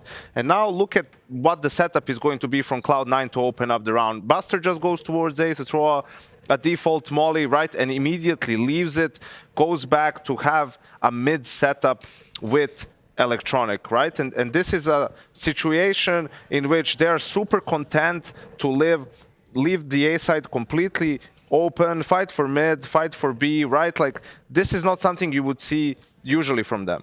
Going back to see how the round develops now, because, you know, maybe they will come mid, maybe not. You can see here it's sped up now. Focus over towards the B bomb site, right? You can see the 3 guys are there now. They're going to start moving, start clearing that area of the map. So Cloud9 is being proactive here. They're not just sat there and they took a risk and they're gambling. They're actually doing something about it. Electronic is the mid player. Minio pulls out an A, doesn't expect one more guy to be there. That allows Buster to get a free kill. While this is happening, Hobbit has cleared B and is pushing, right? You can see that on your screens now. You can see also Perfecto leaning towards mid. Like, just the timing of this, like, he's going to come there with a supporting flash, right? And he's there in time with Buster to sort of double pick, get a clear. He's even aware about a player potentially going all the way inside A, but that wasn't the case. The player from 9 didn't even try to take that bomb site, but tells you like the mindset of Perfecto. And you can see Hobbit towards the very end of the round just gets one extra kill that forces the last guy from 9 to save. So some very sexy stuff, Trace. Ah, yes, that was the word of the day. And you know what? You do win the grand prize, which is going to be here. Grand Slam? No. There are no Intel Grand Slams to be won here today. That much I know for sure. But if I look at this game, it's still winning to overtime, right? This was still a close affair for either side, and for what was on the line, Kassad, what did Hobbit make of it? Listen, Hobbit is the guy who needs to step up on this event up until the point that Exile comes back, if he comes back on this event. You can see the stats on this event. He was 130 rating, it's almost 80 ADR averaging. So he needs to put up the numbers to make up for the numbers that Exile is usually delivering right now. Buster is obviously there to fill up the spot. We don't really expect anything too much from him based on, on the things that we saw. No. What do you mean no? Put some respect on Buster's name in this Anubis game towards the very end when it did go into OT. My man had some high impact kills. He was very composed, very patient. Yes, not much is expected out of him, but he delivered regardless, Trace. And if Exile was there would not be any overtime. Yeah. I was wondering what you were going to take. If you're, I understand that. Yeah. I was going to let that one ring. That was real loud. That's real nice. For Cloud9, yes, they didn't come here with the lineup that they necessarily wanted to yet. But are they holding on to a lifeline? Is that what we're seeing? Yeah, definitely right now. I mean, they have a decent chance. They're not going to feel like underdogs, even with Buster being a replacement there. Obviously, on the other side, Monte is going to be feeling the same. But I think they are ready to take the next step and maybe get to the playoffs. And then we maybe, in Lanxess, we can see the full potential of this lineup. All things considered for Cloud9, this was exciting. We were all, let's go, new C9. But that's not what we got now. We still get to see the remnants, the after effects of that, Yanko. It's like buying, a brand new sports car. You have a Lamborghini in the garage. It's great. You go in, you want to start the engine, and it sounds like a Toyota. I think that's like this new Cloud9 lineup. It's missing, it's one of the most important pieces that would really make it all come together. But they are in a position in which they are. Monty on the other side of things, another team that, also lost one of their important pieces during the player break. Boros moving over to Falcons, Bro stepping in. But they've also shown some really good Counter-Strike so far in Cologne. Yeah, they absolutely have, which is why we're going to start to take a look at Monty. Well, we would have been taking a look at Monty. The idea here is, though, if you think about it, just yesterday they took an 0-2 to Heroic, who obviously had a bit of a shaky start. I think if there was a time to grab onto a win over Heroic, it might have been in the confines of yesterday, day prior. It seems like they're starting to come to. But really, it's SDY and War 2K was the show, if I recall. Yeah, the 1-2 punch really. SDY, obviously now it's been a while since he's been on the team, coming over from Navi in that in-game leader role, and then Voro with the AWP. He had a wild 1v4 against Gamer Legion on day one on Overpass, so they've been trucking along. Demka's been really loud in these games as well. But in all reality, Kassad, this isn't a team that we see a ton of. Is that right? Yeah, definitely. They just have these few events they attend to, and they need to make sure they perform well, similar to Apex, for example, or Into the Breach, or all these teams that are not a partnership, but they have the luxury of playing more events, so they need to show up and, you know, on these big events and kind of try to do their best. You can see on the RMR, they're 4, and in the Blast Major, they managed to get into play as the very first major they attended to. All these young kids, right? And now they're playing Cologne, and they're still playing well. They're still in the contention for Lexus, and there's, you know, you would put some respect on them. I think also they've done enough at this event, you know, for the points and rankings side of things, right, where they can, I think, expect a couple of more invites to at least, you know, challenger level events or something like that, which is really important. You need to be around and have this opportunity to accrue the points and attend the biggest tournaments. And yeah, I think they will also benefit from having LMBT behind them, you know, like he's a super experienced guy, been around for a long time, coached Mouse for a long time. And they said that they missed him dearly in Paris, but here he's able to contribute. The little secret I want to spill there, I talked to LMBT before the event. Bro, you're terrible at keeping secrets. Like, don't worry, it's fine. The little secret, basically what he told me is they got like a 2-week permission pass to leave the country, go for the boot camp. They took a drive through Poland back to Ukraine after two weeks, and then stay there for a little bit so they can get another 2-week pass so they can come here to play. So that's very respectable considering the whole situation and everything that's going on for a very long time now. They are still, their minds are still in the game, and that's something that we need to appreciate, not just us, but everyone else who is watching this game. Appreciate it, respect it, and, you know, kind of admire it in a lot of ways. I think, you know, we look at this team of Monty, you think about a guy like Sumda Young or SDY. He's had his tenure within Navi. You see where he is now, sitting right in the middle of this crew. What is it about his time then versus now? It's a difference, right? You can see that the difference in stats right there, and he's the IGL here. You don't expect IGLs to have such a big, you know, change in form all that much, even like on the better side. So 114 impacted 108 80 ADR as an IGL with a young team against tier 1 opposition. It's something really respectable. You think he learned a lot from his time over there, other than the haircut process and all that? Yeah, the whole skit. Absolutely. I mean, when you're on a team with guys like Blade first as your coach, then Simple, Electronic, Veteranski came also, you know, last year, the year after they won the major, and they were the best team in the world. I mean, that's just a completely different environment to be in, and I'm sure he has a lot that he brought from that team into Monty. Yeah, it just takes time, and as it turns out, he's got just a few more minutes before we do get this matchup started. We took the opportunity in those few minutes to hear from LMBT, the same guy that Kassad was just talking about. So let's check it out. So LMBT, Monty is about to play Cloud9 in the lower bracket still, so everything is on the line. I got to talk to you during the Heroic series, and as I gather it, you were just a little frustrated because you were doing a lot right, just not in the crucial round. So what will be the main lesson going into today? Well, basically, you know, we watched this demo yesterday, and it's like you're rewatching it, and again, it's like absolutely same as yesterday. You're like, yeah, okay, you did everything right. You know that mistake. Ooh. The mistake which happened there will never happen again, and it was like instantly, like team understand it instantly. So it's not like things to retalk so hard. And yeah, obviously was playing like world's best ranked team at the moment, I guess.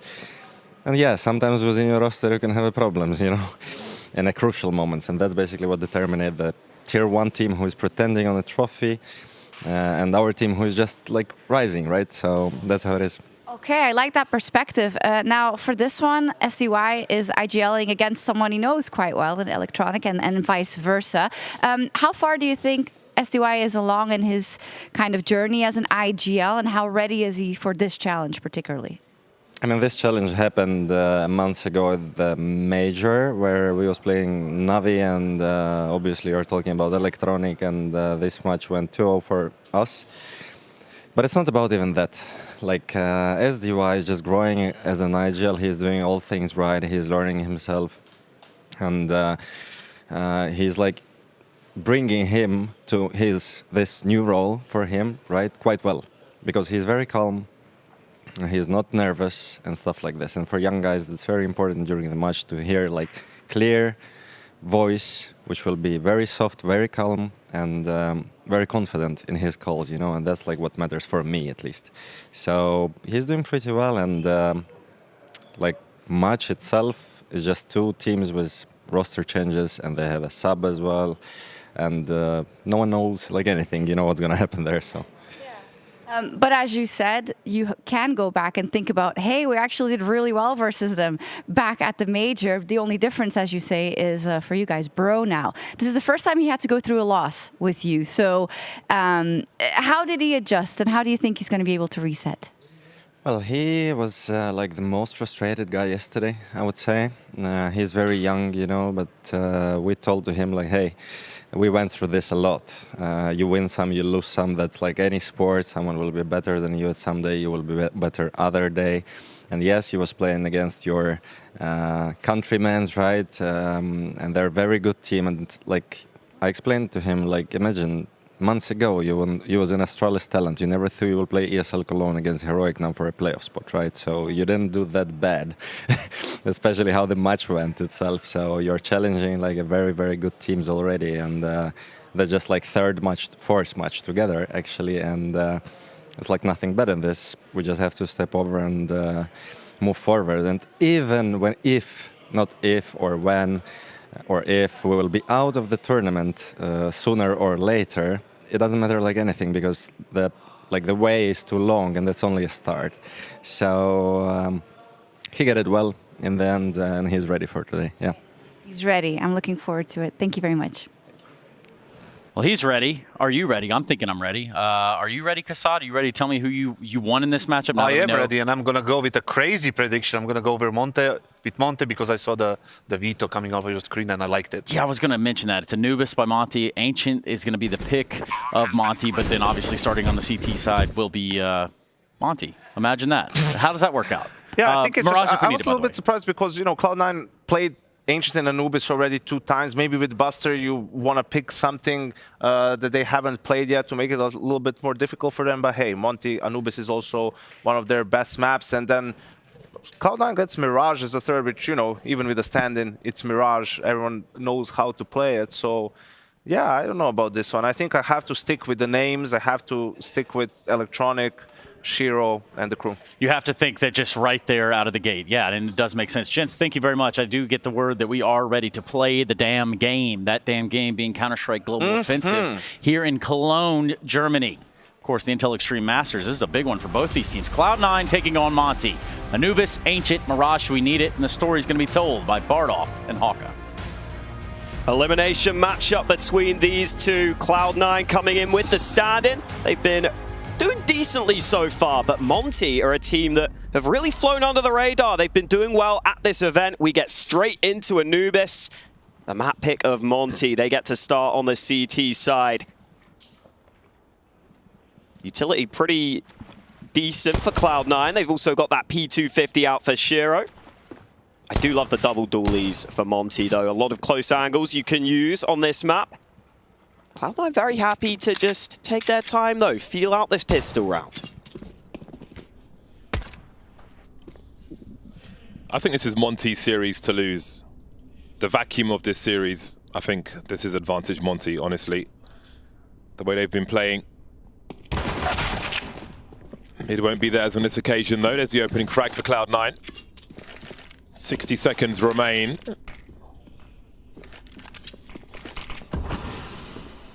They'll have some denial of information. Krasner will try and find some info. But where will these Cloud9 players collapse? Which bomb site will it be? It's a question for Monty to answer.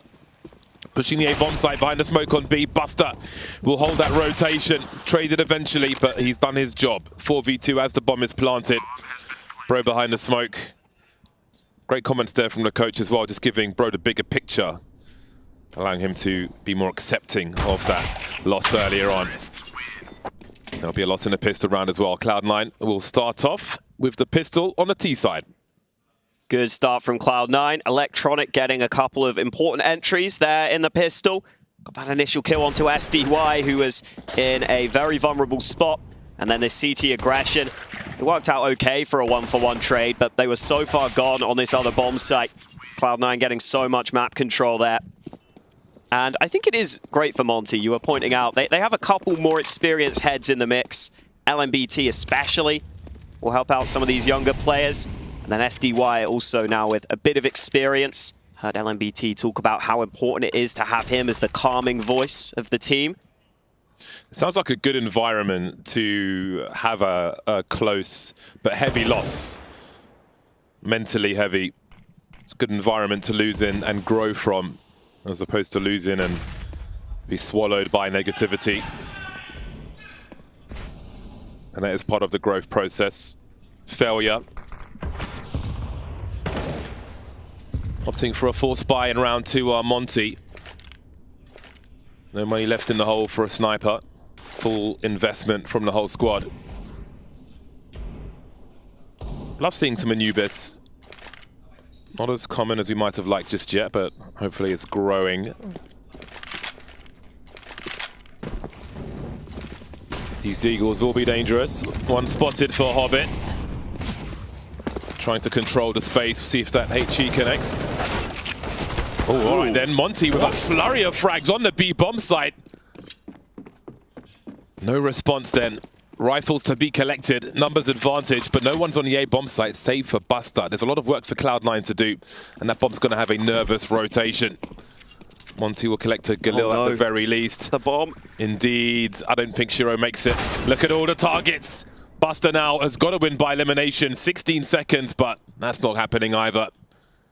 How about that? A flurry of frags from Monty. Turn this one on its head. That's a crazy round win for Monty. And it's that man, Bro. This guy seems so good in these second round force buys with the pistols. We saw him win a 1v3 with a 5-7 the other day. This time it's his Deeg, which just delivers body shots, just spams away. The attention drawn away from Bro. He got the headshot first. Oh boy. And then Perfecto not able to trade. Look at all these players. 3 CTs lying in wait. Even with Shiro landing a quick shot, he is instantly dealt with. What a reply from Monty.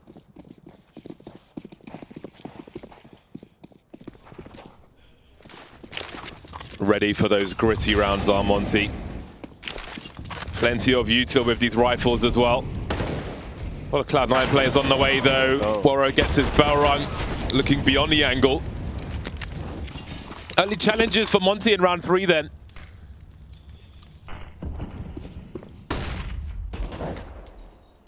Yeah, they'll hold on to the control with the rotate coming in. But that is now 3 rounds in a row where Cloud9 have found that opening kill towards mid. That's something that Monty have got to get figured out in future rounds. For the time being though, it is Cloud9 grouping back up outside A. Demka has not had much action there so far. He's 0-1. He's been a passenger up until this point. He might be called upon here, but Monty have actually just left that A bomb site. They went investigating into mid. They seem to have got enough info now to rotate both those players back to the A site though. Demka's got a lot to do. Great transfer from Demka, really neutralizing this push from Cloud9. See how much Perfecto can do. 40 seconds will feel like a fair amount of time. He'll put up a smoke to isolate some fights. Maybe that'll help the CTs close in on things here. 3 versus 1 for them. Looking for a flank that's never going to come. Monty are huddled together. 20 seconds remain for Perfecto. What is the play? Might be a hero rifle situation at this point. Hoping to be given something, but Monty, well, starting to move now. See the bomb still on the floor. They're hunting. They think he's saving. How much damage can he do? He'll be traded by Bro. None other than 4-1 is Bro early on for Monty. Confident start from him. It is ridiculous. The Bro pickup is crazy.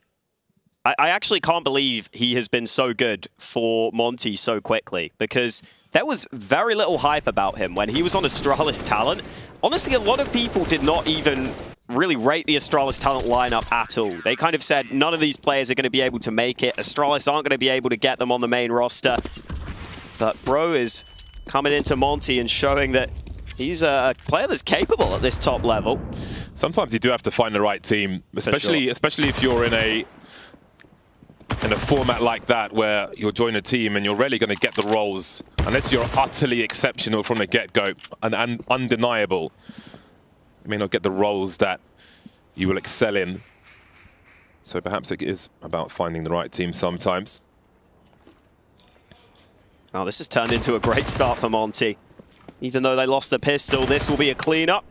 Always good to see Waro making money for that. Or he wants the ace, he'll get it with the MP9. And that means he is farming cash.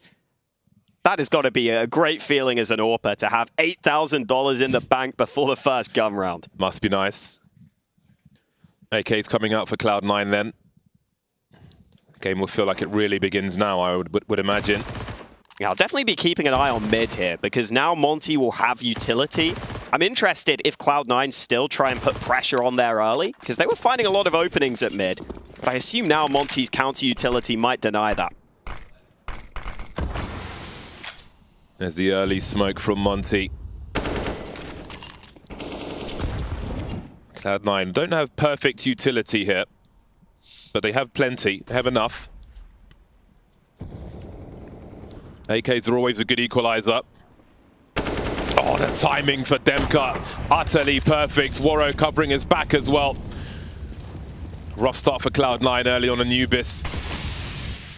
Great timing from Sumdai Young. Bro will see enough.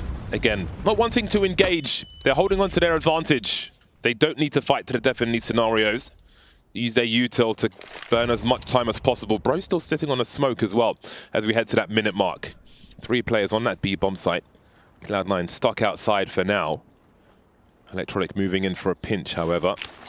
And what will the timing be like for Bro and this smoke grenade? Krasnal getting dropped. He better deploy that quickly. He will. Cloud9 have to gamble here. Do they send it through this?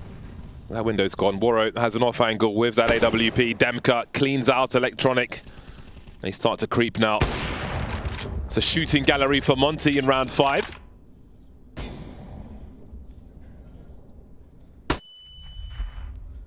Very comfortable here for Monty. I think we're seeing more teams figure out how to manage that CT aggression. Shiro only able to find one. They managed to swarm that final man. And so Monty off to an excellent start here. A 4-1 lead. They keep a Cloud9 economy low. But yeah, that CT aggression out through A. I mean, really, it comes down to the timing of that first fight, right? Buster looks away at the wrong time. What an angle.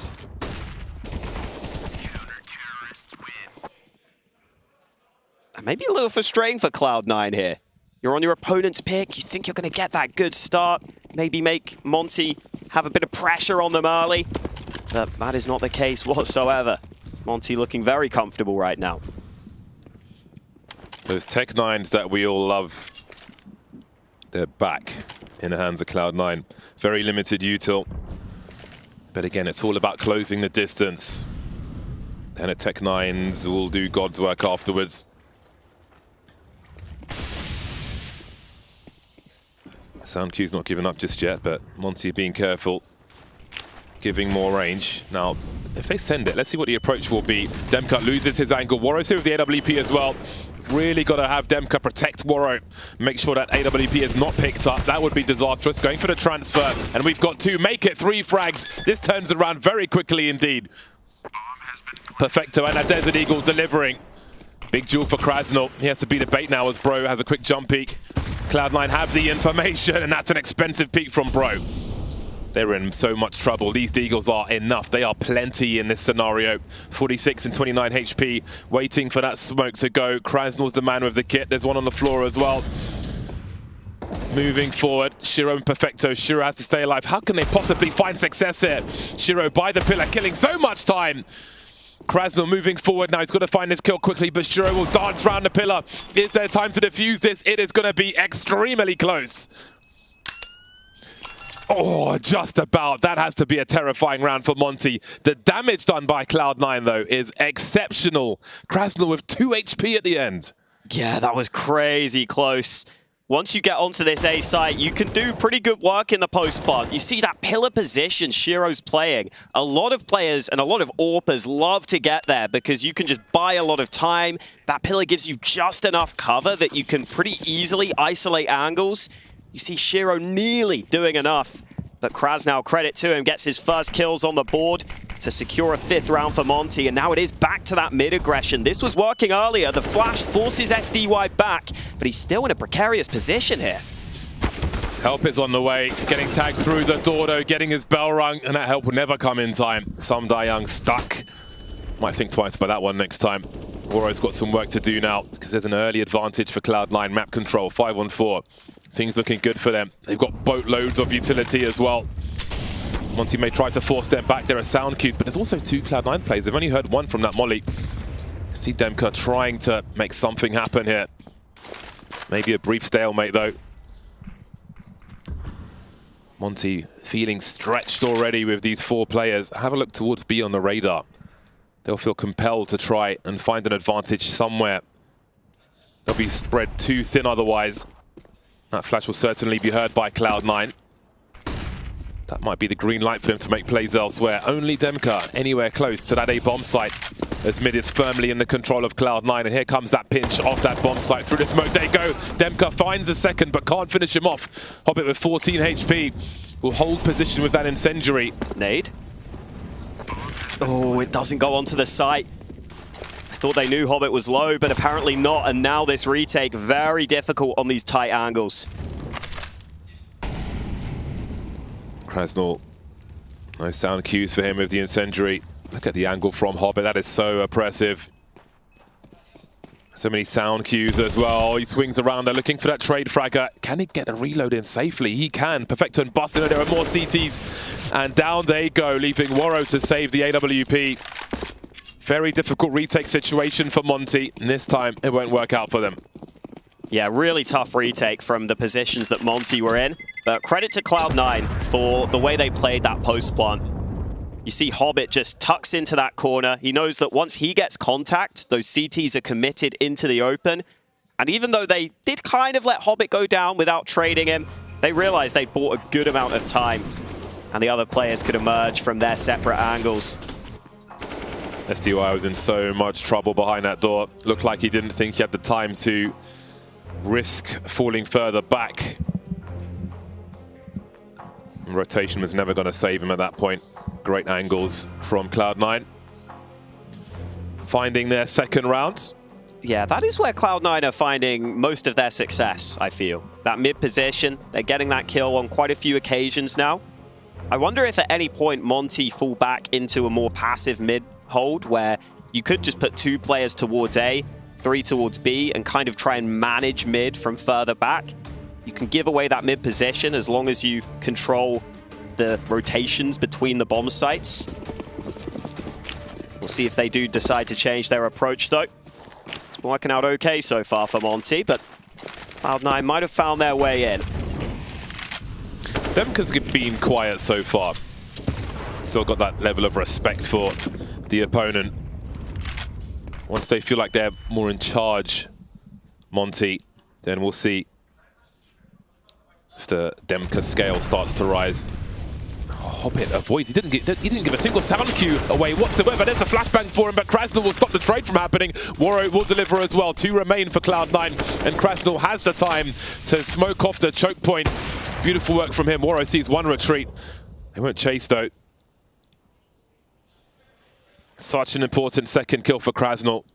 Lovely opportunist play from Hobbit, not working in his favor on this occasion though. Yeah, you saw that T-side smoke is put down a little further in the choke point to make it so that Hobbit can get into a decent position towards the site before he gets spotted. But Krasnow in a great position to line up that multi-kill. And I think that's because Monty is starting with this 3B setup, and that's going to be quite hard to break, even if you get the initial entry. You've got to do very good work to overcome it. That bomb is firmly lost, as is Buster in round 8. Perfecto 1v4. He's been here the entire time. Another situation where many gambles have to be made. None of them paying off for Cloud9 on this occasion. So Monty are building something good for the time being on this CT side. This could prove expensive for them. Waro will stop the bleeding with the trade. 3 survivors, they move to a 6-2 scoreline. There's money for Cloud9, they can keep the pressure on. It may just be about a question of if they can break Monty and what they can do afterwards, should that happen. This is such a narrow situation, though. If Krasnov gets traded there, then Waro's got a lot more work to do. It's been dependable so far, though. Quite a few frags for Waro. He's 12 for 4 on Anubis. Waro has been really good at this event.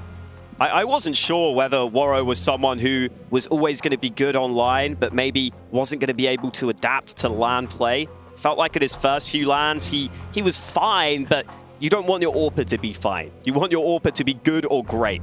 And he's been great at this event. He's been winning clutches. He's been constantly involved. Saw in that previous round, I think the problem was if Hobbit gets that entry a little faster, a little cleaner, they don't have to line up because the second player was also trying to help Hobbit out on that fight. And that's why Krasnov was able to line up the multi-kill. Electronic is down to a Tech 9, but other than that, no issues on the Cloud9 side. Would like to see a little more from Shiro at this event. We've seen Hobbit as the highest rated player for Cloud9 so far. And speaking of the man, he delivers. A little gap in that smoke. Again, that same T-side smoke allows you to try and work those entries. This time Hobbit does it from a safer position. You guys saw that nuisance smoke from Cloud9 in the mid position as well. Stop CT's hiding behind it because the legs would be showing. Definitely want to pick up from the demo. A lot of presence for Cloud9 across the map then. What can Monty do to find out where they are? Well, Monsieur Bro has a plan. He'll find a lurker, at least. Look at the confidence to make a play towards the stairs immediately, and now things start to speed up. Electronic dropped as well. Dayan getting some revenge for the earlier shots through the door. 3-on-3, noise cut again. 40 seconds on the clock. Bomb still in possession of Cloud9, in the hands of Shiro. Bro is on the move once again. Back towards B. Waro is the only man of util towards that A bomb site, so these choke points will be wide open. 25 seconds though. It's nervous for both squads. One mistake could prove fatal, especially if you move into one of the snipers. Waro's though holding down 2 jobs. No grenade, no clue, no warning. The sound cues, the 180 is here. They're lining up for him. Just the one note, but he has the info. Dayan could play off of that, holding off angles for now. Again, that bomb plant pressure. That's a perfect frag. There's no time for Shiro. 1v2. He's not going to get these kills. Monty moved to 7. Oh, Shiro does get the kills after time. That was important because if he goes down there, his money would have been bad. That was a very extended spray, but just about got those frags. But yeah, not the round. Monty go a man down early, and they find the mid-round aggression. It feels like whenever Monty go down in the 4v5, they're going to make a play. They're going to make a proactive move. And I love that Bro finds that player in the back. It's a big risk to take, but you saw how much stress it caused Cloud9. They couldn't get onto a bomb site quickly enough. And maybe pace is the answer for Cloud9 here. They're all grouped to A early. But Monty's setup is pretty good against this. It's 2 on A, including that AWP of Waro. Yeah, there's a bait setup. You can see Demka playing in the corner, anti-flash. Waro will be the initial engager. Spots the elbow, easy frag for him. 4-on-4 though will favor Cloud9 again. We saw how thin they were spread last time. Perfecto will make it even worse. Bro hiding behind the smoke for the time being. They're both low. Switching for the rifle, trying to get out of those flames. We can see where Cloud9 are gravitating, but Buster is standing alone, and he is carrying something very important indeed. But this angle is so oppressive. Surely he sees the barrel of the gun first. It's a free kill for Waro. Did he press the wrong button? Oh, he's switching out for the rifle, but it's a complete mess for him. I don't think he sees the bomb in the kill cam either. Monty have lost position. Towards the end of the last round, I've got to say, there was a big focus from Monty with those last 2 players once time ran out on taking that last rifle away. But you have to wonder if it made more sense for them to prioritize their own economy, because they were lacking grenades. They had an auto shotgun in this one. So maybe that would have been a consideration. This is quite a big problem for them now, as this one slips out of their hands. Yeah, it's a great point.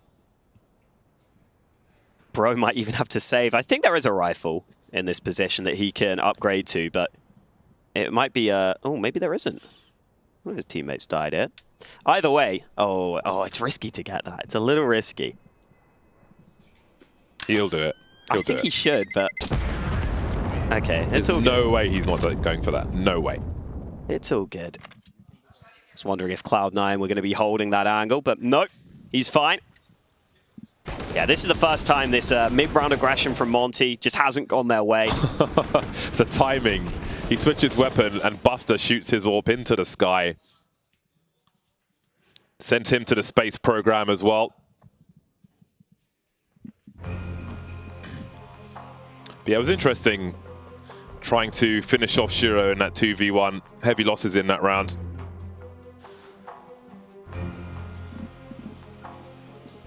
Interesting magnifying glass on their priorities in these rounds, Monty. There'll be a timeout from them as they discuss the way forward. It will be a difficult way forward for them in this one.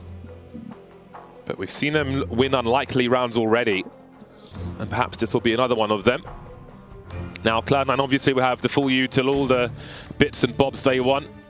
What kind of pace will they have, though? Will they give Monty the space to go and make a play and respond to it in a safer situation?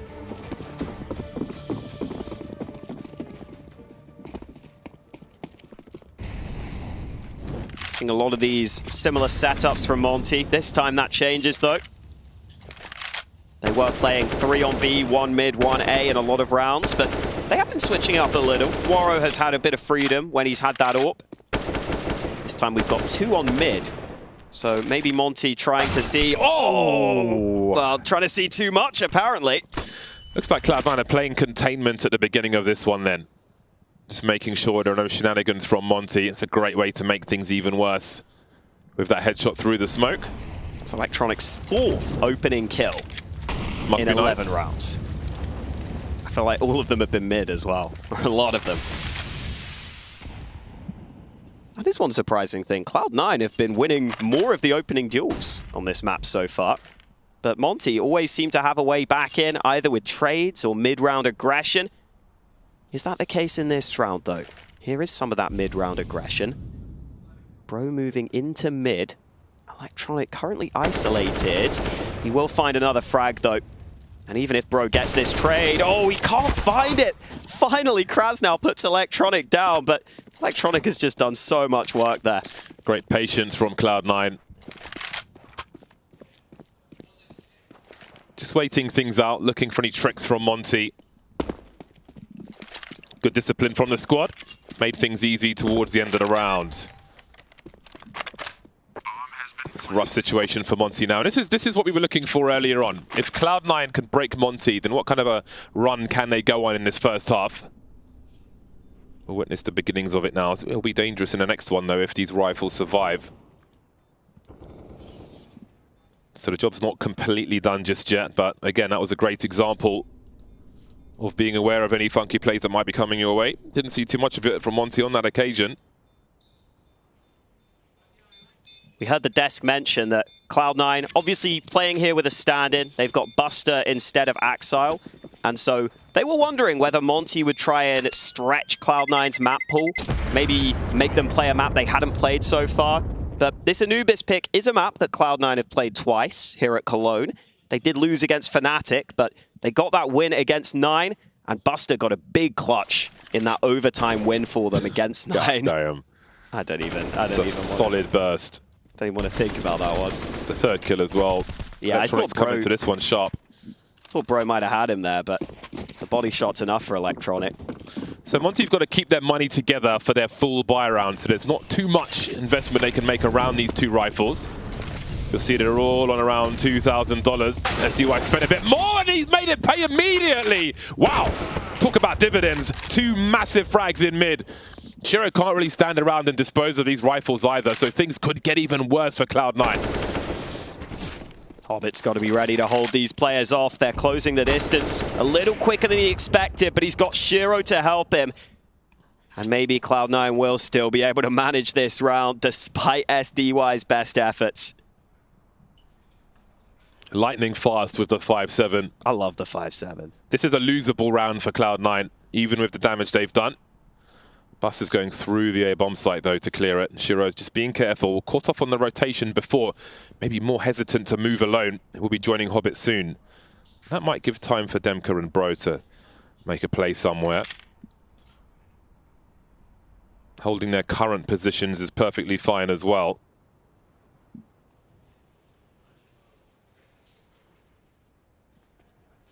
Bro can absolutely journey towards mid and try and rescue something once this bomb is planted. With only the USP, but I like how explosive that was. I think we're in for a good series with these two squads. I agree. Especially now, Monty, they've got a nice mix, I think, of their structured play, but they also know when they need to take some risks. And even just the players on Monty, like, sure, the name value isn't massive on these guys, but we've seen teams recently be on the rise, and a player like Waro can definitely frag on this level. We've seen it. SDY certainly can deliver.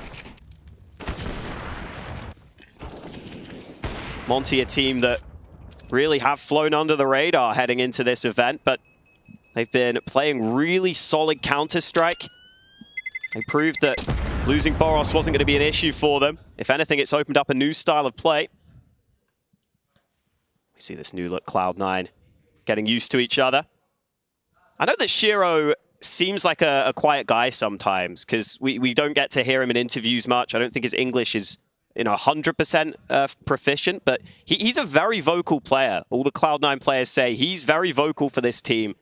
He'll provide a lot of ideas, which is exactly what you want from your AWPer. I love watching Shiro on the cams when one of his teammates has done something utterly insane. Yeah. Can absolutely read it on his face. It's amazing. But anyway, I love that. Maybe that'll come later on. Very talented man, Shiro.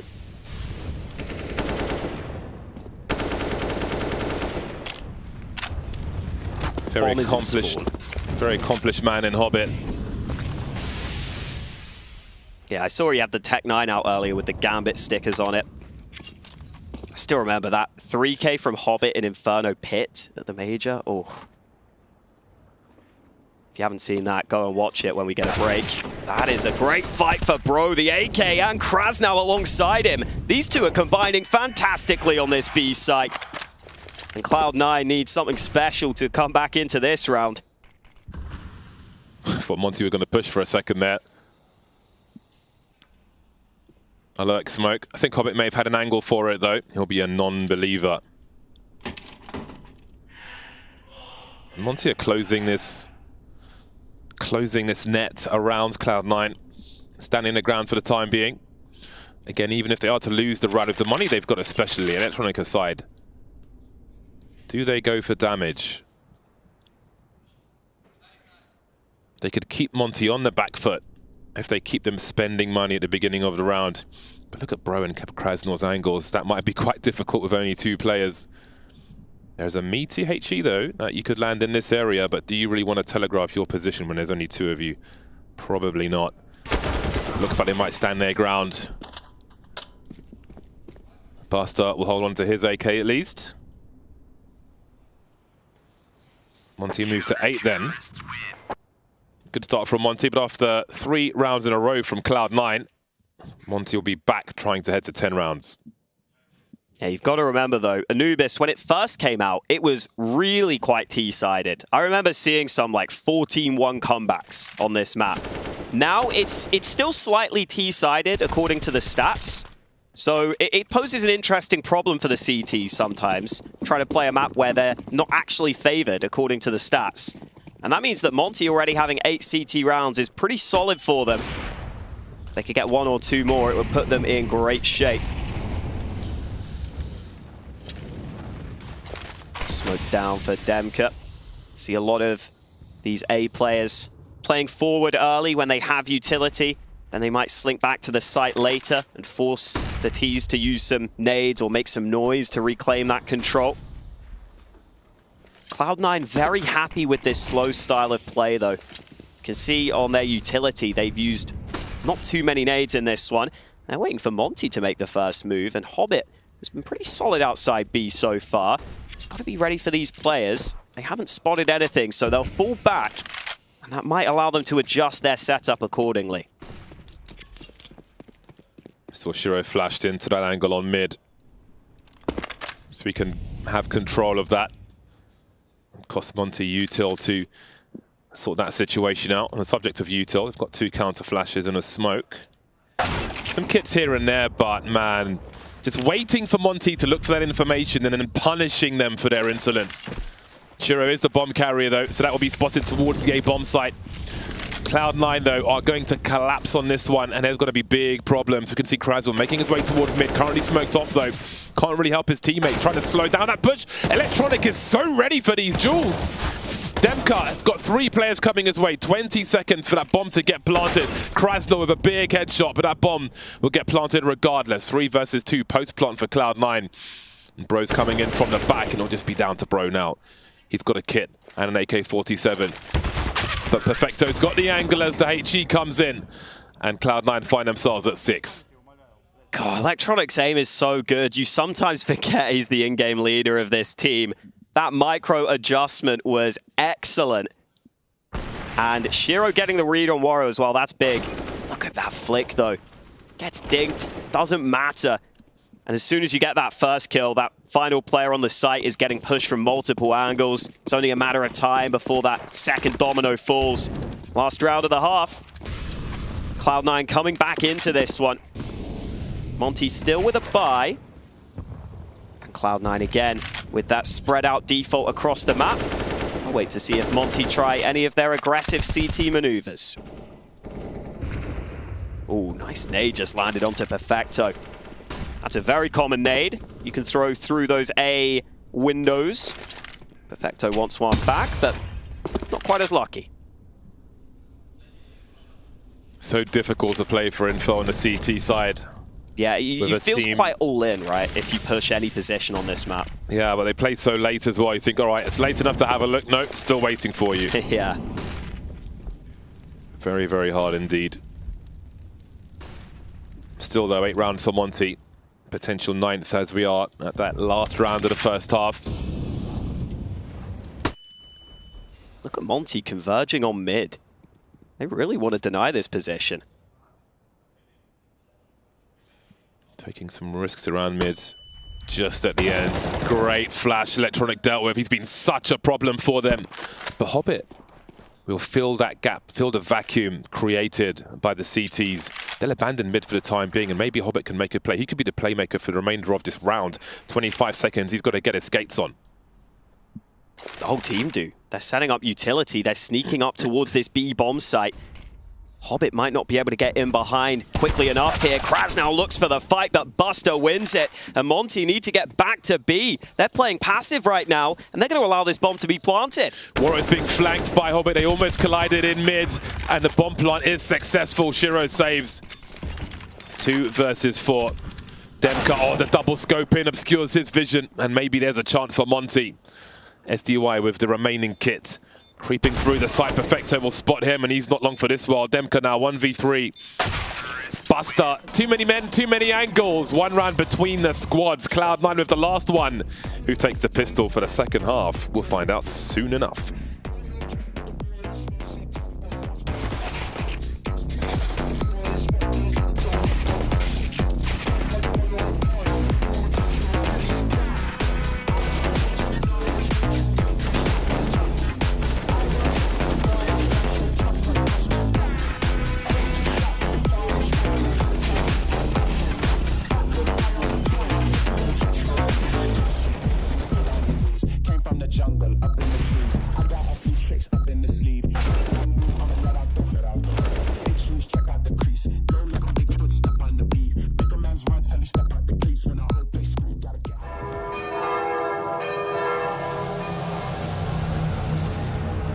Do you wanna know how I got this hair? My star player was a tilter, filled with rage. He likes my hair though. He even grew the same cut, but one game he goes a little crazier than usual. I got the demo to defend myself, and he doesn't like that, not one bit. So, me watching, he goes and grabs blade, laughing while he does it. He turns to me and he said, "Why so serious? Why so serious? Blade sits down. Why so serious? He loads the demo and says, Let's see what Blade finds under that thing. Okay, what do we have here? Oh no. They said I was 70 IQ, kicked me from the team. So I cut my hair to start fresh. You want to know how I got this hair? 20 years of North American Counter-Strike.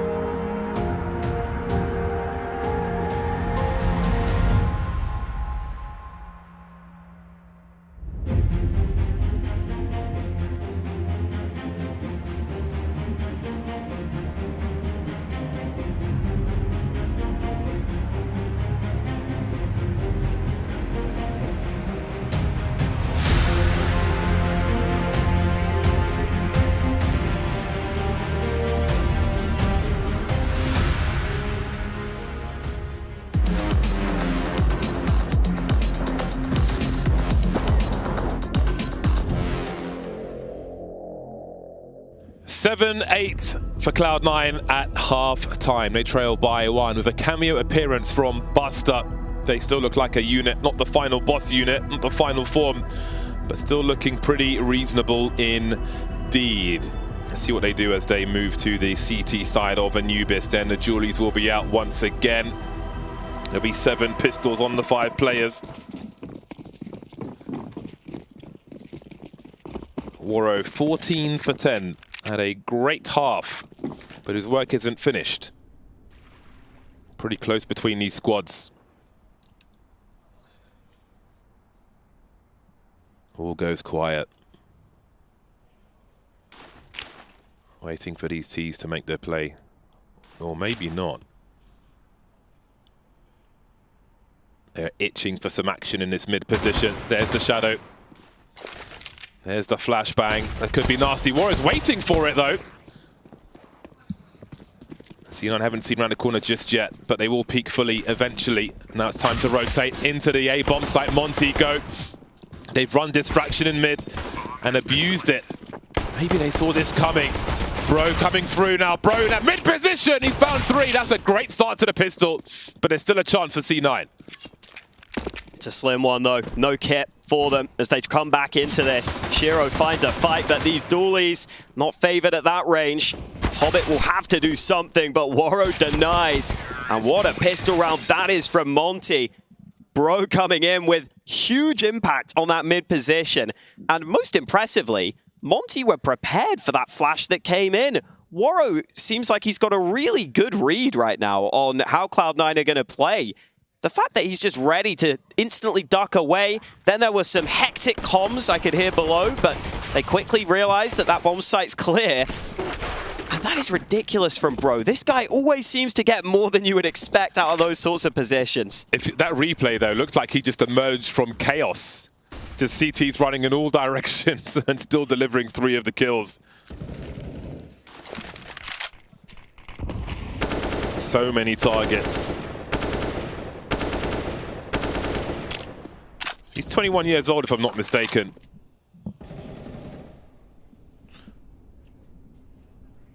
I'm going to double check that.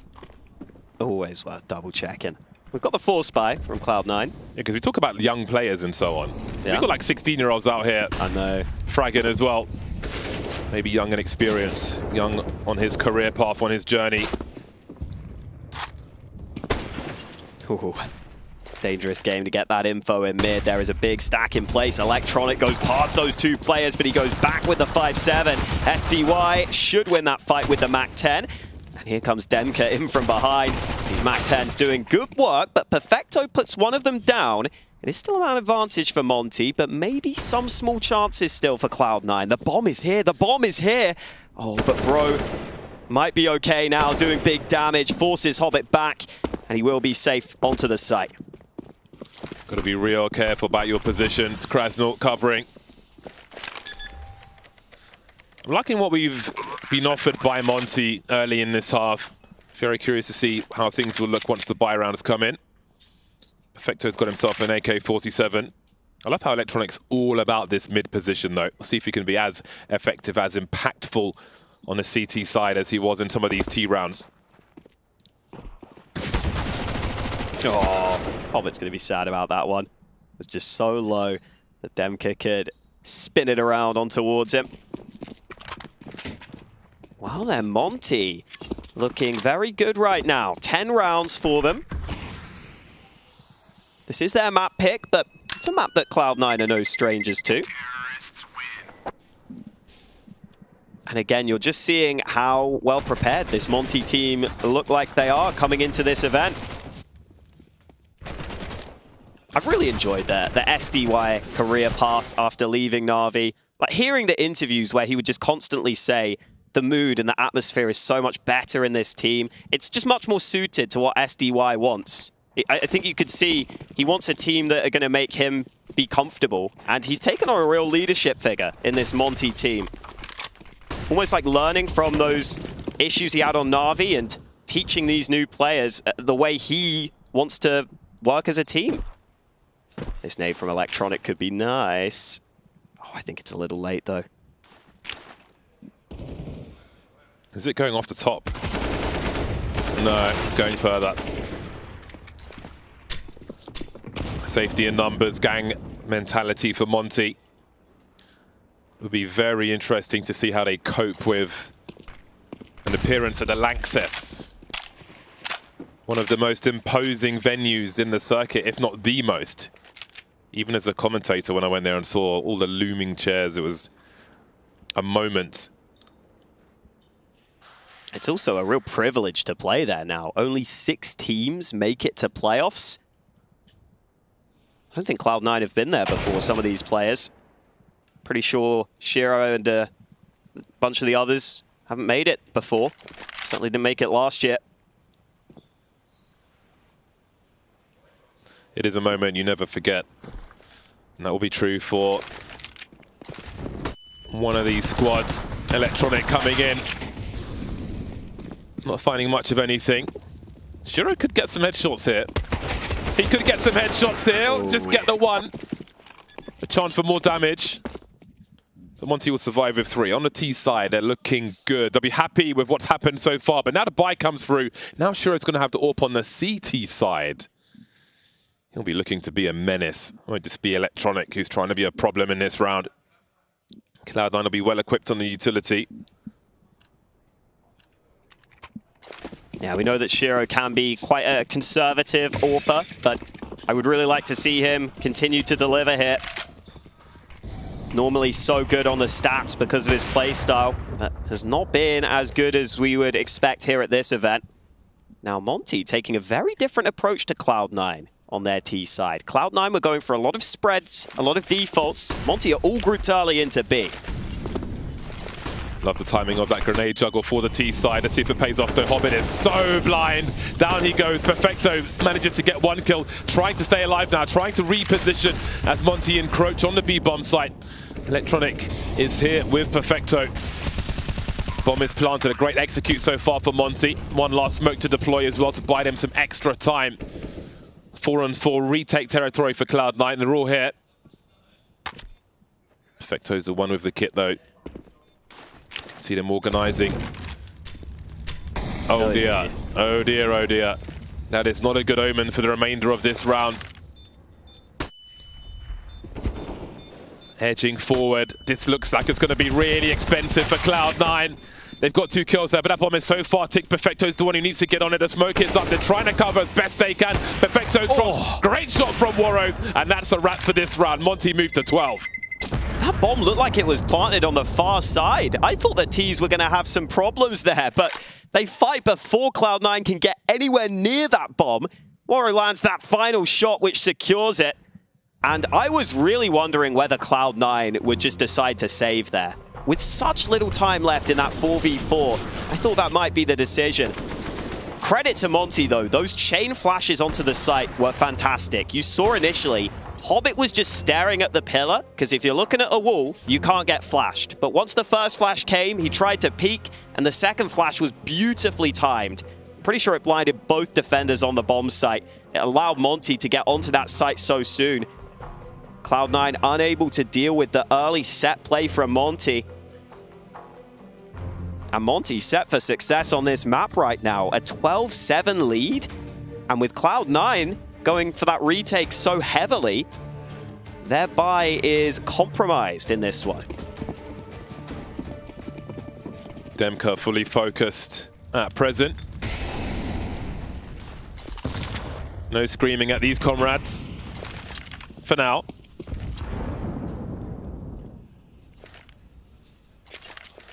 Looking tough for Cloud9 already. I think the urgency's pretty high. It's a great shadow though, but Electronic is not rewarded on this occasion. There's a trade from Krasnal. 4 and 3 is fantastic for Monty. Hobbit alone on B with the CZ. Buster and Shiro together on A. Lots of time for Monty. Starting to wonder if they can be stopped in this half of Anubis. Every round so far on a T side, and this one looks pretty good as well. Hobbit off to get a bit closer to mid. We'll see if he goes for a peek. Would be a painful one. As we can see, Cloud9 not the only team willing to play a slow round and wait for you to try and find some info. Krasnal will be well covered. Hobbit not taking the bait just yet, but he's hungry. Good adjustment from Waro before firing there. Make sure he landed that shot. The numbers will continue to dwindle, but what about the remaining 2? 30 seconds on the clock, and now you start to get nervous about what might happen. Shiro knows there might be opportunity, it might be worth going towards both sites. Buster with the AK hiding behind the pillar. Could steal a round away here. But Demka is coming in on that flank. 14 seconds to plumb the bomb, and Buster's emerged. No one's planting. Someone's going to go on his bomb plant. He might have done enough now. Shiro's got the angle. Oh, he's got the angle. He's got him off the bomb plant, and that's a wrap. It's a robbery, the slowest robbery I've ever seen. Oh, man. Monty had all the advantages, but played it out a little too slow there. They should not be losing a round like that. This was a shutout in this half so far. We've seen few buy rounds from Cloud9, but it's a jumble sale buy that takes Monty. I mean, you see the power of this position again, and Shiro, credit to him, takes a little extra time before pulling the trigger to make sure the time is as low as possible. Yep, there's mad face palming going on. That's a team ace of face palming right there. Not a stat we normally measure. Oh dear. Well, at least they have a buffer to play with, Monty. If the score was the other way around, it could be more devastating. In they go, though. A chance for another execute. See how deep they could go on Anubis when the chips are down. So much flame on the bomb site, though. They'll still continue to stream in with these smokes up. 3 on 4. They need to find more frags and quickly. Krasnal going for the bomb plant, though. And making it. Perfecto is here. Oh, dear. 2 AKs in the hands of Monty. And now just 1. SDY, question of damage, perhaps, at this point. Looking for a flank, seeing nothing just yet. Little jiggle from Shiro. SDY doesn't have the angle. Dry peek from him, though. Just the 2 frags for Monty in that round. Cloud9 will move to 9. You see everyone from Cloud9 lining up in the 3-on-1 to peek as soon as the shots are fired towards that player defusing. You can peek from both sides and it becomes impossible for SDY to win that round. This time the flashes were dodged by Cloud9. That was the difference They don't get blinded initially. They have a slightly different setup. Oh, that's awkward. Jeez. Good adjustment, though, from Electronic. We do have a hero AK out on the Monty side, but man, that earlier round loss, you wonder whether that could be a turning point on this map. It was looking so good for Monty. Now suddenly Cloud9 are right back in this one. Yeah, it felt to me like Monty should be winning this one.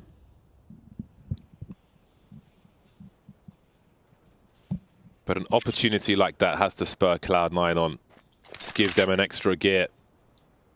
I don't know if I love this against the weak buy from Electronic. He's getting assistance now, though. He does not care. He just wants to be close to mid. It's his comfort place, and he is ready for the spray downs. Perfecto to help. Great round for Cloud9. Suddenly, the deficit is just 2 rounds. Yeah, if it's just one full buy if there's no plan. No, yeah, absolutely. If Electronic was solo mid there, I'd have been concerned. But the rotate was nice. Just make sure you don't give away a rifle. Now, this buy from Monty... Oh, God. I mean, do you like Galil's? Well, the thing is, we know they've got the executes, and we know they're strong. Again, that was a great execute we saw some rounds prior on the B bomb site. The question is, do they have variations? Especially with those chain flashes, if it's going to be a mirror. And Cloud9 may have a better time of surviving it. So they've sacrificed the AK-47s for their util. Presence towards both bomb sites for now for Monty. Now they know where Shiro is. Some key information for them in the short term.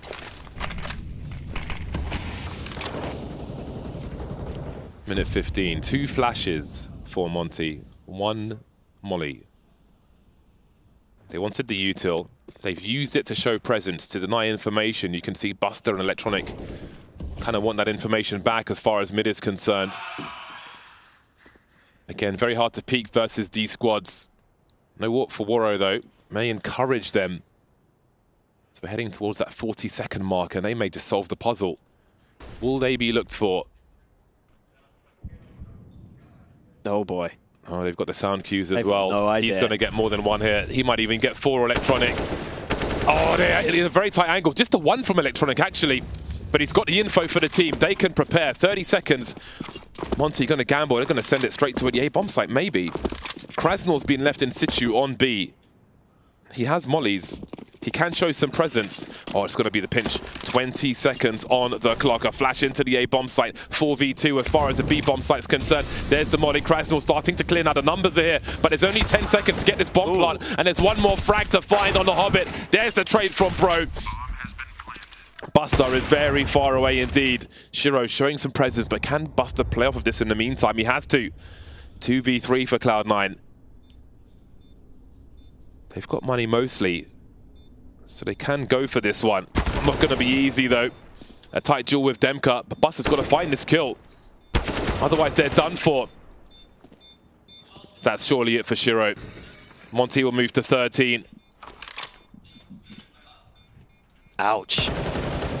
Even falling at the end there. What a recovery from Monty. Not much time for them to get back into that round. And I was surprised that Perfecto ended up peeking the wrong side there towards the site.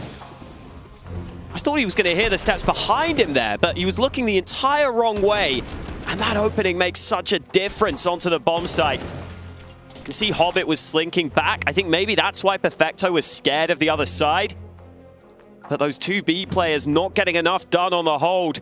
And Monty just used pace in the late round. They use a pack mentality to pick up their 13th round win.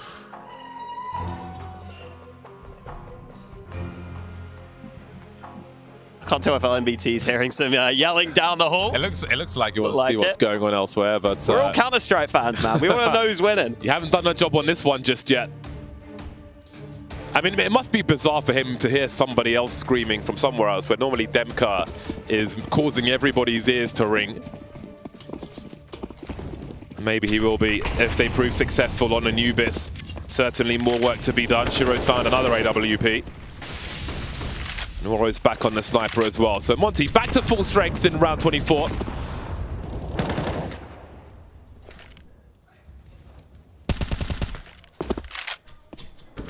T9 have held on to a fair chunk of their util. So if there's a slow round to be had from Monty, there's currently 4 smokes in the hands of Cloud9 with 1:20 on the clock. Nice nade onto Waro. It's risky hanging around this position. Nades can fly at you anytime from the A site.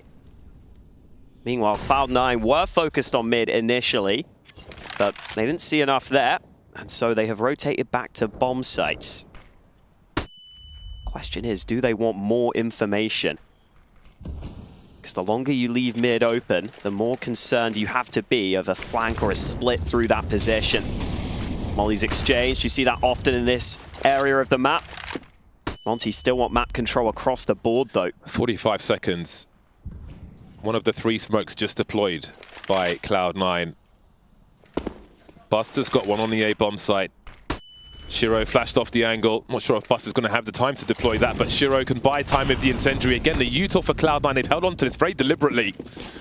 And this is going to cause big problems. There's that smoke for Buster with 26 seconds on the clock. And look how committed they are to this bomb site. There's nowhere else for them to go. They're going to have to run straight through this. Oh boy, this is going to be a painful one for Monty. Surely, how does Sundayang find that one? Shiro now dancing around the pillar, delivering bombs on the floor. And so much of Monty. 7 seconds to get this bomb plant. Not one, but 2 flanks. They can bait each other if they want to, Cloud9, as they move through. Waro and Krasnal. Krasnal's got to cover Waro at the same time, but they're keeping active. Waro in a 1v3, desperately trying to find an angle. Again, Cloud9 held onto their util and put Monty in a horrible position. As bad as it ended up being, it should have been even worse. The way they got that kill through that smoke is outrageous. Yeah, honestly, if Cloud9 win this map, they might need to buy Shiro something nice, because he was left solo on the site with an AWP, with the whole team running at him. And look at the way he manufactures these angles. That's the first. Second makes sense, but then they try and jump up top, and he somehow adjusts just before the push comes in from the side. What a monster hold from Shiro. It sets up Electronic for some easy kills. The bomb had only just been planted. They couldn't reposition. And Cloud9 bring it to within 2. This game really heating up now, and Monty thinking about upping the pace towards mid. Electronic chunked down to 45 health from the flames there. Electronic's an animal, man. He's a hyena. Rabid and aggressive in this mid position especially. That second frag from Shiro is so sick as well. Often when you see 2 people, you might shoot between them. It's a common problem, especially when your target selection has to be that fast. There's no doubt, no wavering with Shiro whatsoever. And indeed, that fatal round from Monty. The shadow of that round looms large at present as they find trouble now converting what should be their map of Anubis. I feel like we're seeing a lot of Shiro backing up Buster on that A-bomb site. Maybe realizing the stand-in might need some help. It's such an important position to have a reliable rifler in. That is leaving mid exposed. Although Shiro does have this tight angle as cover. Not easy to land that shot though. Monty make their move up mid, and Cloud9 need to cover this. Wow, they're in CT spawn. They're trying to buy on the wrong side of the map. Mollies are coming out, and Electronic's got an angle. That's the bomb. He can call rotation now. They need to stay alive and get more CTs in these directions.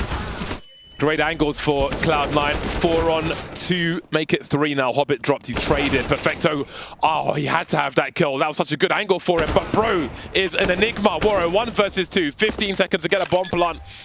Might not find an angle for this. Buster denies him at perfect timing. Cloud9 trailed by 1. No bomb plant for Monty, their money sucks. Oh, this is gonna get real close now. Cloud9 just having the ability to put that molly down, really stall Monty in their progress. That's the risk you run when you run this play, all from the same position. Cloud9 figure it out just in time. And then despite some incredible shots, bringing it somewhat close, there's just not enough time, not enough utility to get that bomb down when you've only got 1 man remaining. And look at what it means for Monty. Pistols, they should be comfortably dealt with at this range. Still want to give a shout out to Bro. Like, some of the kills he's getting are ridiculous. 21 kills for him. This guy's come out of nowhere as a rookie to play like this against Cloud9. Crazy. Might not be enough though. All right, Buster, we'll let you off on that one. You are the stand-in after all.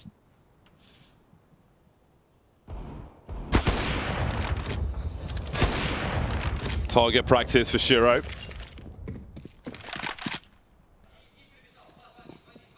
They know Electronic's here. They know he's here. But what can they do about it? Nothing on this occasion.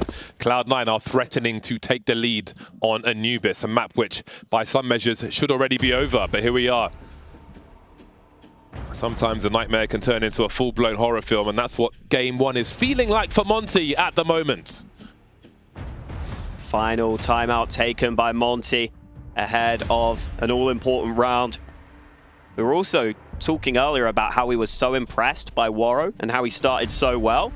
Well, Shiro's overtaken him with 24 kills. I think Shiro oftentimes does a lot of his best work on the CT side. And especially when Monty have tried some of these late round plays, Shiro's been there to deny.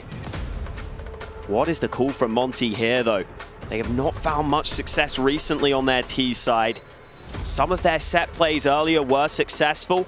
Felt like Cloud9 found a way to counter them. Do you go back to those set plays again? We're about to find out.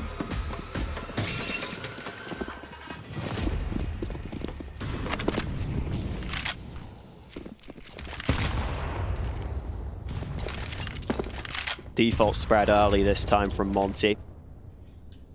Oh, they want this nade again. Krasnal is just going to look at it and see it landing. I love that nade. Yeah, it's good. I think when that smoke is up in towards sewer, I don't know if it's as effective, because you know there's not going to be an AWP really like holding that smoke. But it is a very good nade in general. Again, util watch for Cloud9. Perfecto, Hobbit, Buster, the important men. There is time for Monty to challenge that util.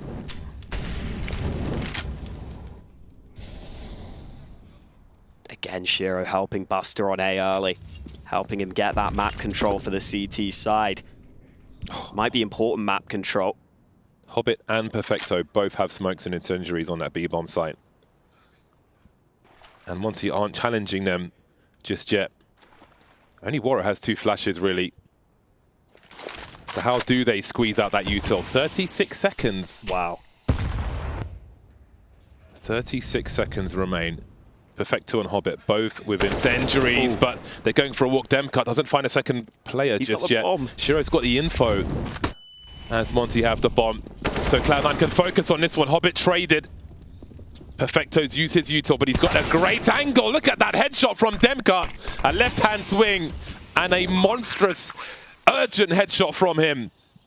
That was so necessary for Monty. Cloud9 are hanging around, but no reason for Monty to give up anything here. Shiro missed shot. There's no way Cloud9 win this one, and the longer Shiro sticks around, the more chance he gets flanked. The CT economy is still good, so it won't be a massive issue. But what a round from Demka. He's another one of those players who, it never feels like he's a star player on Monty, but he'll come through with impact when he's needed. He's had a couple of maps where he's top frag for this team. These guys are grimy in the best way. They will scrap for their rounds. This is also a big round to win, because now Cloud9 might have to reconsider. Okay, listen, they've had Shiro helping Buster on A in a lot of rounds, but that is going to leave B a little vulnerable sometimes. You know, even with all that utility, Cloud9's 2 B players can't hold the site. So do you want to run that 2-1-2 setup again, or do you want to send more reinforcements to B? It looks like Shiro wants to be B this round. Hobbit's not home. Yeah, you got to know about those nade lineups. Got to be dodging those on the B side. I feel like Cloud9 have been absorbing the intentions of Monty as this half has progressed. And again, the util, the late util usage has been a big part of that. Trying to put them in a horrible situation. But are Monty reading this? You can hear the exchange of util on that bomb site. No response to the flash. You Got to remember, Cloud9 have shifted this setup, though. 3 rifles on the B site. That gives you a much better ability to line up those crossfires. Problem position is obviously mid. That's been left wide open. But there's still that utility for those Cloud9 players on B. Yeah, you have to wonder if Monty are going to end up needing those miracle frags through smokes once again. They're setting up for the execute. The chain flashes will have to be spectacular. They've only got 4. But that might be plenty. The Hobbit may be looking to thwart this. He is a bit curious as they start to post up. Oh dear, Monty. That might be enough information. He's still holding his ground though, slowly slinking away. Will the incendiary come in time to pre-fire from Perfecto? Again, that util is just a brick wall for Monty. And look at the rotation from the CTs. Look at the time it buys. The bomb's on the floor. And this is a horrible choke point. They're in a crossfire. Utter slaughter. Monty aren't adjusting. Again, Cloud9 are just holding on to that util. And then Monty don't have the choices. Oh, he's doomed. He dies after time. 2,900 and no rifle. Cloud9 understand what Monty are doing in terms of timing, and Monty are not adjusting back. Couple of SDY's former teammates on that Cloud9 side. You do wonder whether that has something to do with it. I love the way Cloud9 did that, though. They go for that little peek in, and they know that Perfecto has the incendiary at the ready. And as long as that first player doesn't get some ridiculous kills, it's easy. Electronic's been stabbed in spawn, down to 70. Wasn't me. Buy is still here for Monty. Maybe the faster round is going to be the answer for them. They have to understand what C9 have been doing. And indeed, the molly is here, but they're so good with this choke point. Hobbit has got 3, and surely that's enough. The reinforcements are here. Monty are outnumbered. I don't think they can adjust in time. They're going to lose their pick of Anubis. Oh, it's looking like it at this rate. Cloud9 with a masterful comeback so far on this CT side. And now they just need one more round to steal Monty's map pick and to put Monty in a real high-pressure scenario.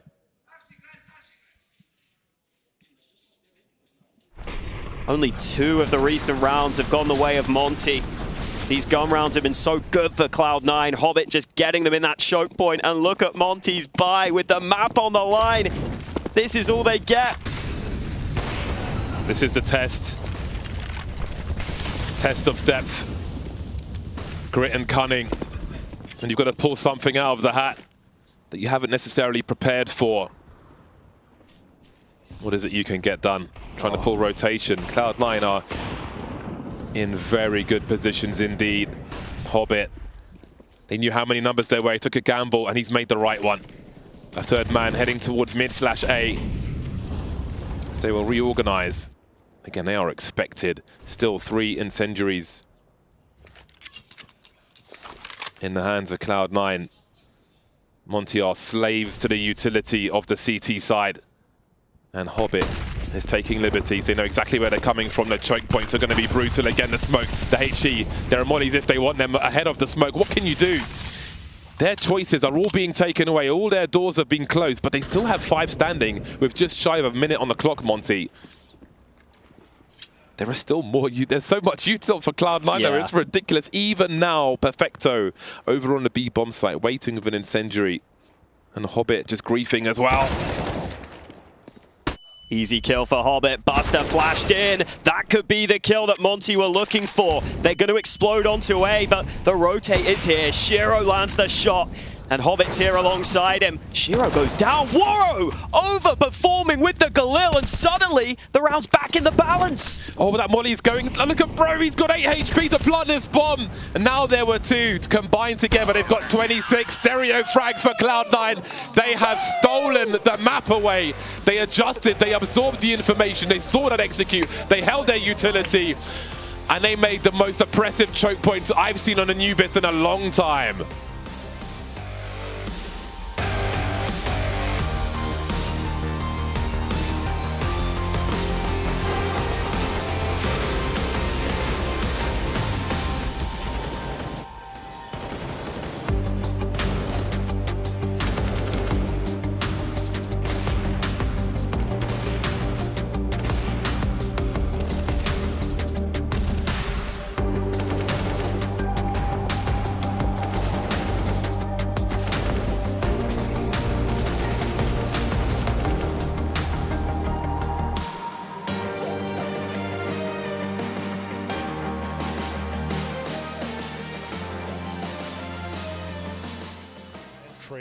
going a little bit too far, our Gamer Legion. As Fnatic go back and look for this flank, they won't find it.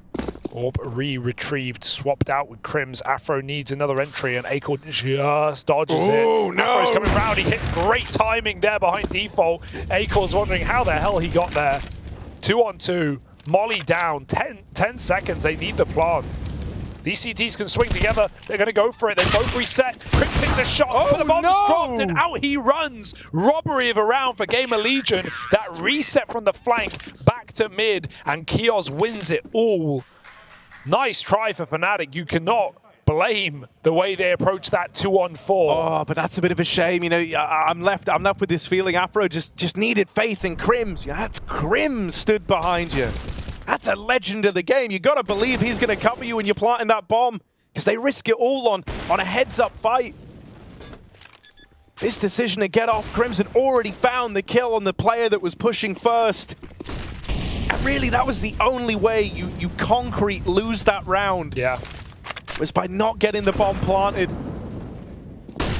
Ooh. Okay, they were ready for that one. Mezzi's looking down, man. He's not getting flashed by your little B push. Gamer Legion, again, they have a lot of ideas. That's what I am admiring. They've got a lot of combos and aggressive starts. They keep finding flanks. Stages do not get bigger than this.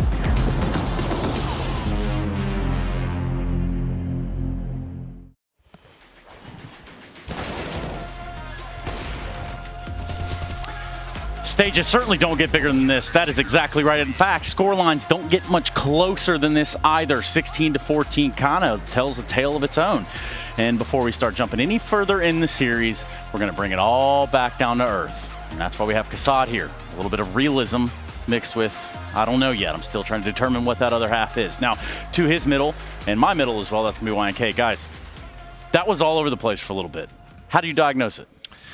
I think it was just, I have to say I love what I'm seeing from Cloud9, just in terms of the identity and the change, right? I think in the end it was a little bit of the inexperience of Monty that has shown, right? And Cloud9 played fearlessly in the end. I think it was the fact that they were proactive and they figured out what Monty was doing. You know, they got good reads a lot of the times. They had utility left until the very end, even in the final round.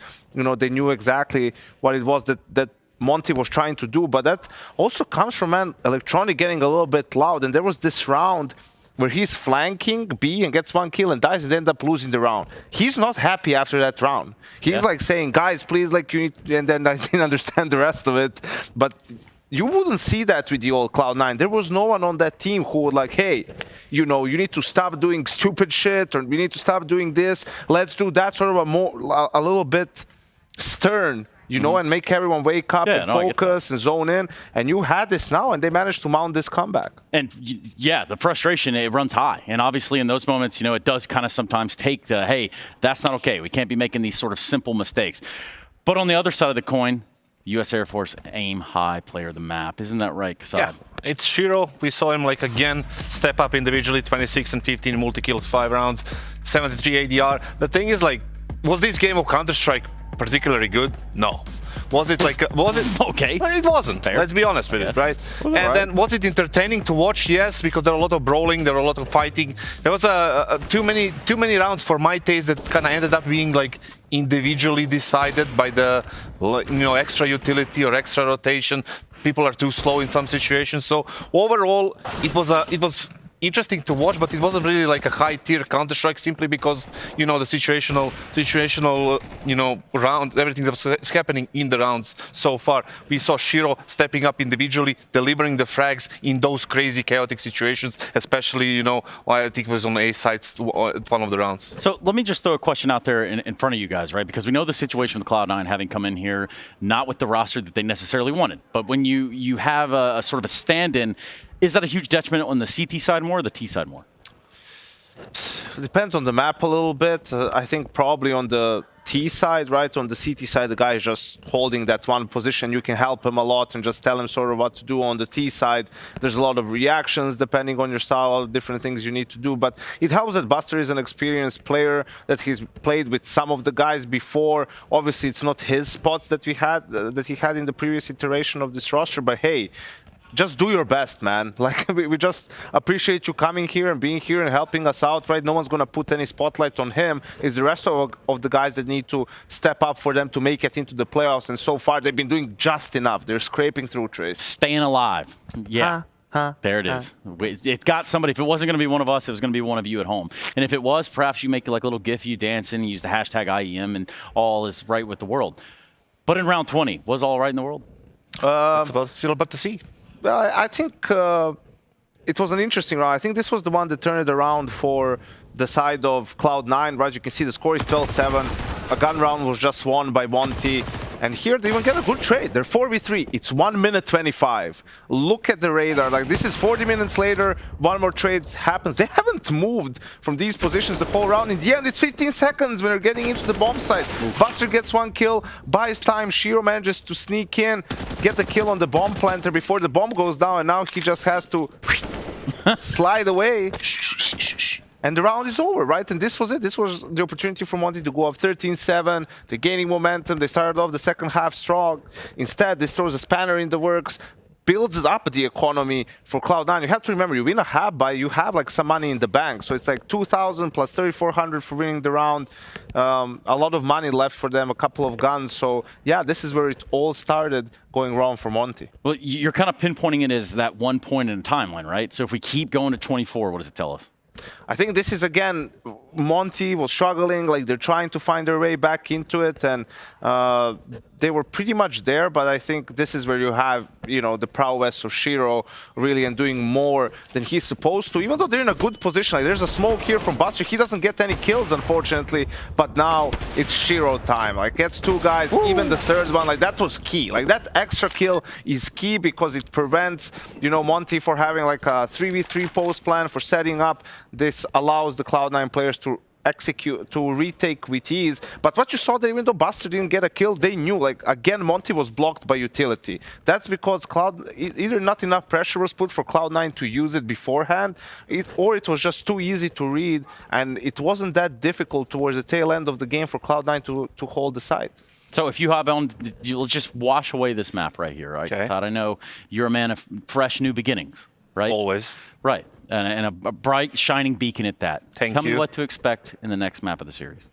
That's up to the Monty guys right now, because we don't know psychologically how ready are they for something like this. This is a map that felt like it was theirs, right? We saw these little mistakes here and there, late rotations, utility, and all this stuff, but they could still take it, right? And then the individuals like Shiro just stopped it. But the thing is, like, how are they gonna, you know, process that in, you know, psychologically coming into the second round? Is it gonna be a burden, or is it gonna be, okay, guys, you know, this is it? That's why they have the coach back. LMBT is back. You know, like he wasn't on the major there, but he can help them with that because he's a lot of experience in mouse sports and later on. So he probably knows how to get them onto the right mental, you know, latitude, I guess. Yes, latitude, not level, but the latitude. You have to remember also, Monty was up 5-1 in the first half, 5-0 in the second half. Like, if they don't get those good starts, again, like, the game might be much more difficult for them. So as a vibe check, which is essentially what I've just done here, I kind of wanted to know, to test the waters where we look and where we stand and our stature. Well, it doesn't really matter because we're kind of standing here and the players over there just had a couple of minutes. So we're going to see what they had to say, or maybe what the mood was like in the camps. Well, I'm right here in the Cloud9 booth, and I was able to grab Groove on his way out. I asked, you know, how proud are you of the guys, and how did they pull off the rebound that they got back in the map and in the end won it? He said, well, to be honest, we just figured out that there were only 2 things they were using, 2 tactics, and we started anti-stratting, and from then on, we kind of knew what to do. He also says that his players only woke up a little bit later into that map, and he does realize that it came down to margins, very small things. But of course, we're going to have to see if this issue about maybe Monty not having enough strats that can surprise Cloud9 will continue into Ancient. Back to you. Yeah, speaking of small things, Kassad, what were you talking about? Well, I'm anything but small, Trace. You can definitely see this. Janko had something to say about it, but we're not going to mention the Photoshop they did the other day. I saw that was pretty sick. That was pretty good. I got to be honest. But I had to double take it. I was like, listen, small things did decide the first map. You know, it usually is a high-level Counter-Strike. Like when it comes to that, the small things are, you know, super important and much more important than usual. But it's a new map. It's a new beginning. So let's see. Yeah, it's all there. Thank you very much, gentlemen. As always, we go to a break, we come back, we find out if this series still has legs for 3, and if not, it might just end here with Cloud9 picking up 2. They skate by on the first one, but can they do the same on Ancient? We're going to be starting on that T side. We're going to go to a break, we'll come right back. I guarantee it that you are watching the Intel Extreme Masters, Cologne 2023.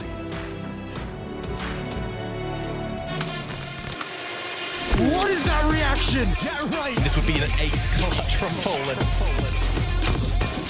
Oh my! Oh boy! FaZe Clan, the champions of ESL Pro League. Poland's here. Oh my god! Girl, are you gonna be kidding me? What a map! What a map!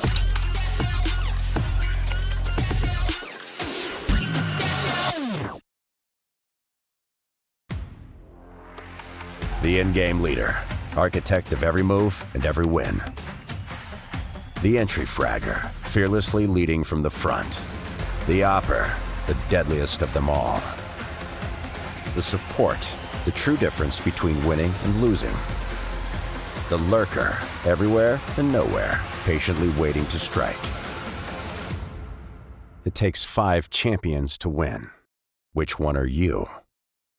It's always good to not have comments about your own team. Yeah. Exactly. Don't put pressure on yourself. But on paper, you should have a lot of pressure, just to let you know.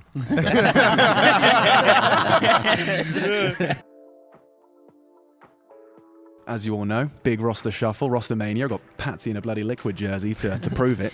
And we're going to be ranking them. We're going to be using these playing cards high value. I think Ace is highest, all the way down to Joker, meaning I'm not quite sure. I'm going to throw them at you guys. Electronic and Perfecto to Cloud9. Is that exciting? You're starting hot, yeah? Yeah, it's hot, huh? Well, I mean, it's obvious. It's an ace? It's obvious to me because... Yeah. Oh, 3 aces across the board. Yeah, it is. The team on paper looks incredible. Right. Yes. So Yeah, on paper it's all- good, it's all but about we it. don't know what it Yeah, expects from maybe them the- because they can not stack, for example, or Right. something. Maybe I they'll think- all hate each other. You never know. Yeah, You know? yeah, the Something like that. personalities. Ace. Ace? I think it's one of the strongest CS lineups that we probably potentially could ever see. It looks like an ace. And that's where we can go with it. I think it's a safe bet, honestly. But maybe Axel's nervous, and that's why he didn't come because there's too much hype. It's okay though, because on paper they look really good, right? Okay, it's so okay. fair enough. And you've gone with King. Yeah, like on paper it looks really good, obviously. But who will rush on this team? Who will rush up Banana on Inferno and do some crazy stuff? I don't see like maybe Electronic, but I think they will sometimes maybe be a bit too stuck in a slow style. For me, it's the highest rating. Yeah, highest rating? It's the highest rating for Ooh, sure. ooh, okay. I mean, there are 5 players who's all capable of shooting hard, but my question still comes down to leadership and how that is going to fare long term, because it was the issue they had a bit in the past with Nafani, and also Navi had a little bit of struggles with the Electronics SEIGL, so I don't think it's bulletproof yet. It has the possibilities to be freaking insane. Yeah. But we'll see. All right, so we got pretty much aces all around, apart from Electronic, who has decided on this one he doesn't want to comment. Yes, no comment. It's always good to not have comments about your own team. Yeah. Don't put pressure on yourselves. Exactly. I know, Okay. it's smart. It's smart. It's smart. But on paper, you should have a lot of pressure, just to let you know. Simple, Ace? It is very simple. I think Yeah. that's the best roster change of the hard. season. The roles fit on CT side 1-to-1 with both of the players they got in, and I would say both of them are upgrades. The main thing will sometimes be maybe who is the sacrificial lamb, like who's gonna just run in and die, because sometimes you need that. If they have so many skilled players, they should find a way to make it work, right?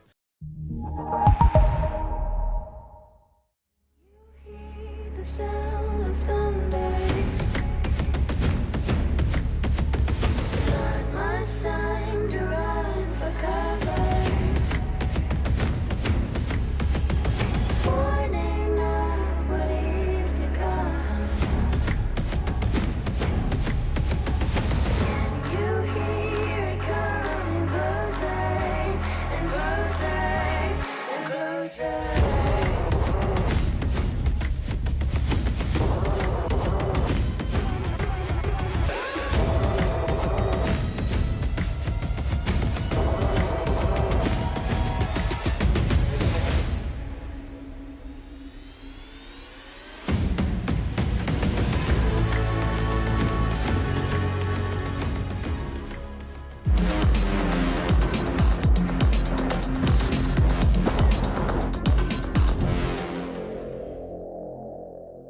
Cloud9 looking good in that first map. It was a close one. It got down to the wire, but they were able to steal away Monty's map pick. And now Monty could be facing elimination if they're not careful. They're going to have to step up heading into Ancient. Heard Groove saying that he thinks his players warmed up into that map, but by the end of it, they were firing on all cylinders. Let's see if Cloud9 can continue that form into Ancient. It's definitely a painful learning process when you have to find your depths and find a way to change things up once your strats have been solved there. Monty unable to do that, will lose their pick. Ancient it is then, they'll have to do things the hard way. Monty on the CT side, Julies are out as per usual. Almost part of the default on CT pistol rounds these days. Krasnal having a look, the spam is here, completely blind bro to finish off the job. Perfecto's in the red, but the bomb site's been taken in the meantime. He can entertain, he can get the fine China out for bro. Keep him stuck in position. Hobbit will come in for some help as well. Definitely want to work together to take down bro. That's exactly what will happen. Shiro now on the bomb site looking for Demka. 1v3. Great dome from Shiro. Cloud9 on the board immediately. Shiro's strength often comes when you put him in those post plants. He is so good at making sure he finds the right angles. So reliable in those positions. And that's a triple from Shiro on the pistol. They just got those kills onto the site nice and quick. Even though bro was in behind, they never panicked. They're able to deal with him. And then this is where Shiro does his best work. That second shot so quick. Electronic bringing the hype. That's something we heard the desk talking about. He's bringing the energy to this team, keeping everyone accountable. Yeah, you can see just by his body language, he is telling his team, even without the words, that they are in a driving seat. Maybe they've done the hard parts already in that upset on Anubis, as far as I'm concerned at least. Now if they focus on what they came to Ancient to do, for them it may be a formality. Monty have won rounds and games in high-stress situations, though. Always watching out for bro in these rounds. He's had a few on these 4 spies where he just delivers a multi-kill that turns the round in Monty's favor.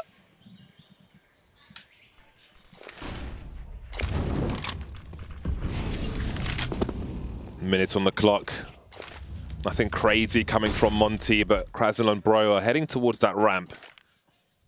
The ramp is being respected for the time being. 50 seconds on the clock. They won't be able to do much with Perfecto in such a tight position. They'll be forced to fall back. That's information. Cloud9 know that will be 3 players over towards that B bomb site. A flasher and 2 swinging. Smoking donut for the time being, however. 29 seconds, and that's now nervous territory.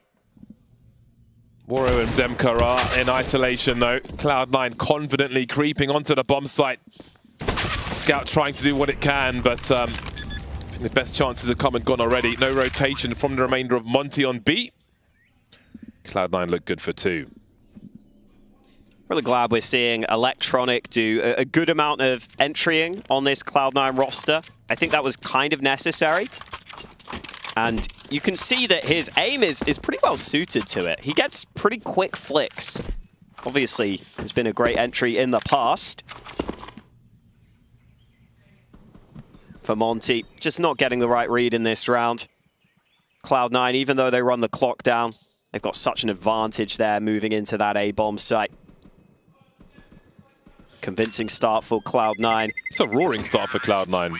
Just 2 frags for Monty in these few rounds we've seen so far. Of course, they'll have something to do some work with in the next one. But again, it'll be big pressure once their buy round comes through. Because unless they get a few frags here, Cloud9 are going to be swimming in cash. You can really see that almost like Twitch aim style. I really like it when you have an entry like that, because you oftentimes aren't going to be looking at the right angle. Got to adjust quickly. Electronic still very consistent. We've got nades for Monty. Perhaps a stack into mid. That could work. Look at Cloud9 here. They're moving into mid. Oh, they've got no guns in their hands! How often do you see that? They'll get a kill then. They won't be retrieving a weapon though, I don't believe. Yeah, Cloud9 cleaning up now. Electronics have been a great weapon disposal service. Littering Chichen Itza, but we can forgive him in this instance. I mean, listen, Monty is still trying to make something of this round by stacking the A bomb site. Don't count them out entirely here. Oh, hang on. Maybe we can count them out now. That's a shame, isn't it? Well, they could save some money on Kevlar. If they're allowed to do so. Some extra grenades for the first buy round. I like that. Find the positives, James. Yeah, there are no slouches on Ancient whatsoever. Monty, 78% with 9 maps played.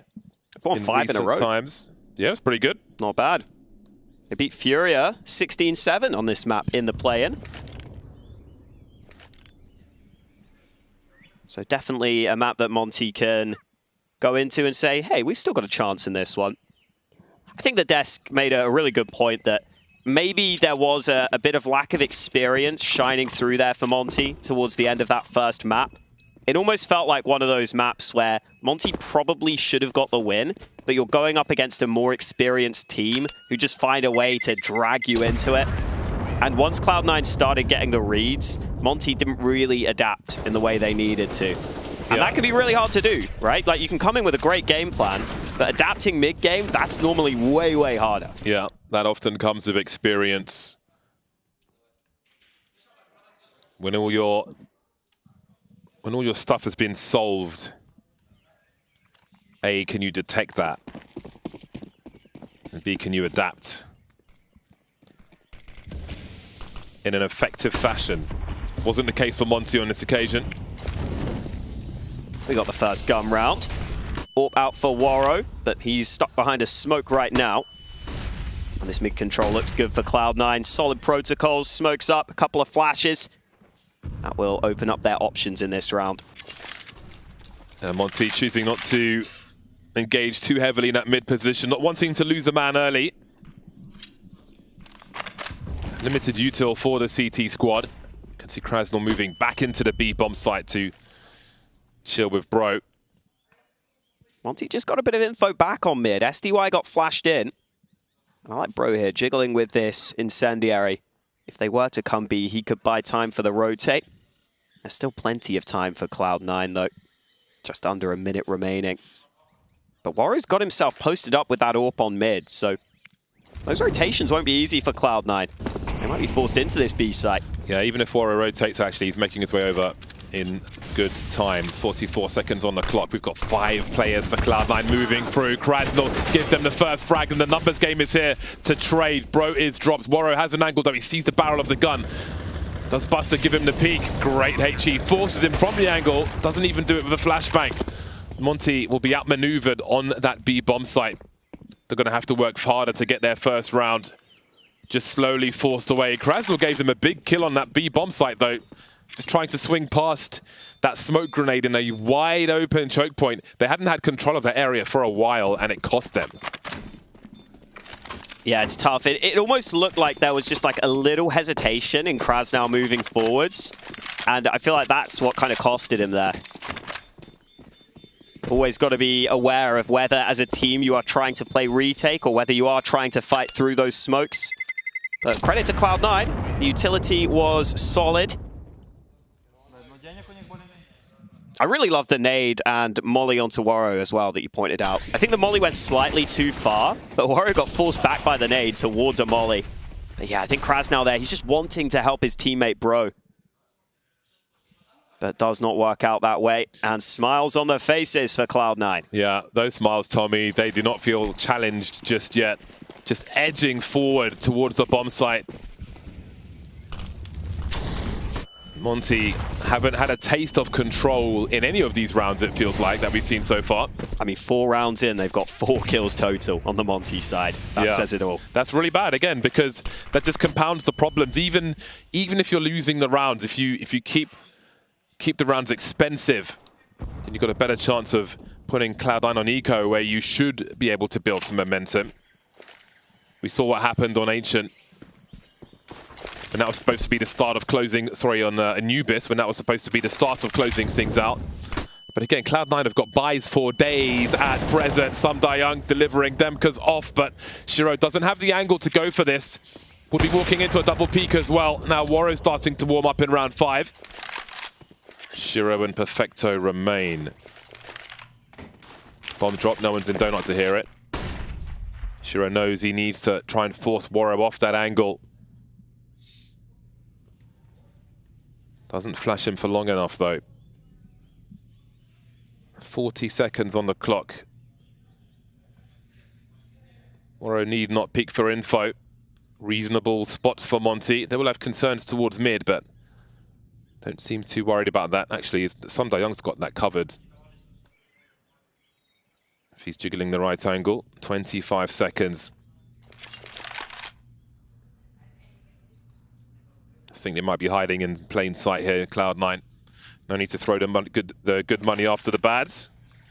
Monty have no business chasing with their current situation. Clinging on for their first round. Yeah, that was a nice setup from Monty. Careful, Kraz now. Nearly got caught by Perfecto, but he's fine.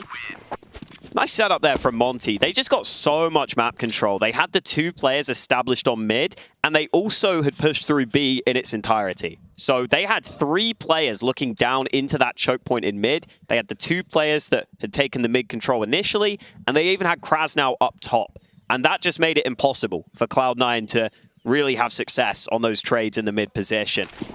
So Cloud9 there, not able to hold on to the map control early in that round. The CT aggression pays off. I think in this one, Cloud9 do want to compete for the map control early. And Monty seem like they just have to concede this mid area of the map. Ooh, not without damage though, and a kill from Demka. Great timing, but also gives them a clue that Red Room is likely compromised. They have to assume it is. Oh, that's brazen from Cloud9. Just shift walking through a smoke. Big pop flash. And they don't pull the trigger. This is going to be a catastrophic situation for Monty if Perfecto gets this kill. He absolutely does. Pre-firing Bro as well before he rounds that corner. Still a 3-on-3 though. And again, Hobbit around that red room position could cut off Demka's rotation. Ooh. Big nades on the bomb site. Still needs to get planted. What a great boost though. Oh, Hobbit, he had to land that one. We've got frags all over the map for Monty. Looks like their backs went to the wall. Buster's not done yet, though. Now he is. Samdayang comes through with the trade frag. Charging in. Cloud9 looked good on that B bomb site. But Monty will deny them. That entry, sorry, that peek into Red Room, dropping Hobbit, so important for Monty. Yeah, Cloud9's entries onto B have been very good so far this map. But fair play to Monty for still holding on in the round. I think especially, you pointed out, the fact that they are ready for Hobbit there was huge. Because Monty were kind of getting outmaneuvered on the previous map. So the fact they're ready for that one, a really good sign there for Monty. That boost was creative from Cloud9, but difficult to get anything from it. Still a buy for them in this round. See Monty pretty happy to give up this mid control in the majority of rounds. It's so aggressive for Cloud9. Like, it would be a war of attrition if Monty tried to fight against this. The way Cloud9 are coming through from the side of B as well. Very, very oppressive in mid. That early control is clearly a priority for Cloud9. Gives them so much space on the map. Again, Monty just have to leave Red Room open time and time again. Yeah, we've definitely seen Cloud9 be willing to run down that clock, play between the bomb sites. And that's a really good sign considering how new this roster is and that they're playing with a stand-in. That normally requires a bit of time to build up and good chemistry when you are running the clock down low. This time, Waro's AWP is on the right side of the map. Previously, these B entries have been onto Krasnow and Bro holding the site, but will Cloud9 be able to handle an AWP defending this bomb site? That's an entirely different question. Oh, Waro, hang on. He might be too far back now as this execute comes in. Monty having to guess. Samdayang's the only guy with flashbangs, and he's going back into the A bomb site. Can he find an angle to support his teammates before it's too late? 25 seconds, and they've barely seen anything, Monty, just yet. Cloud9 moving with 2. Such a slow pace from them. but it's working so far. Again, they will overcome this B bomb site, but Krasnal can hold some map control for the time being. Does that molly go deep enough? 10 seconds, and Hobbit won't be stopped. 3 on 4 then. Shiro drops the sniper. Monty take the advantage again. Hobbit is getting drilled through the wall, leaving Perfecto with 3 to find. No more util, just about the headshots there, and Demko will get the last one. Monty will stand with 3 at the end of the round. God, he's got to be so nervous for them. Just guessing which bomb site to stack. Someone's going to play CT and hold that red rune. But this time, Monty survive. Big smile on the face of Demka there, because Monty have now won 3 in a row. And honestly, I feel like they got maybe a little fortunate in this round, because again, the bomb site was pretty easily taken. Bro was kind of alone fighting for the site, which you never really want to see. But Electronic just overlooked that angle. And that cave control really made a nice bit of difference there for Monty. Allowed them to set up that retake more easily. Second AWP collected at the end of the round for Monty. Different approach for them then. Demko's in a forward position with a sniper on the A-bomb site. Again, mid will be abandoned by Monty. They don't want to lose players early there. And Cloud9 are not giving them much choice anyway. Haven't seen much of this A site so far, but it looks like Cloud9 is set in this round. That's what SDY posted up with the AWP in the back. Demka up close to rifle support. Electronic dropped in donut. Which way do they look? Demka's got to figure it out. He's playing by the smoke, but Perfecto might see him trying to dodge these bullets. So much spray there. He's still standing there, but in the meantime, where is Hobbit off to? They haven't fully committed to this bomb, so they can still fall back and rotate if Hobbit can get working. He's got one. How long can he live for? Variance in the smoke. Demka's somehow still alive. 4v2, standing by the spray in that smoke for so long. Buster and Shiro remain. 7 HP for Shiro. Make it none. Bomb exposed.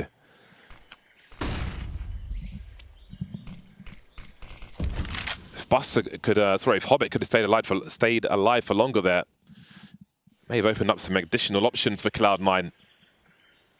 Even only getting 1 kill in this situation still looks dangerous for Monty for the rounds to come. But again, the scenarios towards the end of the round are looking more solid for them. Krasnal making plenty of noise. 4-4. Feels like things might be changing for Monty in this half of Ancients. Yeah, we were worried when they got off to that slow start. You heard the desk talk about whether Monty would be able to compete in a game where they don't get off to that good start, whether they would struggle, but they've come right back into this one. And this was a great time to have that second AWP over on this side of the map. SDY definitely helping out. Got a little hectic when Hobbit got all the way in. He got so deep towards the site. But the timing was just a little off for Hobbit. A little unfortunate there. I think if he got better timing, he might have got that kill for free. And then that round could have gone a different way entirely. But instead, once he got the kill, he was chunked down low. He was quickly disposed of. And so Cloud9 take their first time out here ahead of a round where they won't have a perfect buy. Should be pistols and nades. Yeah, Hobbit was trying to make a round-seizing play on that bomb site.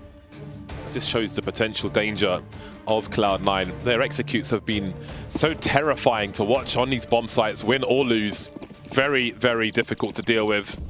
But Monty have dealt with enough to put Cloud9 on these pistols for the time being. Still a dangerous round, though. Many Tech9 rounds have been won here in Cologne thus far. Oh, Hobbit was so ready for that CT flash. He's looking at the floor. As soon as he hears it, he looks back up and takes a free AK. Meanwhile, Bro goes aggressive into the pistol players. He is so screwed here. Shiro finds the trade. A man advantage for Cloud9. Question is, do they pump the brakes? Because Warrow's here on the rotate, and he'll bring it back to even numbers briefly. Krasnal even puts them in the ascendancy. Urgency is absolutely rising for Monty, and they're holding on for the time being. Krasnal's got to be careful, though. Flashes are coming, and so are the T's. They're both here. Warrow has the angle. The bomb still needs to be collected, and Shiro will dome him and pick up his favorite weapon. That leaves SDY in trouble. They have Kevlar, but even that P250 could be enough. just needs the headshots, and there's one of them. Switching out to the M4, things looking even better if he could find Perfecto, but it's headshots galore from Cloud9. What a round from Shiro. 3 kills from him, and even though he loses out to the P250, it's an absolute steal of a round from Cloud9. And even Perfecto at the end there. That is how you play that clutch when you're low on health. You stand in the least expected position, one that isn't going to be pre-aimed. But look at these shots from Shiro. The D goes nuclear onto the B-bomb site. And that's the sort of round we saw Monty lose on the previous map and struggle to come back from. They've got to keep their heads screwed on here. Cloud9 out here like bears, charging on Monty. They're angry. Getting more aggressive now. Standing in the area, which has been part of Cloud9's default in so many of these T rounds, essentially, surrounding that mid position. Monty are turning up the heat now. They'll force them away for the time being. Shiro, 1 HP. Hobbit, 9. But 10 men are standing. Bro and some Young have taken some bullets as well. We see a pilgrimage towards the A-bomb site for Cloud9, where Monty are essentially playing retake with the aggressive angles they've got everywhere else. Yeah, it's even SDY on 16 health, so he's playing really far back in this tight angle, and he's just hoping that a stray shot doesn't land towards him. Look at the awareness here from Cloud9. They just heard that flash. Do they still commit to the A-bomb site? 'Cause they might realize Monty are rotating players from mid, but Cloud9 still want to commit to this. They think their utility is good enough. That spam, now Buster down low. How is no one dead yet? They're going for the bomb plant, still everyone alive, but finally frags hit the server. 4v4, SDY doing even more work. And that's going to be Electronic giving his team the advantage. He'll tuck back because he's the only man with health for Cloud9. Oh, there comes the incendiary. Warrior had all the utility on the B bomb site, but it won't connect. No one can get near that util. Hobbit's Smoke might be up soon. Yeah, Hobbit's got the angles indeed. Demka's just fallen back too far, and Warro will be too far away. Doesn't connect, and he'll have to escape. Monty getting aggressive at the beginning of the round, but still can't put it together to the end.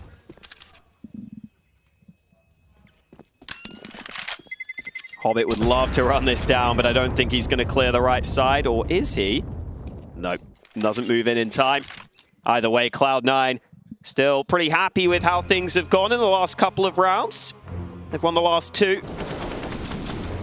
God, this got so chaotic. I think the main thing is that Cloud9 got that bomb planted, because sometimes on that A site, you see those spams through the smoke, the bomb plant gets denied, and the round goes into disarray. The mood for Cloud9 looks so positive. I'm really enjoying seeing that. I feel like so often in the past, we'd see Cloud9 look stressed, look uncomfortable. Feels like Cloud9 bringing in Electronic and Perfecto has just reinvigorated the players on this team. They look like they're enjoying their Counter-Strike again. Yeah, but if you look at the way they figured things out on the prior map and then punished it as well, that's gotta fill you with confidence, especially when you've got 4 of your 5-man squad here and a cameo appearance from Buster. So good that you can figure stuff out like that. And that will certainly spur them on. Monty definitely feeling the pressure, but understanding the urgency as well. Cloud9 have been able to do whatever they want as far as mid has been concerned, round after round. Monty tried to answer that last round. Lots of skirmishes, but ultimately came away with almost nothing. Just that AWP in the hands of Warro for round 11.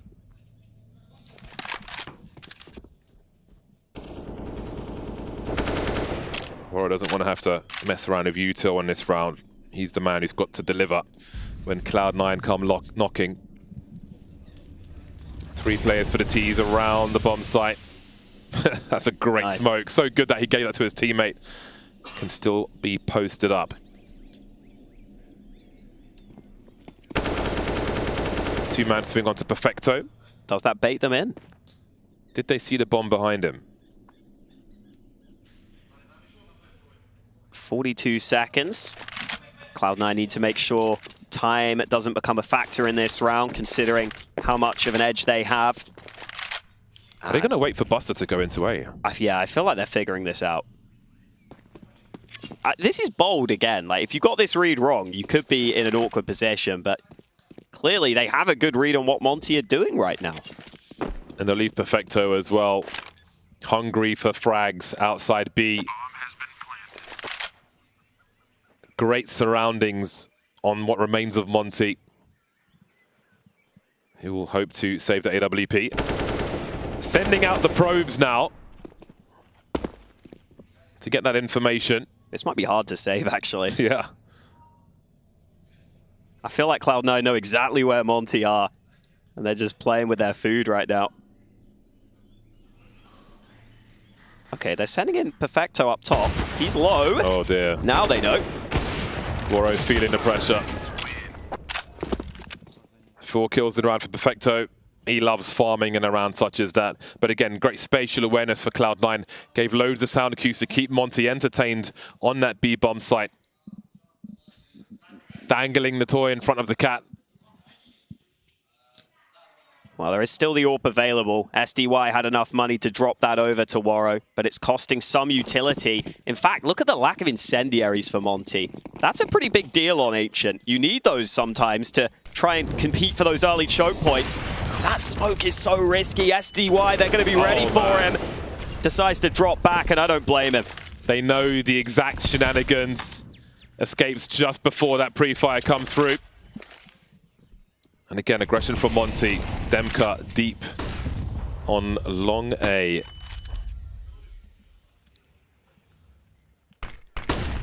Monty have to be itching to get a 5-on-4. But there's only so much they can do. You can see it's just so procedural from Cloud9 on these mid takes every time. Especially when there's no incendiaries to deny them, they're going to get that. Now the question is, can they clear SDY's angle? Pretty common one. He tucks into the corner, though. They don't fully clear it. They don't find the trade either. Monty stepping up in this round, up to a 5-on-2. SDY finally forced back. He will be burned alive. But still a lot to do for Shiro and Perfecto to win this. And again, these are the 2 players I'd want in the clutch. I still give them a chance. Demka dropped the push on long as well. They understood it was a split. 30 seconds are still dangerous, though.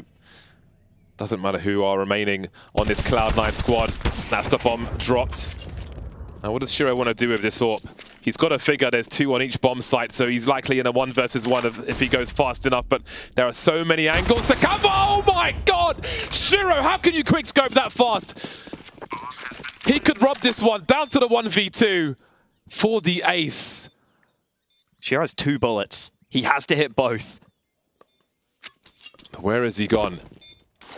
Is he going all the way around? No one touching the bomb just yet. They don't have a kit, but he's pretty far away. They're holding the defuse. Demka. Oh, he's just disappeared. No. They've heard the scope. Man, that would have been one for the ages, but he's got to slip away. Is there any frag that he can't reach? That was crazy. Give me a replay. That reaction. I mean, yeah. Just pure, like, pure panic, I feel like. Oh. Man, he's just letting you know. He's got the nukes. That's just crazy. It's so casual from that position. Yeah, who's that in the background? Who's that guy? Full buy for both squads then. Round 13. Bro with the French gun. Light on util. God, such a struggle for Monty. But I do say they are a gritty team. They can solve rounds such as this, and that's a great start for Woro. Finally something in mid. Been so rare for them to even see mid, let alone get a frag there. And only 5v4 for Monty, what they've been waiting for a long time in this half. That could be a real big boost for them. And they're just about able to hold on to it. Krasnal will survive on a slither of health. Wonder if we see the guns exchanged. Seems like Krasnal sticking with the M4 for the time being. And look at this call from Monty. They want to play retake on B. And maybe that's because they have this flank coming in through mid. The information, you might not expect them to make this play with the man advantage, but that's going to make this really awkward for Cloud9. Yeah, they want to keep the numbers up. Let's see if they can solve that boost. Krasnol's up, spots one on the ramp. Get out of there before the spray comes in. Bomb planted, 5 on 3. Monty with 2 smokes, no flashes. Electronic, they could line up. They're laser focused, all on the wrong side of this box. Oh dear, Electronic's down, but Shiro is here to trade. 2v4, Perfecto now in the choke point, dancing. Oh my god, they're making it happen. Shiro's down to the 1v1. Pistols for both. Looks to his right, but Krasnol will trade. There's such a small margin for these rounds.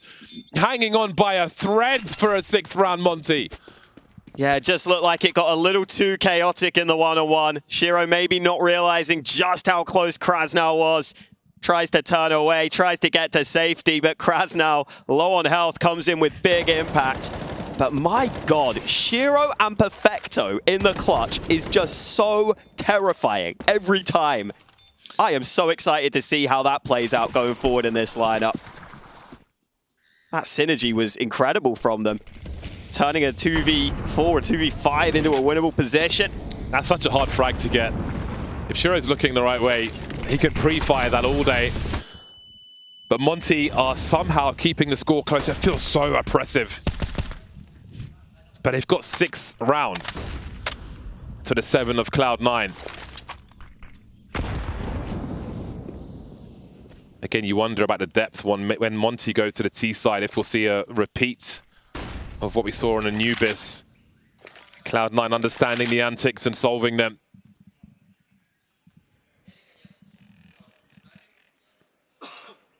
How many buys have been ideal for Monty in this half? Always missing something, an M4, utility, kits. Can tick all those boxes for this one. MP9's coming through. Again, Cloud9 have presence in mid. No one in Donut, though. We've seen a lot of this B site recently, but this time Monty have got the info. They've started to push through B. They realize it's the A play. SDY played this angle with an ult previously. This time it's Warrow's turn. Only a tag onto Shiro. He's still got rifle support on the site. In fact, another man has arrived. Hobbit would love to try and cause some chaos here. They've got the first entry. Oh, but Electronics killed a lurker. He's still in mid. They're not committing to a rotation here. He's going to join his team in Donut. Feeling it was too risky. Cloud9 are kind of stuck in a stalemate for the time being. 18 seconds. Warrow cannot be put down. The cover for the bomb planter, though, is unbelievable. Electronic is everywhere. 1v2 for Bro. He's got the right tool for the job, considering the HP. Electronic is just covering so many angles. And it's down to Shiro to make it to 8. And you can see what that means to Cloud9 as well. All these rounds are tense. I'm loving this Ancient. It's also just ridiculous that Electronic gets away with that. He was flicking between so many angles there. Even in the 2v1, you see him turning around, so uncomfortable for him. Bringing the energy to this team. That's the first kill you were talking about. Oh, look at how snappy this man's aim is. Dude, if Electronic's going to play like this Cloud9 roster might be the most skilled roster in the world. Once they get Axile in the mix. Might have to change his name to Hard to Kill. My god. Shiro just casually on 16 kills. Just Shiro things. And Monty's buying the last round of the half. Not great. Looking good for Cloud9 to get a 9th here. What a group. What a team. Who are not at full strength. I'm so hyped for this lineup. So hyped.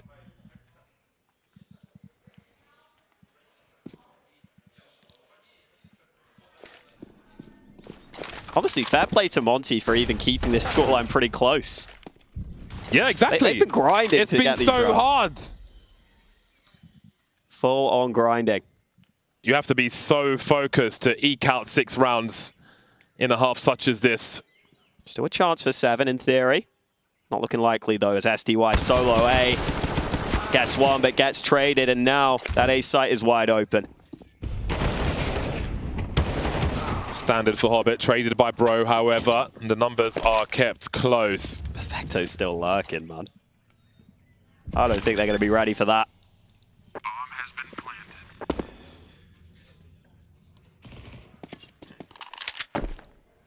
creeping up mid. No kit and high urgency. Okay then. All right then. Opting to switch up for the rifle. And there is a kit after all. Waro swinging through. He's only got half the info there. Doesn't see both on the kill cam. Bro with the AWP. They don't need to peek him. He has to touch the bomb. That's half the job done. That bomb's ticking really quick though. Buster can surely wait about 3 seconds. Fully committing to this one, bro. That's going to be a wrap. 9 rounds for Cloud9. It could have been a hell of a lot more, but Monty did a great job to make it competitive at halftime. Massive fight on their hands, though, once we switch sides.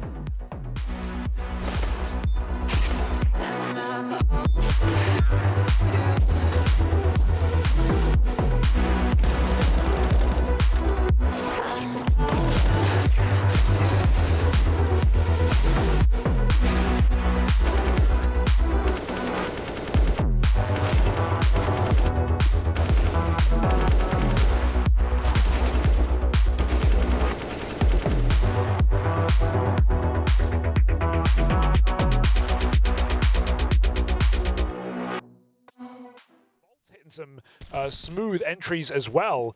Gamer Legion almost throw away a 5-on-3, but they clutch it closed with 3 still standing.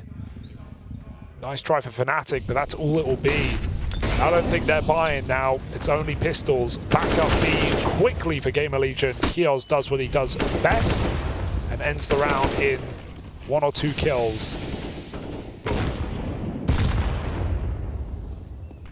He's going to try and peek over here. That's 1 kill for free. He spotted the AWP back at Banana. Oh, that AK just sailed through the smoke. That was a nade that pushes it into the hands of Afro. There was some divine intervention to get this AK into his hands. So let's see if with that can come any sort of levity in the round. It doesn't look like it. Nice read, though.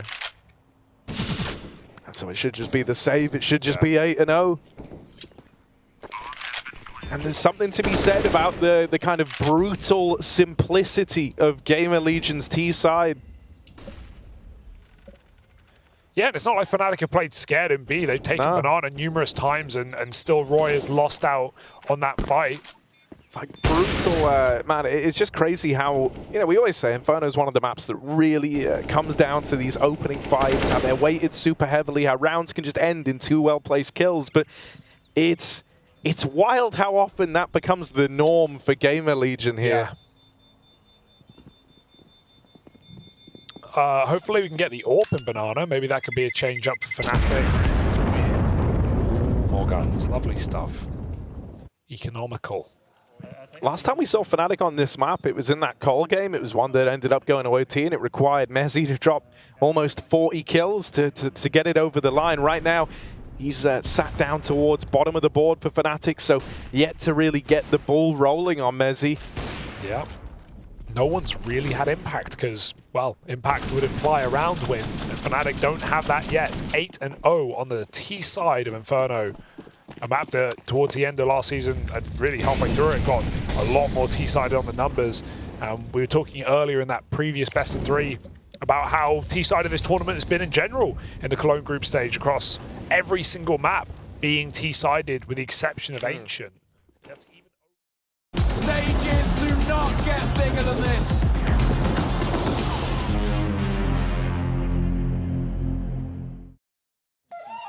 Cloud9 have showed up to the server today. Their star players are fragging. Shiro in particular, 17 kills at the half. And you can see the contrast of emotions between these two teams right now because Monty are facing elimination if they can't step it up on this map. And they've got to do it on the T side of Ancient. I love how hard this is for Monty.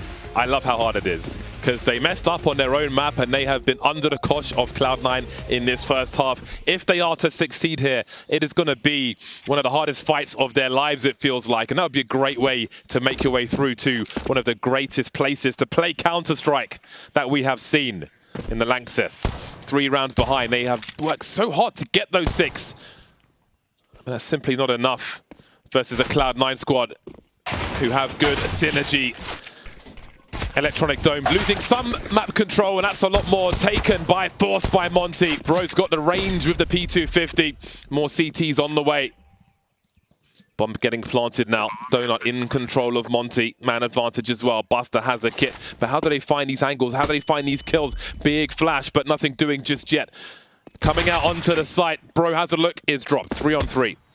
That smoke could come into action if they can find Krasnal. There would be problems for Monty. It would be advantage Cloud9, but he's still standing for the time being.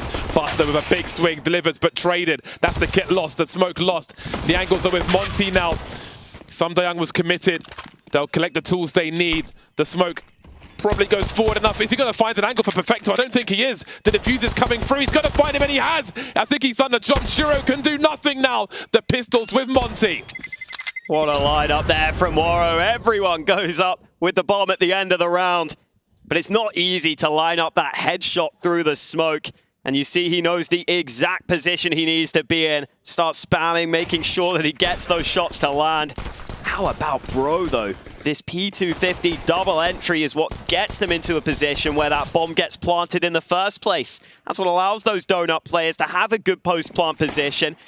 It still comes a little close for comfort, but it is the pistol round that Monty were looking for. They split the pistols.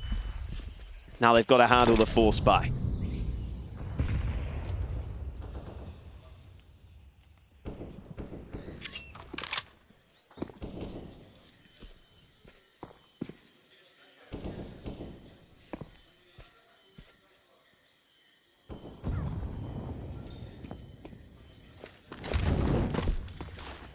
It's a nice relaxing start to the round.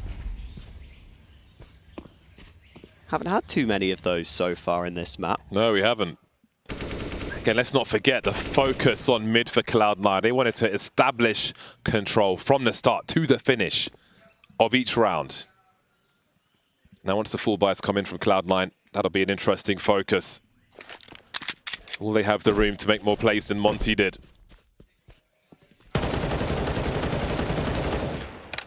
Gravitating towards the A bomb side, looks like, for Cloud9.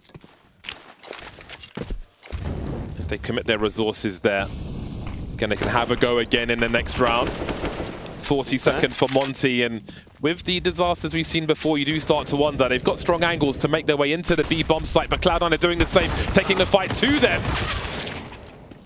It would just be damage onto SDY. Failure for Cloud9 so far. They may consider holding on to these weapons and resetting in the next round. Nice angle onto the bomb carrier, but there will be the time to plant. Surely they want to fall back Cloud9 and save these for the next round. Perfecto may be at the point of no return, however. But Buster's out of there, at the very least. So Monty have started well in this half, but the real tests are yet to come. Yeah, good B take there from Monty, despite running into the stack. They deal with the aggression from Hobbit, and then the actual execute onto the site. Pretty solid with those two smokes. I like Demka just having a little look back at the bomb, just in case. We saw Cadian nearly get a ninja defuse earlier at the event. Could have got it if he didn't mess it up. Most unfortunate. It was. For young Cadian. Wow, Monty, for how much we've talked about Cloud9, have got themselves into a position where this game is still wide open on this map. Definitely want to give credit to SDY as well, because he was joint bottom of the board for Monty on that first map. Here on this one, 16 for 9. Wonder if that's having a big difference. The in-game leader of the team having a good game. Maybe makes it easier to stay composed. We heard Coach LMBT talking about how SDY's got a nice, smooth, calming voice, which is helping some of the youngsters on this team.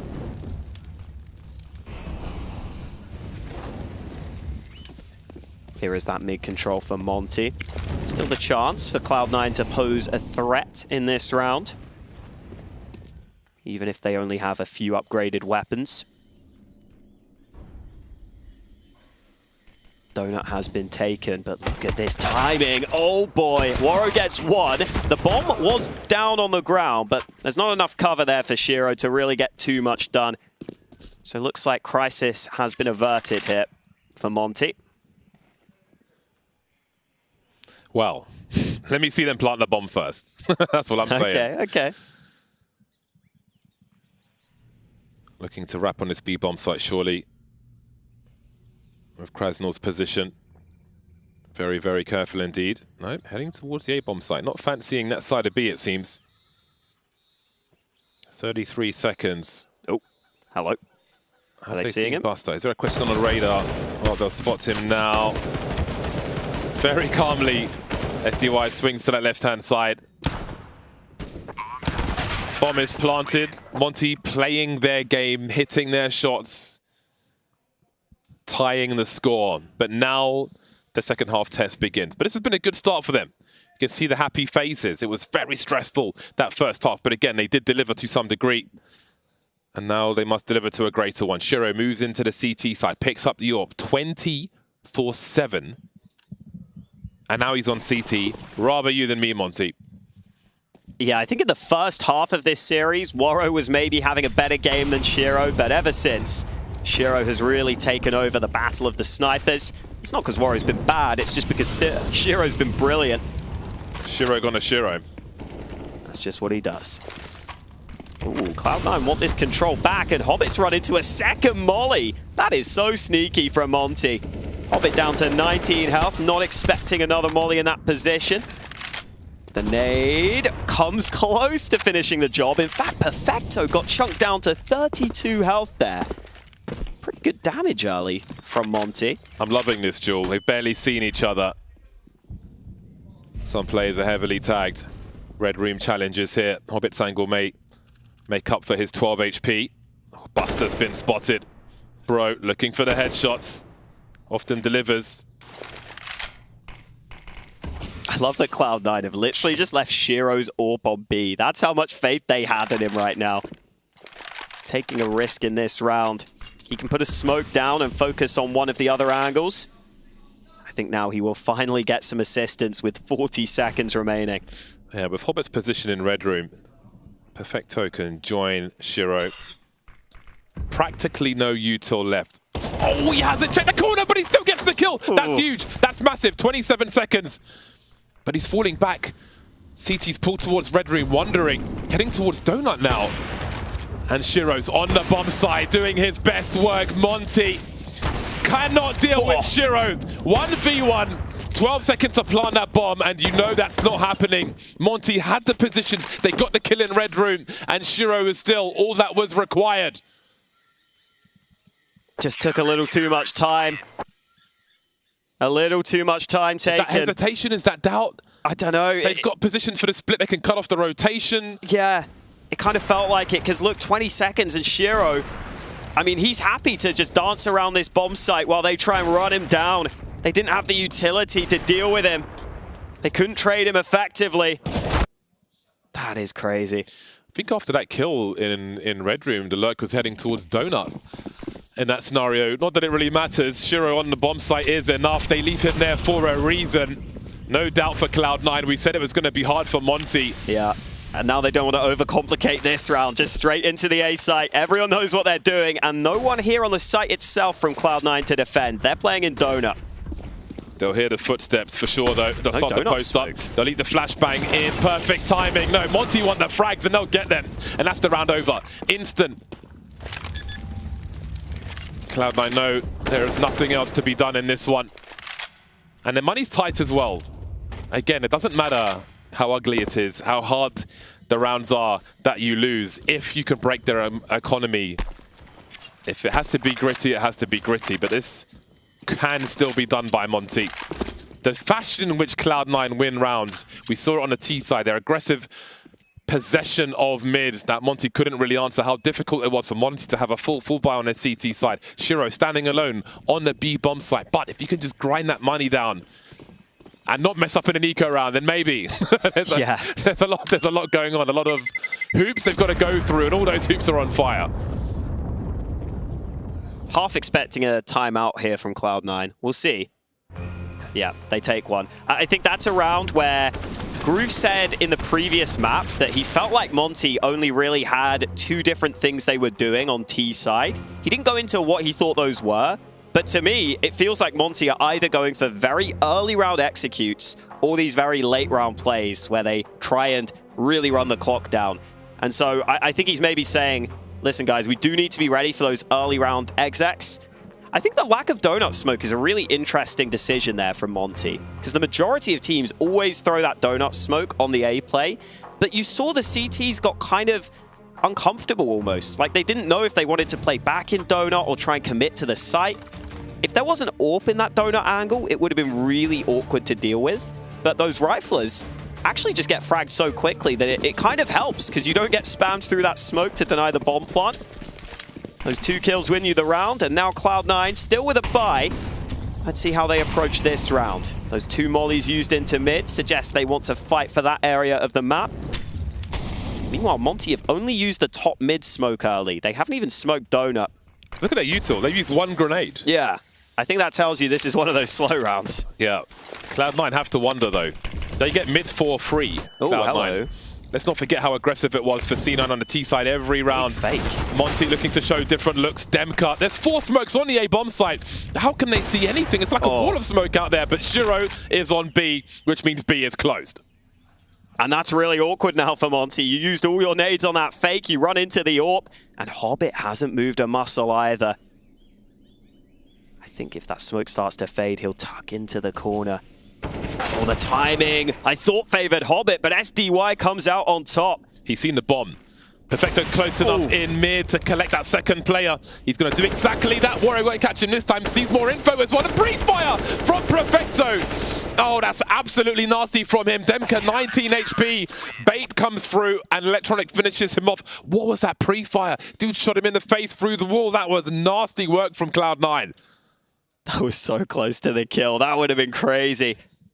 But yeah, Cloud9 just don't budge. They don't fall for the fake out onto A. Shiro just stays in position with this AWP. And I feel like that's the big benefit you have if you're Cloud9. You can leave Shiro there. I agree. I agree entirely with everything you're seeing in that body language. Man, the level of skill is exceptional, and Shiro is the final boss, I've decided. There are very few players that put up stat lines like this from Shiro, where you've got the most kills and the least deaths. Like, how has he only died 7 times in this game? Because it's final boss energy, that's why. He's sending them back to the start screen. Hope Monty have been playing their Dark Souls then. They're going to have to try and dodge him when they can. All right, Monty, what's the answer? 1 round down. The previous fake failed for them. This time spread into a default. Oh, traffic. Hello. Oh! All right, then. That's a great... It's just an instant trade from Shiro. Great. Honestly, he's like the pre-nerf AWP. We literally couldn't even catch those kills because they all just happened in like half a second. So quick on the headshot. Shiro immediately moves into position. And now Cloud9 have the man advantage. So they say, we don't need as much info. We can sit back.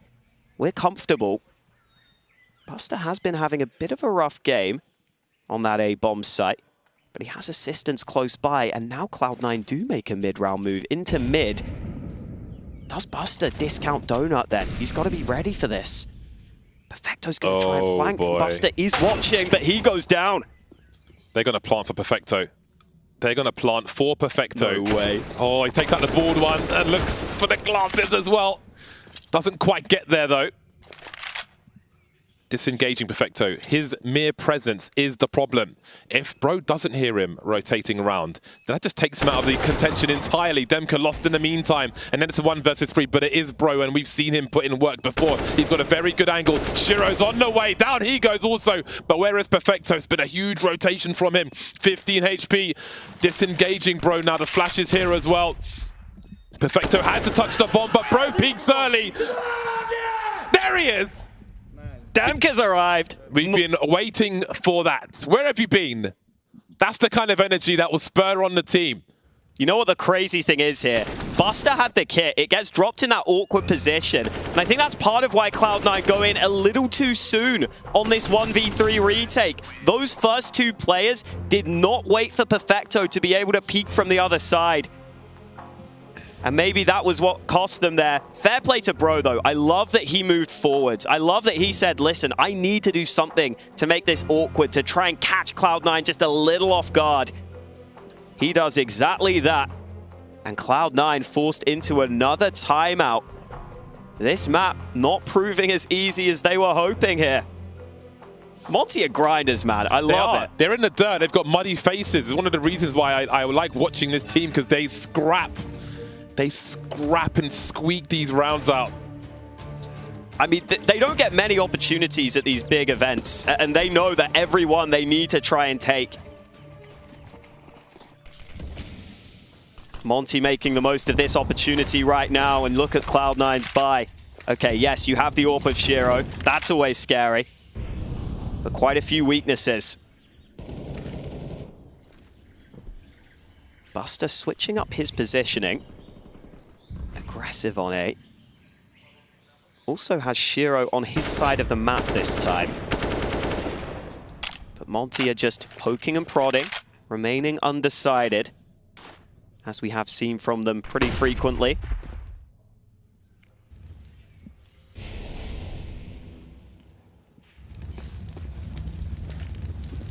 Do we get any mid-round maneuvers from Cloud9? As it stands, they seem pretty happy with their current setup. As the clock runs down, they might try and take some map control. That's Hobbit moving in to a more advanced angle. Did see Electronic not clear that corner previously. I don't know if Monty will make that same mistake if they move in here. Oh, now Buster makes the move. This proactiveness from Cloud9 round after round. Beautiful timing. Could win them a 2-0. Because they're just doing this better. The problem is, Shiro's got most of the util to slow down the push, and he's on the other side of the map. So once you're going to charge in, without eyes on mid, Buster will be somewhat delayed, but here it comes. Hobbit traded immediately, but the MP9 is here, and so is Buster. The cavalry has made their way, and that bomb is dropped. I think that's going to be the deciding factor in these scenarios, is Cloud9's proactiveness. There's that moment where Monty are just setting up. There's like a 20-second window, and Cloud9 push into these moments and shut them down. Man, the difference in reactions there. You can see how much that round meant to both of these teams, because Monty's money is in trouble. And fair play to Buster. Hasn't had his best game here, but that aggression, that willingness to take that risk is so important. Comes in from behind with the 2K. And now look at what Monty are left with. Pistols on most of their players. And maybe back to one of these set plays. Perfecto having a look. And Hobbit, they're lining up for him. He's maiming them and doing even better than that. Great flick from Perfecto, leaving some Dayang and Demka to try to plot the bomb. That's the goal for the time being. Buster's got an incendiary. Got to be careful facing with these grenades, though. Demka still standing. This could still be one. A lot harder now, though. P250 versus 3. Making his way, Demka closing the distance, really trying to make this happen. He's got the Galil, and he's got himself a 1v1, but Buster will deny the stand-in, the cameo. Gets that last kill, and Cloud9 moves to 13. We had a brief moment of hope for Monty. Just one round where you heard Demka this entire series, and things have gone wrong again. Yeah, if Hobbit had a rifle here, I think that's an easy 2K and maybe a little easier of a hold. But Perfecto still got that kill, made up for that first missed shot, just about surviving while standing in the flames and running back to safety. And that is good enough for Cloud9 to take a 13-11 lead. 3 rounds away from eliminating Monty and keeping themselves in the tournament. And Electronic's aggression pays off for him. These pistols for Monty. Not looking good early in this one. Shiro's got the AWP, and he doesn't miss often. These Deegs desperately hoping that they can land the shot of their life. Demka goes down, Shiro hits his shot. That's the bomb gone, and that's the round really realistically gone with it. Well, we've said that Monty are grinders. They've got to find their way back into this map right now. 14-11 down. No more room for error. Winner of this series will be facing Fnatic or Gamer Legion.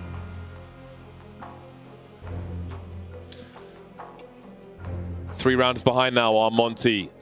They really need to dig deep. But do they have those depths at the moment, or will they come following loss, reflection, review? The other issue is Cloud9's economy is pretty good now.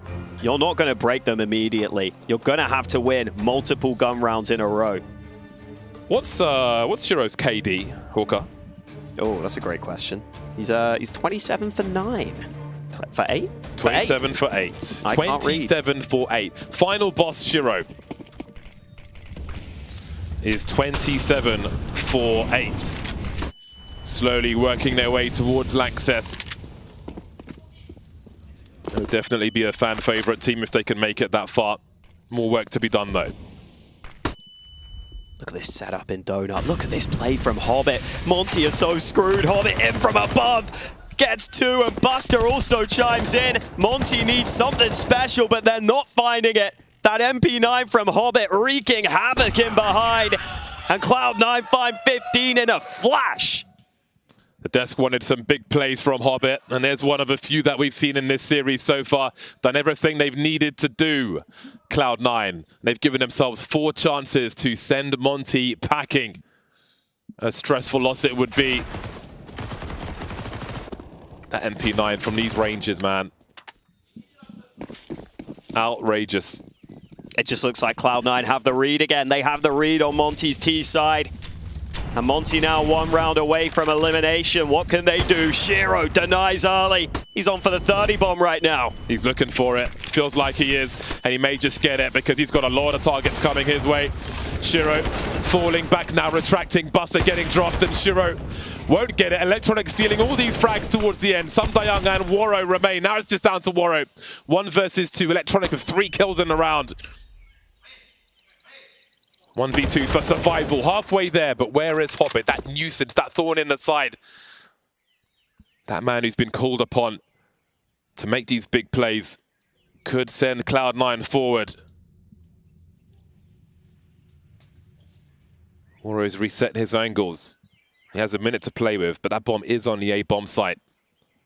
And Hobbit starts to wonder where he might come from. But as Waro resets it, he may lose track of Hobbit. It's going to be guesswork for both squads. Hobbit with the 180. Perfect timing. Shut it down. Cloud9 with a very strong performance. A 2-0 over Monty. That Monty will certainly lament.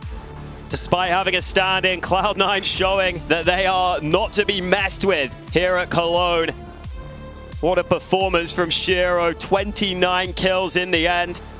Him and Perfecto had some incredible clutch attempts.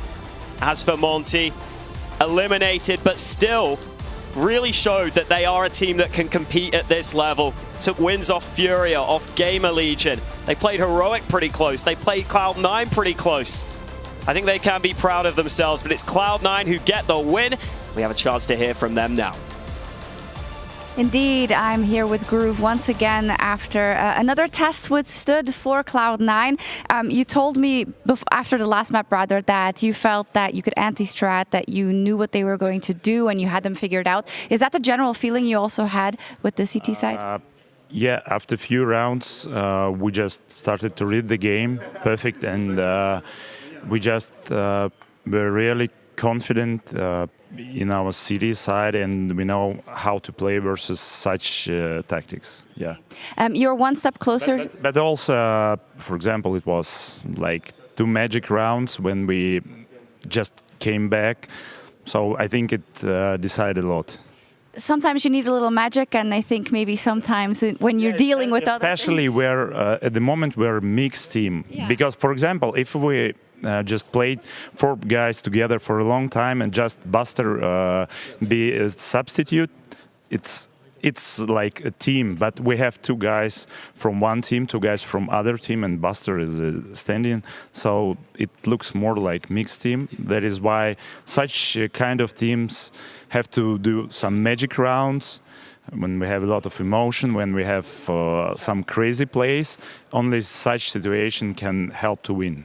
And it helps, of course, if Shiro's playing an absolutely insane game as well. Another question for you. Of course, this situation isn't what you would like, but it's going well so far, touch wood, but there's Gamer Legion or Fnatic waiting. And if you beat them, then you would make it to the Lanxess. And there is, of course, a chance still that we may see Axile. So do you think the guys have it in them to make that final push, to give them that chance? Yeah, I think so. And for us, it will be a great result if we will make playoffs. So we will do not our best, we will do like 1000% for it. Because as our team, for example, guys from Navi, they played in Lanxess Arena, but our young guys, they didn't. And we really want to. So we'll see if that happens. Thank you so much, Groove. Over to the desk because they have Hobbit. We do, in fact, have Hobbit. That is Correctamundo. Thank you very much. Yes, C9 do find the time to thrive, and they do it here in the second map. The first one, also a little wild of a ride, and we do welcome Hobbit in. Hey, man. Hello. How you feeling after all that? Hello, everyone. You do need the microphone, just to clarify. Yeah, okay. How was your day at work today? Okay, I heard both negative and positive out of that. I don't know. I don't know how that ends up, but certainly with the yelling. Tell me a little bit about how your day at work went. I mean, everything is good. We just won the game. That was an important game, and the most important is the next one. So yeah. One game away from the playoffs. I have a question in regards to the map, Vito. Were you a little bit surprised that they picked Anubis? Did you think they might go for a map that you didn't play yet this tournament because you have a stand-in? I mean, not they didn't surprise us. I mean, we expected that map. We expected two maps. So first is Mirage and Anubis. And half of team said that it's going to be Mirage. Half of team said that it's going to be Anubis. Who was right? Were you right? So at least Electronic was right. I was thinking about Anubis a lot. Yeah, something like that. It was said that you guys didn't practice with Buster whatsoever before the tournament because you didn't know about the visa situation till the very end. How is it difficult? How difficult it is to prepare a new player like that for a tournament like this, coming into just with all the strats and the moves and the roles that he needs to take? How does that work? Yeah, first of all, a big respect for Booster. Just because he agreed to play with us, he didn't even practice. I mean, we had after the last tournament in NA. We got the holidays, vacation, and I expect that he's not gonna play. And it's always hard to come from vacation and to play insta to new team, not like the team who is playing 1 year, 2 years together. So for him, everything right now is different. We keep hearing that that you guys, it's not like Cloud9 and you changed a couple of players. It's a completely new team and you have to start from zero pretty much to figure things out. But something that I've noticed as well while you play Electronic, he's a pretty loud guy and he is not afraid to tell you guys when he thinks you're doing something wrong and make mistakes and sort of to rally the troops. How does it feel to have someone like that on the team now? I mean, we need it. Of course, we need to step up, we need to be more professional, and we need to fix our mistakes immediately. It doesn't matter what from what side is going to be negative or positive. I mean, you need to fix it. If Electronic telling some mistakes with a negative tone, it's understandable. It's CSGO. So we need to be all professionals, and we need to, to take it and keep it and to play with that. That's the thing what will improve you during the tournament. So what we are doing right now. Listen, one more question for me. You guys have been feeling the pressure rising through your careers, right? Gambit youngsters into Gambit. Then everybody was looking at you like a super good team, but not favorite. Then you switched to another level. You are favorite again. Now you made probably the most successful roster shuffle, moves in the last few years. Does that add more pressure to you individually and the team? Yeah, of course, we are thinking about it. On the paper right now, we have maybe the most firepower roster in the world. So, but we are not trying to think about it just because we understand it's just the paper. I mean, the five huge players in the same team, it doesn't matter, and everyone on tier 1 level understand it. It's all about chemistry. So we are trying to create it. We are trying to find the best system which gonna work for us very well. So because we have very special two guys, Exile and Shiro, they were playing for Gambit youngsters. So they didn't play for like a lot of teams like me. They don't have so much experience. Right now for them it's a lot different, but as you can see, they're doing very well. On practice, Exile was monster. And even Booster already improved a lot, adapted, and he is stepping up. Since he's been here? Yep. Yeah, that's really cool. I do have one more question that I just thought of. You know, like let's say back in 2020, 2021, like you guys had a period where you played Navi like 5 times in 3 weeks. You know, so obviously you faced against them a lot. Like, how is that vibe like between, you know, Perfecto, Electronic, and that rivalry, and now your teammates? Yeah. Like, is there anything funny there? We, in real life, are like friends. We are doing really well, to be honest. We can, I don't know, drink together, for example. Okay. Everything is good. I don't know. It's maybe CIS. How can I say? Atmosphere. Yeah. I'm gonna say okay. Yeah, there you go. Yeah, mentality. You know, we respect each other, and yeah, as I understand, for them the priority was to play with us. So, and of course, we also wanted them. I mean, really hard, and it's understandable. Yeah, rightfully so. On paper, looks pretty sick, I'm not going to lie. But it's like I bought tickets to see Oppenheimer, but ended up in Barbie. You know, like, so either way, you guys are still here. You're That's still a good putting, one. still putting on a Booster is show. Ken? No, I don't really know. I didn't really think it that far through. But, hey, check this out. We got round 9 we can have you look at. What do you think about that? You mind watching some rounds with us? Maybe 1 or 2? Perhaps. Somebody was happy. There we go. Yeah, okay. So round 9, what are we looking at?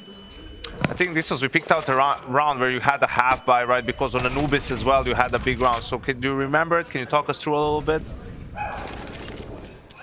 Yeah, that was call from Electronic to do some B execute. The plan was to do B execute, but I said to Electronic that I have a gap. I understand how they're playing in the middle, and I can outplay them. Can I get some breeze? And he told me, yeah, you can go. So the plan was I go through the window and gonna stay there when they gonna do execute, I'm gonna lose. So yeah, that's it. So the call from Electronic, I just added something from myself because it's half buy, you know, you can get some risk. Yeah.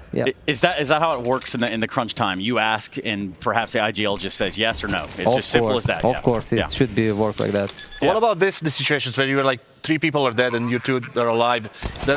Does dead people, because Hunter said something in the previous interview, does dead people help with the comms, with the utility? When somebody has an extra smoke, he doesn't see it because he's focused on the crosshair. Do you have that kind of dynamic in your team? Yeah, of course. I mean, if you die, for example, you need to help. Yeah, of course it's hard. Sometimes you can die, you can get some lucky shot, and you can be distracted. But you need to stay focused and try to help your teammates, but not disturb them from another way, because it's hard to find the middle ground, right? Where you're like helping them, yeah, but not being like, hey, trust me, do this. Yeah. Let me play. You just help with the info. Sometimes you want to try to help, but you're trying to help, and the guy is just saying sound, give me sound, and that was the moment where you distracted him and he dies. Of course, it's a game and no one is perfect. It's fine. I mean, except it's easier to say in hindsight, right? Yep. Check it out. We got one more round for you. This is round 14. This was just like we picked out. This was towards the very end, right? Well, Electronic had a 6. I didn't like it. We saw late. This was a spray transfer. When we saw it, we thought it was like 1 then 2, but it was similar to Anubis. You also won a half by there, and then had a big individual round from Shiro with the op. So yeah, I mean, in total, we have every one of us have individual moments, and we need to step up and do our best. I mean, we don't have like the mentality like one guy's support, he's not gonna kill, you know. No excuse. I mean, everyone needs to set up. Right now it's a very competitive time. Every team is very scary, and you need to step up, everyone. So Hobbit, check this out. Bunch of Cloud9 fans all over the world, right? Like, it's just the way it is. You've got one more matchup ahead of you in Fnatic or Gamer Legion, still going on below us. Yep. Who do you want to play, and who do you see yourself beating? I mean, I'm cheering for Game Legion. I know Nealon is playing there at least. Sure. But I want to have Fnatic. Okay. I mean, the first day was a mistake, and we're gonna prove it. Oh, you want revenge? That's Of what you want. course. That's what we want to hear. Revenge. Smells good. So good. Look, we'll get you out of here. I'm sure it's been a long enough day. You got another one tomorrow. So thank you very much for your time, Hobbit, and congratulations, staying alive. Thank you. Yeah, thank you. boys. And in Thank you. doing so, we're going to catch up over on the other side. Obviously, for Monty, it didn't really pan out the way that they wanted it to. Now it did it. So let's hear from him. So SDY, unfortunately, it's the end of the road for Monty here. First up, let's start with today versus Cloud9. Why do you think it wasn't enough? They counter us well with their utility in the late rounds, but we didn't use the things that we normally use in our games, in our practice, because of the panic in TeamSpeak and kinda, I can name it, choke. At least I didn't feel it for a long time in the team, but now it came back. I don't know what's the reason, but we will check and fix it. I mean. So a situation where people were not playing their own game. Maybe it also has something to do with Bro, of course. This is the first time for him in these situations. Do you feel like as an IGL and together with the coaching staff, this is something that you can address?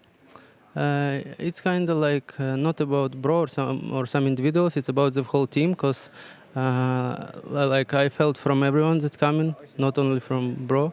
And overall, yeah, we need to seriously think about it, to ways to fix it. And I think we'll find a way, because at least I fixed it at least 5 times in my life already, so not that hard. So it will happen again. I talked to your coach a lot over the last few days, and he said sometimes that he really keeps the perspective of and tries to instill that in you as well, all of you, that this is a long road. This is evolution over a long period of time. Is that also how you, in these moments, can see what you're working on with Monty? Yeah, for sure. Before this tournament, we didn't have proper preparation. We have only 5 practice days. So that's what we have, and we came here, and I can say I'm proud of the boys, what we did, and the most important, we fought till the end. So. Well, we'll see you hopefully fast in the next tournament. Looking forward to your next games. Thank you so much. Thank you. Yeah, and commiserations to Monty. You know, what is a good takeaway for Monty from a situation like they just endured? They didn't, you know, after losing their best player, they were not just completely out. They figured out something. They got Bro, right, and they played well through the planes. Limited Furia played well here. So that would be the most positive thing that you can just think of, because they didn't quit. They're not like, you know, for example, you have Into the Breach, who lost a couple of players and they completely crumbled. There's, you know, opposite of that. Yeah, absolutely. You know, they managed to get some good wins, retain some of those points, stay in the running, right, and show us that they were absolutely more than just Boros, you know, and they put up a great fight against Cloud9, who sure, like the Axel's not here, but I mean, those are still some big names you have on that server. And yeah, I think it's just going to be, it's frustrating, obviously, that something that you've dealt with now has crept back in such an important game that you have to deal with it now. But as DY said, he's done it 5 times in his career so far. So just time number 6, I guess. Hey, Kasad, you see that blue thing right behind you? Yes. I think you squeeze the top of that real quick. All right, that means it's time for a B-Stream update, that game that we were talking about with Cloud9. It wasn't my worst work, okay? We'll put it that way. That means the game with Cloud9 and Gamer Legion going on just right below us is still going. So what's Banks seeing? Well, while your stream may be finishing up, the B stream continues, and Fnatic and Game Legion actually fighting back and forth. On the first map, though, it was Fnatic dominant from start to finish. Roy has been looking great throughout. Afro, the new AWP, coming in as well, solid. And Mezzi, well, now he's not IGLing, he's had no problem at all. I thought this was going to be a quick 2-0, but Game Legion, they beat the Mongols on Inferno, but now Fnatic was a real test. They got an 11-4 T side against these guys. Now, though, Fnatic's trying to fight their way back into it. Still could go either way, but Ancient's the third if Game Legion were able to get the win. Maybe it can happen, Stunner. But over back to you. I mean, maybe it can, maybe it can't, and that's up for them to decide. All the people in the server, we can watch that from afar, which is exactly what we're going to have to do. We're going to try to housekeep and put away some of the loose ends here over on the A stream, which ultimately means we need to run you through the brackets, which is Kassad's favorite. Oh, yeah. You know, as an expert bracket reader, what does it say? Listen, the yellow thing that you see on the screen, that's the fight for the semifinals between Heroic and Ents, right? That's going to be the game tomorrow as well. We have obviously Fnatic Game Regions thing going on and Cloud9 advancing to that final step before hitting the playoffs. So they're going to meet, like we said, either Fnatic or Gamer Legion because that game is still on. And he wants Fnatic. You heard him say it. They want revenge. They want revenge because you see it in the opening game. They played against them, lost 2-1, and yeah, Heroic and Ents playing for that straight semi-final spot. I think it's important to win this game. Why, Trace? Because if you move over to Group B, look at the lower bracket of Group B. You have FaZe and Na'Vi tomorrow, Mouse and Astralis, who also seem to be in good form for this tournament. So don't just think that the winner of FaZe Na'Vi is guaranteed that third spot in the playoffs. And then in the upper bracket, we have Vitality versus G2. G2 being sort of surprising form, I guess, if you look at the Blast, but had an amazing game today versus FaZe. I mean, I'm taking, you know, Mouse as someone that was pretty exciting to watch when we first had gotten here, but obviously their situation is starting to change a little bit. So if we put together all of the games and we make it look like this, it's Na'Vi, FaZe, Vitality, G2, and again, those are heavy-hitting matches for different reasons. Absolutely. I mean, the winner of those games are playing each other. And on the B stream, we can see the Mouse Astralis in the first game, fell 30, followed by Cloud9 and the winner of Fnatic Gamer Legion. And then for the end of the day and for the end of the group stage, we have the fight for the semi-final where the loser goes. It plays Friday and the winner is waiting. I have to say, though, for all the FaZe fans out there, like, don't be too disheartened by the loss to G2 today. I think it was one of those games where G2 was obviously on point, but also a lot of, like, 90% of 50-50 situations, like, were going G2's way. You know, like, they were getting just a lot of perfect reads at perfect time, and these were, like, the really important rounds, like the reset rounds and everything.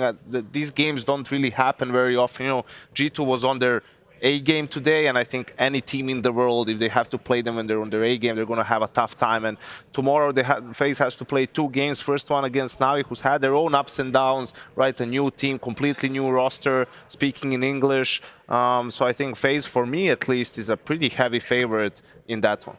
Yeah, and I mean, meeting the immovable force earlier that was G2, that was an experience to say the least. Kassad, anything you want to say there might be on your mind or in your hands? I was watching. No, I'm just happy that we got to see some good Counter-Strike, especially for G2. You're obviously emotionally invested in that team, one way or the other. Well, yes, that's what Twitter and the Reddit says about it. Or wait, it's not Twitter anymore, it's X, I guess. Yeah, whatever it is. It's going to take some while. It's there. Yeah. Well, thanks for that. You're going to hit the horn one more time and get us out of here? Okay, that was way louder than I thought it would be. Holy smokes. I'm very sorry that Kassad is the way he is. There's nothing we can do to fix him. There's no way to fix him in this moment. If I do this in front of his mic, he can't even talk out loud. Just kidding. That does it for us on the A stream. Go check out this game going on below us. Fnatic, Gamer Legion, and tomorrow, the last day of the groups.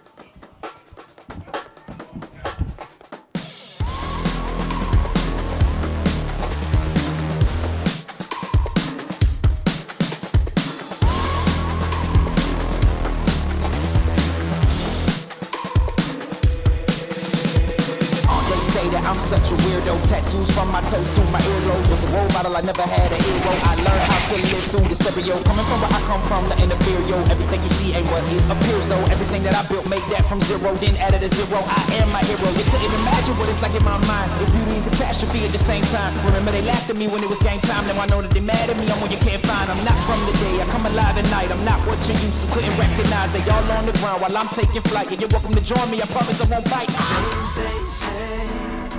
They're never getting in my way. And even if I make mistakes, I will always see them through. Cause I don't wanna play your game. I had enough, I'm burning up so hot I just break your chain. You can never stop what's building up inside of me.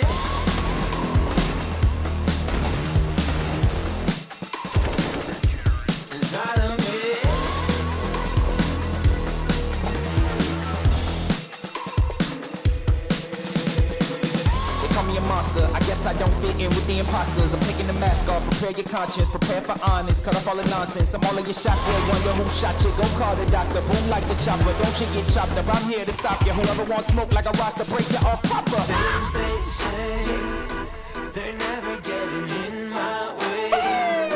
And even if I make mistakes, I will always see them through. What's that? 'Cause I don't wanna play your game. That is disrespectful. It is so mean. You make the energy lower.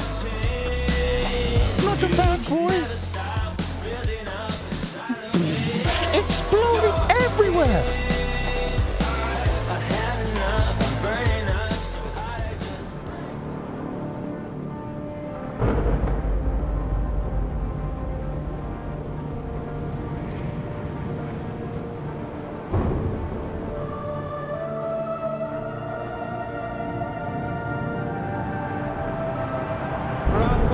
Really making history. Absolutely phenomenal. And Ace is the champion of the Intel Extreme Masters World Finals. Storm's still not quite done. MC is going to take this fight, though. 3 seconds left. Last 2 rounds of Passion's got to start it well for ESC. And this is a massive move for Zez, but he's not content with just a Nexus kill. He wants to win. GG! And it's all done. And Strawless with it. Unbelievable Rogue with a 4-0 victory over Classic. And they did it again in the grand finals. It's Navu! Give it up for your Intel Extreme Masters World Champion!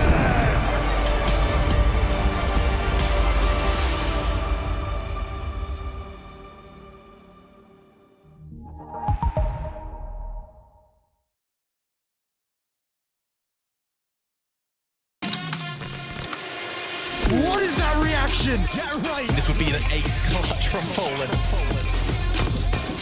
Oh my! Oh boy! FaZe Clan, the champions of ESL Pro League.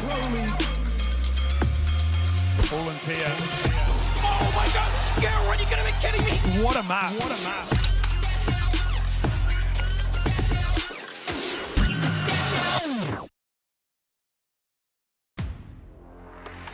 The in-game leader, architect of every move and every win. The entry fragger, fearlessly leading from the front. The opper, the deadliest of them all. The support, the true difference between winning and losing. The lurker, everywhere and nowhere, patiently waiting to strike. It takes 5 champions to win. Which one are you?